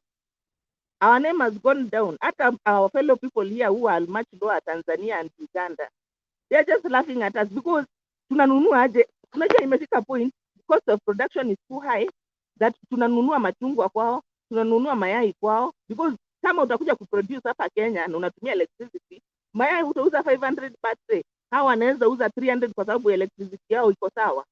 They are not being having artificial hike, which is now bringing too much. Na kuna example nilitumia hapa ya textbook. Textbook in this country it has become a cartel. Ukikuwa na mtoto mwenye ako behind wa mbele, the next year huyu akikuja kwa hii mwaka wana change textbook. Syllabus is the same, lakini so Kenya is full of those cartels. Na saizi ulisikia Kuri akisema that tutatoa hii mambo ya cartels ya uniform. What they are trying to tell you is that we are going to now be the new cartels for the uniform, for the textbook. Hizo textbook, the same textbook which is costing in Kenya 700. Zilipelekwa Rwanda, the president was like, if the book is more than 100 shillings, it should not be in anywhere near a shop in this country. And that is the role of government. The role of government is not coming here to hike everything so that they can loot, maximum looting, privatize first of all, in the first place, the reason why these state-owned corporations or parastatals are not working is because of corruption. And we have a president who has come in and said that corruption is not a deterrent for development. How? If at all we are losing 2 billion a day, that translates to 1/3 of the revenue. So if 1/3 is going to corruption, and then you tell us corruption cannot affect development, how? If it was not affecting, why are you asking us for more money? If corruption cannot affect development, why ask us for more money? That's the question. Because if that third yenye inaenda kwa corruption it is of no consequence, tutumie basi hiyo 2/3 imebaki kama kweli corruption cannot affect development. So this is the kind of madness which you are having in this country. Corruption is the problem, biggest #1 problem you're having in this country. Nothing else. Then we are the high priest of corruption. Sasa ameingia hapo, telling us, yani totally telling us that you can fully expect corruption in this government. I will not even pretend that I'm fighting corruption. And the only thing I can lie to you is how corruption cannot affect development. That's the kind of a situation we are finding out, which is very, very, very terrible and sad. And Kenyans of goodwill and Kenyans who love their country, we have to do everything in our power to remove these people. Because let me tell you, saizi tunaongea hapa, within the next 3 to 5 years, this country will just go down to dogs. And I told you right now already, black market imekuwa very vibrant in Kenya because people can't afford kutumia the normal commodity. So imeingia sasa kwa black marketing using probably things which are there's no certification or kind of check. So even we are endangering our citizens because they have become so desperate kwa sababu hakuna pesa kabisa. If at all guy wants to make 3 trillion within 3 months, itatoka wapi? He has to squeeze every single coin out of Kenya. That's my submission. Thank you, Mr. Chairman. Thank you so much, public participation. I will not add anything to that. Well described. Wacha nipatie Joshua and then tufuate line. Naona Joseph Kariuki should be next. Alibaba nimekuona mahali umetoka, lakini unajua nyinyi mlikuwa hapa, nitawapatiaga dakika moja kwanza hadi the new people. Ngoja dakika moja nimekuona Joshua.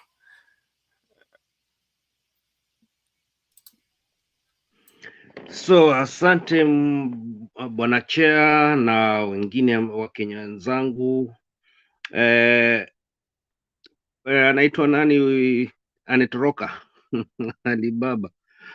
Alibaba na mwenzake ambaye ako pale juu, huyo bwana lawyer. Nataka kuuliza swali moja, what is the meaning of social services? What is the work of social services? Alafu ndo niendelee.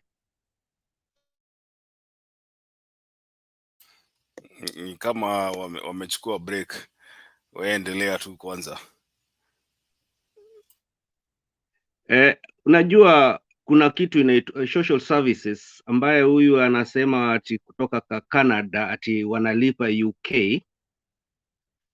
Kwa nini wanalipa UK? Hata Kenya inalipa UK. Wasije kutudanganya sisi hapa. We pay. Tulikoloniwa na British. So pia sisi tunawalipa. Huyu bwana Alibaba kama ndugu yake ambaye tunamuita Alibaba Zakayo ambaye ni mwizi, wako na timu ambaye ni ya ajabu sana. Hao ni majambazi. Hata PK anasema vizuri sana. Ni group, unajua wale hawkers wanaendaga kule risafu, wanaenda kuchukua mboga za mtu, wanasema wataleta pesa baadaye. Ndio hii group ya kina Ruto. Ukiangalia Safaricom at the moment, hiyo pesa ambayo alikuwa anapeana shilingi 500, alafu anachukua percent ya watu pesa. Angalia ile percent wanatoa kwa hiyo 500. Kuna namba inepewa pale. Ukifuatilia hiyo namba, hiyo code number, na si kitu ati ni wafiche, inaenda direct mpaka Nigeria. Na unajua jina huyo mwenye ako na hiyo jina, hiyo namba ya Nigeria ni nani? Huyo msichana wake ambaye anaolewa huko Nigeria. This is too much. Yani Wakenya wako nyumbani wanapewa shilingi, yani hao hustler wanapewa shilingi 500 and the rest, hiyo pesa ambayo anakatwa ambayo alikuwa anasema wanawekewa, inaingia Nigeria to another account. Sasa nataka niulize huyo ambaye anajiita lawyer, huyo sijui ndo mnamuita nani, na huyo Alibaba, watueleze ndio ujue Ruto anafikiria tu ujui. Hao watu wote wako hapo wanasoma. ya, na tunaanza kutambua siri zote zile. Ruto ako na jeshi yake, ako na polisi wake South Uganda, karibu na Tororo, na anaweka karibu na Homa Bay so that anaweza kuattack anytime. Militias wako Kenya,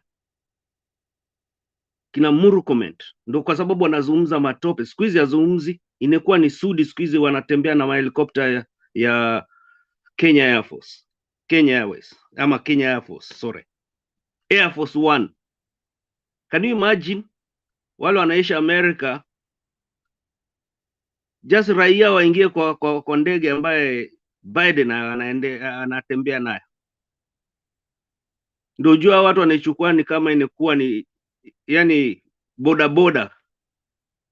They don't respect the army forces, they don't respect our hata nyanya zetu. Sahii ukienda upande wa Kibira wanachukua ile ati makanisa inachukua watu ati wanahamishwa, unaambia oh, kuna rori ya bure wale wanataka kurudi risafu ya, tunawapatia transport ya wale wanataka kurudi nyumbani. Why? Wanajaribu kupunguza the population of wale watu wa Azimio ama population ambayo walikuwa wapigi kura. Unajua sisi tunepumbazwa kabisa, yani life inakuwa so horrible. And then my colleague here ambaye anasema oh, najua sijui nini. Ai. What is the meaning of the law? Huyu Masi sijui ndo anaitwa Musi sijui ndo nani, kila wakati anaandika vitu hapo kutu confuse, anasoma sheria. Sheria lazima ifatwe kwanza, yeye ndo anatakana kufuata sheria kuliko wengine wote. Every time the same story. Hao watu wote wanelipwa kuja kufanya upuzi hapa, wanelipwa. They are not here for nothing. Sisi tunajitolea hapa kusaidia wananchi ambao wako nyumbani. Nyinyi wa Kenya mko hapa saa hizi mnatuma pesa kila wakati nyumbani kutumia M-Pesa. Angalia ile rate unakatwa, na ikifika huko ile 200 unetuma, let me say the truth, unetuma 200, ule mtu anaenda kukatwa 25% of that amount of money unetuma. Alafu hawa majangili wanakuja hapo wanetumwa, si unaona wanetoroka, wataki niongee, wanajua naongea. Watu kama Alibaba walizaliwa jana. So let me tell you, kama hawa sasa, ninaona ndugu yangu hapa anekisi mtoto, wale wako nyumbani hata wana nguvu ya kukisi mtoto wake. Mtoto analia uji, analia chakula, na hapa mwingine anakisi mtoto wako kwa sababu wanaishi maisha mazuri. They don't care about other people down there. Hao watu wako hapo wote ni wasomi ambayo tuko nje, lakini tembea huko nyumbani uone reality. PK anazungumza hapa na uchungu, nikijua wote ambao wanazungumza hapa wanazungumza na uchungu. Dada yetu anazungumza na uchungu kwa sababu their parents, wana watoto, wanajua kule watu nyumbani wanaumia. Mimi hata majirani wengine sikuwa nawajua, wanashajua namba yangu. Oh, mtoto wetu, oh sijui nini, oh mtoto. Inakuwa sasa Nakuru ndio inakuwa central of criminals. Washatengeneza kanisa moja, mtu yoyote anaweza kugogo ya ghost worshippers, Illuminati. Who is the owner of that? Ruto. Alafu ndugu yangu judge hata anafanya vizuri, akaja aniambie what is the meaning of social services. Na ndio hiyo Raila anasoma hapa Ujerumani, anajua the meaning of it. Na ndio alikuwa analeta ile mambo ya 6,000. Exactly that is it. Tanzania walikuwa wanatumia hiyo kitu kitambo, Ndio kwa sababu Nyerere alikuwa akisema ukitaka kwenda London, mbona msiende Nairobi? Siku hizi Tanzania ukimwambia aje Nairobi atakuja. Huyu jamaa majambazi anapewa hapa mbolea ya bure, anakuja kuuzia watu 6,000. Kila kitu anapewa, mkopo si anachukua. Biden anamwambia nini leo asubuhi? Mr. President Ruto. Wale mko Amerika, kama msoma hiyo kitu mniambie. Mr. President Ruto, either you stop corruption or we'll stop you. Na tutakuingiza kwenye kitabu Black Book. Na utapata mkopo yoyote katika World Bank. Imagine. Alafu hapa kina wako Canada na mwingine hapa Alibaba anakuja ya kwanza na jina 27, sijui 227. It's painful. Na ndugu yangu hapa alikuwa anapiga mtoto wake kiss, watoto wengine huko uji wanashindwa kunywa. Watoto wanakula, yani ushasikia mtu anakojoa kwenye stocking, ndani anaweka mchanga ndani ya stocking, alafu anafinya ati maji ya kunywa. Wengine wanaosha uso na mkojo wa ng'ombe. Really? And then one of us here is a lawyer is talking nonsense. Watu wanasomea law. Hey. Okay, let me leave it like that. Huyo ndugu yangu lawyer aniambie mambo ya social service na mimi namaanisha nini? Haya, safi ndugu Joshua, tutakuja kwako. Nani amedrop? What's his name? Okay, sawa. Kuna mmoja ambaye alikuwa amengoja hapa kwa muda mrefu lakini amedrop. Ni sawa tu. Nitapata nafasi ya amerudi, ngoja dakika moja tu. I think alikuwa amengoja hapa kwa muda mrefu akadrop, but I can see he's back. And Joseph Karaoke, karibu. Pichi, mambo, long time. Ni wifi ilikuwa inanisumbua hapa kidogo. I wanted to respond to Mise and help him kidogo. You cannot come and tell us to give you ideas and already you have already started to mess the country. Hawezi kuja utuambie ati unataka tukupatia ideas ama tukue tukitoa ideas za vile wewe unataka kurun the country. Na already the path you have taken already is a destruction path.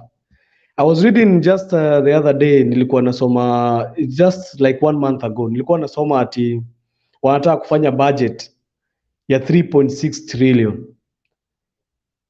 You know, nilijaribu ku understand what they are trying to do lakini sikuelewa. How can you have a budget of 3.6 trillion na already 1 trillion hauna ya kufanya hiyo ya kubudget hiyo budget yako? That you need some loan 659 billion and you need to add tax to people so that you raise the 1 trillion. Why can we not go by our means? Kwa nini tusiende na means zetu? Why do we need tukue kama sisi ati tunataka kureach another level in another country? Why can we not go through our means? So I cannot come here and help you in managing something that you have already started failing. And another day also I was hearing Farah Maring. Alikuwa anaongea another sensible thing. He was talking about Tanzania. He's saying that Tanzania in another 1-2 years, if we continue the same trajectory, Tanzania is going to surpass Kenya economy. Because as we look now, Kenya, what are we doing so far in the East Africa region? Kama ni gas, kama ni pipeline ya mafuta ilichukuliwa na Tanzania.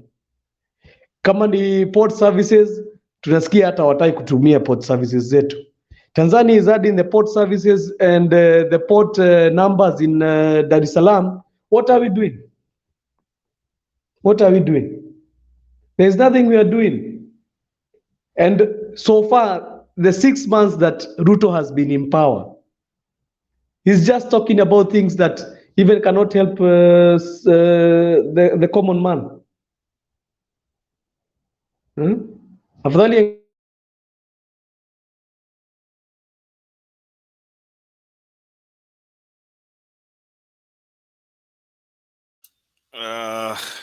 naona tena network inamsumbua. We'll give him a moment, akirudi ataendelea, but meanwhile, oh, you're back. Endelea. sorry. Ni wifi inanisumbua Rich. Rich ni wifi inanisumbua, pole sana. I think iko low. So me, what I was trying to tell me, say, you cannot come here and tell us to help you with ideas. Already, the ideas that Raila had, those were the only ideas I thought they could have helped us. Hakuna ideas zingine zingekuja from another place. There is no, because even if you compare the manifesto that Ruto was bringing na compare na ile ya Raila, there kwanza hapo ndipo palifanya ni support Raila totally. Ungeangalia hiyo manifesto na ukuwe wewe ni mtu unaweza soma, you could have known where we are headed. Ungejua tu where we are headed, and that we are headed for doom. Jana alikuwa anasema about hustler fund, that the hustler fund sijui ati I'm going to add the limit. How can you add a limit to a hustler fund that we are being taxed to give you the money to give us back to loan us? What is that? Yani nalipa tax, unachukua pesa yangu ya tax, unakuja tena unaniambia ati unanipatia pesa ya biashara, nianzishe biashara then nikurudishie. What are we doing? You know, we have become just a useless nation. I'm a useless country. Hata everything in Kenya imekuwa ni dhifari, yani hakuna kitu inaendelea. All we see ni kuiba, umesikia left, right and center, circles, what? Yani we have become, sijui inchi yetu imekuwa yani just like con artist. Kila mtu ni con artist. There is nothing that is happening because we have been shown from the roots. Tumepata leaders ambao they talk this today, tomorrow they talk this. Leo nakwambia that I'm going to do this, the next day amebadilisha mdomo yake. How can we be led by people like this? You cannot come and tell me that you are going to help my kids in another 10 years. Then your mouth is just like it always twists. How will I trust you that you'll be there for my kids? My generation will be better when your words does not reflect what you say. It's like you're preaching water when you're drinking wine. So mimi hapo kwa kuja kutuambia tukusaidie na ideas, we cannot help you with ideas. Kenyans cannot help Ruto with ideas because already he has messed the country. What he should do is he should leave the country in peace. We have seen leaders who have been kazi imewashinda, wameacha nini. There is a prime minister of Israel, there is a prime minister of Britain. Kama kazi imemshinda, tafadhali acha kutusumbua, atuondokee tu please. Hata hakuna haja tushinde tukienda maandamano, atuondokee tu, aseme nimeshindwa na hii kazi. Kazi imenishinda, the work that I was given imenishinda, as simple as that. Thanks. Aya, ngoja you are still on the queue, nitakufikia. Ngoja dakika moja kwanza to break the ice. Just that have been mentioned severally. Yeah, I am aware of that. I am aware. You know, tax should not be a burden. Tax should not be a burden on society. Governments have no powers to collect taxes the way they want. That's why we have parliament. And this is where my problem is. Parliament has failed the people of Kenya. Parliament should know the status of their citizens. People are suffering. People have no jobs. People have no incomes. And you're allowing government to collect taxes in a country where the government officially announces that a third of that revenue is going to be stolen. Officially. For the last 20 years, they have been announcing the third of the money.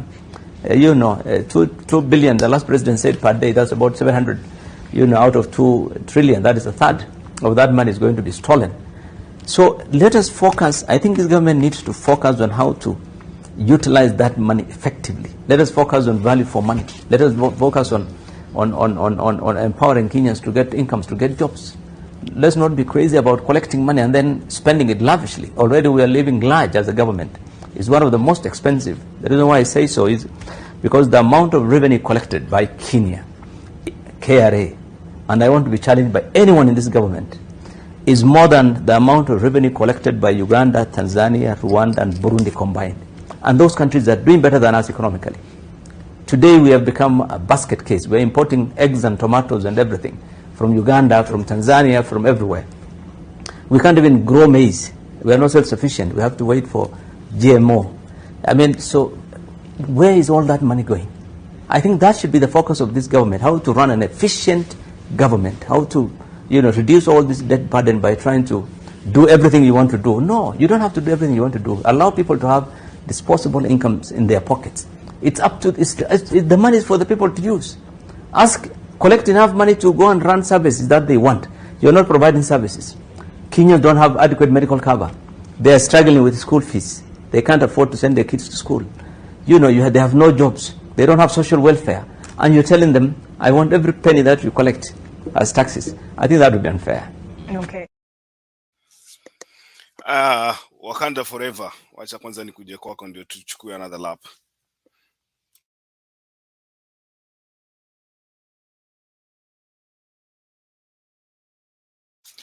Unmute your microphone. Wakanda forever. Yes, Richie, just give me a few minutes so that I can get into I can follow more. Yeah. Okay, so much obliged. Miss, hold on just a minute before you unmute. Let me give Domi, and then I'll come to you.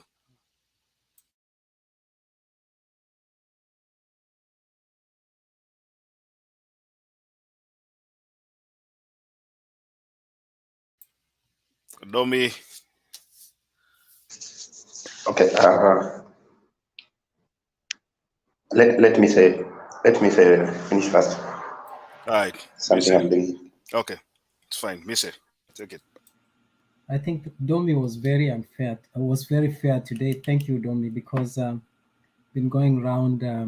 I was just rebutting, but I wasn't given a chance. But I think in Tusi, you changed to Joseph Karaoke. Huh? So sorry, I changed the name. Yeah, ndio uweze kuisoma. So Tusi, you first of all, let me respond when you want Tusi. No, Miss. This is a different person from Joseph Karaoke. You're confusing the two. I have seen both of them here, so these are two different people. Am I Joseph? Am I confusing the two? Yes, you are confusing the two. Okay, then I apologize. So let me say something that Intusi was saying about taxes. I think what I was saying is simple, and the people here have a way of picking facts and twisting them to fit them. I said very simple. Some people from UK told us that they were given free money by the UK government, and they expect the government of Kenya to give them that. I said, the people of UK don't even make that money. We, part of Canada, we send money to the UK. And so probably they get free money that they don't make. And that is why maybe the government is able to afford to give them. And I gave an example that even us who pay taxes and they go to the UK, we still were given money, and not everybody received the money during the COVID pandemic. So that is what I was trying to say. Now, in issues that Joshua, I heard you saying here, social assistance and all that, I think I'm not here to defend Ruto. My argument, I'm not here to defend even the government of UDA. I think my argument is, I think all of us should be talking about there is patronization of age. You were not there during. I am not an age mate of my forefathers, But that does not blind me from seeing or identifying the problems.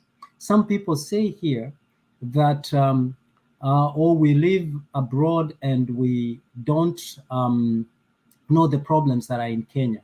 Well, the very same people who are saying they even live abroad themselves, when they are even telling others to go to the streets, they are comfortably from here, and even not even their children will go to the streets to go and go to the processions and challenging. What my argument is, yes, there could be. I'm not denying because I was not there, and I do not work within the IBC or any other arm of our government. But I'm saying, yes, we have our own challenges.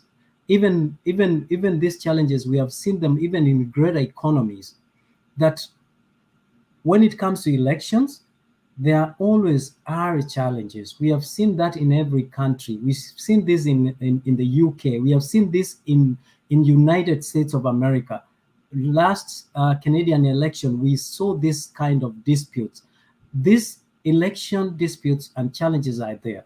But I'm saying our immediate challenge or threat is the challenges that Kenyans are facing. We send a lot of money back Kenya. In fact, the diaspora remittance is a lot, and that is why even the government saw the benefit of forming the diaspora affair ministry, or not ministry, but department that will be challenging and looking into how they can better and how the diasporas can be understood and involved in the governance of Kenya. Now, Joshua, you were saying that you are trying to say that we cannot advise the government. Ruto is not. We don't have to advise Ruto directly. You know, there is something called, and this is why sometimes if we don't understand, it is important that we don't argue about it. There is something called, in any policy formulation, there is something called policy review. And under policy review, there is something called you critique the policy, the existing policy, the intention of that policy. Is it working as intended, or it's not working? If it's not working as intended, then what are the alternative ways that we can correct the policy to work for the benefit of the people? So for us, for us, this can be channeled not to Ruto, but it can be channeled through Kenya School of Public Administration. They have that opening there. If you pick up, if it's an healthcare policy, and you find that there is a way you can better it, that is okay. They are very open. Now, the other thing I want to say is that the ballot box is the best place to change leadership. Now, that happens in every August of after every 5 years. We are given that opportunity to change. And immediately preceding a certain period constitutionally, you are given to challenge the legitimacy of that election. If it fails, you still have the leeway of trying to challenge that, and that has been exhausted. Now, I've heard people talking about that Ruto should have done this, Ruto should have done that. Let me tell you, Makiadi, it is Makiadi, Stone PK, and many other people who live in the United States. It is only pretentious to say that within 3 months we can get impact of the new government. You know, you have been comparing Kibaki government and the Ruto administration. During the Kibaki government, there was no COVID-19. There was not a pandemic. We did not come from a pandemic to the new change of administration. During the Great Recession in 2008, Obama came to power in a country that has unlimited resources, and still it took him the first term, the first 3 years, for us to see a great change. In 2009, nothing, you could not feel the impact of his new leadership, 2011, 2012, is when we started seeing incremental changes that actually led to him appealing for the people to give him another chance in another election period. So some things need to take time in order for us to feel the impact. But that doesn't mean that the government must not prioritize in addressing the issues. The other day, I heard William Ruto saying that they reduced the cost of unga from 200 to 180, and they were projecting it to come down to 120 shillings in the next 6 months. I think those are baby steps towards addressing these issues. And then this issue of borrowing that actually, Makiadi, you played a clip before.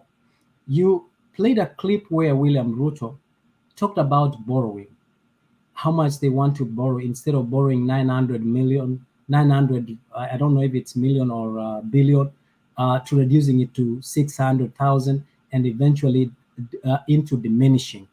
What we are saying is that while we are putting our house in order by making sure, and I like what the president is saying, everybody must pay taxes. You don't know these people who are in power, and I like what the president is saying. I hope that he implements it. The people who are evading taxes, evasion of taxes is not a crime only in Kenya. It's a worldwide crime. If you evade the taxes where you live, it is a crime. So if we can crack down all these people who are evading taxes, collect taxes from these people. I had someone saying it, haitafika hata 500 million. 500 million shillings makes a difference in an economy. If we can collect taxes from everyone, up to including, so that we don't have a few class of people paying taxes and having those who are making millions and billions not paying taxes. So if all of us can put to one basket and the money is used the way it's supposed to be used, I think Kenya will be a great country. But if we allow other people to evade taxes, then we are stealing from our own. And that's why I said, if William Ruto is going to go down and saying that he's going to crack down on the people who are evading taxes, he should lead by example, making sure that he's put his taxes in public, his business in public, and saying, I made this much and I've paid this much taxes, followed by his deputy president, followed by the people in that administration. This way, we don't have selective collecting of taxes, because if you don't pay taxes, you are stealing from the people. Then there was an issue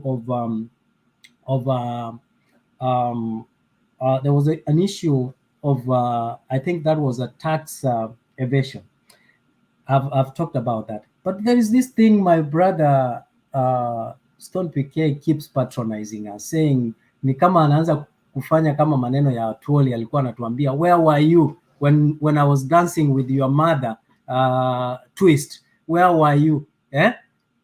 There are greater leaders who have left an indelible mark in the world, who are younger than even old leaders in the world, but they did not do so because of their age, but because of their wisdom and commitment to bring change to humanity, to bring change to the people they have committed to lead. I mean, Obama is one of them, one of the great leaders that we have. Muammar Gaddafi is one of those leaders who left an indelible mark in their countries. So the devotion, the dedication and commitment and sacrifice to serve your people is key. And that's what we lack most of our people here. And then I want to say, going to the streets, and this is where I think we are misunderstanding. I want people to go to the streets. I want the Prime Minister to call people to go to the streets, but discuss what? Discuss about stolen election, or discuss about the government failing to provide the basic necessities of life, housing, food, healthcare. That is what we want to hear. But when we are talking about illegitimacy of an election, election reforms, that is why you're calling us for a meeting. That is where I differ. I want us to go to the street and challenge. The government is not giving us what we are entitled. That is what I want to hear. That is if the the prime minister, the former prime minister, calls me to the street to demonstrate the high cost of living, I will be there early in the morning. But if he calls me to go and discuss and tell me that Ruto stole election from him, I will know that that is selfishness. When Kibaki took power, he highlighted the issues that the country was suffering from, and he embarked towards addressing the issues. Now, what I think that the prime minister is trying to do is doing what is called political sabotage, which is defined as acts of the other political camp, trying to disrupt, trying to harass or damage the reputation of the current government, so that the government can lose, the people can lose the faith in the government, so that they can digress in addressing other people's political relevance in the arena. And when we come here and talk about that, you label us. You tell us those are theories. You tell us this is what this is not important. Then I think one key thing that we need to understand is that when wakati the tear gas inarushiwa watu pale, the prime minister will be evacuated by the security personnel yenye tunalipa taxes, lakini those who will remain behind to test the good test of a tear gas will be the very same taxpayers. And that's why we're saying, call us to the streets to address the urgent and the important. Election reforms are not important right now. The healthcare, food security, issues of housing, those are the immediate. Now, public participation, nafikiri ulitukana watu wa slums pale, ulisema wanazaana kama mende. I think that was very harsh to say that, because the people who have lived, who live in the slums, are the very hardworking. And every country, even most developed countries, have slum area, have poor housing conditions. If you go to the United States, if you go to Jersey City, JF Kennedy, you will see very poor housing conditions. People are living before poverty line, and so on. So that's what I'm saying is, Kenya is not an exception. Kenya is a struggling economy. And lastly, America has no, and I think it is Joseph Karaoke who was saying this, America has no moral authority to correct Kenya in matters of corruption, in matters of humanity.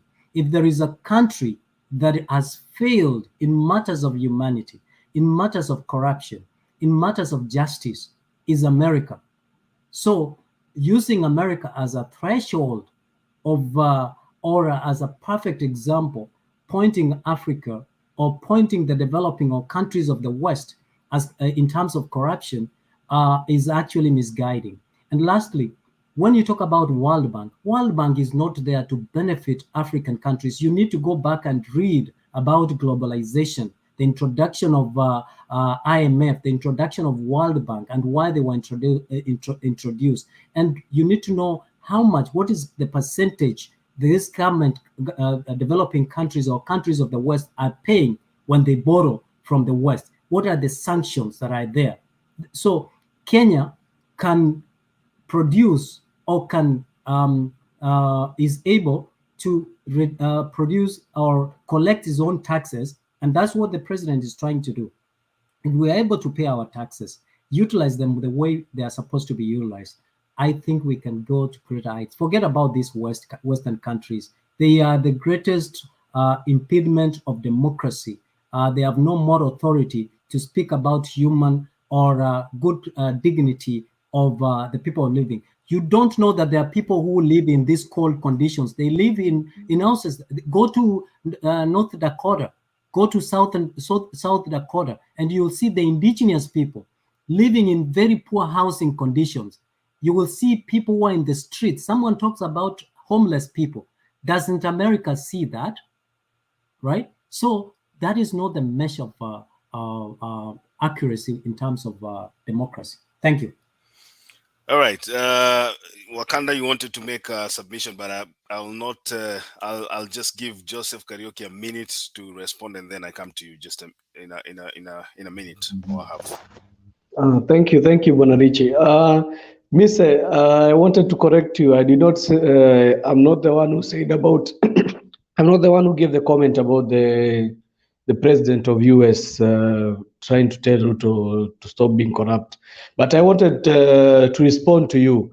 You said about Ruto is passing through post-COVID-19 economic hard times. I just wanted you to remember that this is the same guy who was on Uhuru's head when Uhuru was trying to tell him that I am in this time, I'm in a hard time, there is war in Ukraine, and there is COVID that is ravaging us. Then Ruto was trying to tell him, no, you are not doing any work, your government is not doing anything. How do you expect you yourself, you're going to be redeemed from that? If you yourself, you are just beating the government that was there, how can you come and tell us that you are under post-COVID-19? Also, as we don't want to know if you are post-COVID-19 economic crisis, if the government which was there, you are not ready to support. The government that was trying to tell you, I know, and I was trying to tell people here, I told them that after this election, the person who will win the election, it will be very hard for him because it was the time to recover our economy. We had passed through 3 years or 2 years of COVID-19. Then after the COVID-19, we started to settle down. The Russian president started war. So we were trying to navigate through these issues. There is the issues of oil, cooking oil, so many things. But Uhuru was trying to tell him, please, let's just lower down the tension of the politics and try to come together and work and think of ways we can be able to help in solving these issues. Now, do you expect that? I was not saying me myself. I give him option. I give him my own opinions because also he cannot receive my own opinions. But the people who is supposed to be given opinions are the people like the likes of Raila and Uhuru. Do you think they can give him their own thinking now? When he was trying to dare their government, telling them there is no work they are doing. Do you expect they are going also to reciprocate what he's trying now to tell them? It's like now he's trying to tell us, okay, let's relax. We are under post-COVID-19. Let's try to make things work. If yourself, you are trying to make the past government not work, how will they help you in working the government also? Mr. It's not right. Okay, ngoja kwanza Domi nitakuja kwako. Unajua mimi nashangaa serikali ya William Ruto peke yake ndio inakumbuka inatoka kwa COVID-19. In other countries, economies have recovered. People have moved on with life. It is only the Kenya Kwanza government that wants to remind us that there was COVID-19 in 2020, 2021. And so we should give them time. What are the conditions that you wanted wananchi to give you when you are running for this office? Ni condition gani zenye ulikuwa unasema lazima ziweko ndio wewe utimize ahadi zenye umepromise wananchi? Hebu sikia hii. Vile niliwaambia Wakenya, tutakomesha mambo ya kukopa bila mpango. Wengine wanajaribu kusema serikali yetu imekopa. Mimi nataka niwaambie, ile budget tulikuwa naye, kulikuwa na pesa ya kukopwa karibu shilingi bilioni 900. Wakati nimefika nikawaambia hatuwezi kukopa bilioni 900. Tupunguze bilioni 300, tuondoe, tukope hii bilioni 600 mwaka huu. Mwaka ujao tutapunguza, mwaka huo mwingine tutapunguza, mpaka tutafika mahali ambapo budget yetu itakuwa inaendeshwa kwa pesa ya ushuru wa Kenya, na tujiondoe kwa mambo ya mikopo ambayo ni mtego inaweza kuumiza taifa letu la Kenya. And I will keep my focus irrespective of what and who writes what. Now, this is a fellow who was in the government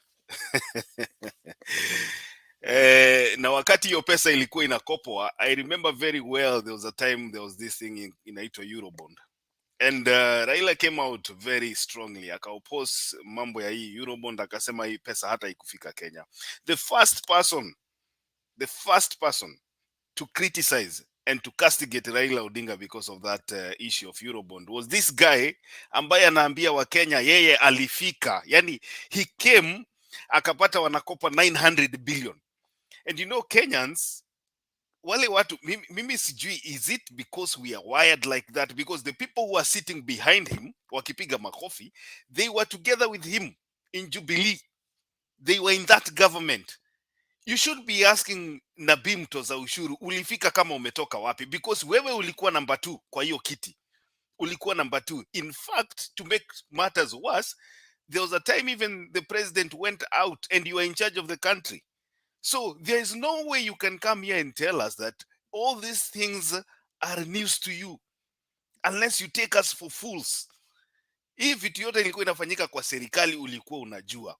And now the first thing you told us, you are going to go away from the normal, way that things were being done in that government ya kukopa pesa.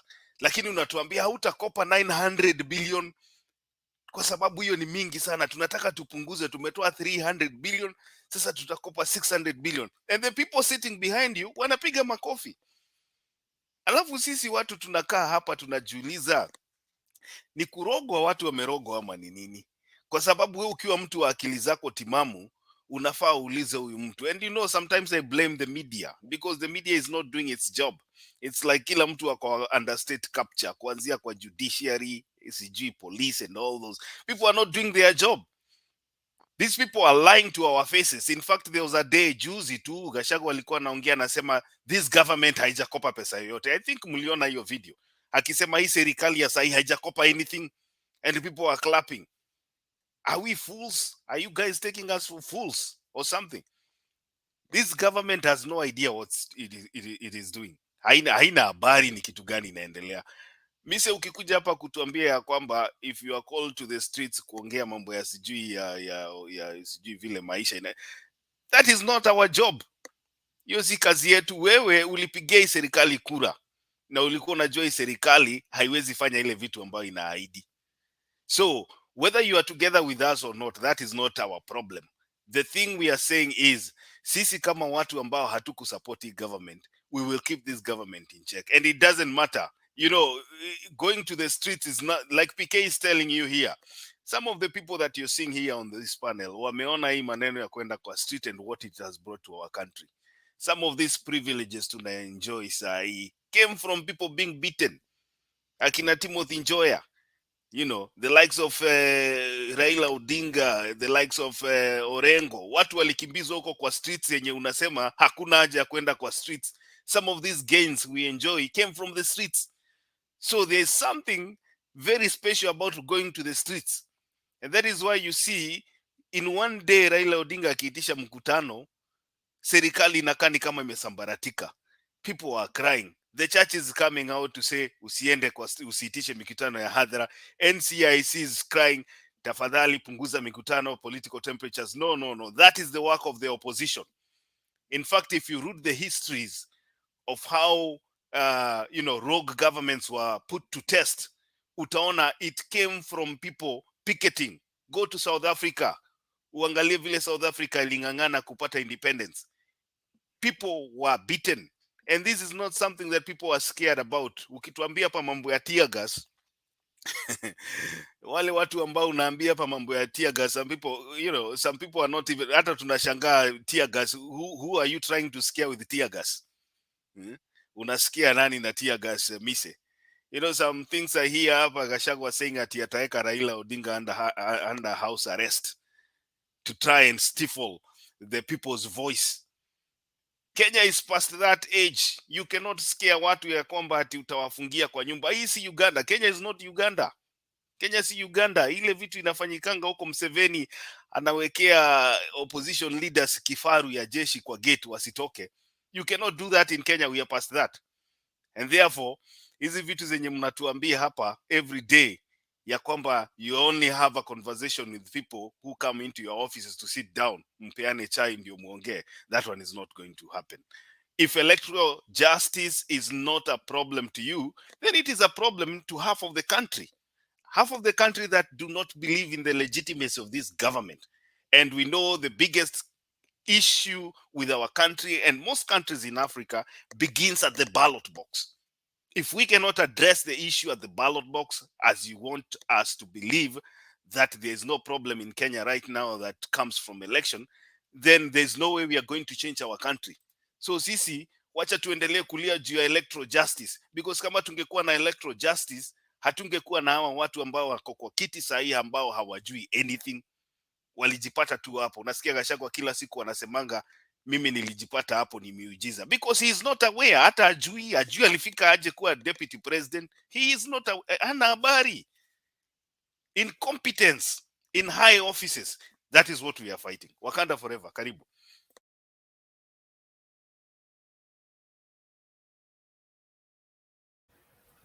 Yeah, thank you, Makiadi, and the rest of the team.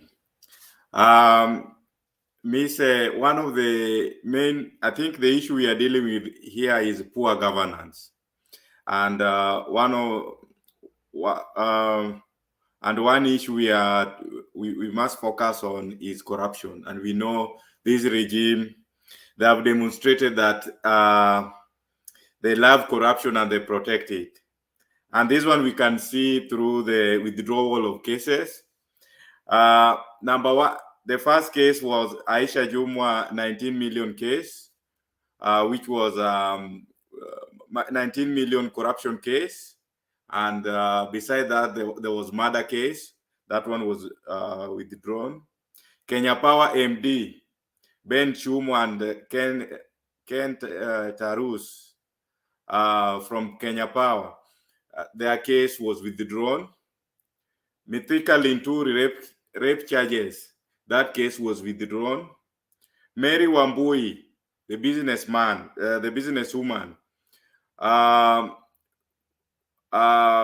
who had a case of tax evasion amounting to 2.2 billion. That case was that case was withdrawn. Another case of Mary Wambui was illegal possession of firearms. That case was withdrawn. Geoffrey Mwangi and 13 others, they were involved in corruption. They had a corruption allegation charges amounting to 1.1 billion. That case was withdrawn. Mike Sonko and others were also acquitted for corruption cases and money laundering. Joe Sang, the KPLC boss, had a case of 1.9 billion, which was a project for Kisumu Jetty project. That case has been withdrawn. So this is just a tip of the iceberg. That apart from this, there was a Gachagua case, which was also withdrawn. So this is a clear indication of where this government stand in regard with corruption. So we know that this system, in terms of governance, we don't trust them. We don't trust them. That's why we don't find, or we don't have the incentive to pay tax, because you feel when you pay tax and you see the services being delivered, but in this case, the money ends up in people's pocket. So there is no incentive to even pay tax. So you have to understand that you say you are in Canada, some of us are in other countries, Australia, US, or other places. But when people pay taxes, at least they see the service. So there is that incentive. But in this case, the money or the taxes end up in people's pockets. I heard you talking about trying to dismiss the Kibaki regime, especially in 2007, and trying to compare the 2007 regime and the 2019 and the 2022 regime. That is, in 2008, we had a post-election violence that was not good for the Kenyan economy. There were no tourists coming to Kenya. The government, like the GDP, went down. In 2019, yes, there was COVID. It had a bit of impact, but the Uhuru regime, like the way the other speakers also said, explained it to Kenyans, but Ruto, who was the deputy president, denied those claims. And now that Ruto is trying to think that he can reinvent the wheel, he cannot. This is the same government that is serving. And I wonder at times, like, the lies, this guy is just a pathological liar. From 2013 to 2022, the ruling party was Jubilee. The president was Uhuru Kenyatta. The deputy was William Samoei Ruto for the past 10 years. Trying to tell us that you are now a new regime, that you want to reinvent the wheel, yet you served that government for 10 years. For 10 good years under the constitution, because the constitution gave the deputy their functions, the president had their functions, and Ruto sat there comfortably for the past 10 years, unless he wants to tell us that he was a ghost worker, of which he has not admitted. There was another issue, that you are talking about, taxation. We understand, but there's no incentive to pay tax in Kenya. All we see is the Kenya Kwanza regime trying to widen the tax bracket. To some extent, they have been trying to say that there are these rich people. In fact, whenever Ruto wants to do something, he will try and whip emotions. So what the guy is currently doing is trying to say that Uhuru Kenyatta or the Kenyatta family are not paying the taxes. So they are whipping Kenyans emotions and diverting that attention. What this guy is trying to do is trying to get the mama mboga, the border. In the end of the day, that is their target. This idea of focusing on Uhuru is just to create that confusion. But by the time people will realize, it will be like money coming from the bottom going to him at the top. That was the bottom up, making sure that people at the lower part of the pyramid are taxed more or are put into the tax bracket. This Mamba Mboga you always want, Ruto wants to talk about, like Mamba Mboga, hustlers. That is nonsense. Because for him, the Mama Mboga and hustlers is a market. When he sees Mama Mboga, he sees a population, he sees a market. He sees a market in terms of high taxing. He sees a market in terms of how he can generate some money from them, like through the loans. Imagine if you give 500, let's say you give 500 to let's say 10 million people. And then from 500 you only collect 100, let's say 120 from 10 million people every week. This is the arithmetic that Ruto is having. So in the end of the day, this money will make more Kenyans poor, because people will be wasting their time working so hard, but they will be working to take the money to the top for people who are in the top. So currently, like in this regime, all we see is high taxes. If you look at KPLC, the people who are benefiting from high taxation or high bills is Rutos and his cronies. Some of them own KPLC in terms of shares. So that's why, yeah, that is the reason that brings us to, for us to avoid all these issues, we must talk about electoral justice. If the will of the Kenyans were to be respected, then someone in the name of William Samoei Ruto will not be a thorn on Kenyans' flesh. If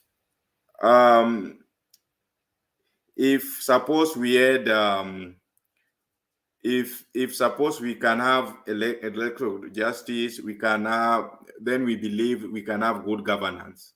And maybe with good governance, we will have leaders who can listen and reduce the high cost of living. It is easy to say that you've given, that Kenya Kwanza has done A, B, C, D, I've given fertilizer. But the question is, Kenyans cannot eat fertilizer. People will not wait for 6 or 7 months or 10 months waiting to grow their crops for that period of time. So why can't, you are talking of like, why are we not giving ideas? We saw the first thing that Ruto and Gachagua did was to remove the, how do we call it? These incentives, how do we call them?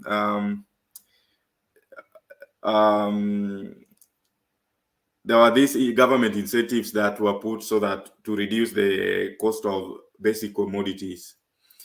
The first thing Ruto and Gachagua did, they removed all those incentives and said that they cannot finance, they cannot support consumption. That for them, they will only support production. So my question is, what have they been doing to support production now that the cost of living is still going up? Apart from fertilizer, are they going to support? I don't know what's happening. I think the last thing is when people are questioning government, these are Kenyans, these are taxpayers, and you should not act as if you're holding brief for the regime, because one, I tell you, me say, you are far from the Kenya Kwanza regime. For me, when I look at you, you can be used easily as a puppet to propagate even things you don't understand, even things you don't know. So when Kenyans are not happy, people living in Kenya know how they are feeling. So if someone says that they want to go on the street, if that is the solution that they believe in, at least they believe in something. Let's just respect the cause that they are chatting, and yeah, let's give an ear to listen to whatever is going on. But let's not be let's not be like the advocate of the devil. So I will not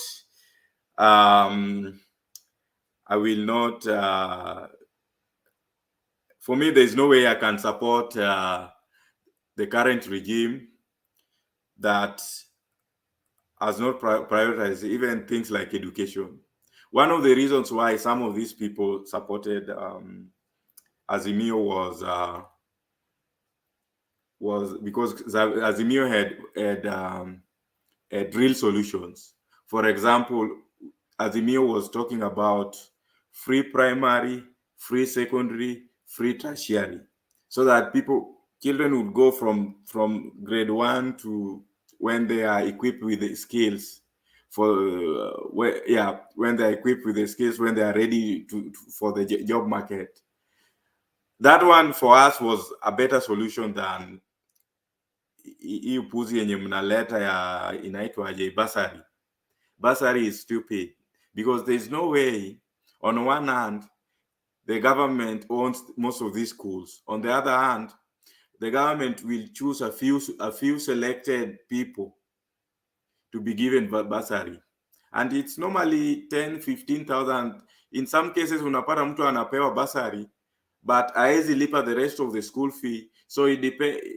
And in some cases, unapata kama principal anakataa, and then this child stays at home with partly paid bursary. And on the other hand, yeah, some principals wanga wanakubali, but in most cases, mtu analipiwa bursary na anakaa nyumbani na pesa ya partly pesa bursary. So me say, what we want is things like education should be free in Kenya. Let's not talk about this nonsense of bursary. That's it.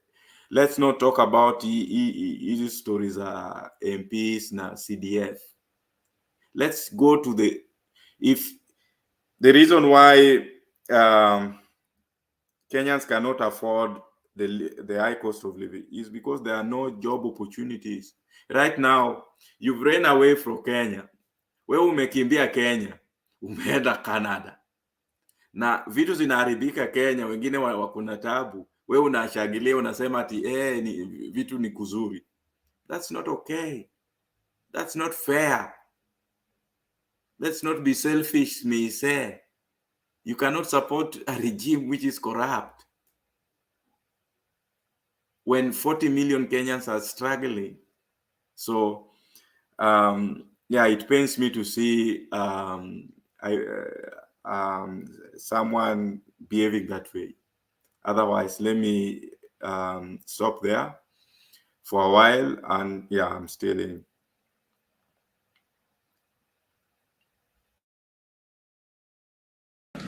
They're asking for 425. CRI is saying, in our scheme of mathematics, you can give 407. The national government is saying, that is good. 425 is good. We can give it to you, but we don't have it. 407 is even better, but we don't have it. We only have 380. So, if you want to hang us, we are helpless. If you want to remove our trousers and whip us on the buttock, go ahead. We don't have the money. Na sisi ni watu ya kuongea ukweli. What we don't want to do is to cheat governors that will give them money that we don't have.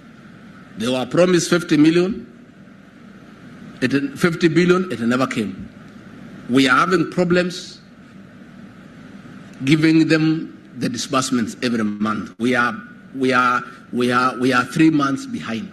So we are asking them, if what was in the budget, 370, we have been unable to give you.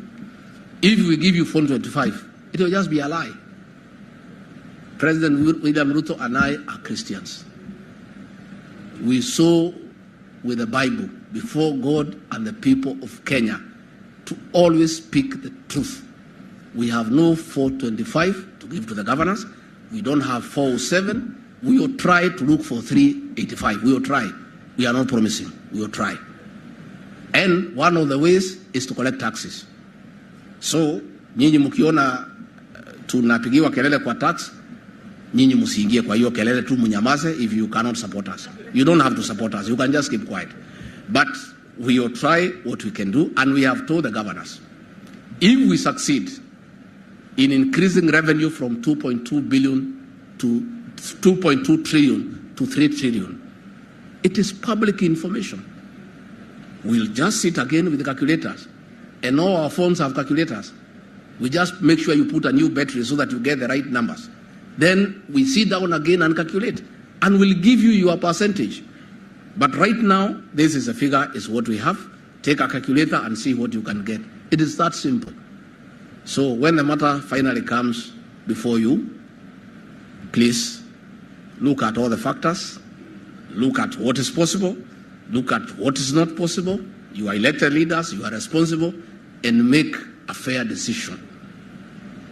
Don't force us to give lies. If you force us, we shall lie because you are our bosses. Nyinyi ndio wenye kusema kwa mambo ya appropriation of funds. If you even decide you force us to give them 500 billion, ni sawa. Lakini itakuwa ni udanganyifu na uongo. Na hiyo President William Ruto na mimi, hiyo maneno ya uongo, mtu samehe, hatuwezi. We are not able. Sisi ni watu wa Mungu. Mungu alitusaidia tupate hizi viti na hatuwezi kuanza kumchanganya na mambo ya uongo. Because ni dhambi kuongea uongo. So as the matter comes before you, apply your discretion, kindly take into consideration the state of the economy, take into consideration the revenue levels and our obligations in public debt, in salaries, and all that surrounds finances, and make a fair decision that is implementable and that will be beneficial to the people of Kenya.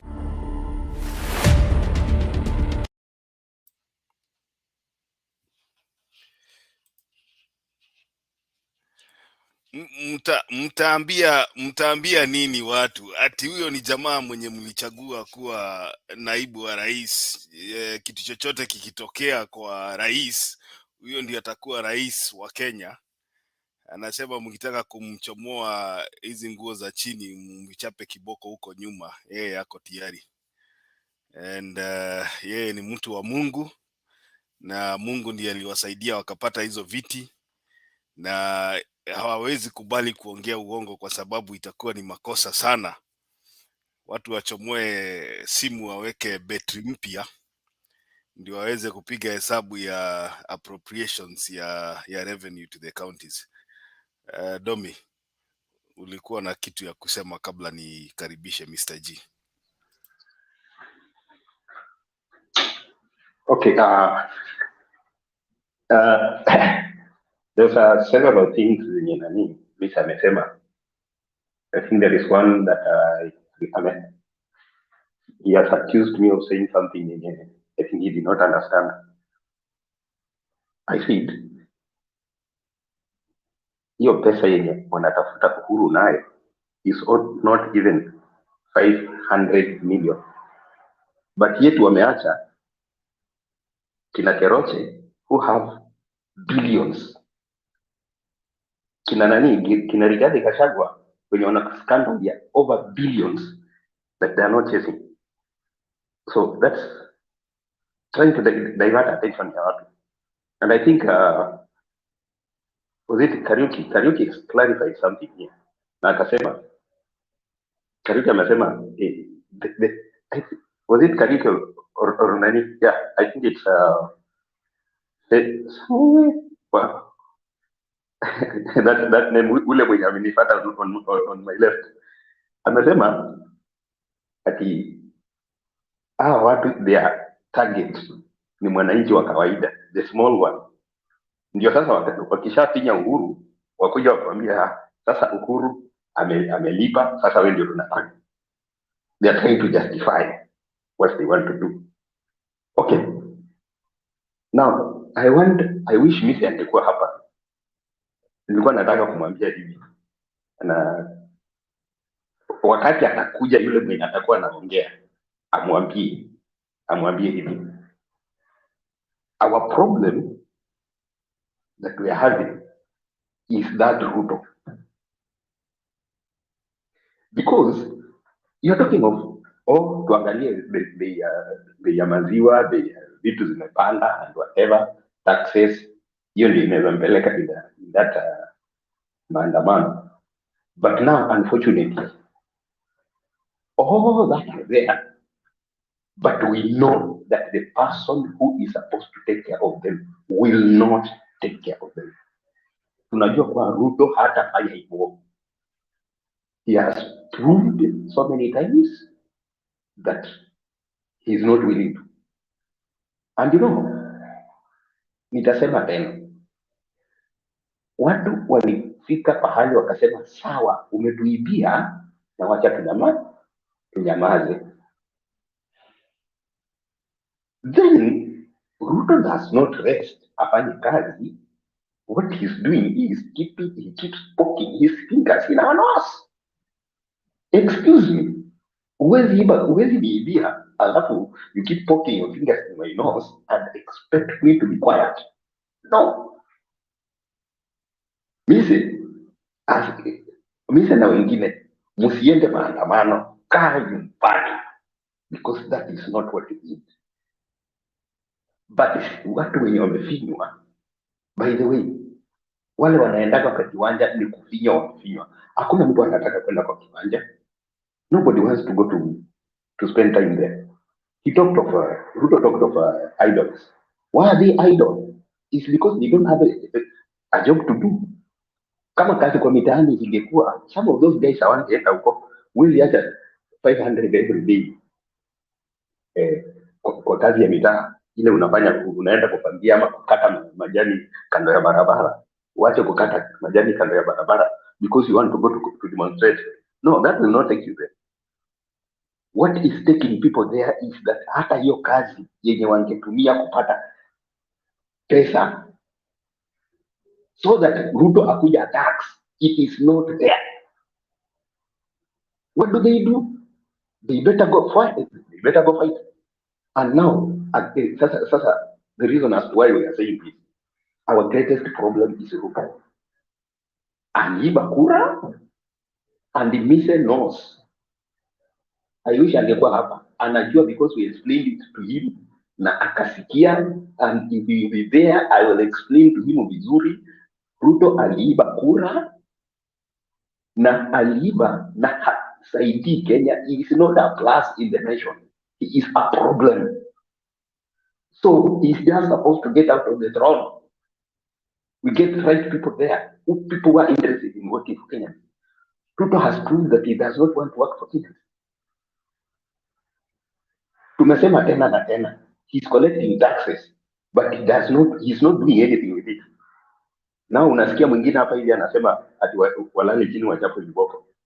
Now look here, if you feel that you don't have the money, get out. But wengine wenye those people who can generate money, waingie. Raila was talking of industrializing the nation. Right now, we'll be thinking of negotiating on investors or industrialize the nation, creating an environment. By the way, what we just need is to create the environment. Investors will come and put industries. And if investors will not do, even our local governments can do, our county governments, they can buy some of these machines. They can buy milk distillers, whatever. They can buy. We'll be thinking of creating a way. Unajua hii tax mpaka utengeneze, wanasemanga unataka kukamua ng'ombe, peleka kwa majani ikule kwanza ishibe. Ruto anataka kukamua ng'ombe yenye kwanza hiyo majani yenye inatakikana kukula amenyang'anya. Okay, you are here Mr. Mise. I wanted to tell you this. Wewe usiende maandamano. Our problem is Ruto. It is because Ruto does not listen. Yeye huwa asikii. He is too arrogant to listen. Uibe kura, alafu baada ya kuiba kura, ukuje utuingize vidole kwa mapua, hatutakusikiza. And that is the problem. Instead of creating an environment for people wapate makazi, vijana wapate kazi, yeye anawanyang'anya hata ile kazi kidogo yenye alikuwa nayo.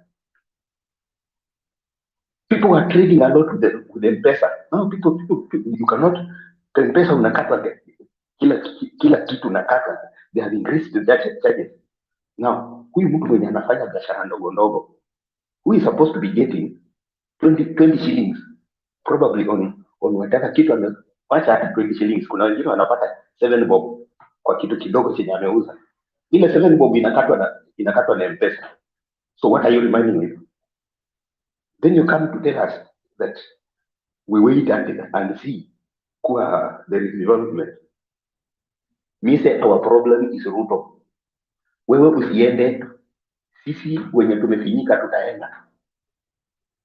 And we want to remove Ruto. Because that is our problem. Ukienda kwa nini, ukiwa mgonjwa, you have a boil. Hiyo boil ndio problem. Kwenda kuipaka mafuta, kwenda hata ukienda kufanya nini, until that boil will pass, itoke. Sisi tunataka kufinya hiyo boil itoke. And that is our problem. That is our problem. Kuja kutuambia about nini, ati America has no moral authority to tell Ruto about corruption. Now let me tell you this one. Kaa square to sikize. They have squarely a moral authority to tell you. The reason is, wewe ukienda shuleni, your teacher may not know everything, but he knows better than you. America is far better than Kenya. They have moral authority to tell Kenya to stop corruption. We don't have corruption yenye inafanyika Kenya, si ile inafanyika America. Kama America probably corruption yenye kama tungeweza kupima, it is probably 5% of what Kenya is doing. Therefore, what we are doing here is, Kenya, they have a moral authority to tell Kenya, and that one take it that way. It is a fact. Those other countries, they are better than Kenya, and Kenya mkae chini muambiwe. What is trying to show us here is pride. Ati sasa tuseme ati Kenya we are better. That is pride. Weka chini kiburi. Kiburi ukuja kabla kuanguka. Pride comes before fall. Kaa chini uambiwe, when you are wrong, you are wrong, and accept to be told. Kenyans, you must accept to be told. When you are wrong, you are wrong. Ruto is wrong, and he is supposed to be told. Na usisimame hapa kumtetea, anatakikana tumwambie. He is supposed to be told. He stops corruption, or then just back off. If anything, we cannot collapse the whole nation kwa ajili ya Ruto peke yake. Another thing, you have talked of international community and mikopo. Let me tell you one thing that I will tell you. World Bank may be bad, and we are not supporting it kwa sababu ni wazuri sana, because they are also doing business na pesa. But you see, at least they are giving money. At least they are offering help. Ruto alikuambia kuwa hatakopa, but anakopa. Why should he go to borrow? Alisema hatakopa. He said so. Why is he going to borrow? And unfortunately, he is borrowing na hafanyi kitu yoyote. He's not doing anything with the money he's borrowing. So why should Biden not question? Sisi wenyewe tuna question. Biden has a right to question. Kwa sababu if anything, Americans have been helping Kenya, and it is a fact. Hata kama wako na interest, it is a fact that they have been helping. So wacha kutuambia hapa hivi ati they have no moral authority. They have a moral authority. Another thing.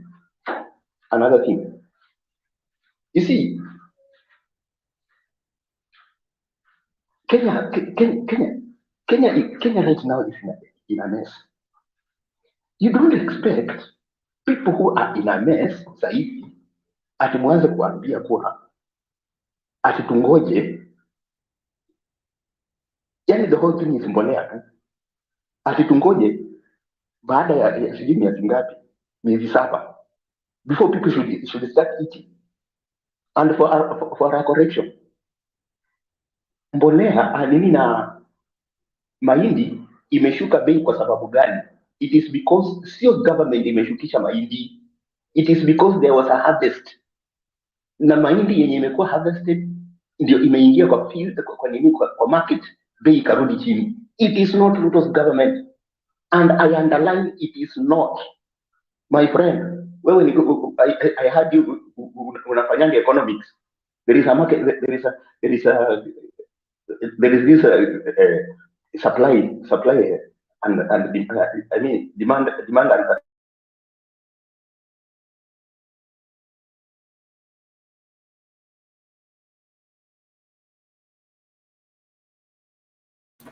We lost Domi because he's saying lies.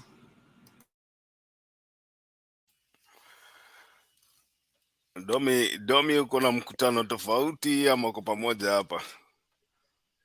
Hatukusikii. Oh, okay. Sawa. Nasema, Aha. mnanisikia? Yeah, wind up. Nasema it is a fact kuwa mahindi ilishuka kwa ajili ya harvest. Sasa mimi hawezi kuja kutuambia hapa ati government ilishukisha. Harvest imekuwa mwezi wa 11. Sasa mahindi katolewa. Ndio sababu mahindi ilishuka. Yeah. Sasa my friend, I was at home. Hii nilikuwa nyumbani. Unlike wewe mwenyewe hujaenda nyumbani, I was at home and I saw. Sasa there's nothing unatuambia hapa hivi. Okay, that's my submission. Okay, safi sana ndugu Domi. But here Domi needs to correct himself. How does he know that sijaenda nyumbani? Kwani mimi ni Unajua anasema understand zile shida zinaendelea huko. Haya, sawa. Wacha nimpatie Mr. G amengoja, lakini dakika moja karaoke, only 1 minute, alafu tuende kwa Mr. G. Naona Julia amekuja, naona Big J wako kwa line, so chap.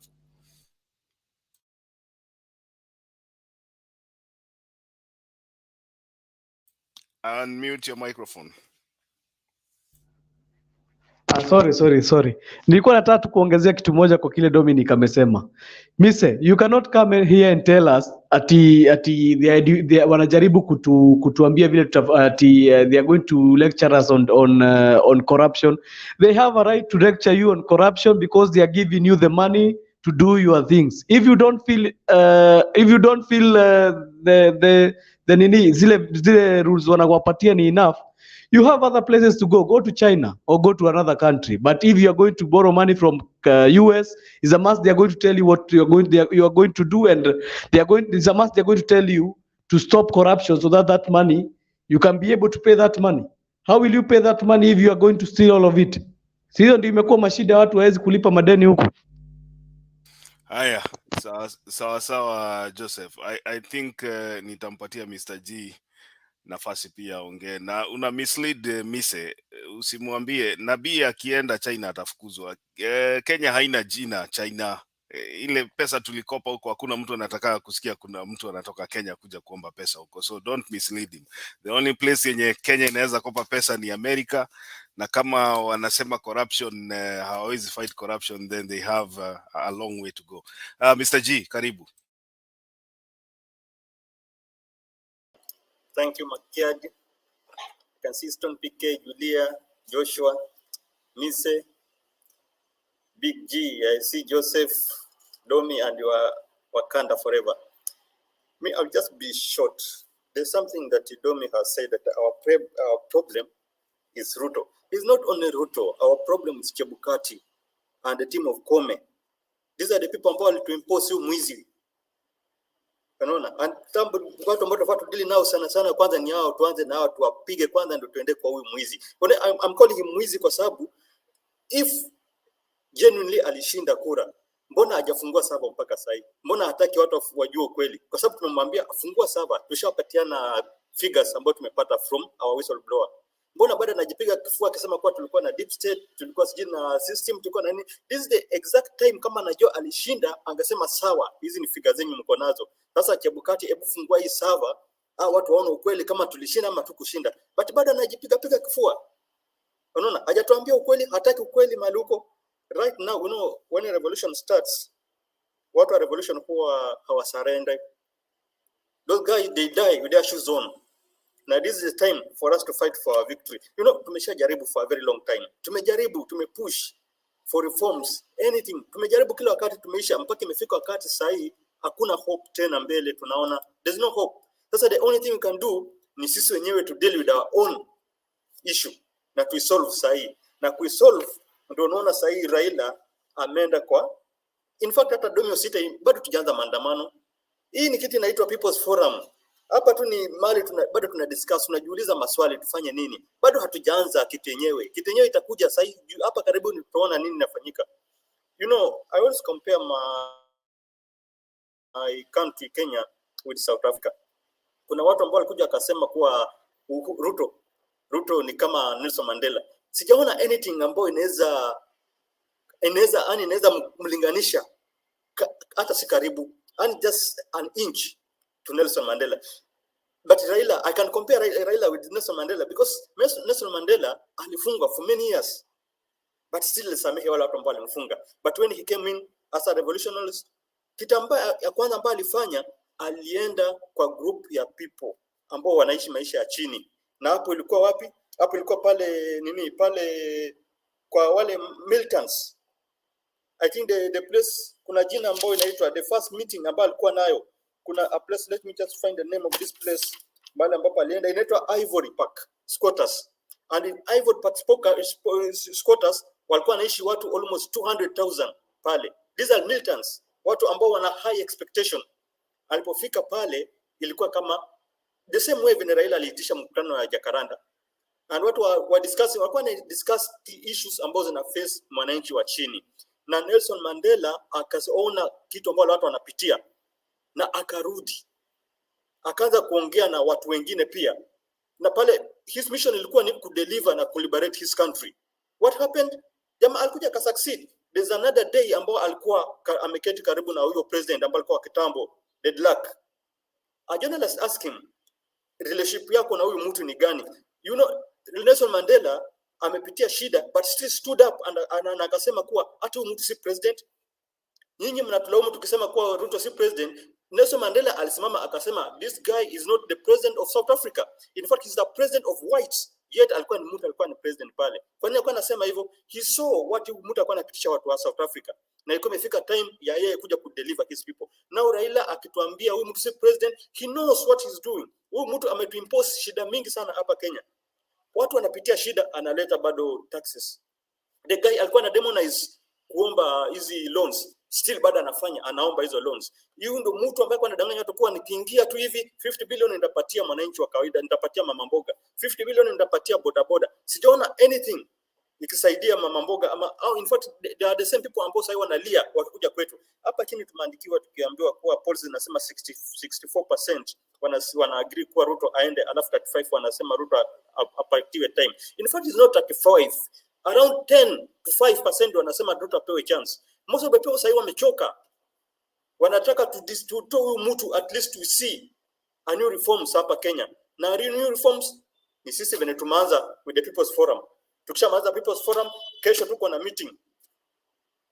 Baba atuambia sasa kama ni kwenda na tukienda tudili nao wote kuanzia kwa Ruto kwenda kwa Kome kwenda kwa Chebukati. Chebukati na tunafaa tunyonge tu, hata si mambo ya kuongea. Chebukati ni kunyonga kabisa. Sasa ikuwa na mtu kama huyo hapa Kenya. Nitarudi baadaye Mr. Makiadi.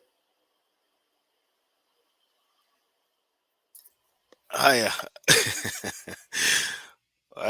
Wacha tusonge mbele ndio kila mtu apate nafasi. Big J najua atampisha Julia kwanza. So ama namna gani Big J? Ama tupatie Big J Julia, what is your opinion? Unaona gani afadhali? Julia ni ladies first. Okay, very good. I'm a gentleman. Asante ndugu yangu. Good to see you by the way. Happy New Year. Tujaonana mwaka mzima bana. Julia karibu.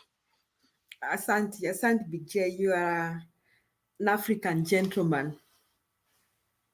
Na nashukuru kuona nyote, Stone PK, Joshua Usolo. Hey Mr. Good to see you, long time no see. I see you're back to annoy Kenyans. Good to see you, Julia. You look beautiful more than last year. This year we're gonna make it great. And so you are saying like last year I was looking ugly, or what? No, you're beautiful every day, every minute, every second. Good to see Wakanda, Domi, Mr. G, Mr. Kariuki na Big J. Nashukuru nyote. Nimesikia mjadala. Latest poll 64. Okay, it's not as 64%. I saw the questions that NGUNYI asked, and it seems it's just around that figure that people were disappointed with Mr. William Ruto, and they didn't think he had any plan for Kenyans. I mean, they didn't think so. And I also want to think, I think the same.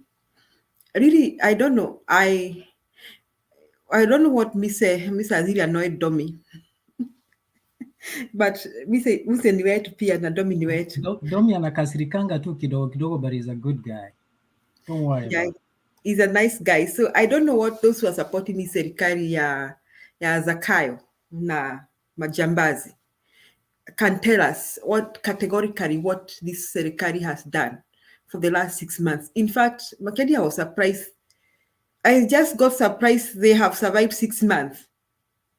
And I'm feeling so impatient that I want to hear they have survived 7 months.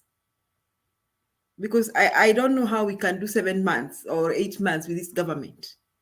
So I'm not surprised at what what Kenyans are feeling.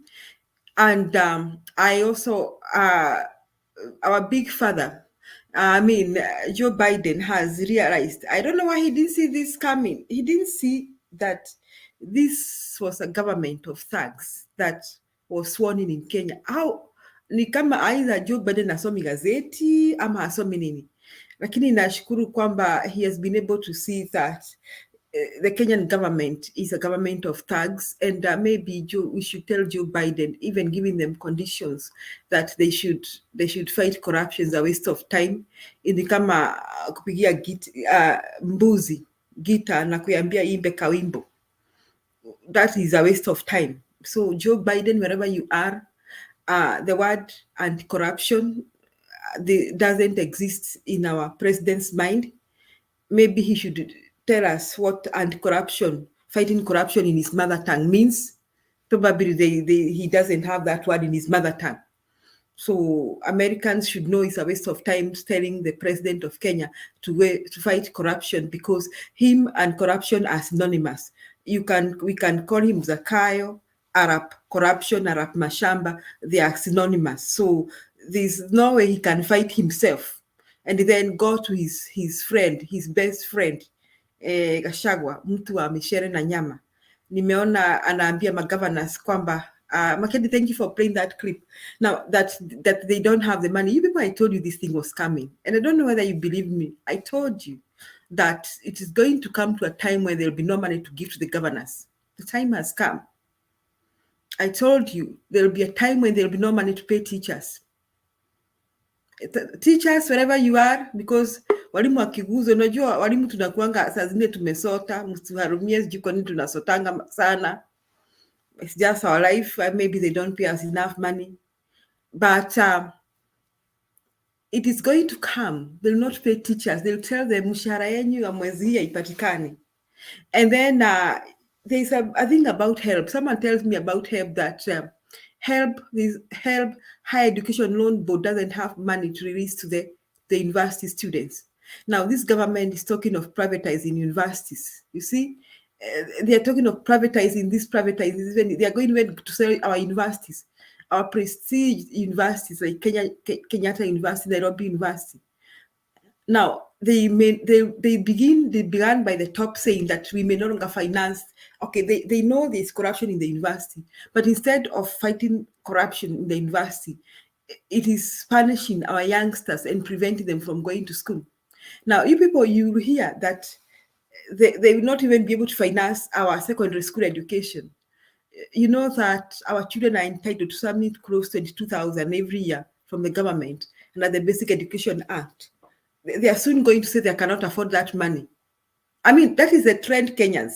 I'm not surprised, and what still is to come. Now, these guys are talking about tax. I don't know. I never heard of who talking about tax, yet all of us were paying tax. And we only ever heard about the word tax when we had some people taken to court, like the person who owns Kereche, that ako analipa tax. So if you are talking, trying to doing cars or just to create side shows about Uhuru and tax, let KRA got for their tax from Uhuru's companies. I said this yesterday. Wacha kutusumbua, our kazi yetu si ya KRA. Now, it is not how much tax is collected. Is how the tax is spent. How is that tax being spent? Mimi nashanga. Kwani they have just been the government 6 months. Now, when the Kenyans have increased suddenly, or what has happened? Has the budget overblown? Now, Uhuru was just here the other day, 6 months ago, and he was doing subsidies. He was giving the governors their money. He was not, we never had the speech that I had just had, Makedi was playing. Lakini Makedi, unapenda kutukasirisha. You just made me come back because of that. You really like annoying us with that Gashagwa speech. But sometimes, because I want to thank you, because really I can't, you people, I can't watch Ruto and Gashagwa even for 5 seconds. If I see anything on my YouTube or anything, I might block that link, because I don't want to hear what they say. But it is good Makiadi played it. Now, this guy is talking about, he's saying, sisi tumeokoka, hatudanganyi. I mean, you people, I'm beginning to think I should not say I'm a Christian. Or maybe if I say I'm a Christian, I should not say I'm a Christian from Kenya. I'm even beginning to doubt these words, nimeokoka. I'm telling you, I no longer want to say nimeokoka. Because watu wameokoka, maybe wameokolewa na shetani. Because they behave close to like the devil, their father. They behave like the devil, their father. That is how they behave. How can you take a microphone and go to the public and tell them umeokoka udanganyi? Ati sasa tukurumie juu ya jina okoka, ati sisi tuko na 300 and what, I don't know, billion. Sisi mchukue it's like telling you your children now, na bibi yako, I only have 100 bob. Now mimi nimeokoka. Sasa chukueni calculator and you count how much we are going to spend for the rest of the week, and it is your responsibility to feed them. So what was he trying to say? So what? How was Uhuru? These people wanted to kana Uhuru. How was Uhuru doing it? How was Uhuru, wherever you are our hero? You didn't tell us all this nonsense. Let me tell you, I never paid attention to how the governors are given money or how money is disbursed from Uhuru's government, because he never spoke about it. He sat with the likes, with his cabinet and planned, and they did things. He had a super cabinet. He had ladies and gentlemen who were educated and informed and responsible and knew why they were in government. But this guy, so they don't have money for the governors. Hata bei ya maji. Jamani, you people, I'm so surprised. Hata maji tutakunywa, maji inapeanangwa bure. Have you ever gone to somebody's home in Kenya and asked for water and they ask you to pay? They bring you the water in a jug to drink, because we believe that water should be one of the cheapest commodities on the face of the earth, because it is a basic need. Now, hiyo ndio stima, wale watu tumeweka stima, mumeweka stima manyumbani mwenu, mwende mzime hiyo stima, because, I mean, you will not even use your security lights or whatever because of the tokens. Now, during the reign of Kibaki and Uhuru, they tried very much with these rural electrification programs, and so many Kenyans were connected to power. Na ukienda kule vijijini, watu wameshika, wakona stima, wakona, at least they can see light. But I think they are going to think twice. So these guys are taking us back to the age of Stone Age. I mean, people will start buying kerosene na zile taa za kitambo, na wakona stima kwa nyumba. Because if you can't buy those tokens, then what do? You kill yourself. You disconnect the steamer. You start surviving. Ama siku nunua kerosene, hata watu watakuwa kipika mapema. You cook early, and by 7 mumekula na mumelala. So these guys have made 6 months down the line, they have made Kenyans more poorer and miserable. And the likes of Mr. want us here to wait. For how long do we wait until we kill ourselves? Or munataka tugojea lini? Watoto hatuwezi peleka shule, bei ya vyakula ni hivyo. You people, you took away the subsidies. How was Uhuru affording the subsidies? Alikuwa anatumia pesa yake, alikuwa we shall talk about Uhuru. Hata mkimtukana, I said yesterday that these people have a complex ya ushamba, that every time they wake up, Uhuru do this, Uhuru do that, Uhuru did this. Hiyo ni ushamba. That is primitivity. People who look at people and hate them for what they are, they're just primitive, they are barbaric, they are uncouth, they are uncultured, and they should be left to live in Savo Forest, because they don't understand what civilization is. Now, Uhuru afforded all those things, and we never had him addressing us. Actually, I don't have money for this, I don't have money for that. But he tried to make ends meet for Kenyans. And on top of that, when things were so bad the days of COVID, he provided a lot of subsidies. Hata kama alikopa, at least we can see why alikopa. Hata kama mnasema alikopa pesa mingi, we can see the projects and infrastructure. All the projects are down. Ile barabara ya kutoka kule kwetu Nyandarua, nasikia imesimamishwa, yenye naenda Kinangop, the Mau roads, because this Zakayo is so akona chuki, akona, and you know, Zakayo has been played here several times. Akasema hakuna mtu mwenye amechoka na Wakikuyu kama sisi. Hakuna mtu akona shida kubwa na Wakikuyu kama. That is what Zakayo said. That is why he has stopped all the projects in Mount Kenya region. So if you're from Mount Kenya and you are thinking that you have anything to praise Zakayo for, you better stop. So me, I'm saying this, Uhuru was able to do all these projects, to provide for Kenyans, to take our children to school, to make sure our students went to the university. Hata hii pesa project ya mama ya kujifungua bure, nasikia hiyo imesimamishwa. I mean, that was our first lady's initiative, Beyond Zero, Mama Margaret. So everything that Uhuru did has collapsed. And here we are 6 months down the line. So ask me why we not go to Kibera. And ask me how Baba will control people one of these fine days. First and foremost, we are tired and fed up of, we cannot sit here and allow Zakayo to get away with it after stealing the election. You know, anaimba uchaguzi, and then he's a minority. He's a minority president.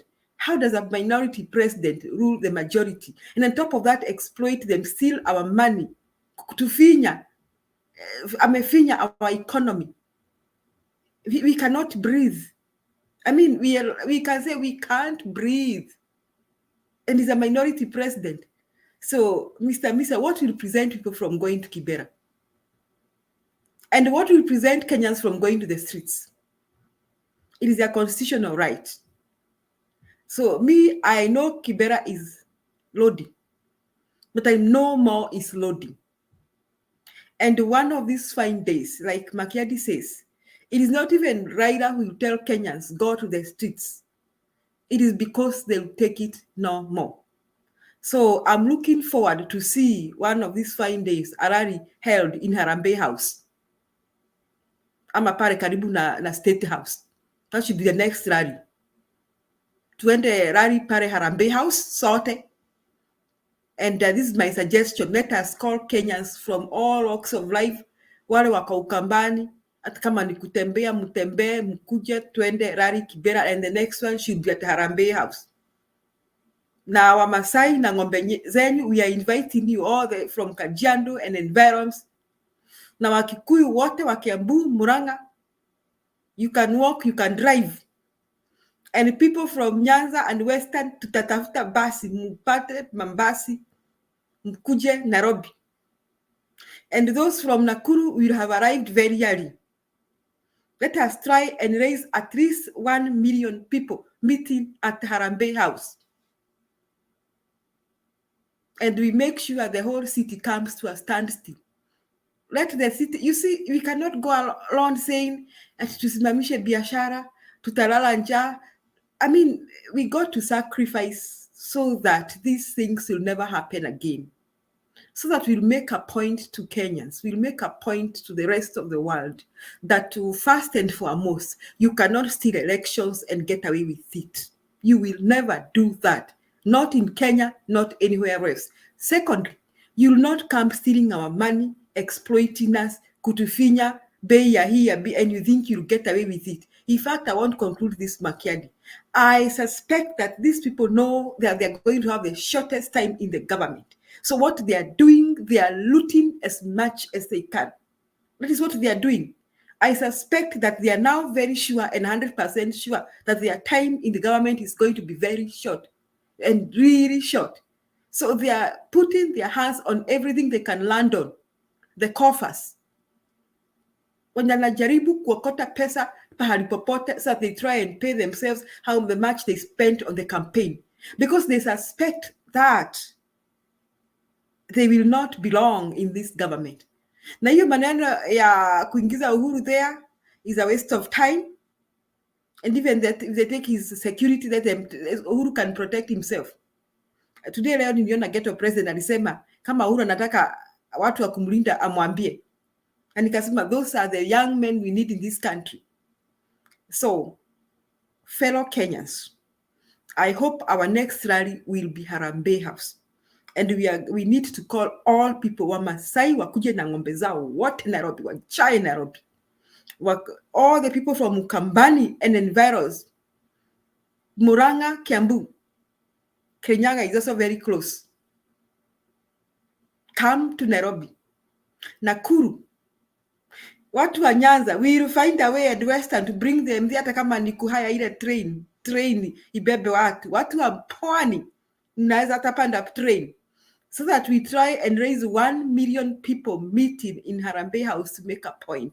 So we need to stop this government. I mean, Kenya cannot go on like this, so that never again in Africa or in the rest of the world, people will steal elections and they will get away with it. And never again will we ever have a corrupt government in Kenya. Tumalize hii maneno, so that we start afresh and we say, Kenyans, tuanze mpya. We cannot do this. Asante Makiadi. Are protesting the start of implementation of new water levies that they fear will heavily impact their cost of doing business. The Water Resources Authority last month announced the implementation of new levies that have risen from 50 cents to 5 shillings for every 1,000 litres sold to consumers. Sam Gituku now reports on what could lead to a higher strain on the cost of living, especially in urban areas. In August 2021, the Ministry of Water published new regulations for the water sector that, among other things, sought to increase water levies on water businesses. Part of that was to charge 5 shillings for every 1,000 litres distributed for domestic, public and livestock purposes, up from 50 cents per 1,000 litres. The levies were also to rise on water used for irrigation, fish farming, commercial or industrial use, among others.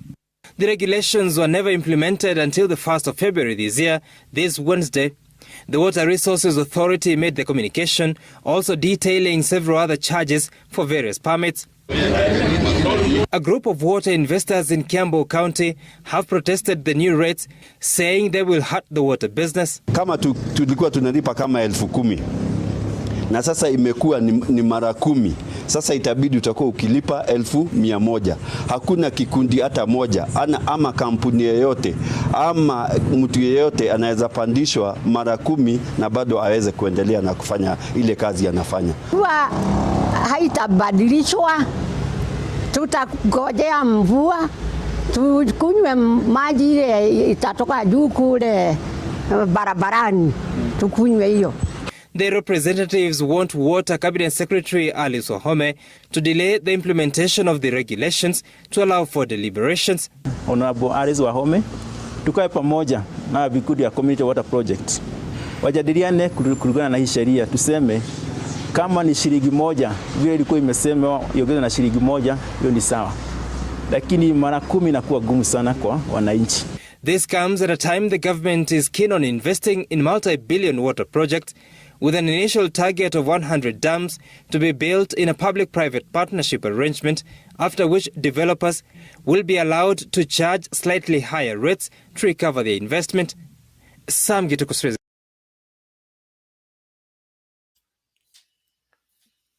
Aya, Big J, uwanja ni wako. Asante sana Makiadi, long time. Naona mzee PK, Stone PK, Julia Osolo tulikuwa na asubuhi ama usiku, ni usiku ama ni asubuhi? Kwangu ni jioni saa hii. Mise nakuona unajikaza sana. Wakanda, Domi, Mr. G na mzee Guru. Unajua zingine unasikizaga watu wengine hapa hata unabaki tu umecheka because there are some understanding that people at unajua hakuna haja wa jamaa watudanganye ama they are trying to divert what we are doing. Actually it's a big effort to distract the Kibera meeting. Hiyo story ya sijui ma bodyguards nini taxes, those are not, hizo ni hot air. Hakuna kitu iko hapo, trust me, Makiadi. They are trying to divert the Kibera meeting. And Julia, let me tell you, Kibera meeting tukimaliza tunaenda Kakamega tunaenda Mombasa, I think. And from there watu watakina mise unajua kwanza mimi mise na black ni watu siwezi deal nao. Unajua I like to deal with people who believe in something. Unajua mise wakati election inaenda kuwa alikuwa amekuja Azimio kidogo akarudi tena huko, that means mtu wa kufuata upepo, which is good. Na you know unajua kuna siku sijui Julia nilikuwa nimetoa mfano wa kuna hii inaitwa, kuna nyoka moja inakaa nyoka inaweza enda na two sides, ina mbele na sio nyoka na because it doesn't bite actually.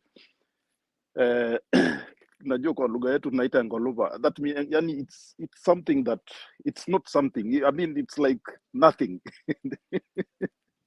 So at times kuna watu wengine we don't have to, you know, because wakati mtu anasema ati Raila Mise alisema ati Raila asituambie kuhusu stolen election, atuambie kuhusu economy.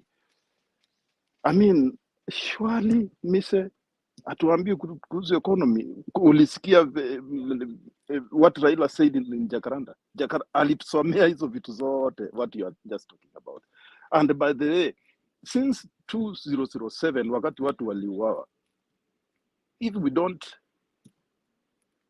do something about election fraud, then definitely itakuja kurudi and it will completely dismantle our country, and we are not going to accept it. The reason why we are not going to stop it now, we have to go to the wire, is because we want the future, the president, the MP, anybody who is elected, awe ni mtu amechaguliwa na watu. Si ati mtu amechaguliwa na computer vile 2017 ilikuwa na wanaitwa ati viparanga vya computer.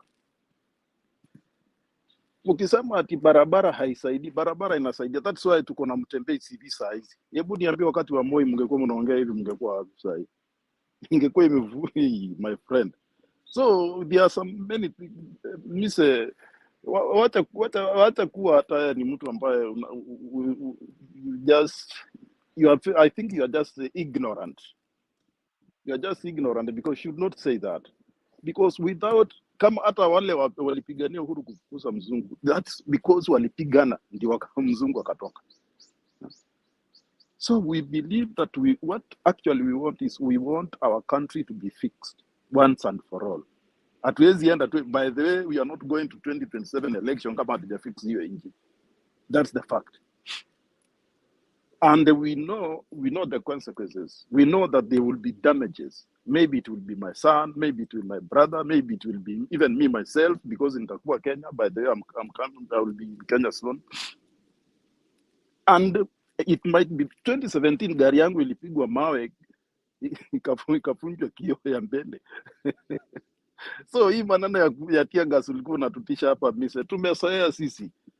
Sisi unajua kama hata Stone pekee ya kuambia sisi tulikuwa watu wa KANU. We are not, by the way, we are not, I'm not a young man as you see me. Tulikuwa watu wa KANU. Now we know what it means kufunja sheria. Youths now KANU youths walikuwa na nguvu, ndio actually that time ndio Mungiki ilikuja ikaanza kwa sababu ya KANU youth. So Mise, our country, we don't, and actually Julia ameongea vizuri, hata Julia ni kama aliiba what I wanted to say.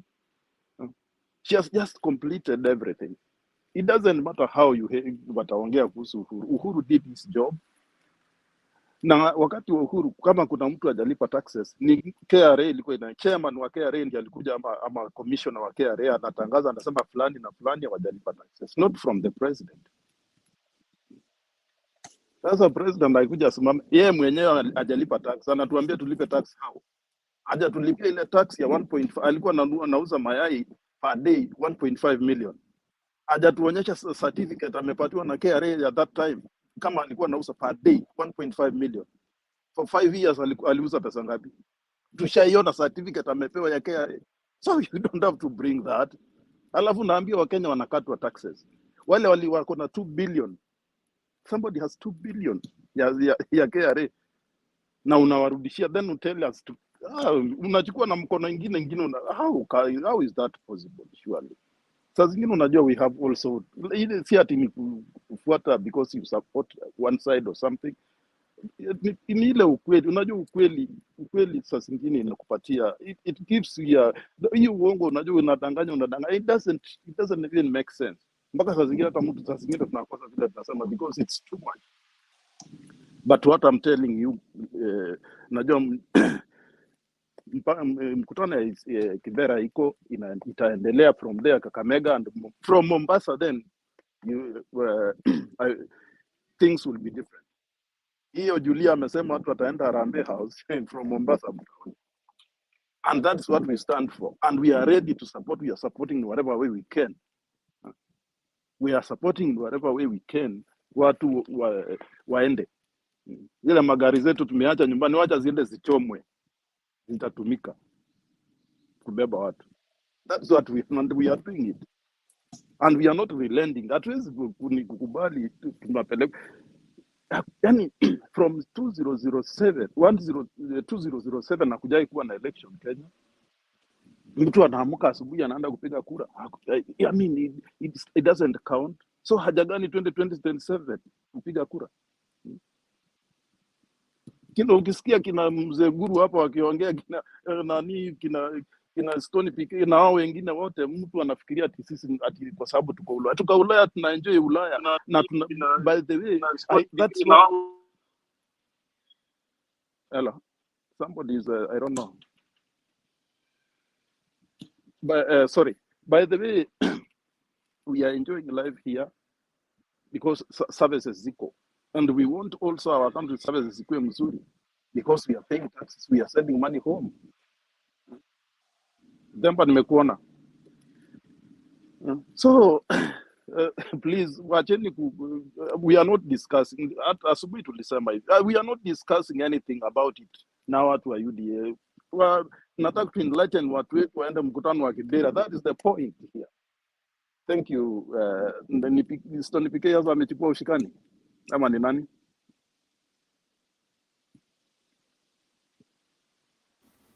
Stone, unaendelea Stone? Ni Themba amekuja. Si ni Themba ama ni nani? Wacha tukaribishe Themba basi. Themba karibu. We good to see you. Lakini tunaomba siji Guru want to say something. Guru, unataka kuongea mbele ya mdosi? Wacha niongee mbele yake, lakini Themba, welcome. I have not seen you for a very long time. Joshua, Mise, I'm yet to connect with you properly. Wakanda, Mr. G, Big G, Big J, and Alibaba. Na wasalimia nyote na Stone PK, sorry, my village mate.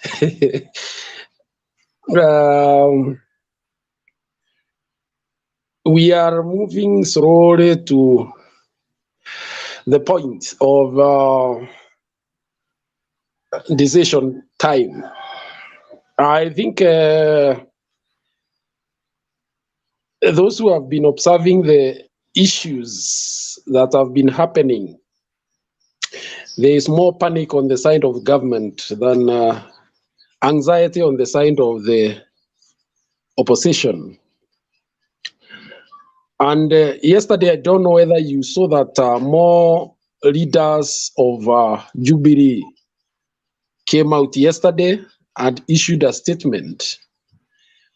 And when you see people or leaders starting to come out in a group of not less than 30, 40 grassroots leaders, you know that the ground is resonating. Those people are politicians, and they are always smelling the side on which things are moving. So I believe the coming out of those leaders yesterday to issue a statement together with the Secretary General of Jubilee is an indicator that the ground is pregnant with hope. Now, this government seems more interested in squeezing as much money as possible from the public. It's not water tariffs, electricity bills, fuel, food, alcohol, everything. And by the way, the first people to be hit hard are the so-called hustlers, because I understand the a jug of milk that they would buy at 30 is now over 40 shillings or thereabouts. And you know, these boys of ours, most of them, their bodies are driven by some bit of alcohol. So when you hit there, you hit hard. I don't advocate that, but that is the reality. That is where they feel the pinch most. And then fuel. Most of those who are in border business can now not talk anything positively about this government, because it is hurting their businesses badly. So I don't know. Somebody has said there's a government on a routing spree before they make their exit. We can only wait and see where this is going to. But you can also ask yourself, where is the money that was going to the subsidies? In which direction is it being taken? You are aware that the school fees have also gone up, and generally everything is going up. The government was pressed by the university students when they threatened to go in the streets, and only yesterday they released 2.7 billion for help. So you can see they are also very much aware where the frontal confrontation can come from, because essentially the students are saying they will be in the streets the shortest time possible. And you know their leadership is in parliament, one Babu Owino, so it would have been ugly. So they released 2.7 billion yesterday.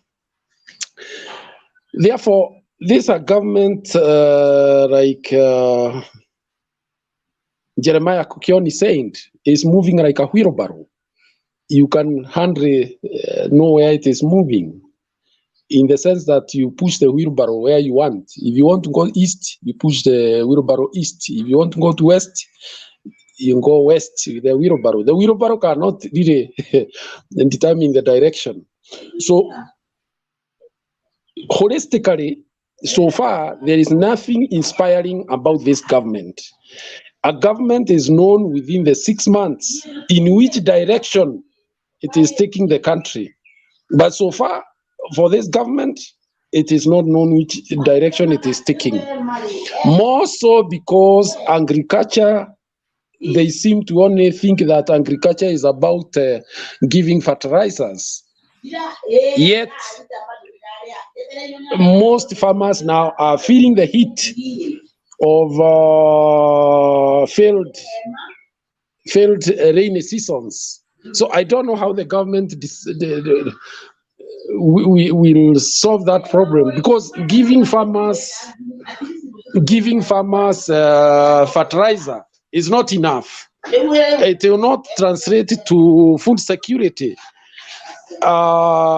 if there is no rain coming. It seems like the gods of nature have also conspired against Kenyans, because you can imagine potential areas like Embu, some parts have not gotten adequate rain for 3 straight seasons. So you can imagine that is a potential area where we get part of our, especially maize and beans, and they are suffering. So this government has gotten it all wrong. Yesterday, I saw the deputy president launching 6 million bags of fertilizer. Well, I am yet to get somebody to explain to me that fertilizer is all what is required in agriculture, because they could throw a lot of money on the ground with very little to show for it in the final analysis. Hustler Fund is wobbling. In fact, somebody was trying to disintegrate those figures, the ones given by the president and the ones that were given there before. It seems things are very bad, but they don't want to open the agri part of the whole thing. By him saying that only 800,000 are not paying, that is dishonest. In fact, the last time we had was that 75% of the people are defaulting on this fund. And that's a fact. So, and there's a slogan among the youth, I think it was picked the other day in one of the political rallies, that GMO hatukuli, Hustler Fund hatulipi. So, so I don't know how this government is going to wriggle out of this political storm, in the sense that if you put programs on the ground, it must find a conducive political environment also for acceptance, and so that it can succeed. But as long as the political environment is as it is right now, even the government, whatever it does, will not succeed or will not achieve optimal success. Thank you for now. Asante Guru, umetumia a good word. A government on a looting spree. A government posing to be broke, looting our money through tax, increasing tax. Guru nashanga, wewe uko karibu na wale watu wa Kiambu wanasema maneno, wanaongelea maneno ya maji. That clip that Makeni just played about water. I mean, why are they complaining? They were calling themselves hustlers. Are you near that place that people are complaining? Kiambu, Julia, is a very ranch, because it stretches from boundary towards Nakuru all the way back going towards Machakos. It's one of the largest. So it also has different ecological zones. There is extreme cold as you go towards Rimuru. Then there is extremely hot as you move towards Roiro and towards Machakos. So therefore, there's a water challenge. There's a big water challenge, especially in places like Ruiru, and many people actually are digging boreholes at personal level, because the water that is coming in these zones is not enough. So when you hear issues of water-related diseases like cholera and the rest, is because the population is increasing, the water provision is not increasing, and therefore It's another crisis waiting to happen. But you see now the government intends to harvest from that problem because you can't do without water. So I think somebody is cleverly trying to harvest from the misery of the people of this zone. Asante government on a routine spree. Themba, good to see you. Nataka kukaribisha Bwana Themba. Misa, I know you have raised your hand, but allow me to welcome Themba, and Themba will decide whether to allow you to speak or Mr. Alibaba. I see we have another person calling himself Alibaba. Karibu Bwana Themba. Thank you, Julia. Mr. Go ahead. Thank you, Themba. I know you are a gentleman always, and you are a man of diverse, a man who, but let me not praise you because you said when you get praised, you get afraid, you get thrilled. But let me acknowledge that. Thank you for allowing me to speak. But I just wanted to say to a gentleman who called me ignorant, by virtue of age, as by the name Big G, I just wanted to respond by saying ignorance is a bliss. So by so saying, I want to say some things here. Sometimes, if you went to the university level and studied art and craft, and you wanted to become a teacher or mathematics or sciences, and you do not study history, sometimes it can be very challenging for you to comprehend matters of history and especially governance, more particularly politics. A lot of people have argued here that America has moral authority to reprimand Kenya in matters of corruption. A lot of people said that yes, because we borrow from them. We don't have to borrow from them, you know, and that is why during the Obama administration, the last administration, the first administration, America panicked, and they sent Hillary Clinton to go throughout Africa to tell them to tell Africa how bad the Chinese are. Now, there are institutions, they are called systemic institutions that that have been there since 1944. And history has shown again and again, these institutions are not there for the benefit of the developing or the countries of the West. And to some people who studied mathematics might not understand this. So one of the institutions is IMF and World Bank. And I just wanted to say that if we borrow from America, so what? Obama came to Kenya and tried to impose issues of LGBTQ.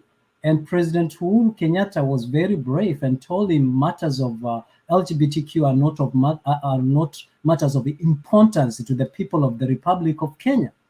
We do have a right to say and do things the way we are or we want to do.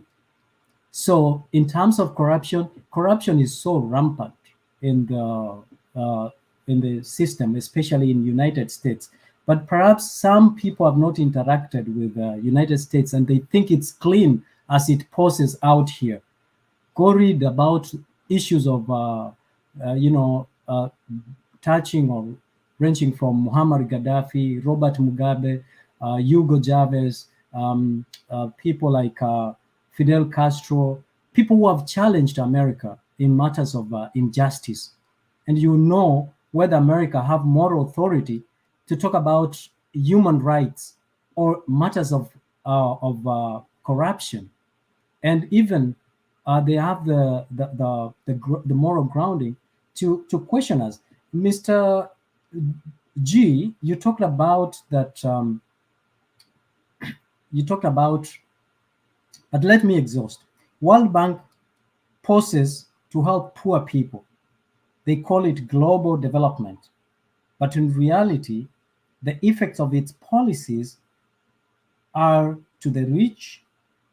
They continue getting richer, running up the debt, cheap labor, paying as little tax as possible, while the poor get poorer as the jobs and public services are cut to pay the interest of the debts owed to the World Bank. Now, I just want to say that it is important that we understand Kenya, America uses Kenya as a military base. So America needs us more than we need them. We don't need America. We don't need a military to put a military base in America. But America needs us because it wants to govern the whole world. So strategically, we are very strategic. We are at a very strategic point where America needs us. So Joe Biden has no authority to reprimand or look down upon the president of the Republic of Kenya. So let us not be cowed by those who call them the superpowers or big brothers when they come and talk down to us, because they lack that moral authority in the first place. Now, in terms of what Mr. G, you were talking about, kufungua server, I think you need to understand the basic tenets of operation of a server. I mean, you're asking, so he who alleges must prove. So if you allege that there was unauthorized intrusion, or there was an unauthorized attempts of there was unauthorized attempts of devices that are not allowed, then it is your burden of proof to prove that indeed there was. So it is not upon those the one that the accused to prove. So it's upon you to prove. So we need to move from this issue. We have bereaved the point of stolen elections. And what I'm trying to say is that, the truth is Africa was enslaved. Our resources were stolen. If you can read how gold was taken through Spain, Italy, and then taken across to these other countries that we want to praise now, you will know that the genesis of our poverty lies on those very same countries that you are saying. And Wakanda, you said that I ran away from Kenya. I'm not Miguna. I'm not in exile. I go back to Kenya anytime that I want. I'm not in exile. So you are wrong. Kukimbia nyumbani is when you are in exile. But Kenya... You ran away from economic hardship. That is you ran away from economic hardship. That is not true. That is not true. That is your assumption. If that is the case, that makes the two of us, me and you. So, but more importantly, I just wanted to argue that it is true our country is struggling. It is true that the government has not fulfilled its promises. But the government has suggested of alternative ways of addressing the current problems that we have. The government is saying that we cannot do the same things every day while we expect different results. It has brought suggestions that we need to implement. Now, they say the foundation of any strong house or any strong building lies on the foundation. The government is laying on the foundation. Now, I wanted to, Themba, if you allow me 3 minutes, I just wanted to rush through since... No. That's more than enough time. Okay, 1 minute. So you will come back later. So let me finish what I wanted to say, and then I'm done. So okay. I just wanted to say, we have been talking about what Ruto has not done. How about we talk about what Ruto has been able to do within the 100 days? Within the 100 days, Ruto appointed the Court of Appeal judges. He gave the judiciary fund. He allocated specific responsibilities to the deputy president and the prime minister, which actually took away the limbo, the constitutional limbo that we had during the regime of Uhuru Muigai Kenyatta, and and his deputy president, that he specifically allocated him the duties. Ruto has also appointed 50% of the cabinet and cabinet level. Mr. Just hold on right there. A quick question. You want to eat ugali, right? Is lighting the fire a deliverable? It depends which ugali you want to eat. No, I'm just saying, if what you want is ugali, you want to eat ugali, then you start asking you, what have you done so far? Is lighting the fire part of the deliverable? Of course. Is it a deliverable? I think I don't understand your question properly. Thank you. You don't understand my question because you are refusing to understand. When you're telling me what has Ruto done within 100 days, and one of the things you tell me, he has appointed judges, is that a deliverable? I think these were delayed judges that were not appointed. Is it a deliverable? I think it is. It took longer. Appointing a judge? It took longer for the initial government to appoint them, and he appointed them within the time. Is appointing a judge a deliverable? Why is it not? Is that part of what?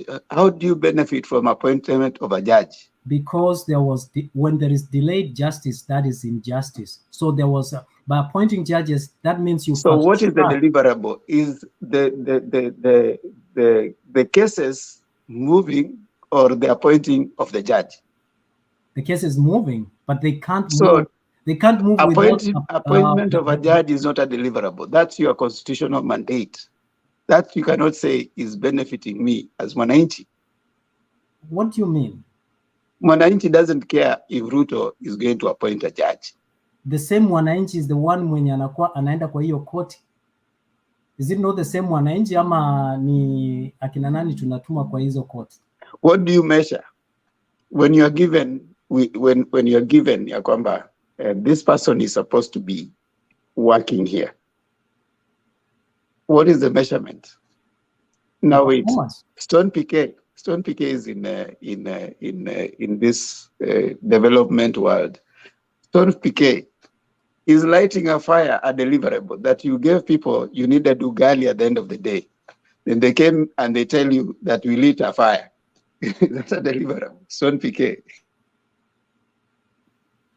Bwana Themba, that's a very simple question, but it's very hard for the likes of UDA guys like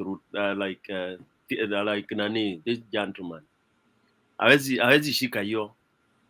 These people, they cannot pass any class. Wacha hiyo, sasa umemuleta mbali, umemtupa. Because that is their thinking. That is all of them. It is so simple.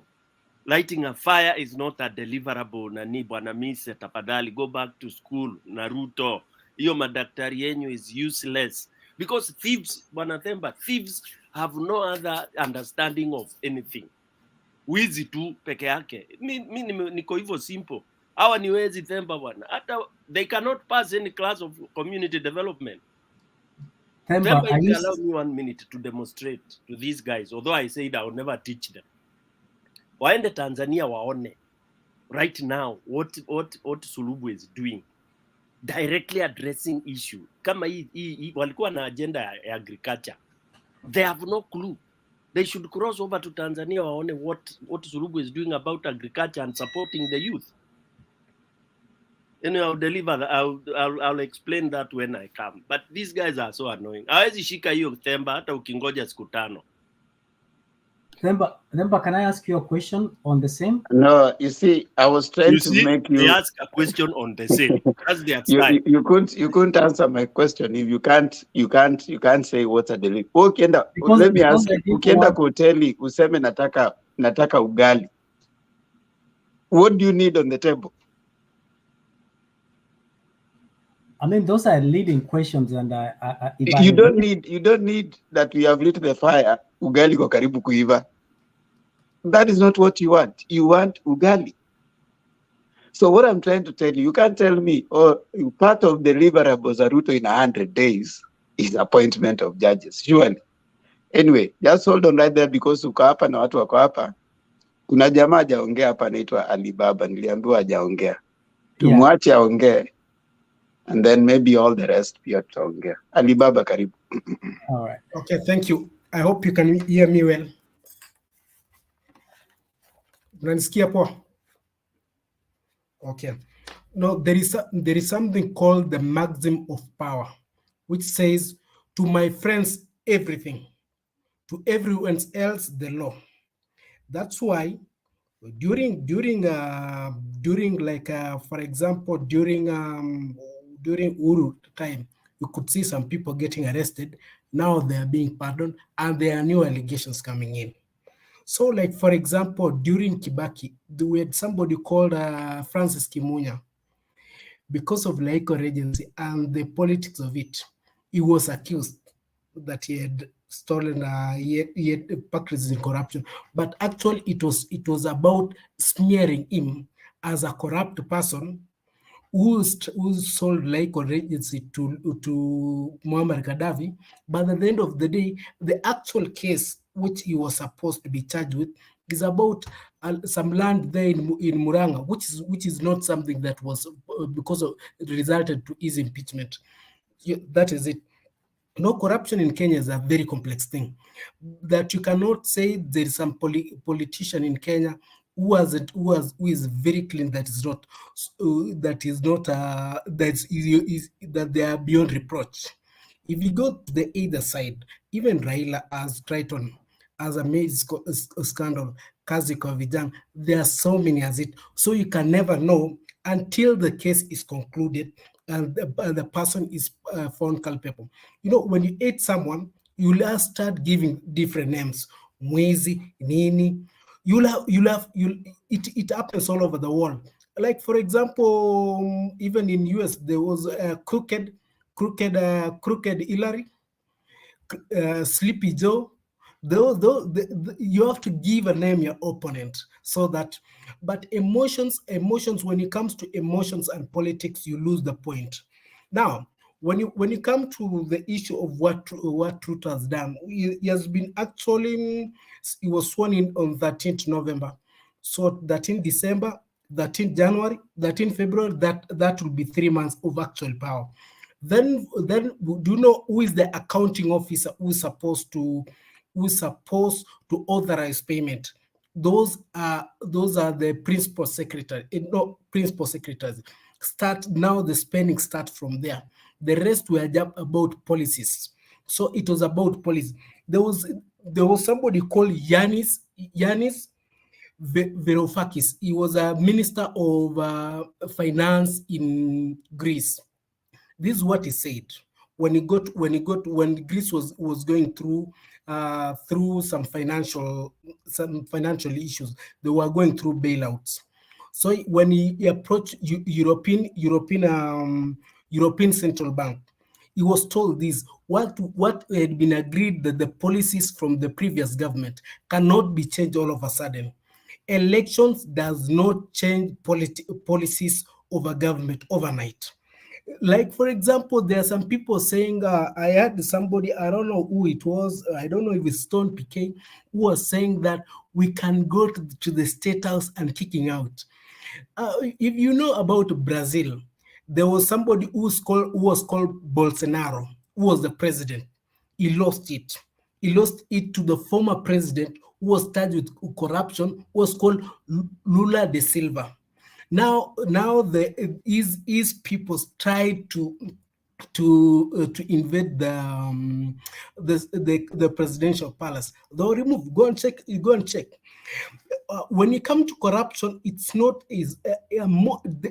when corruption and democracy go hand in hand. Let me give you, for example, if you have read a book called The Dictator's Handbook, Rules of Rulers. There is a county in somewhere in California called Bell. He was managed by a city manager called Rizzo. Rizzo started with a salary of $36,000 per year. By the time he was leaving, was being paid 3.6 million. It was the highest paid city manager in a county that had a GDP per capita of around 25,000 and a population of around 38,000. Go and read about it, the Dictator's Handbook. You come to during Bush time when they were invading Iraq, there was the vice president called Dick Cheney, who was a shareholder at Halliburton.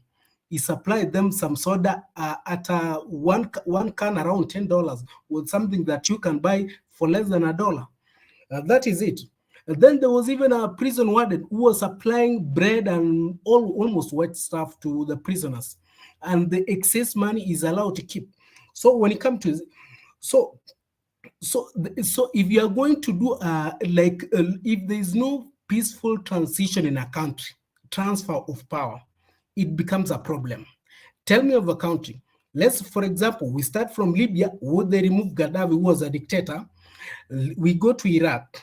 We go to any country that there is a forceful transfer of power. It becomes a problem.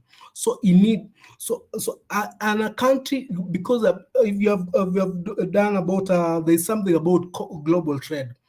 Most investors put their money where there is no sudden change in regimes or policies. They don't want sudden change. They want to have a prediction about the investments.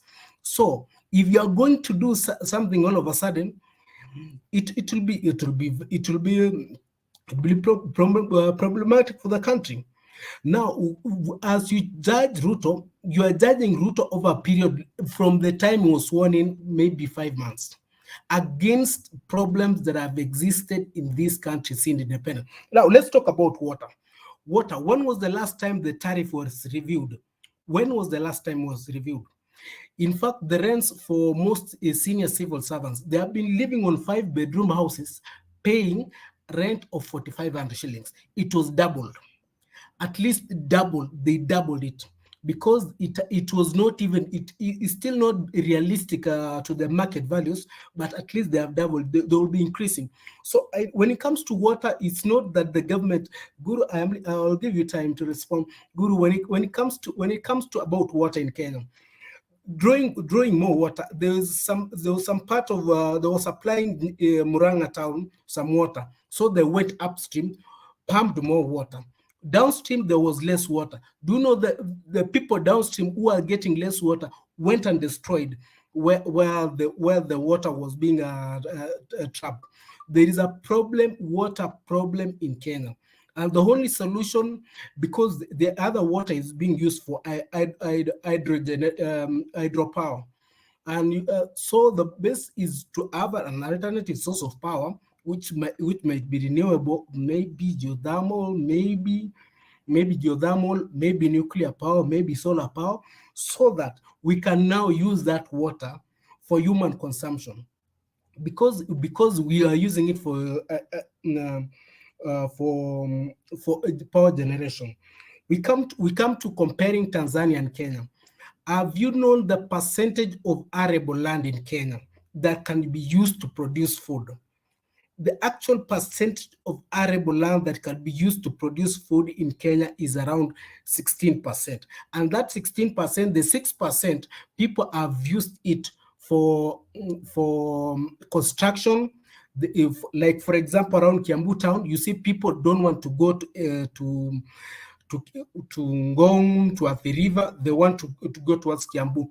And that is where areas that can be very productive for food.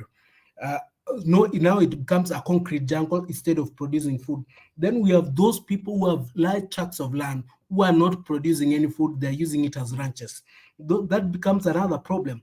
So we need to go back to how we can utilize our land in this country. Not to come here, we hate another person, because when you hate one group, for example, if I'm mute here, that I'm starting to hate the people who are in Azimio, saying, calling them names. Then those other people call these other people, and I'm like, they're idiots. They know, now we become far apart. We become really extreme. We want to be around your center left, center right, but extreme right, extreme. will always be suspicious of the other side, while the other side is suspicious on the other side. I cannot wish Ruto to fail. I wish him to succeed in terms of economically. I don't know. I am not judging him and starting calling him a thief, because if he fails, I also fail. I don't only fail. Even if I'm on the side of UDA, he fails and fails, and also the other person who is in Azimio will have the same pinch. So the only time that we can have transition is when through the ballot, or through an impeachment because of certain reason. Even South Africa, their president was caught with $4 million under the bed, under the cushion. Do you know why South Africa haven't removed him? Because the last time they tried it, it created uncertainty within their political system.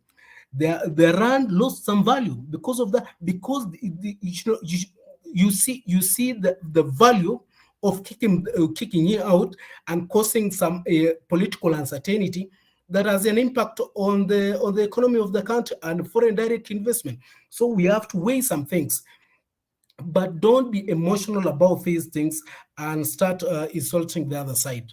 Thank you, and I hope nobody will be making me the rebuttal. That's my submission. Okay, before I allow everybody else, you have borrowed comparatively from different, but you have not made a summary of what that portends for the case right now. That is number one. Number two, we have no problem with Ruto. Nobody hates Ruto. If you have been listening to these people, nobody hates Ruto. That's a lie. You've been called a thief here. It's been called everything. Okay. Listen. Yeah. You see, that's not hating someone. Okay. Even Jesus was called names. So just mute. When you are talking, we didn't talk.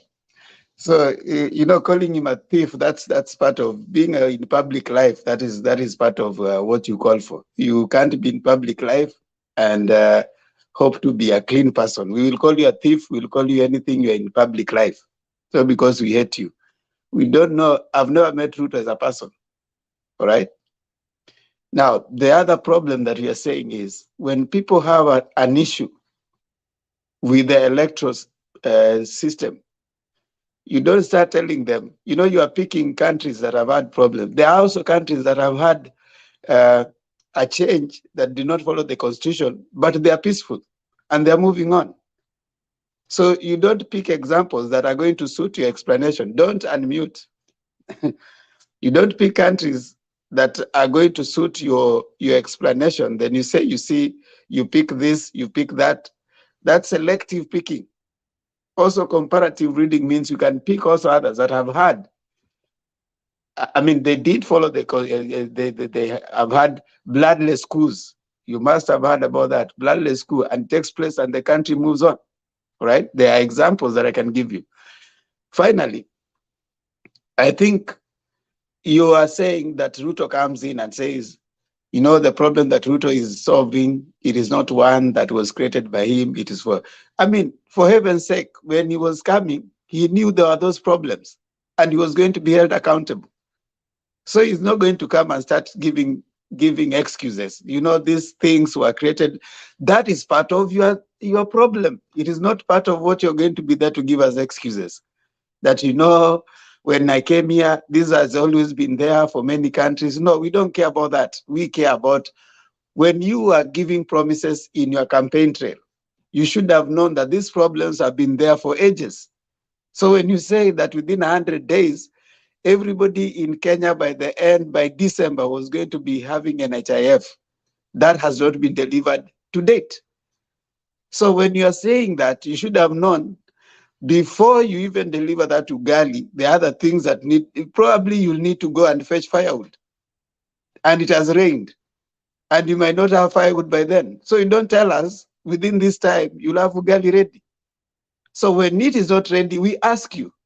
We don't need excuses.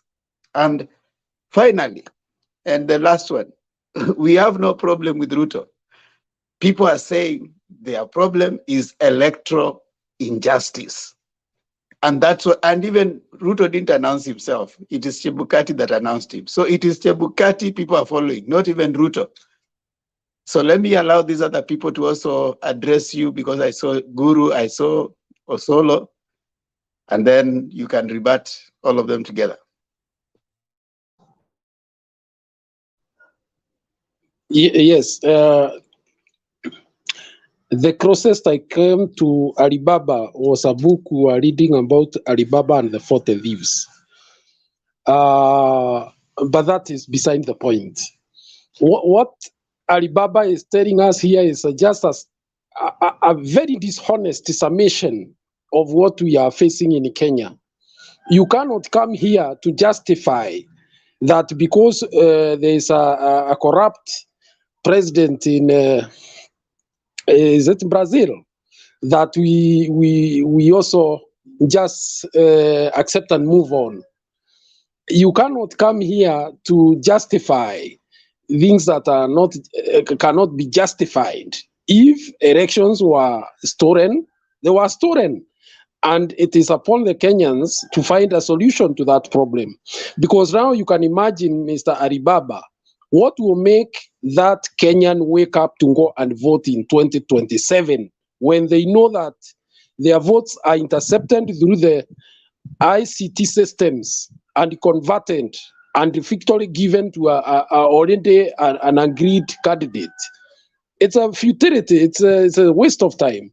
So what Raila said in Nigeria, this could look like a Kenyan problem. By the close observation of what has happened in several African countries tells that this is a deeper than we thought, that there is a political elite in Africa, including Kenya, that have decided that the way to win is to conspire with the service providers to circumvent the will of the people on the ballot. So that is unacceptable. And I can tell you that governments that are based on shaky political ground, they don't go far. You cannot imagine today that investors will come in huge numbers in Kenya with a kind of cacophony of noises and discontent that is there. It's not going to happen. Even local, they are considering, some of them, whether they go to Rwanda and Uganda and Tanzania and make Kenya a market. These are things. Don't just talk things on the surface. We come here to go deeper in terms of what we are confronted with. And the fact, businesses are closing down. The investor confidence is down there, and it doesn't just happen. There are ingredients that make investors become confident about a destination like Kenya. Wacha nisimamie hapo for now, Demba. Osolo. Well, unajua Alibaba anachukua hiyo jina ya Ruto, anakuja na the same names. Mara ya kwanza anikuja hapa na Ruto 2027. Mkitaka kumsome aniandika hapa yeye mwenyewe, sio mimi. Huyu anaongea hapa. Angalia hiyo jina inaitwa Ruto 2027. Na yani mna confuse wa Kenya. Don't cheat people. Mimi niko hapa for more than 11 hours. Yeah. Anitudanganya hapa. Nyote mko kwenye studio, muangalie pale inaandikwa Ruto 2027. Musome ile vitu anaandika hapo. Anikuja na hiyo jina, tukamkataza na akaenda kachange jina, anikuja na Alibaba. The same group of Ruto. Yeah? Hao watu wanetumwa kudanganya wa Kenya hapa. Kama ndugu yangu hapa anajiita lawyer, mpaka saizi hajaniambia mambo ya social services inamaanisha nini. Yeah, ambaye yuko Canada. Tafadhali, can you answer me?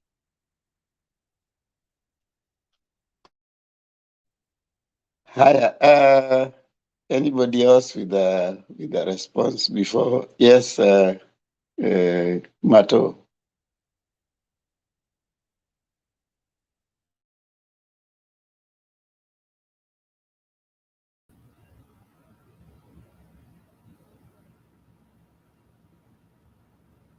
Mato, tukusikii.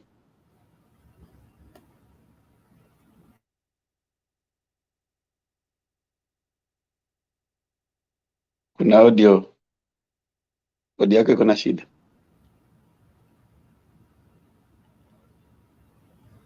Okay, now you should be able to hear me now, right? Yes. Yeah.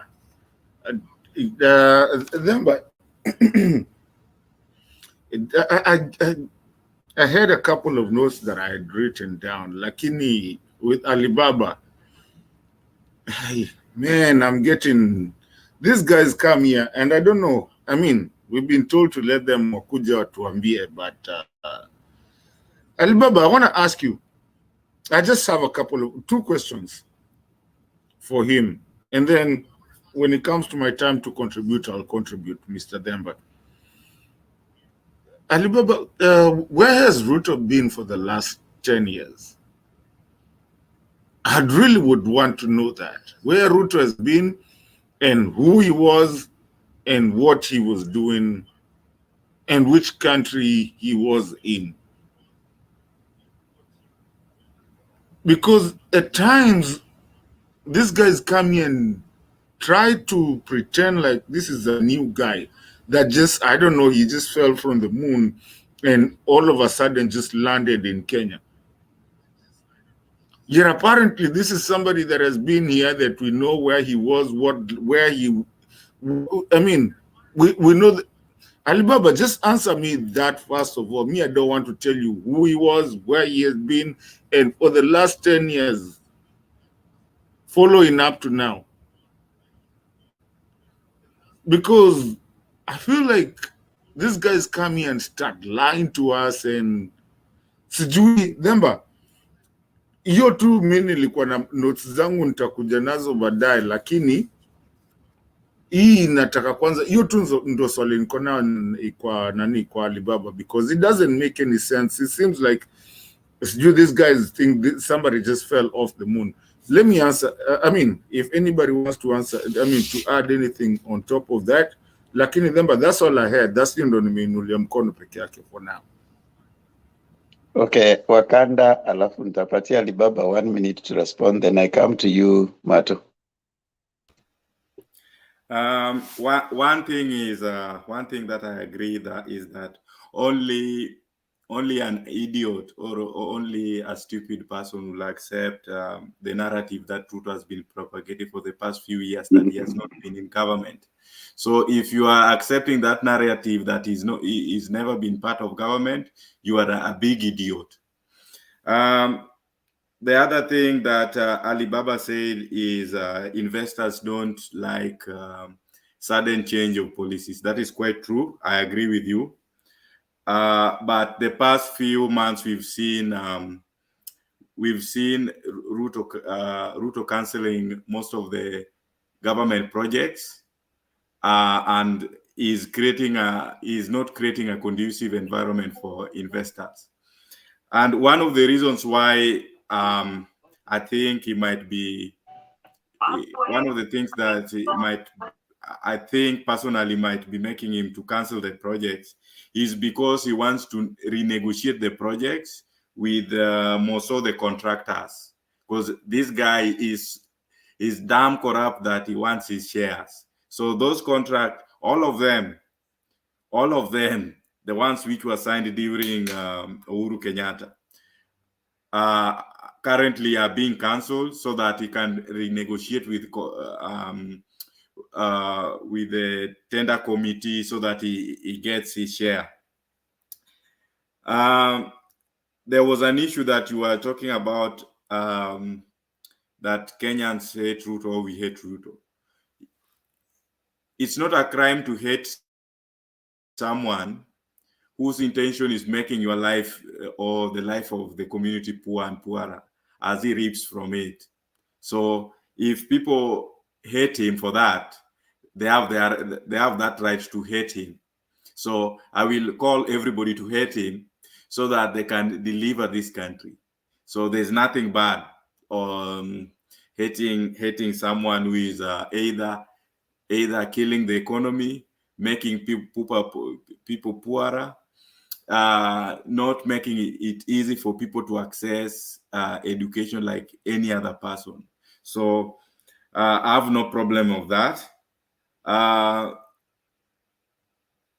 Yeah, so the last bit is Alibaba and the 40 thieves. Alibaba, are you among the 40 thieves, or you are just someone? My question to you, Alibaba, are you among the 40 thieves that Ruto has chosen, or you are just a shouting thief? I wanna be. Thank you.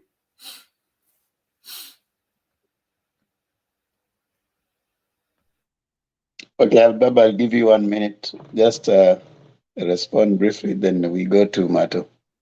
Okay. So, because he has agreed with me, somebody was talking about that investors will be leaving Kenya, going to Uganda or Tanzania. It's because those countries have experienced stability. Even the transfer of power in Tanzania was peaceful. There was nothing.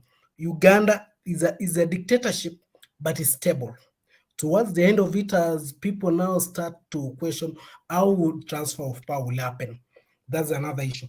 Voting in Kenya, people never have voter apathy in Kenya, that they will never turn out to vote. Voting in Kenya is about tribal and exciting people's emotions. You tell this person is very bad. If he gets it, he will destroy everything, will take out of you. Like, for example, there was one time during 2007, so when they was trying to rally Kikuyus to vote as many as possible, they were telling them that if Raila wins, all the houses in Kibera that are owned by Kikuyus, no one will be paying rent. If you see a Luo walking by, and if you're walking by and you see Luo peeing, it will be told to stop serikali kona kojo. So those are things that it makes Kenya, you excite emotions of Kenya. This community will take out from me, this community will take away from me. But actually, it's not the truth. It's only exciting the voters to come and vote. At the end of the day, when they go to the top, at the top level, for example, if I tell you today, pick your phone right now, call Raila. If he doesn't pick your first call,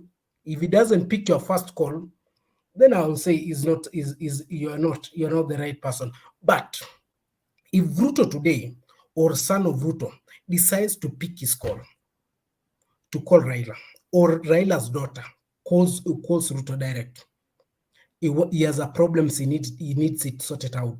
It will be sorted out immediately. So when you ask about now that Ruto promised a lot timber, when you make promises to the voters, isn't it? But all those promises cannot be achieved within 6 months. Sometimes they overpromise so that to get the votes. But actually, it's they know it is a 5-year term. There are some which can be done immediately. There are some you promise within the 100 days, but it takes time. So that's why. So you're agreeing there are promises that have not been met within 100 days. Just say yes. Yes. So is it wrong to demand that those promises, that to tell him that he lied? It's not wrong. Good. So I mean, when guys are doing that, they don't hate Ruto. They're just doing, the expected pressure that the Mwananchi should be able to do. You're cutting me. Let me finish. Then you can come to it. Then issues of social services. Social services include things like education, health, access to, like, for example, security. Those are things that are social services that are meant to benefit. So, and I don't know more about that. Now, we have had Kenyatta administration. We don't know who was the vice president during Kenyatta, who was the minister of what. If Kenyatta succeeded or failed, it was during his administration. we came to Moi administration. Whatever wrong that happened during Moi administration, it was Moi administration. If for example, when Kibaki was doing very well during Moi administration, it was Moi administration doing well. When he removed Kibaki from Minister of Finance and failed, it becomes Moi administration that has failed.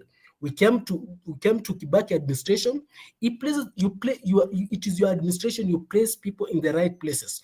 Now we come to Uhuru administration. He's the commander in chief. He's the final decision maker. So it is his administration. He carries the failures. We come now to Ruto administration. It is his administration. He does what he does. Then we come to Wakanda. Wakanda was talking about contracts that are cancelled. You know, when you start talking about contracts that have been cancelled, you don't just throw blanket statement.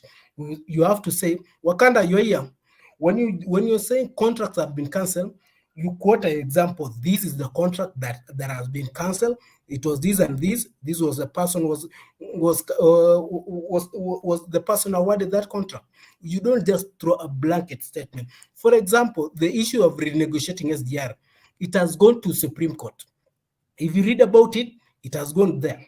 There is an explanation about that. But you cannot throw blanket statement that this contract has been cancelled, this contract has been cancelled. You can't just throw blanket statement. Like, but for you're example, already answering yourself. You're already answering yourself. Yeah, they renegotiated, and it went to Supreme Court. They renegotiated the price. Why? They felt it was very expensive for Kenyans, and they know because they were part of it. They were part of it because even the person who was in charge what do you call it? Who was the leader of majority was Duale, and he has said something about that contract. He has said something about contract that before. That's why they wanted to renegotiate it. That Supreme Court. So there was something they didn't disclose to us. Even those contracts that they were saying they were going to disclose to us, they didn't disclose to us because there are some things that they cannot disclose. So about because Temba came in here, and I wanted to, because when they were promising, because we are still hold on, because we are still here. Yeah, you will continue. You're still here. So let's allow Martin to give his submission, and then you'll also continue now. Mato, karibu.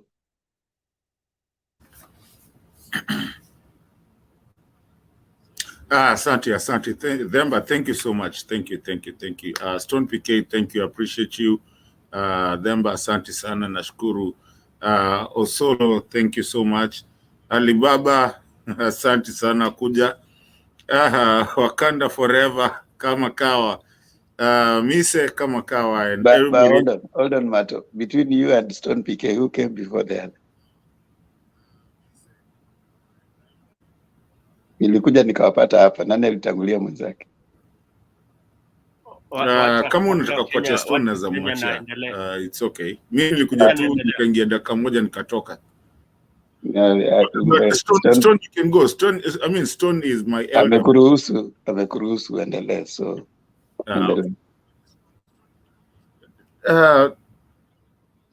thank you, and thank you everybody else that is watching us, ladies and gentlemen. Really appreciate.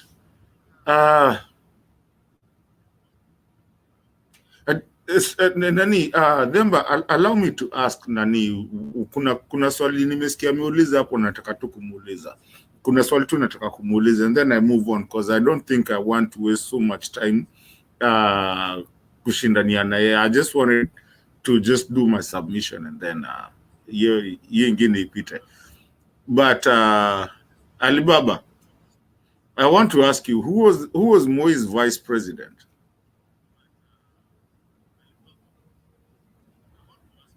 There are several. Kuna Karanja, kuna Saitoti, kuna hata Mudavadi amaye kuwa, even what do you call it, Kibaki was once. There are several. Okay. All right. So then don't come telling people that, you know, what you are doing. I mean, anyway, I just wanted to know where you are with that point, because me, I really don't have any more time with people that come and argue like that. Pole, it's just me, Mali nimefika.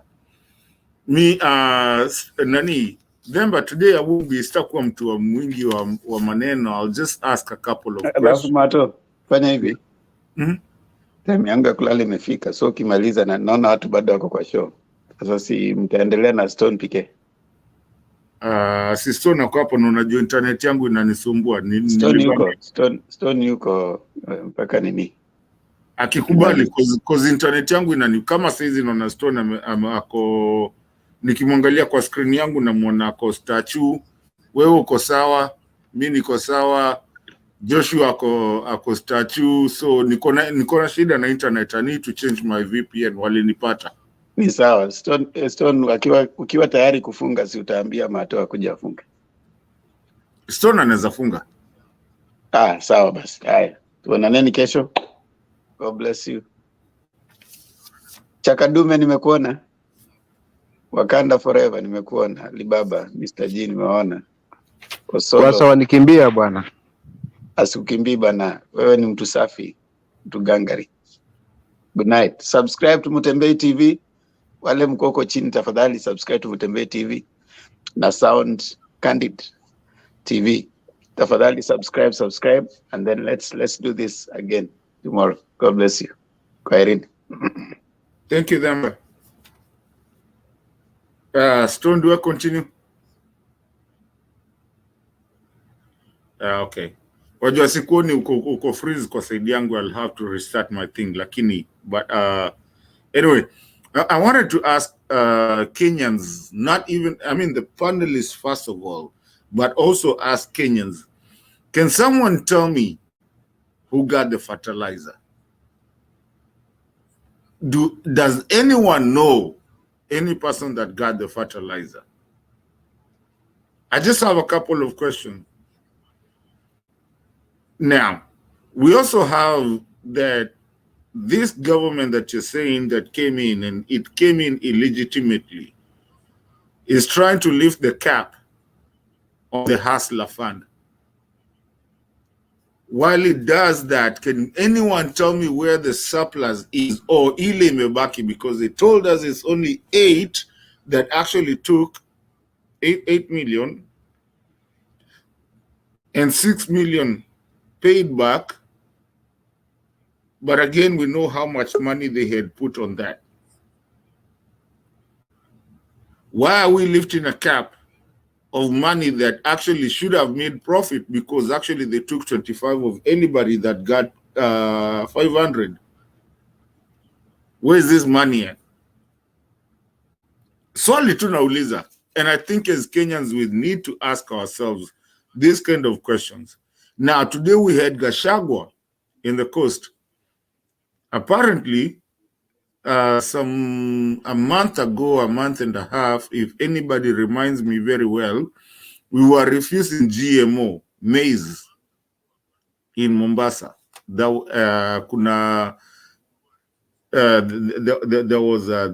a ship that had docked there even before the law was made in Parliament. There was GMO.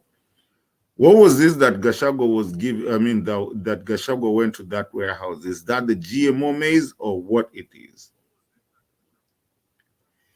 And basically, the reason I'm asking these questions and not even contributing today, and the last one is also, before I finish that,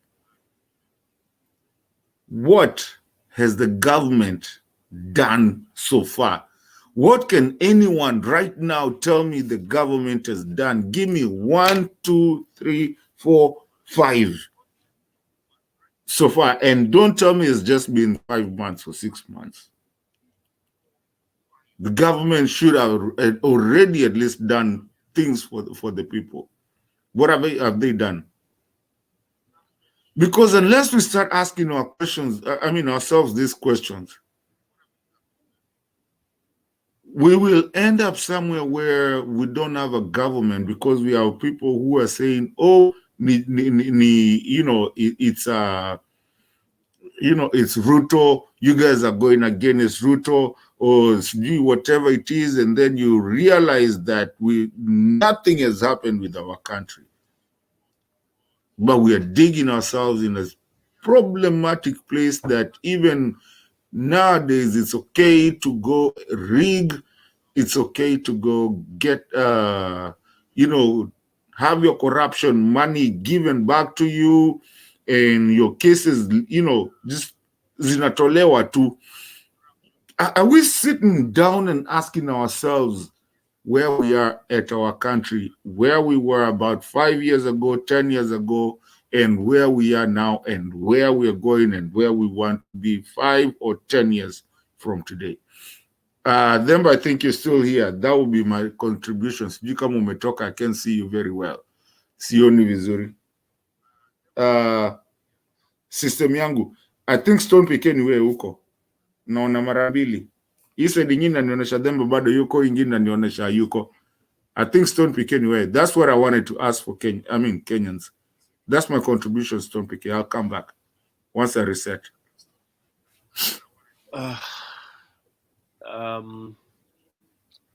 Demba ameniwachia kazi mingi. Mimi nilikuwa nataka kufunga studio because I think we are doing a lot of rounds. To mute, let's mute. Let's mute.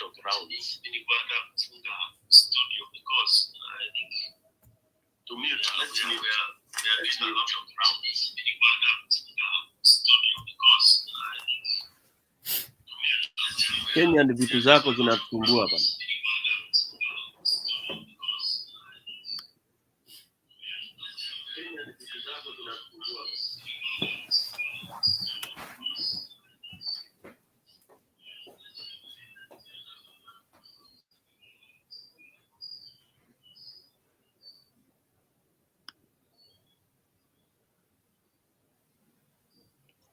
Kenya would love mute kidogo.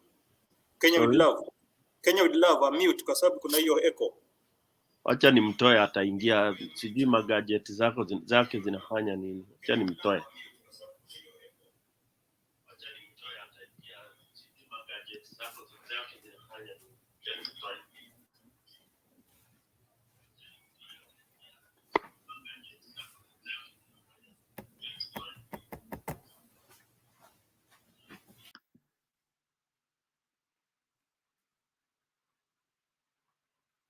I think we are okay now. He has a problem with his gadgets. You are connecting namna gani? All right. Then I add Msimamo. Okay, I saw Joshua's Osoro hand up, and then Msimamo to come, then MG, then Alibaba.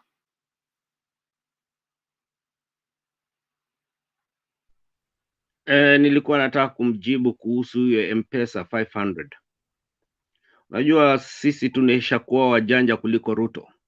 Mimi nilichukua hiyo 500 just to test the government.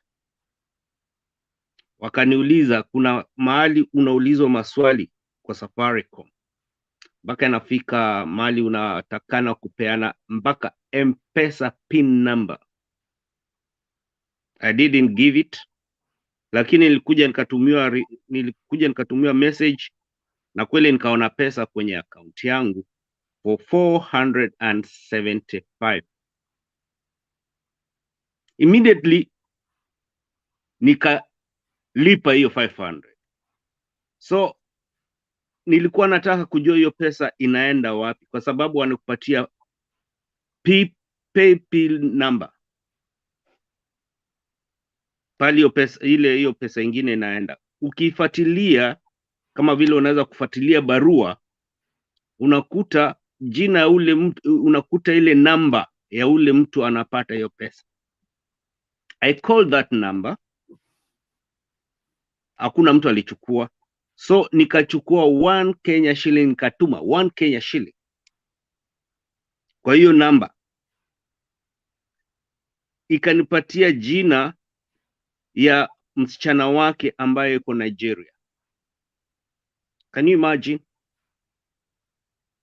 Acha tutoe siri. Hizi pesa zote Wakenya wanapewa shilingi 500, alafu mnaambiwa sijui mnalipa 8%. Hii pesa inaenda kwa haikai Kenya, inaenda kwa mtu ambaye yuko Nigeria. Number is a Kenyan number, but the person is in Nigeria. Na ndio kwa sababu huyu jamaa wa Safaricom alikuwa anajaribu kufutwa kazi, huyo manager wa Safaricom, the boss of Safaricom, kwa sababu hakutaka hii ukora.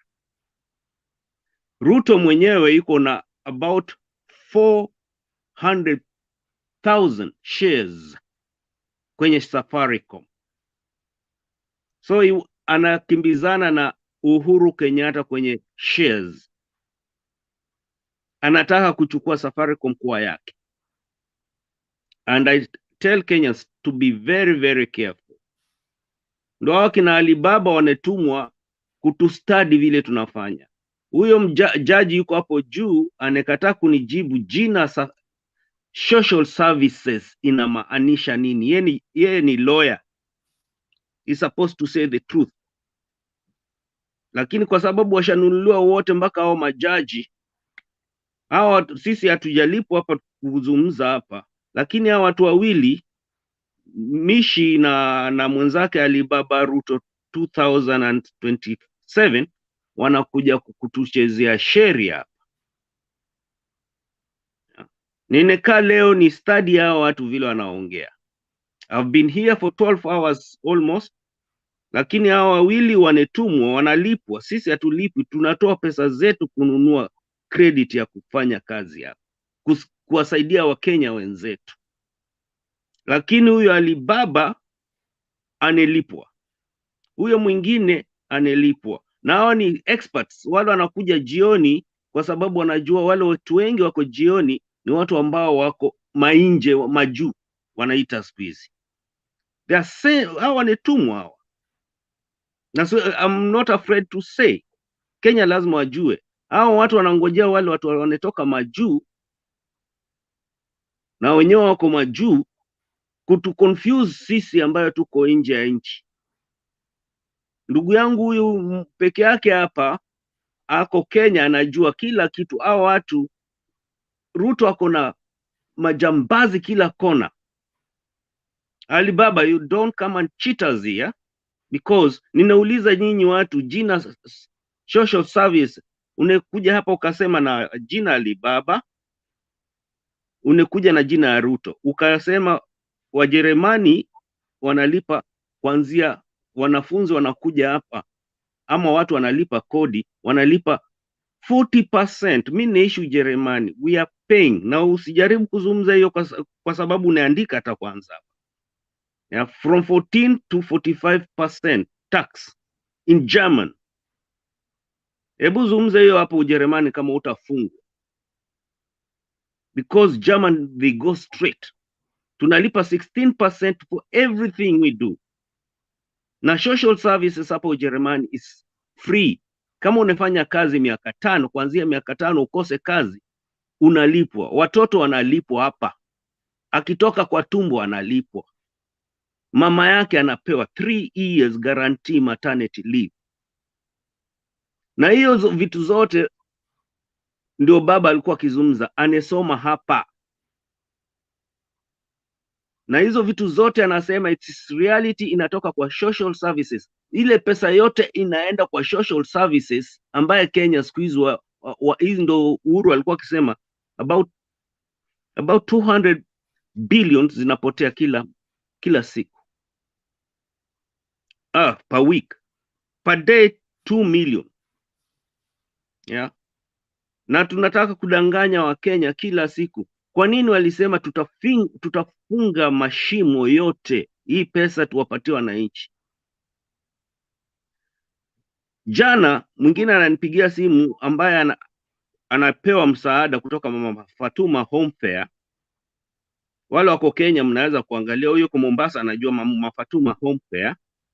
Wanapewa msaada kutoka kwa nchi tofauti, Warabuni, ya wanalipwa na makanisa, watu wazee ambao wako Ujerumani ama America, whatever, zile donors.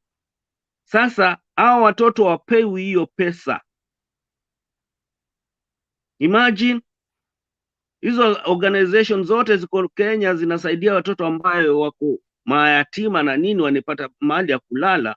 Ruto anaingia mpaka ndani huko.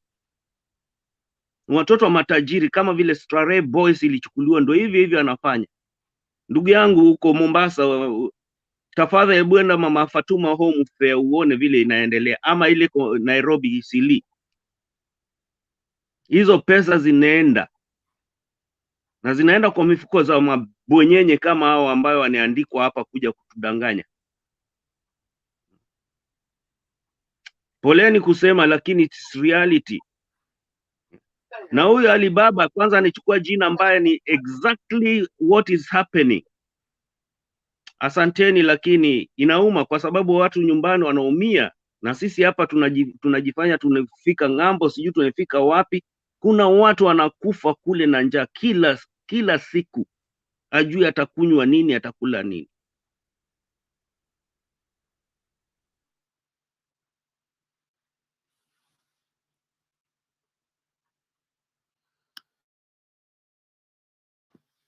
Asante sana Joshua kwa kuelezea hayo. La muhimu hapo ni hiyo research yako ulifanya ya hii Hustler Fund. Hiyo mikopo. Unajua tulisema hapa tu, mtu ukisikia mtu ana support Ruto ni mwizi tu. Huyu unaona anajiita Alibaba. Ule unajua stories za Alibaba and the 40 thieves. You cannot call yourself that. Hao ndio wameandikwa na kina Itumbi kuja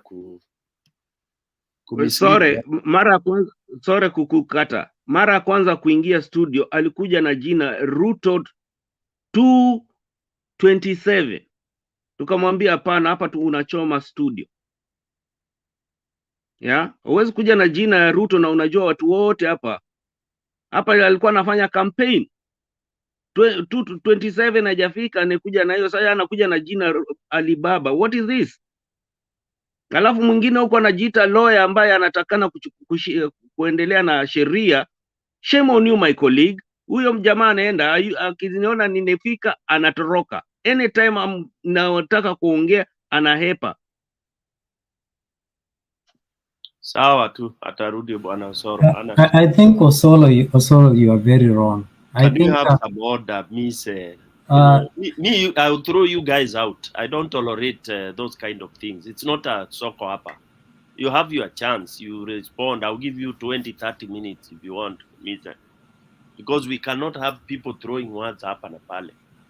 Okay, so just raise your hand. I give you time. Then you respond. So can I respond? So Mr. you are banning. Say something. Now, wewe Joshua unajiitanga grave digger. Who cares why you dig graves? Kwa nini unajiita grave digger? Why? If you come here, make your point. Stop having tantrums. We have a difference of opinion. There is the area you support. There is what you believe in. And all we are saying is that we have a difference of opinion.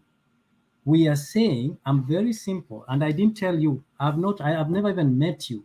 I've never told you I'm a lawyer in the first place. So you are very wrong. If you don't have anything to argue, don't speak, don't open your mouth, don't patronize people, okay?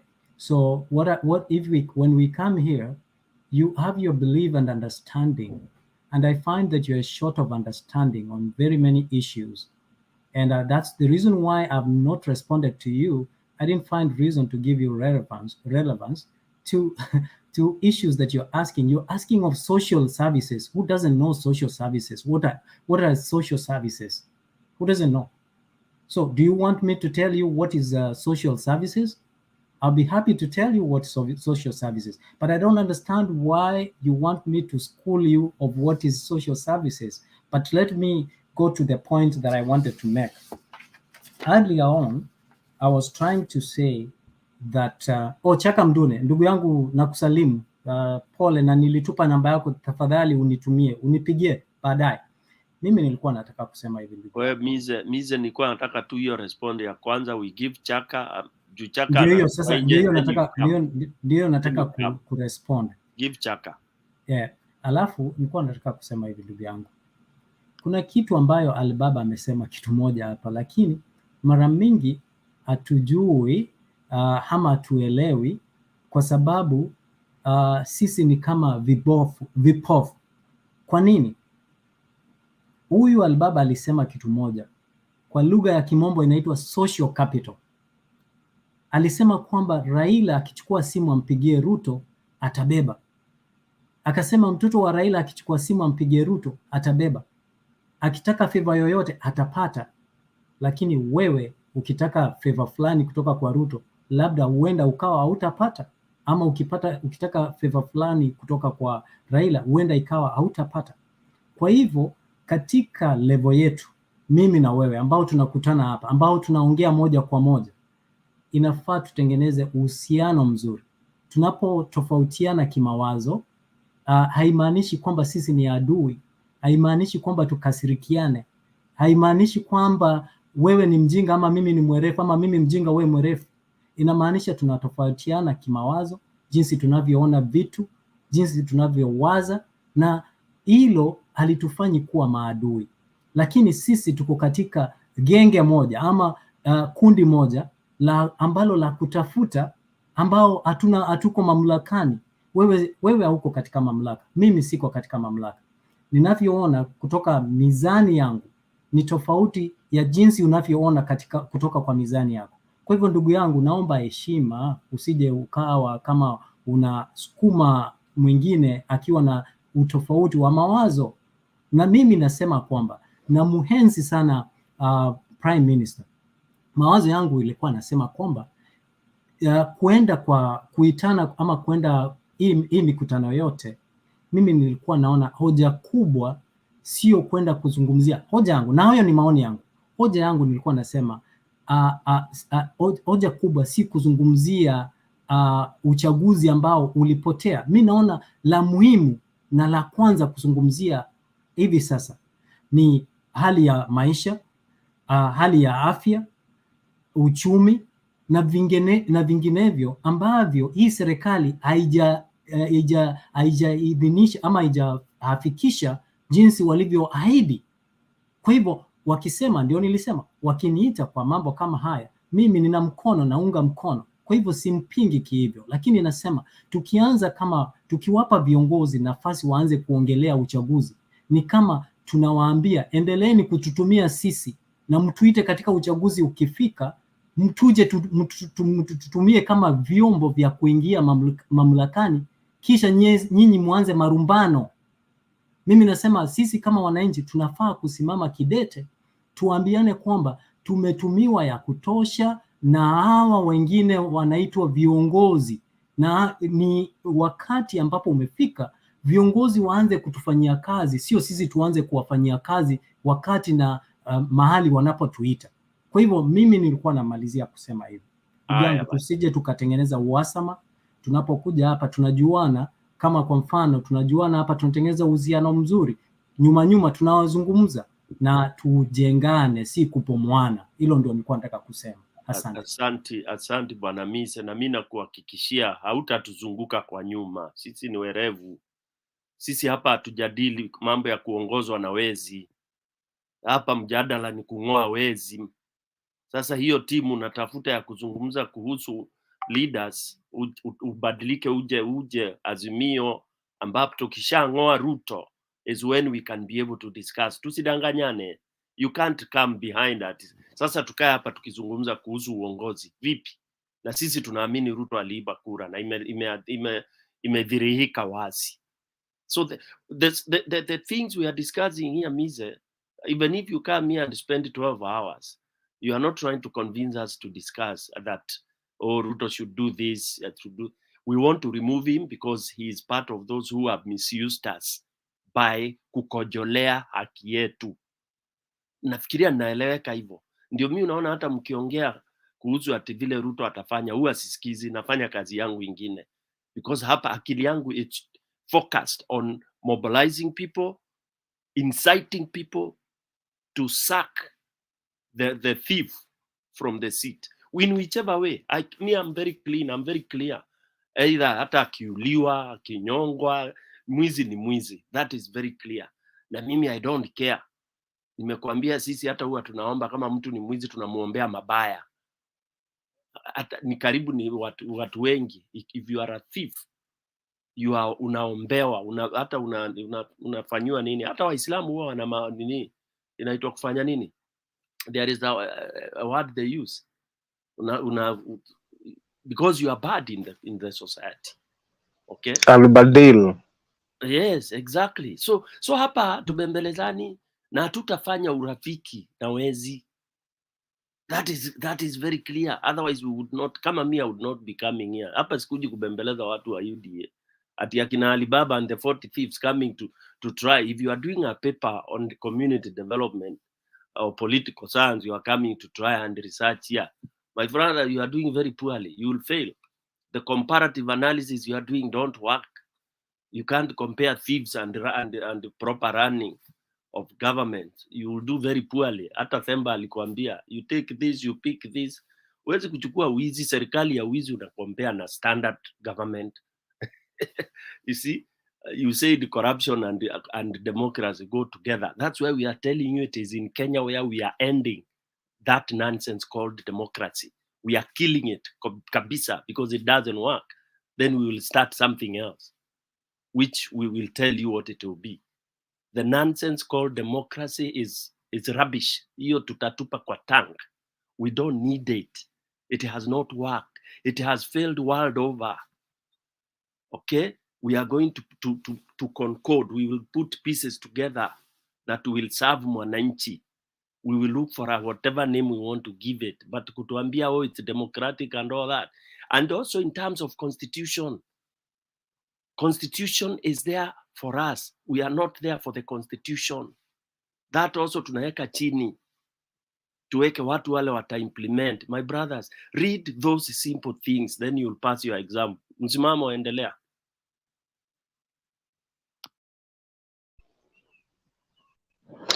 Okay, asante sana ndugu yangu PK kwa kuweza kunipa hii nafasi, na vile vile pia ndugu yangu Joshua, kaka yangu Misi ambaye ni muda mrefu hapo tumempeza, but nikwambie tu karibu, bado tunaendelea. Alafu vile vile tu Alibaba na Mr. G.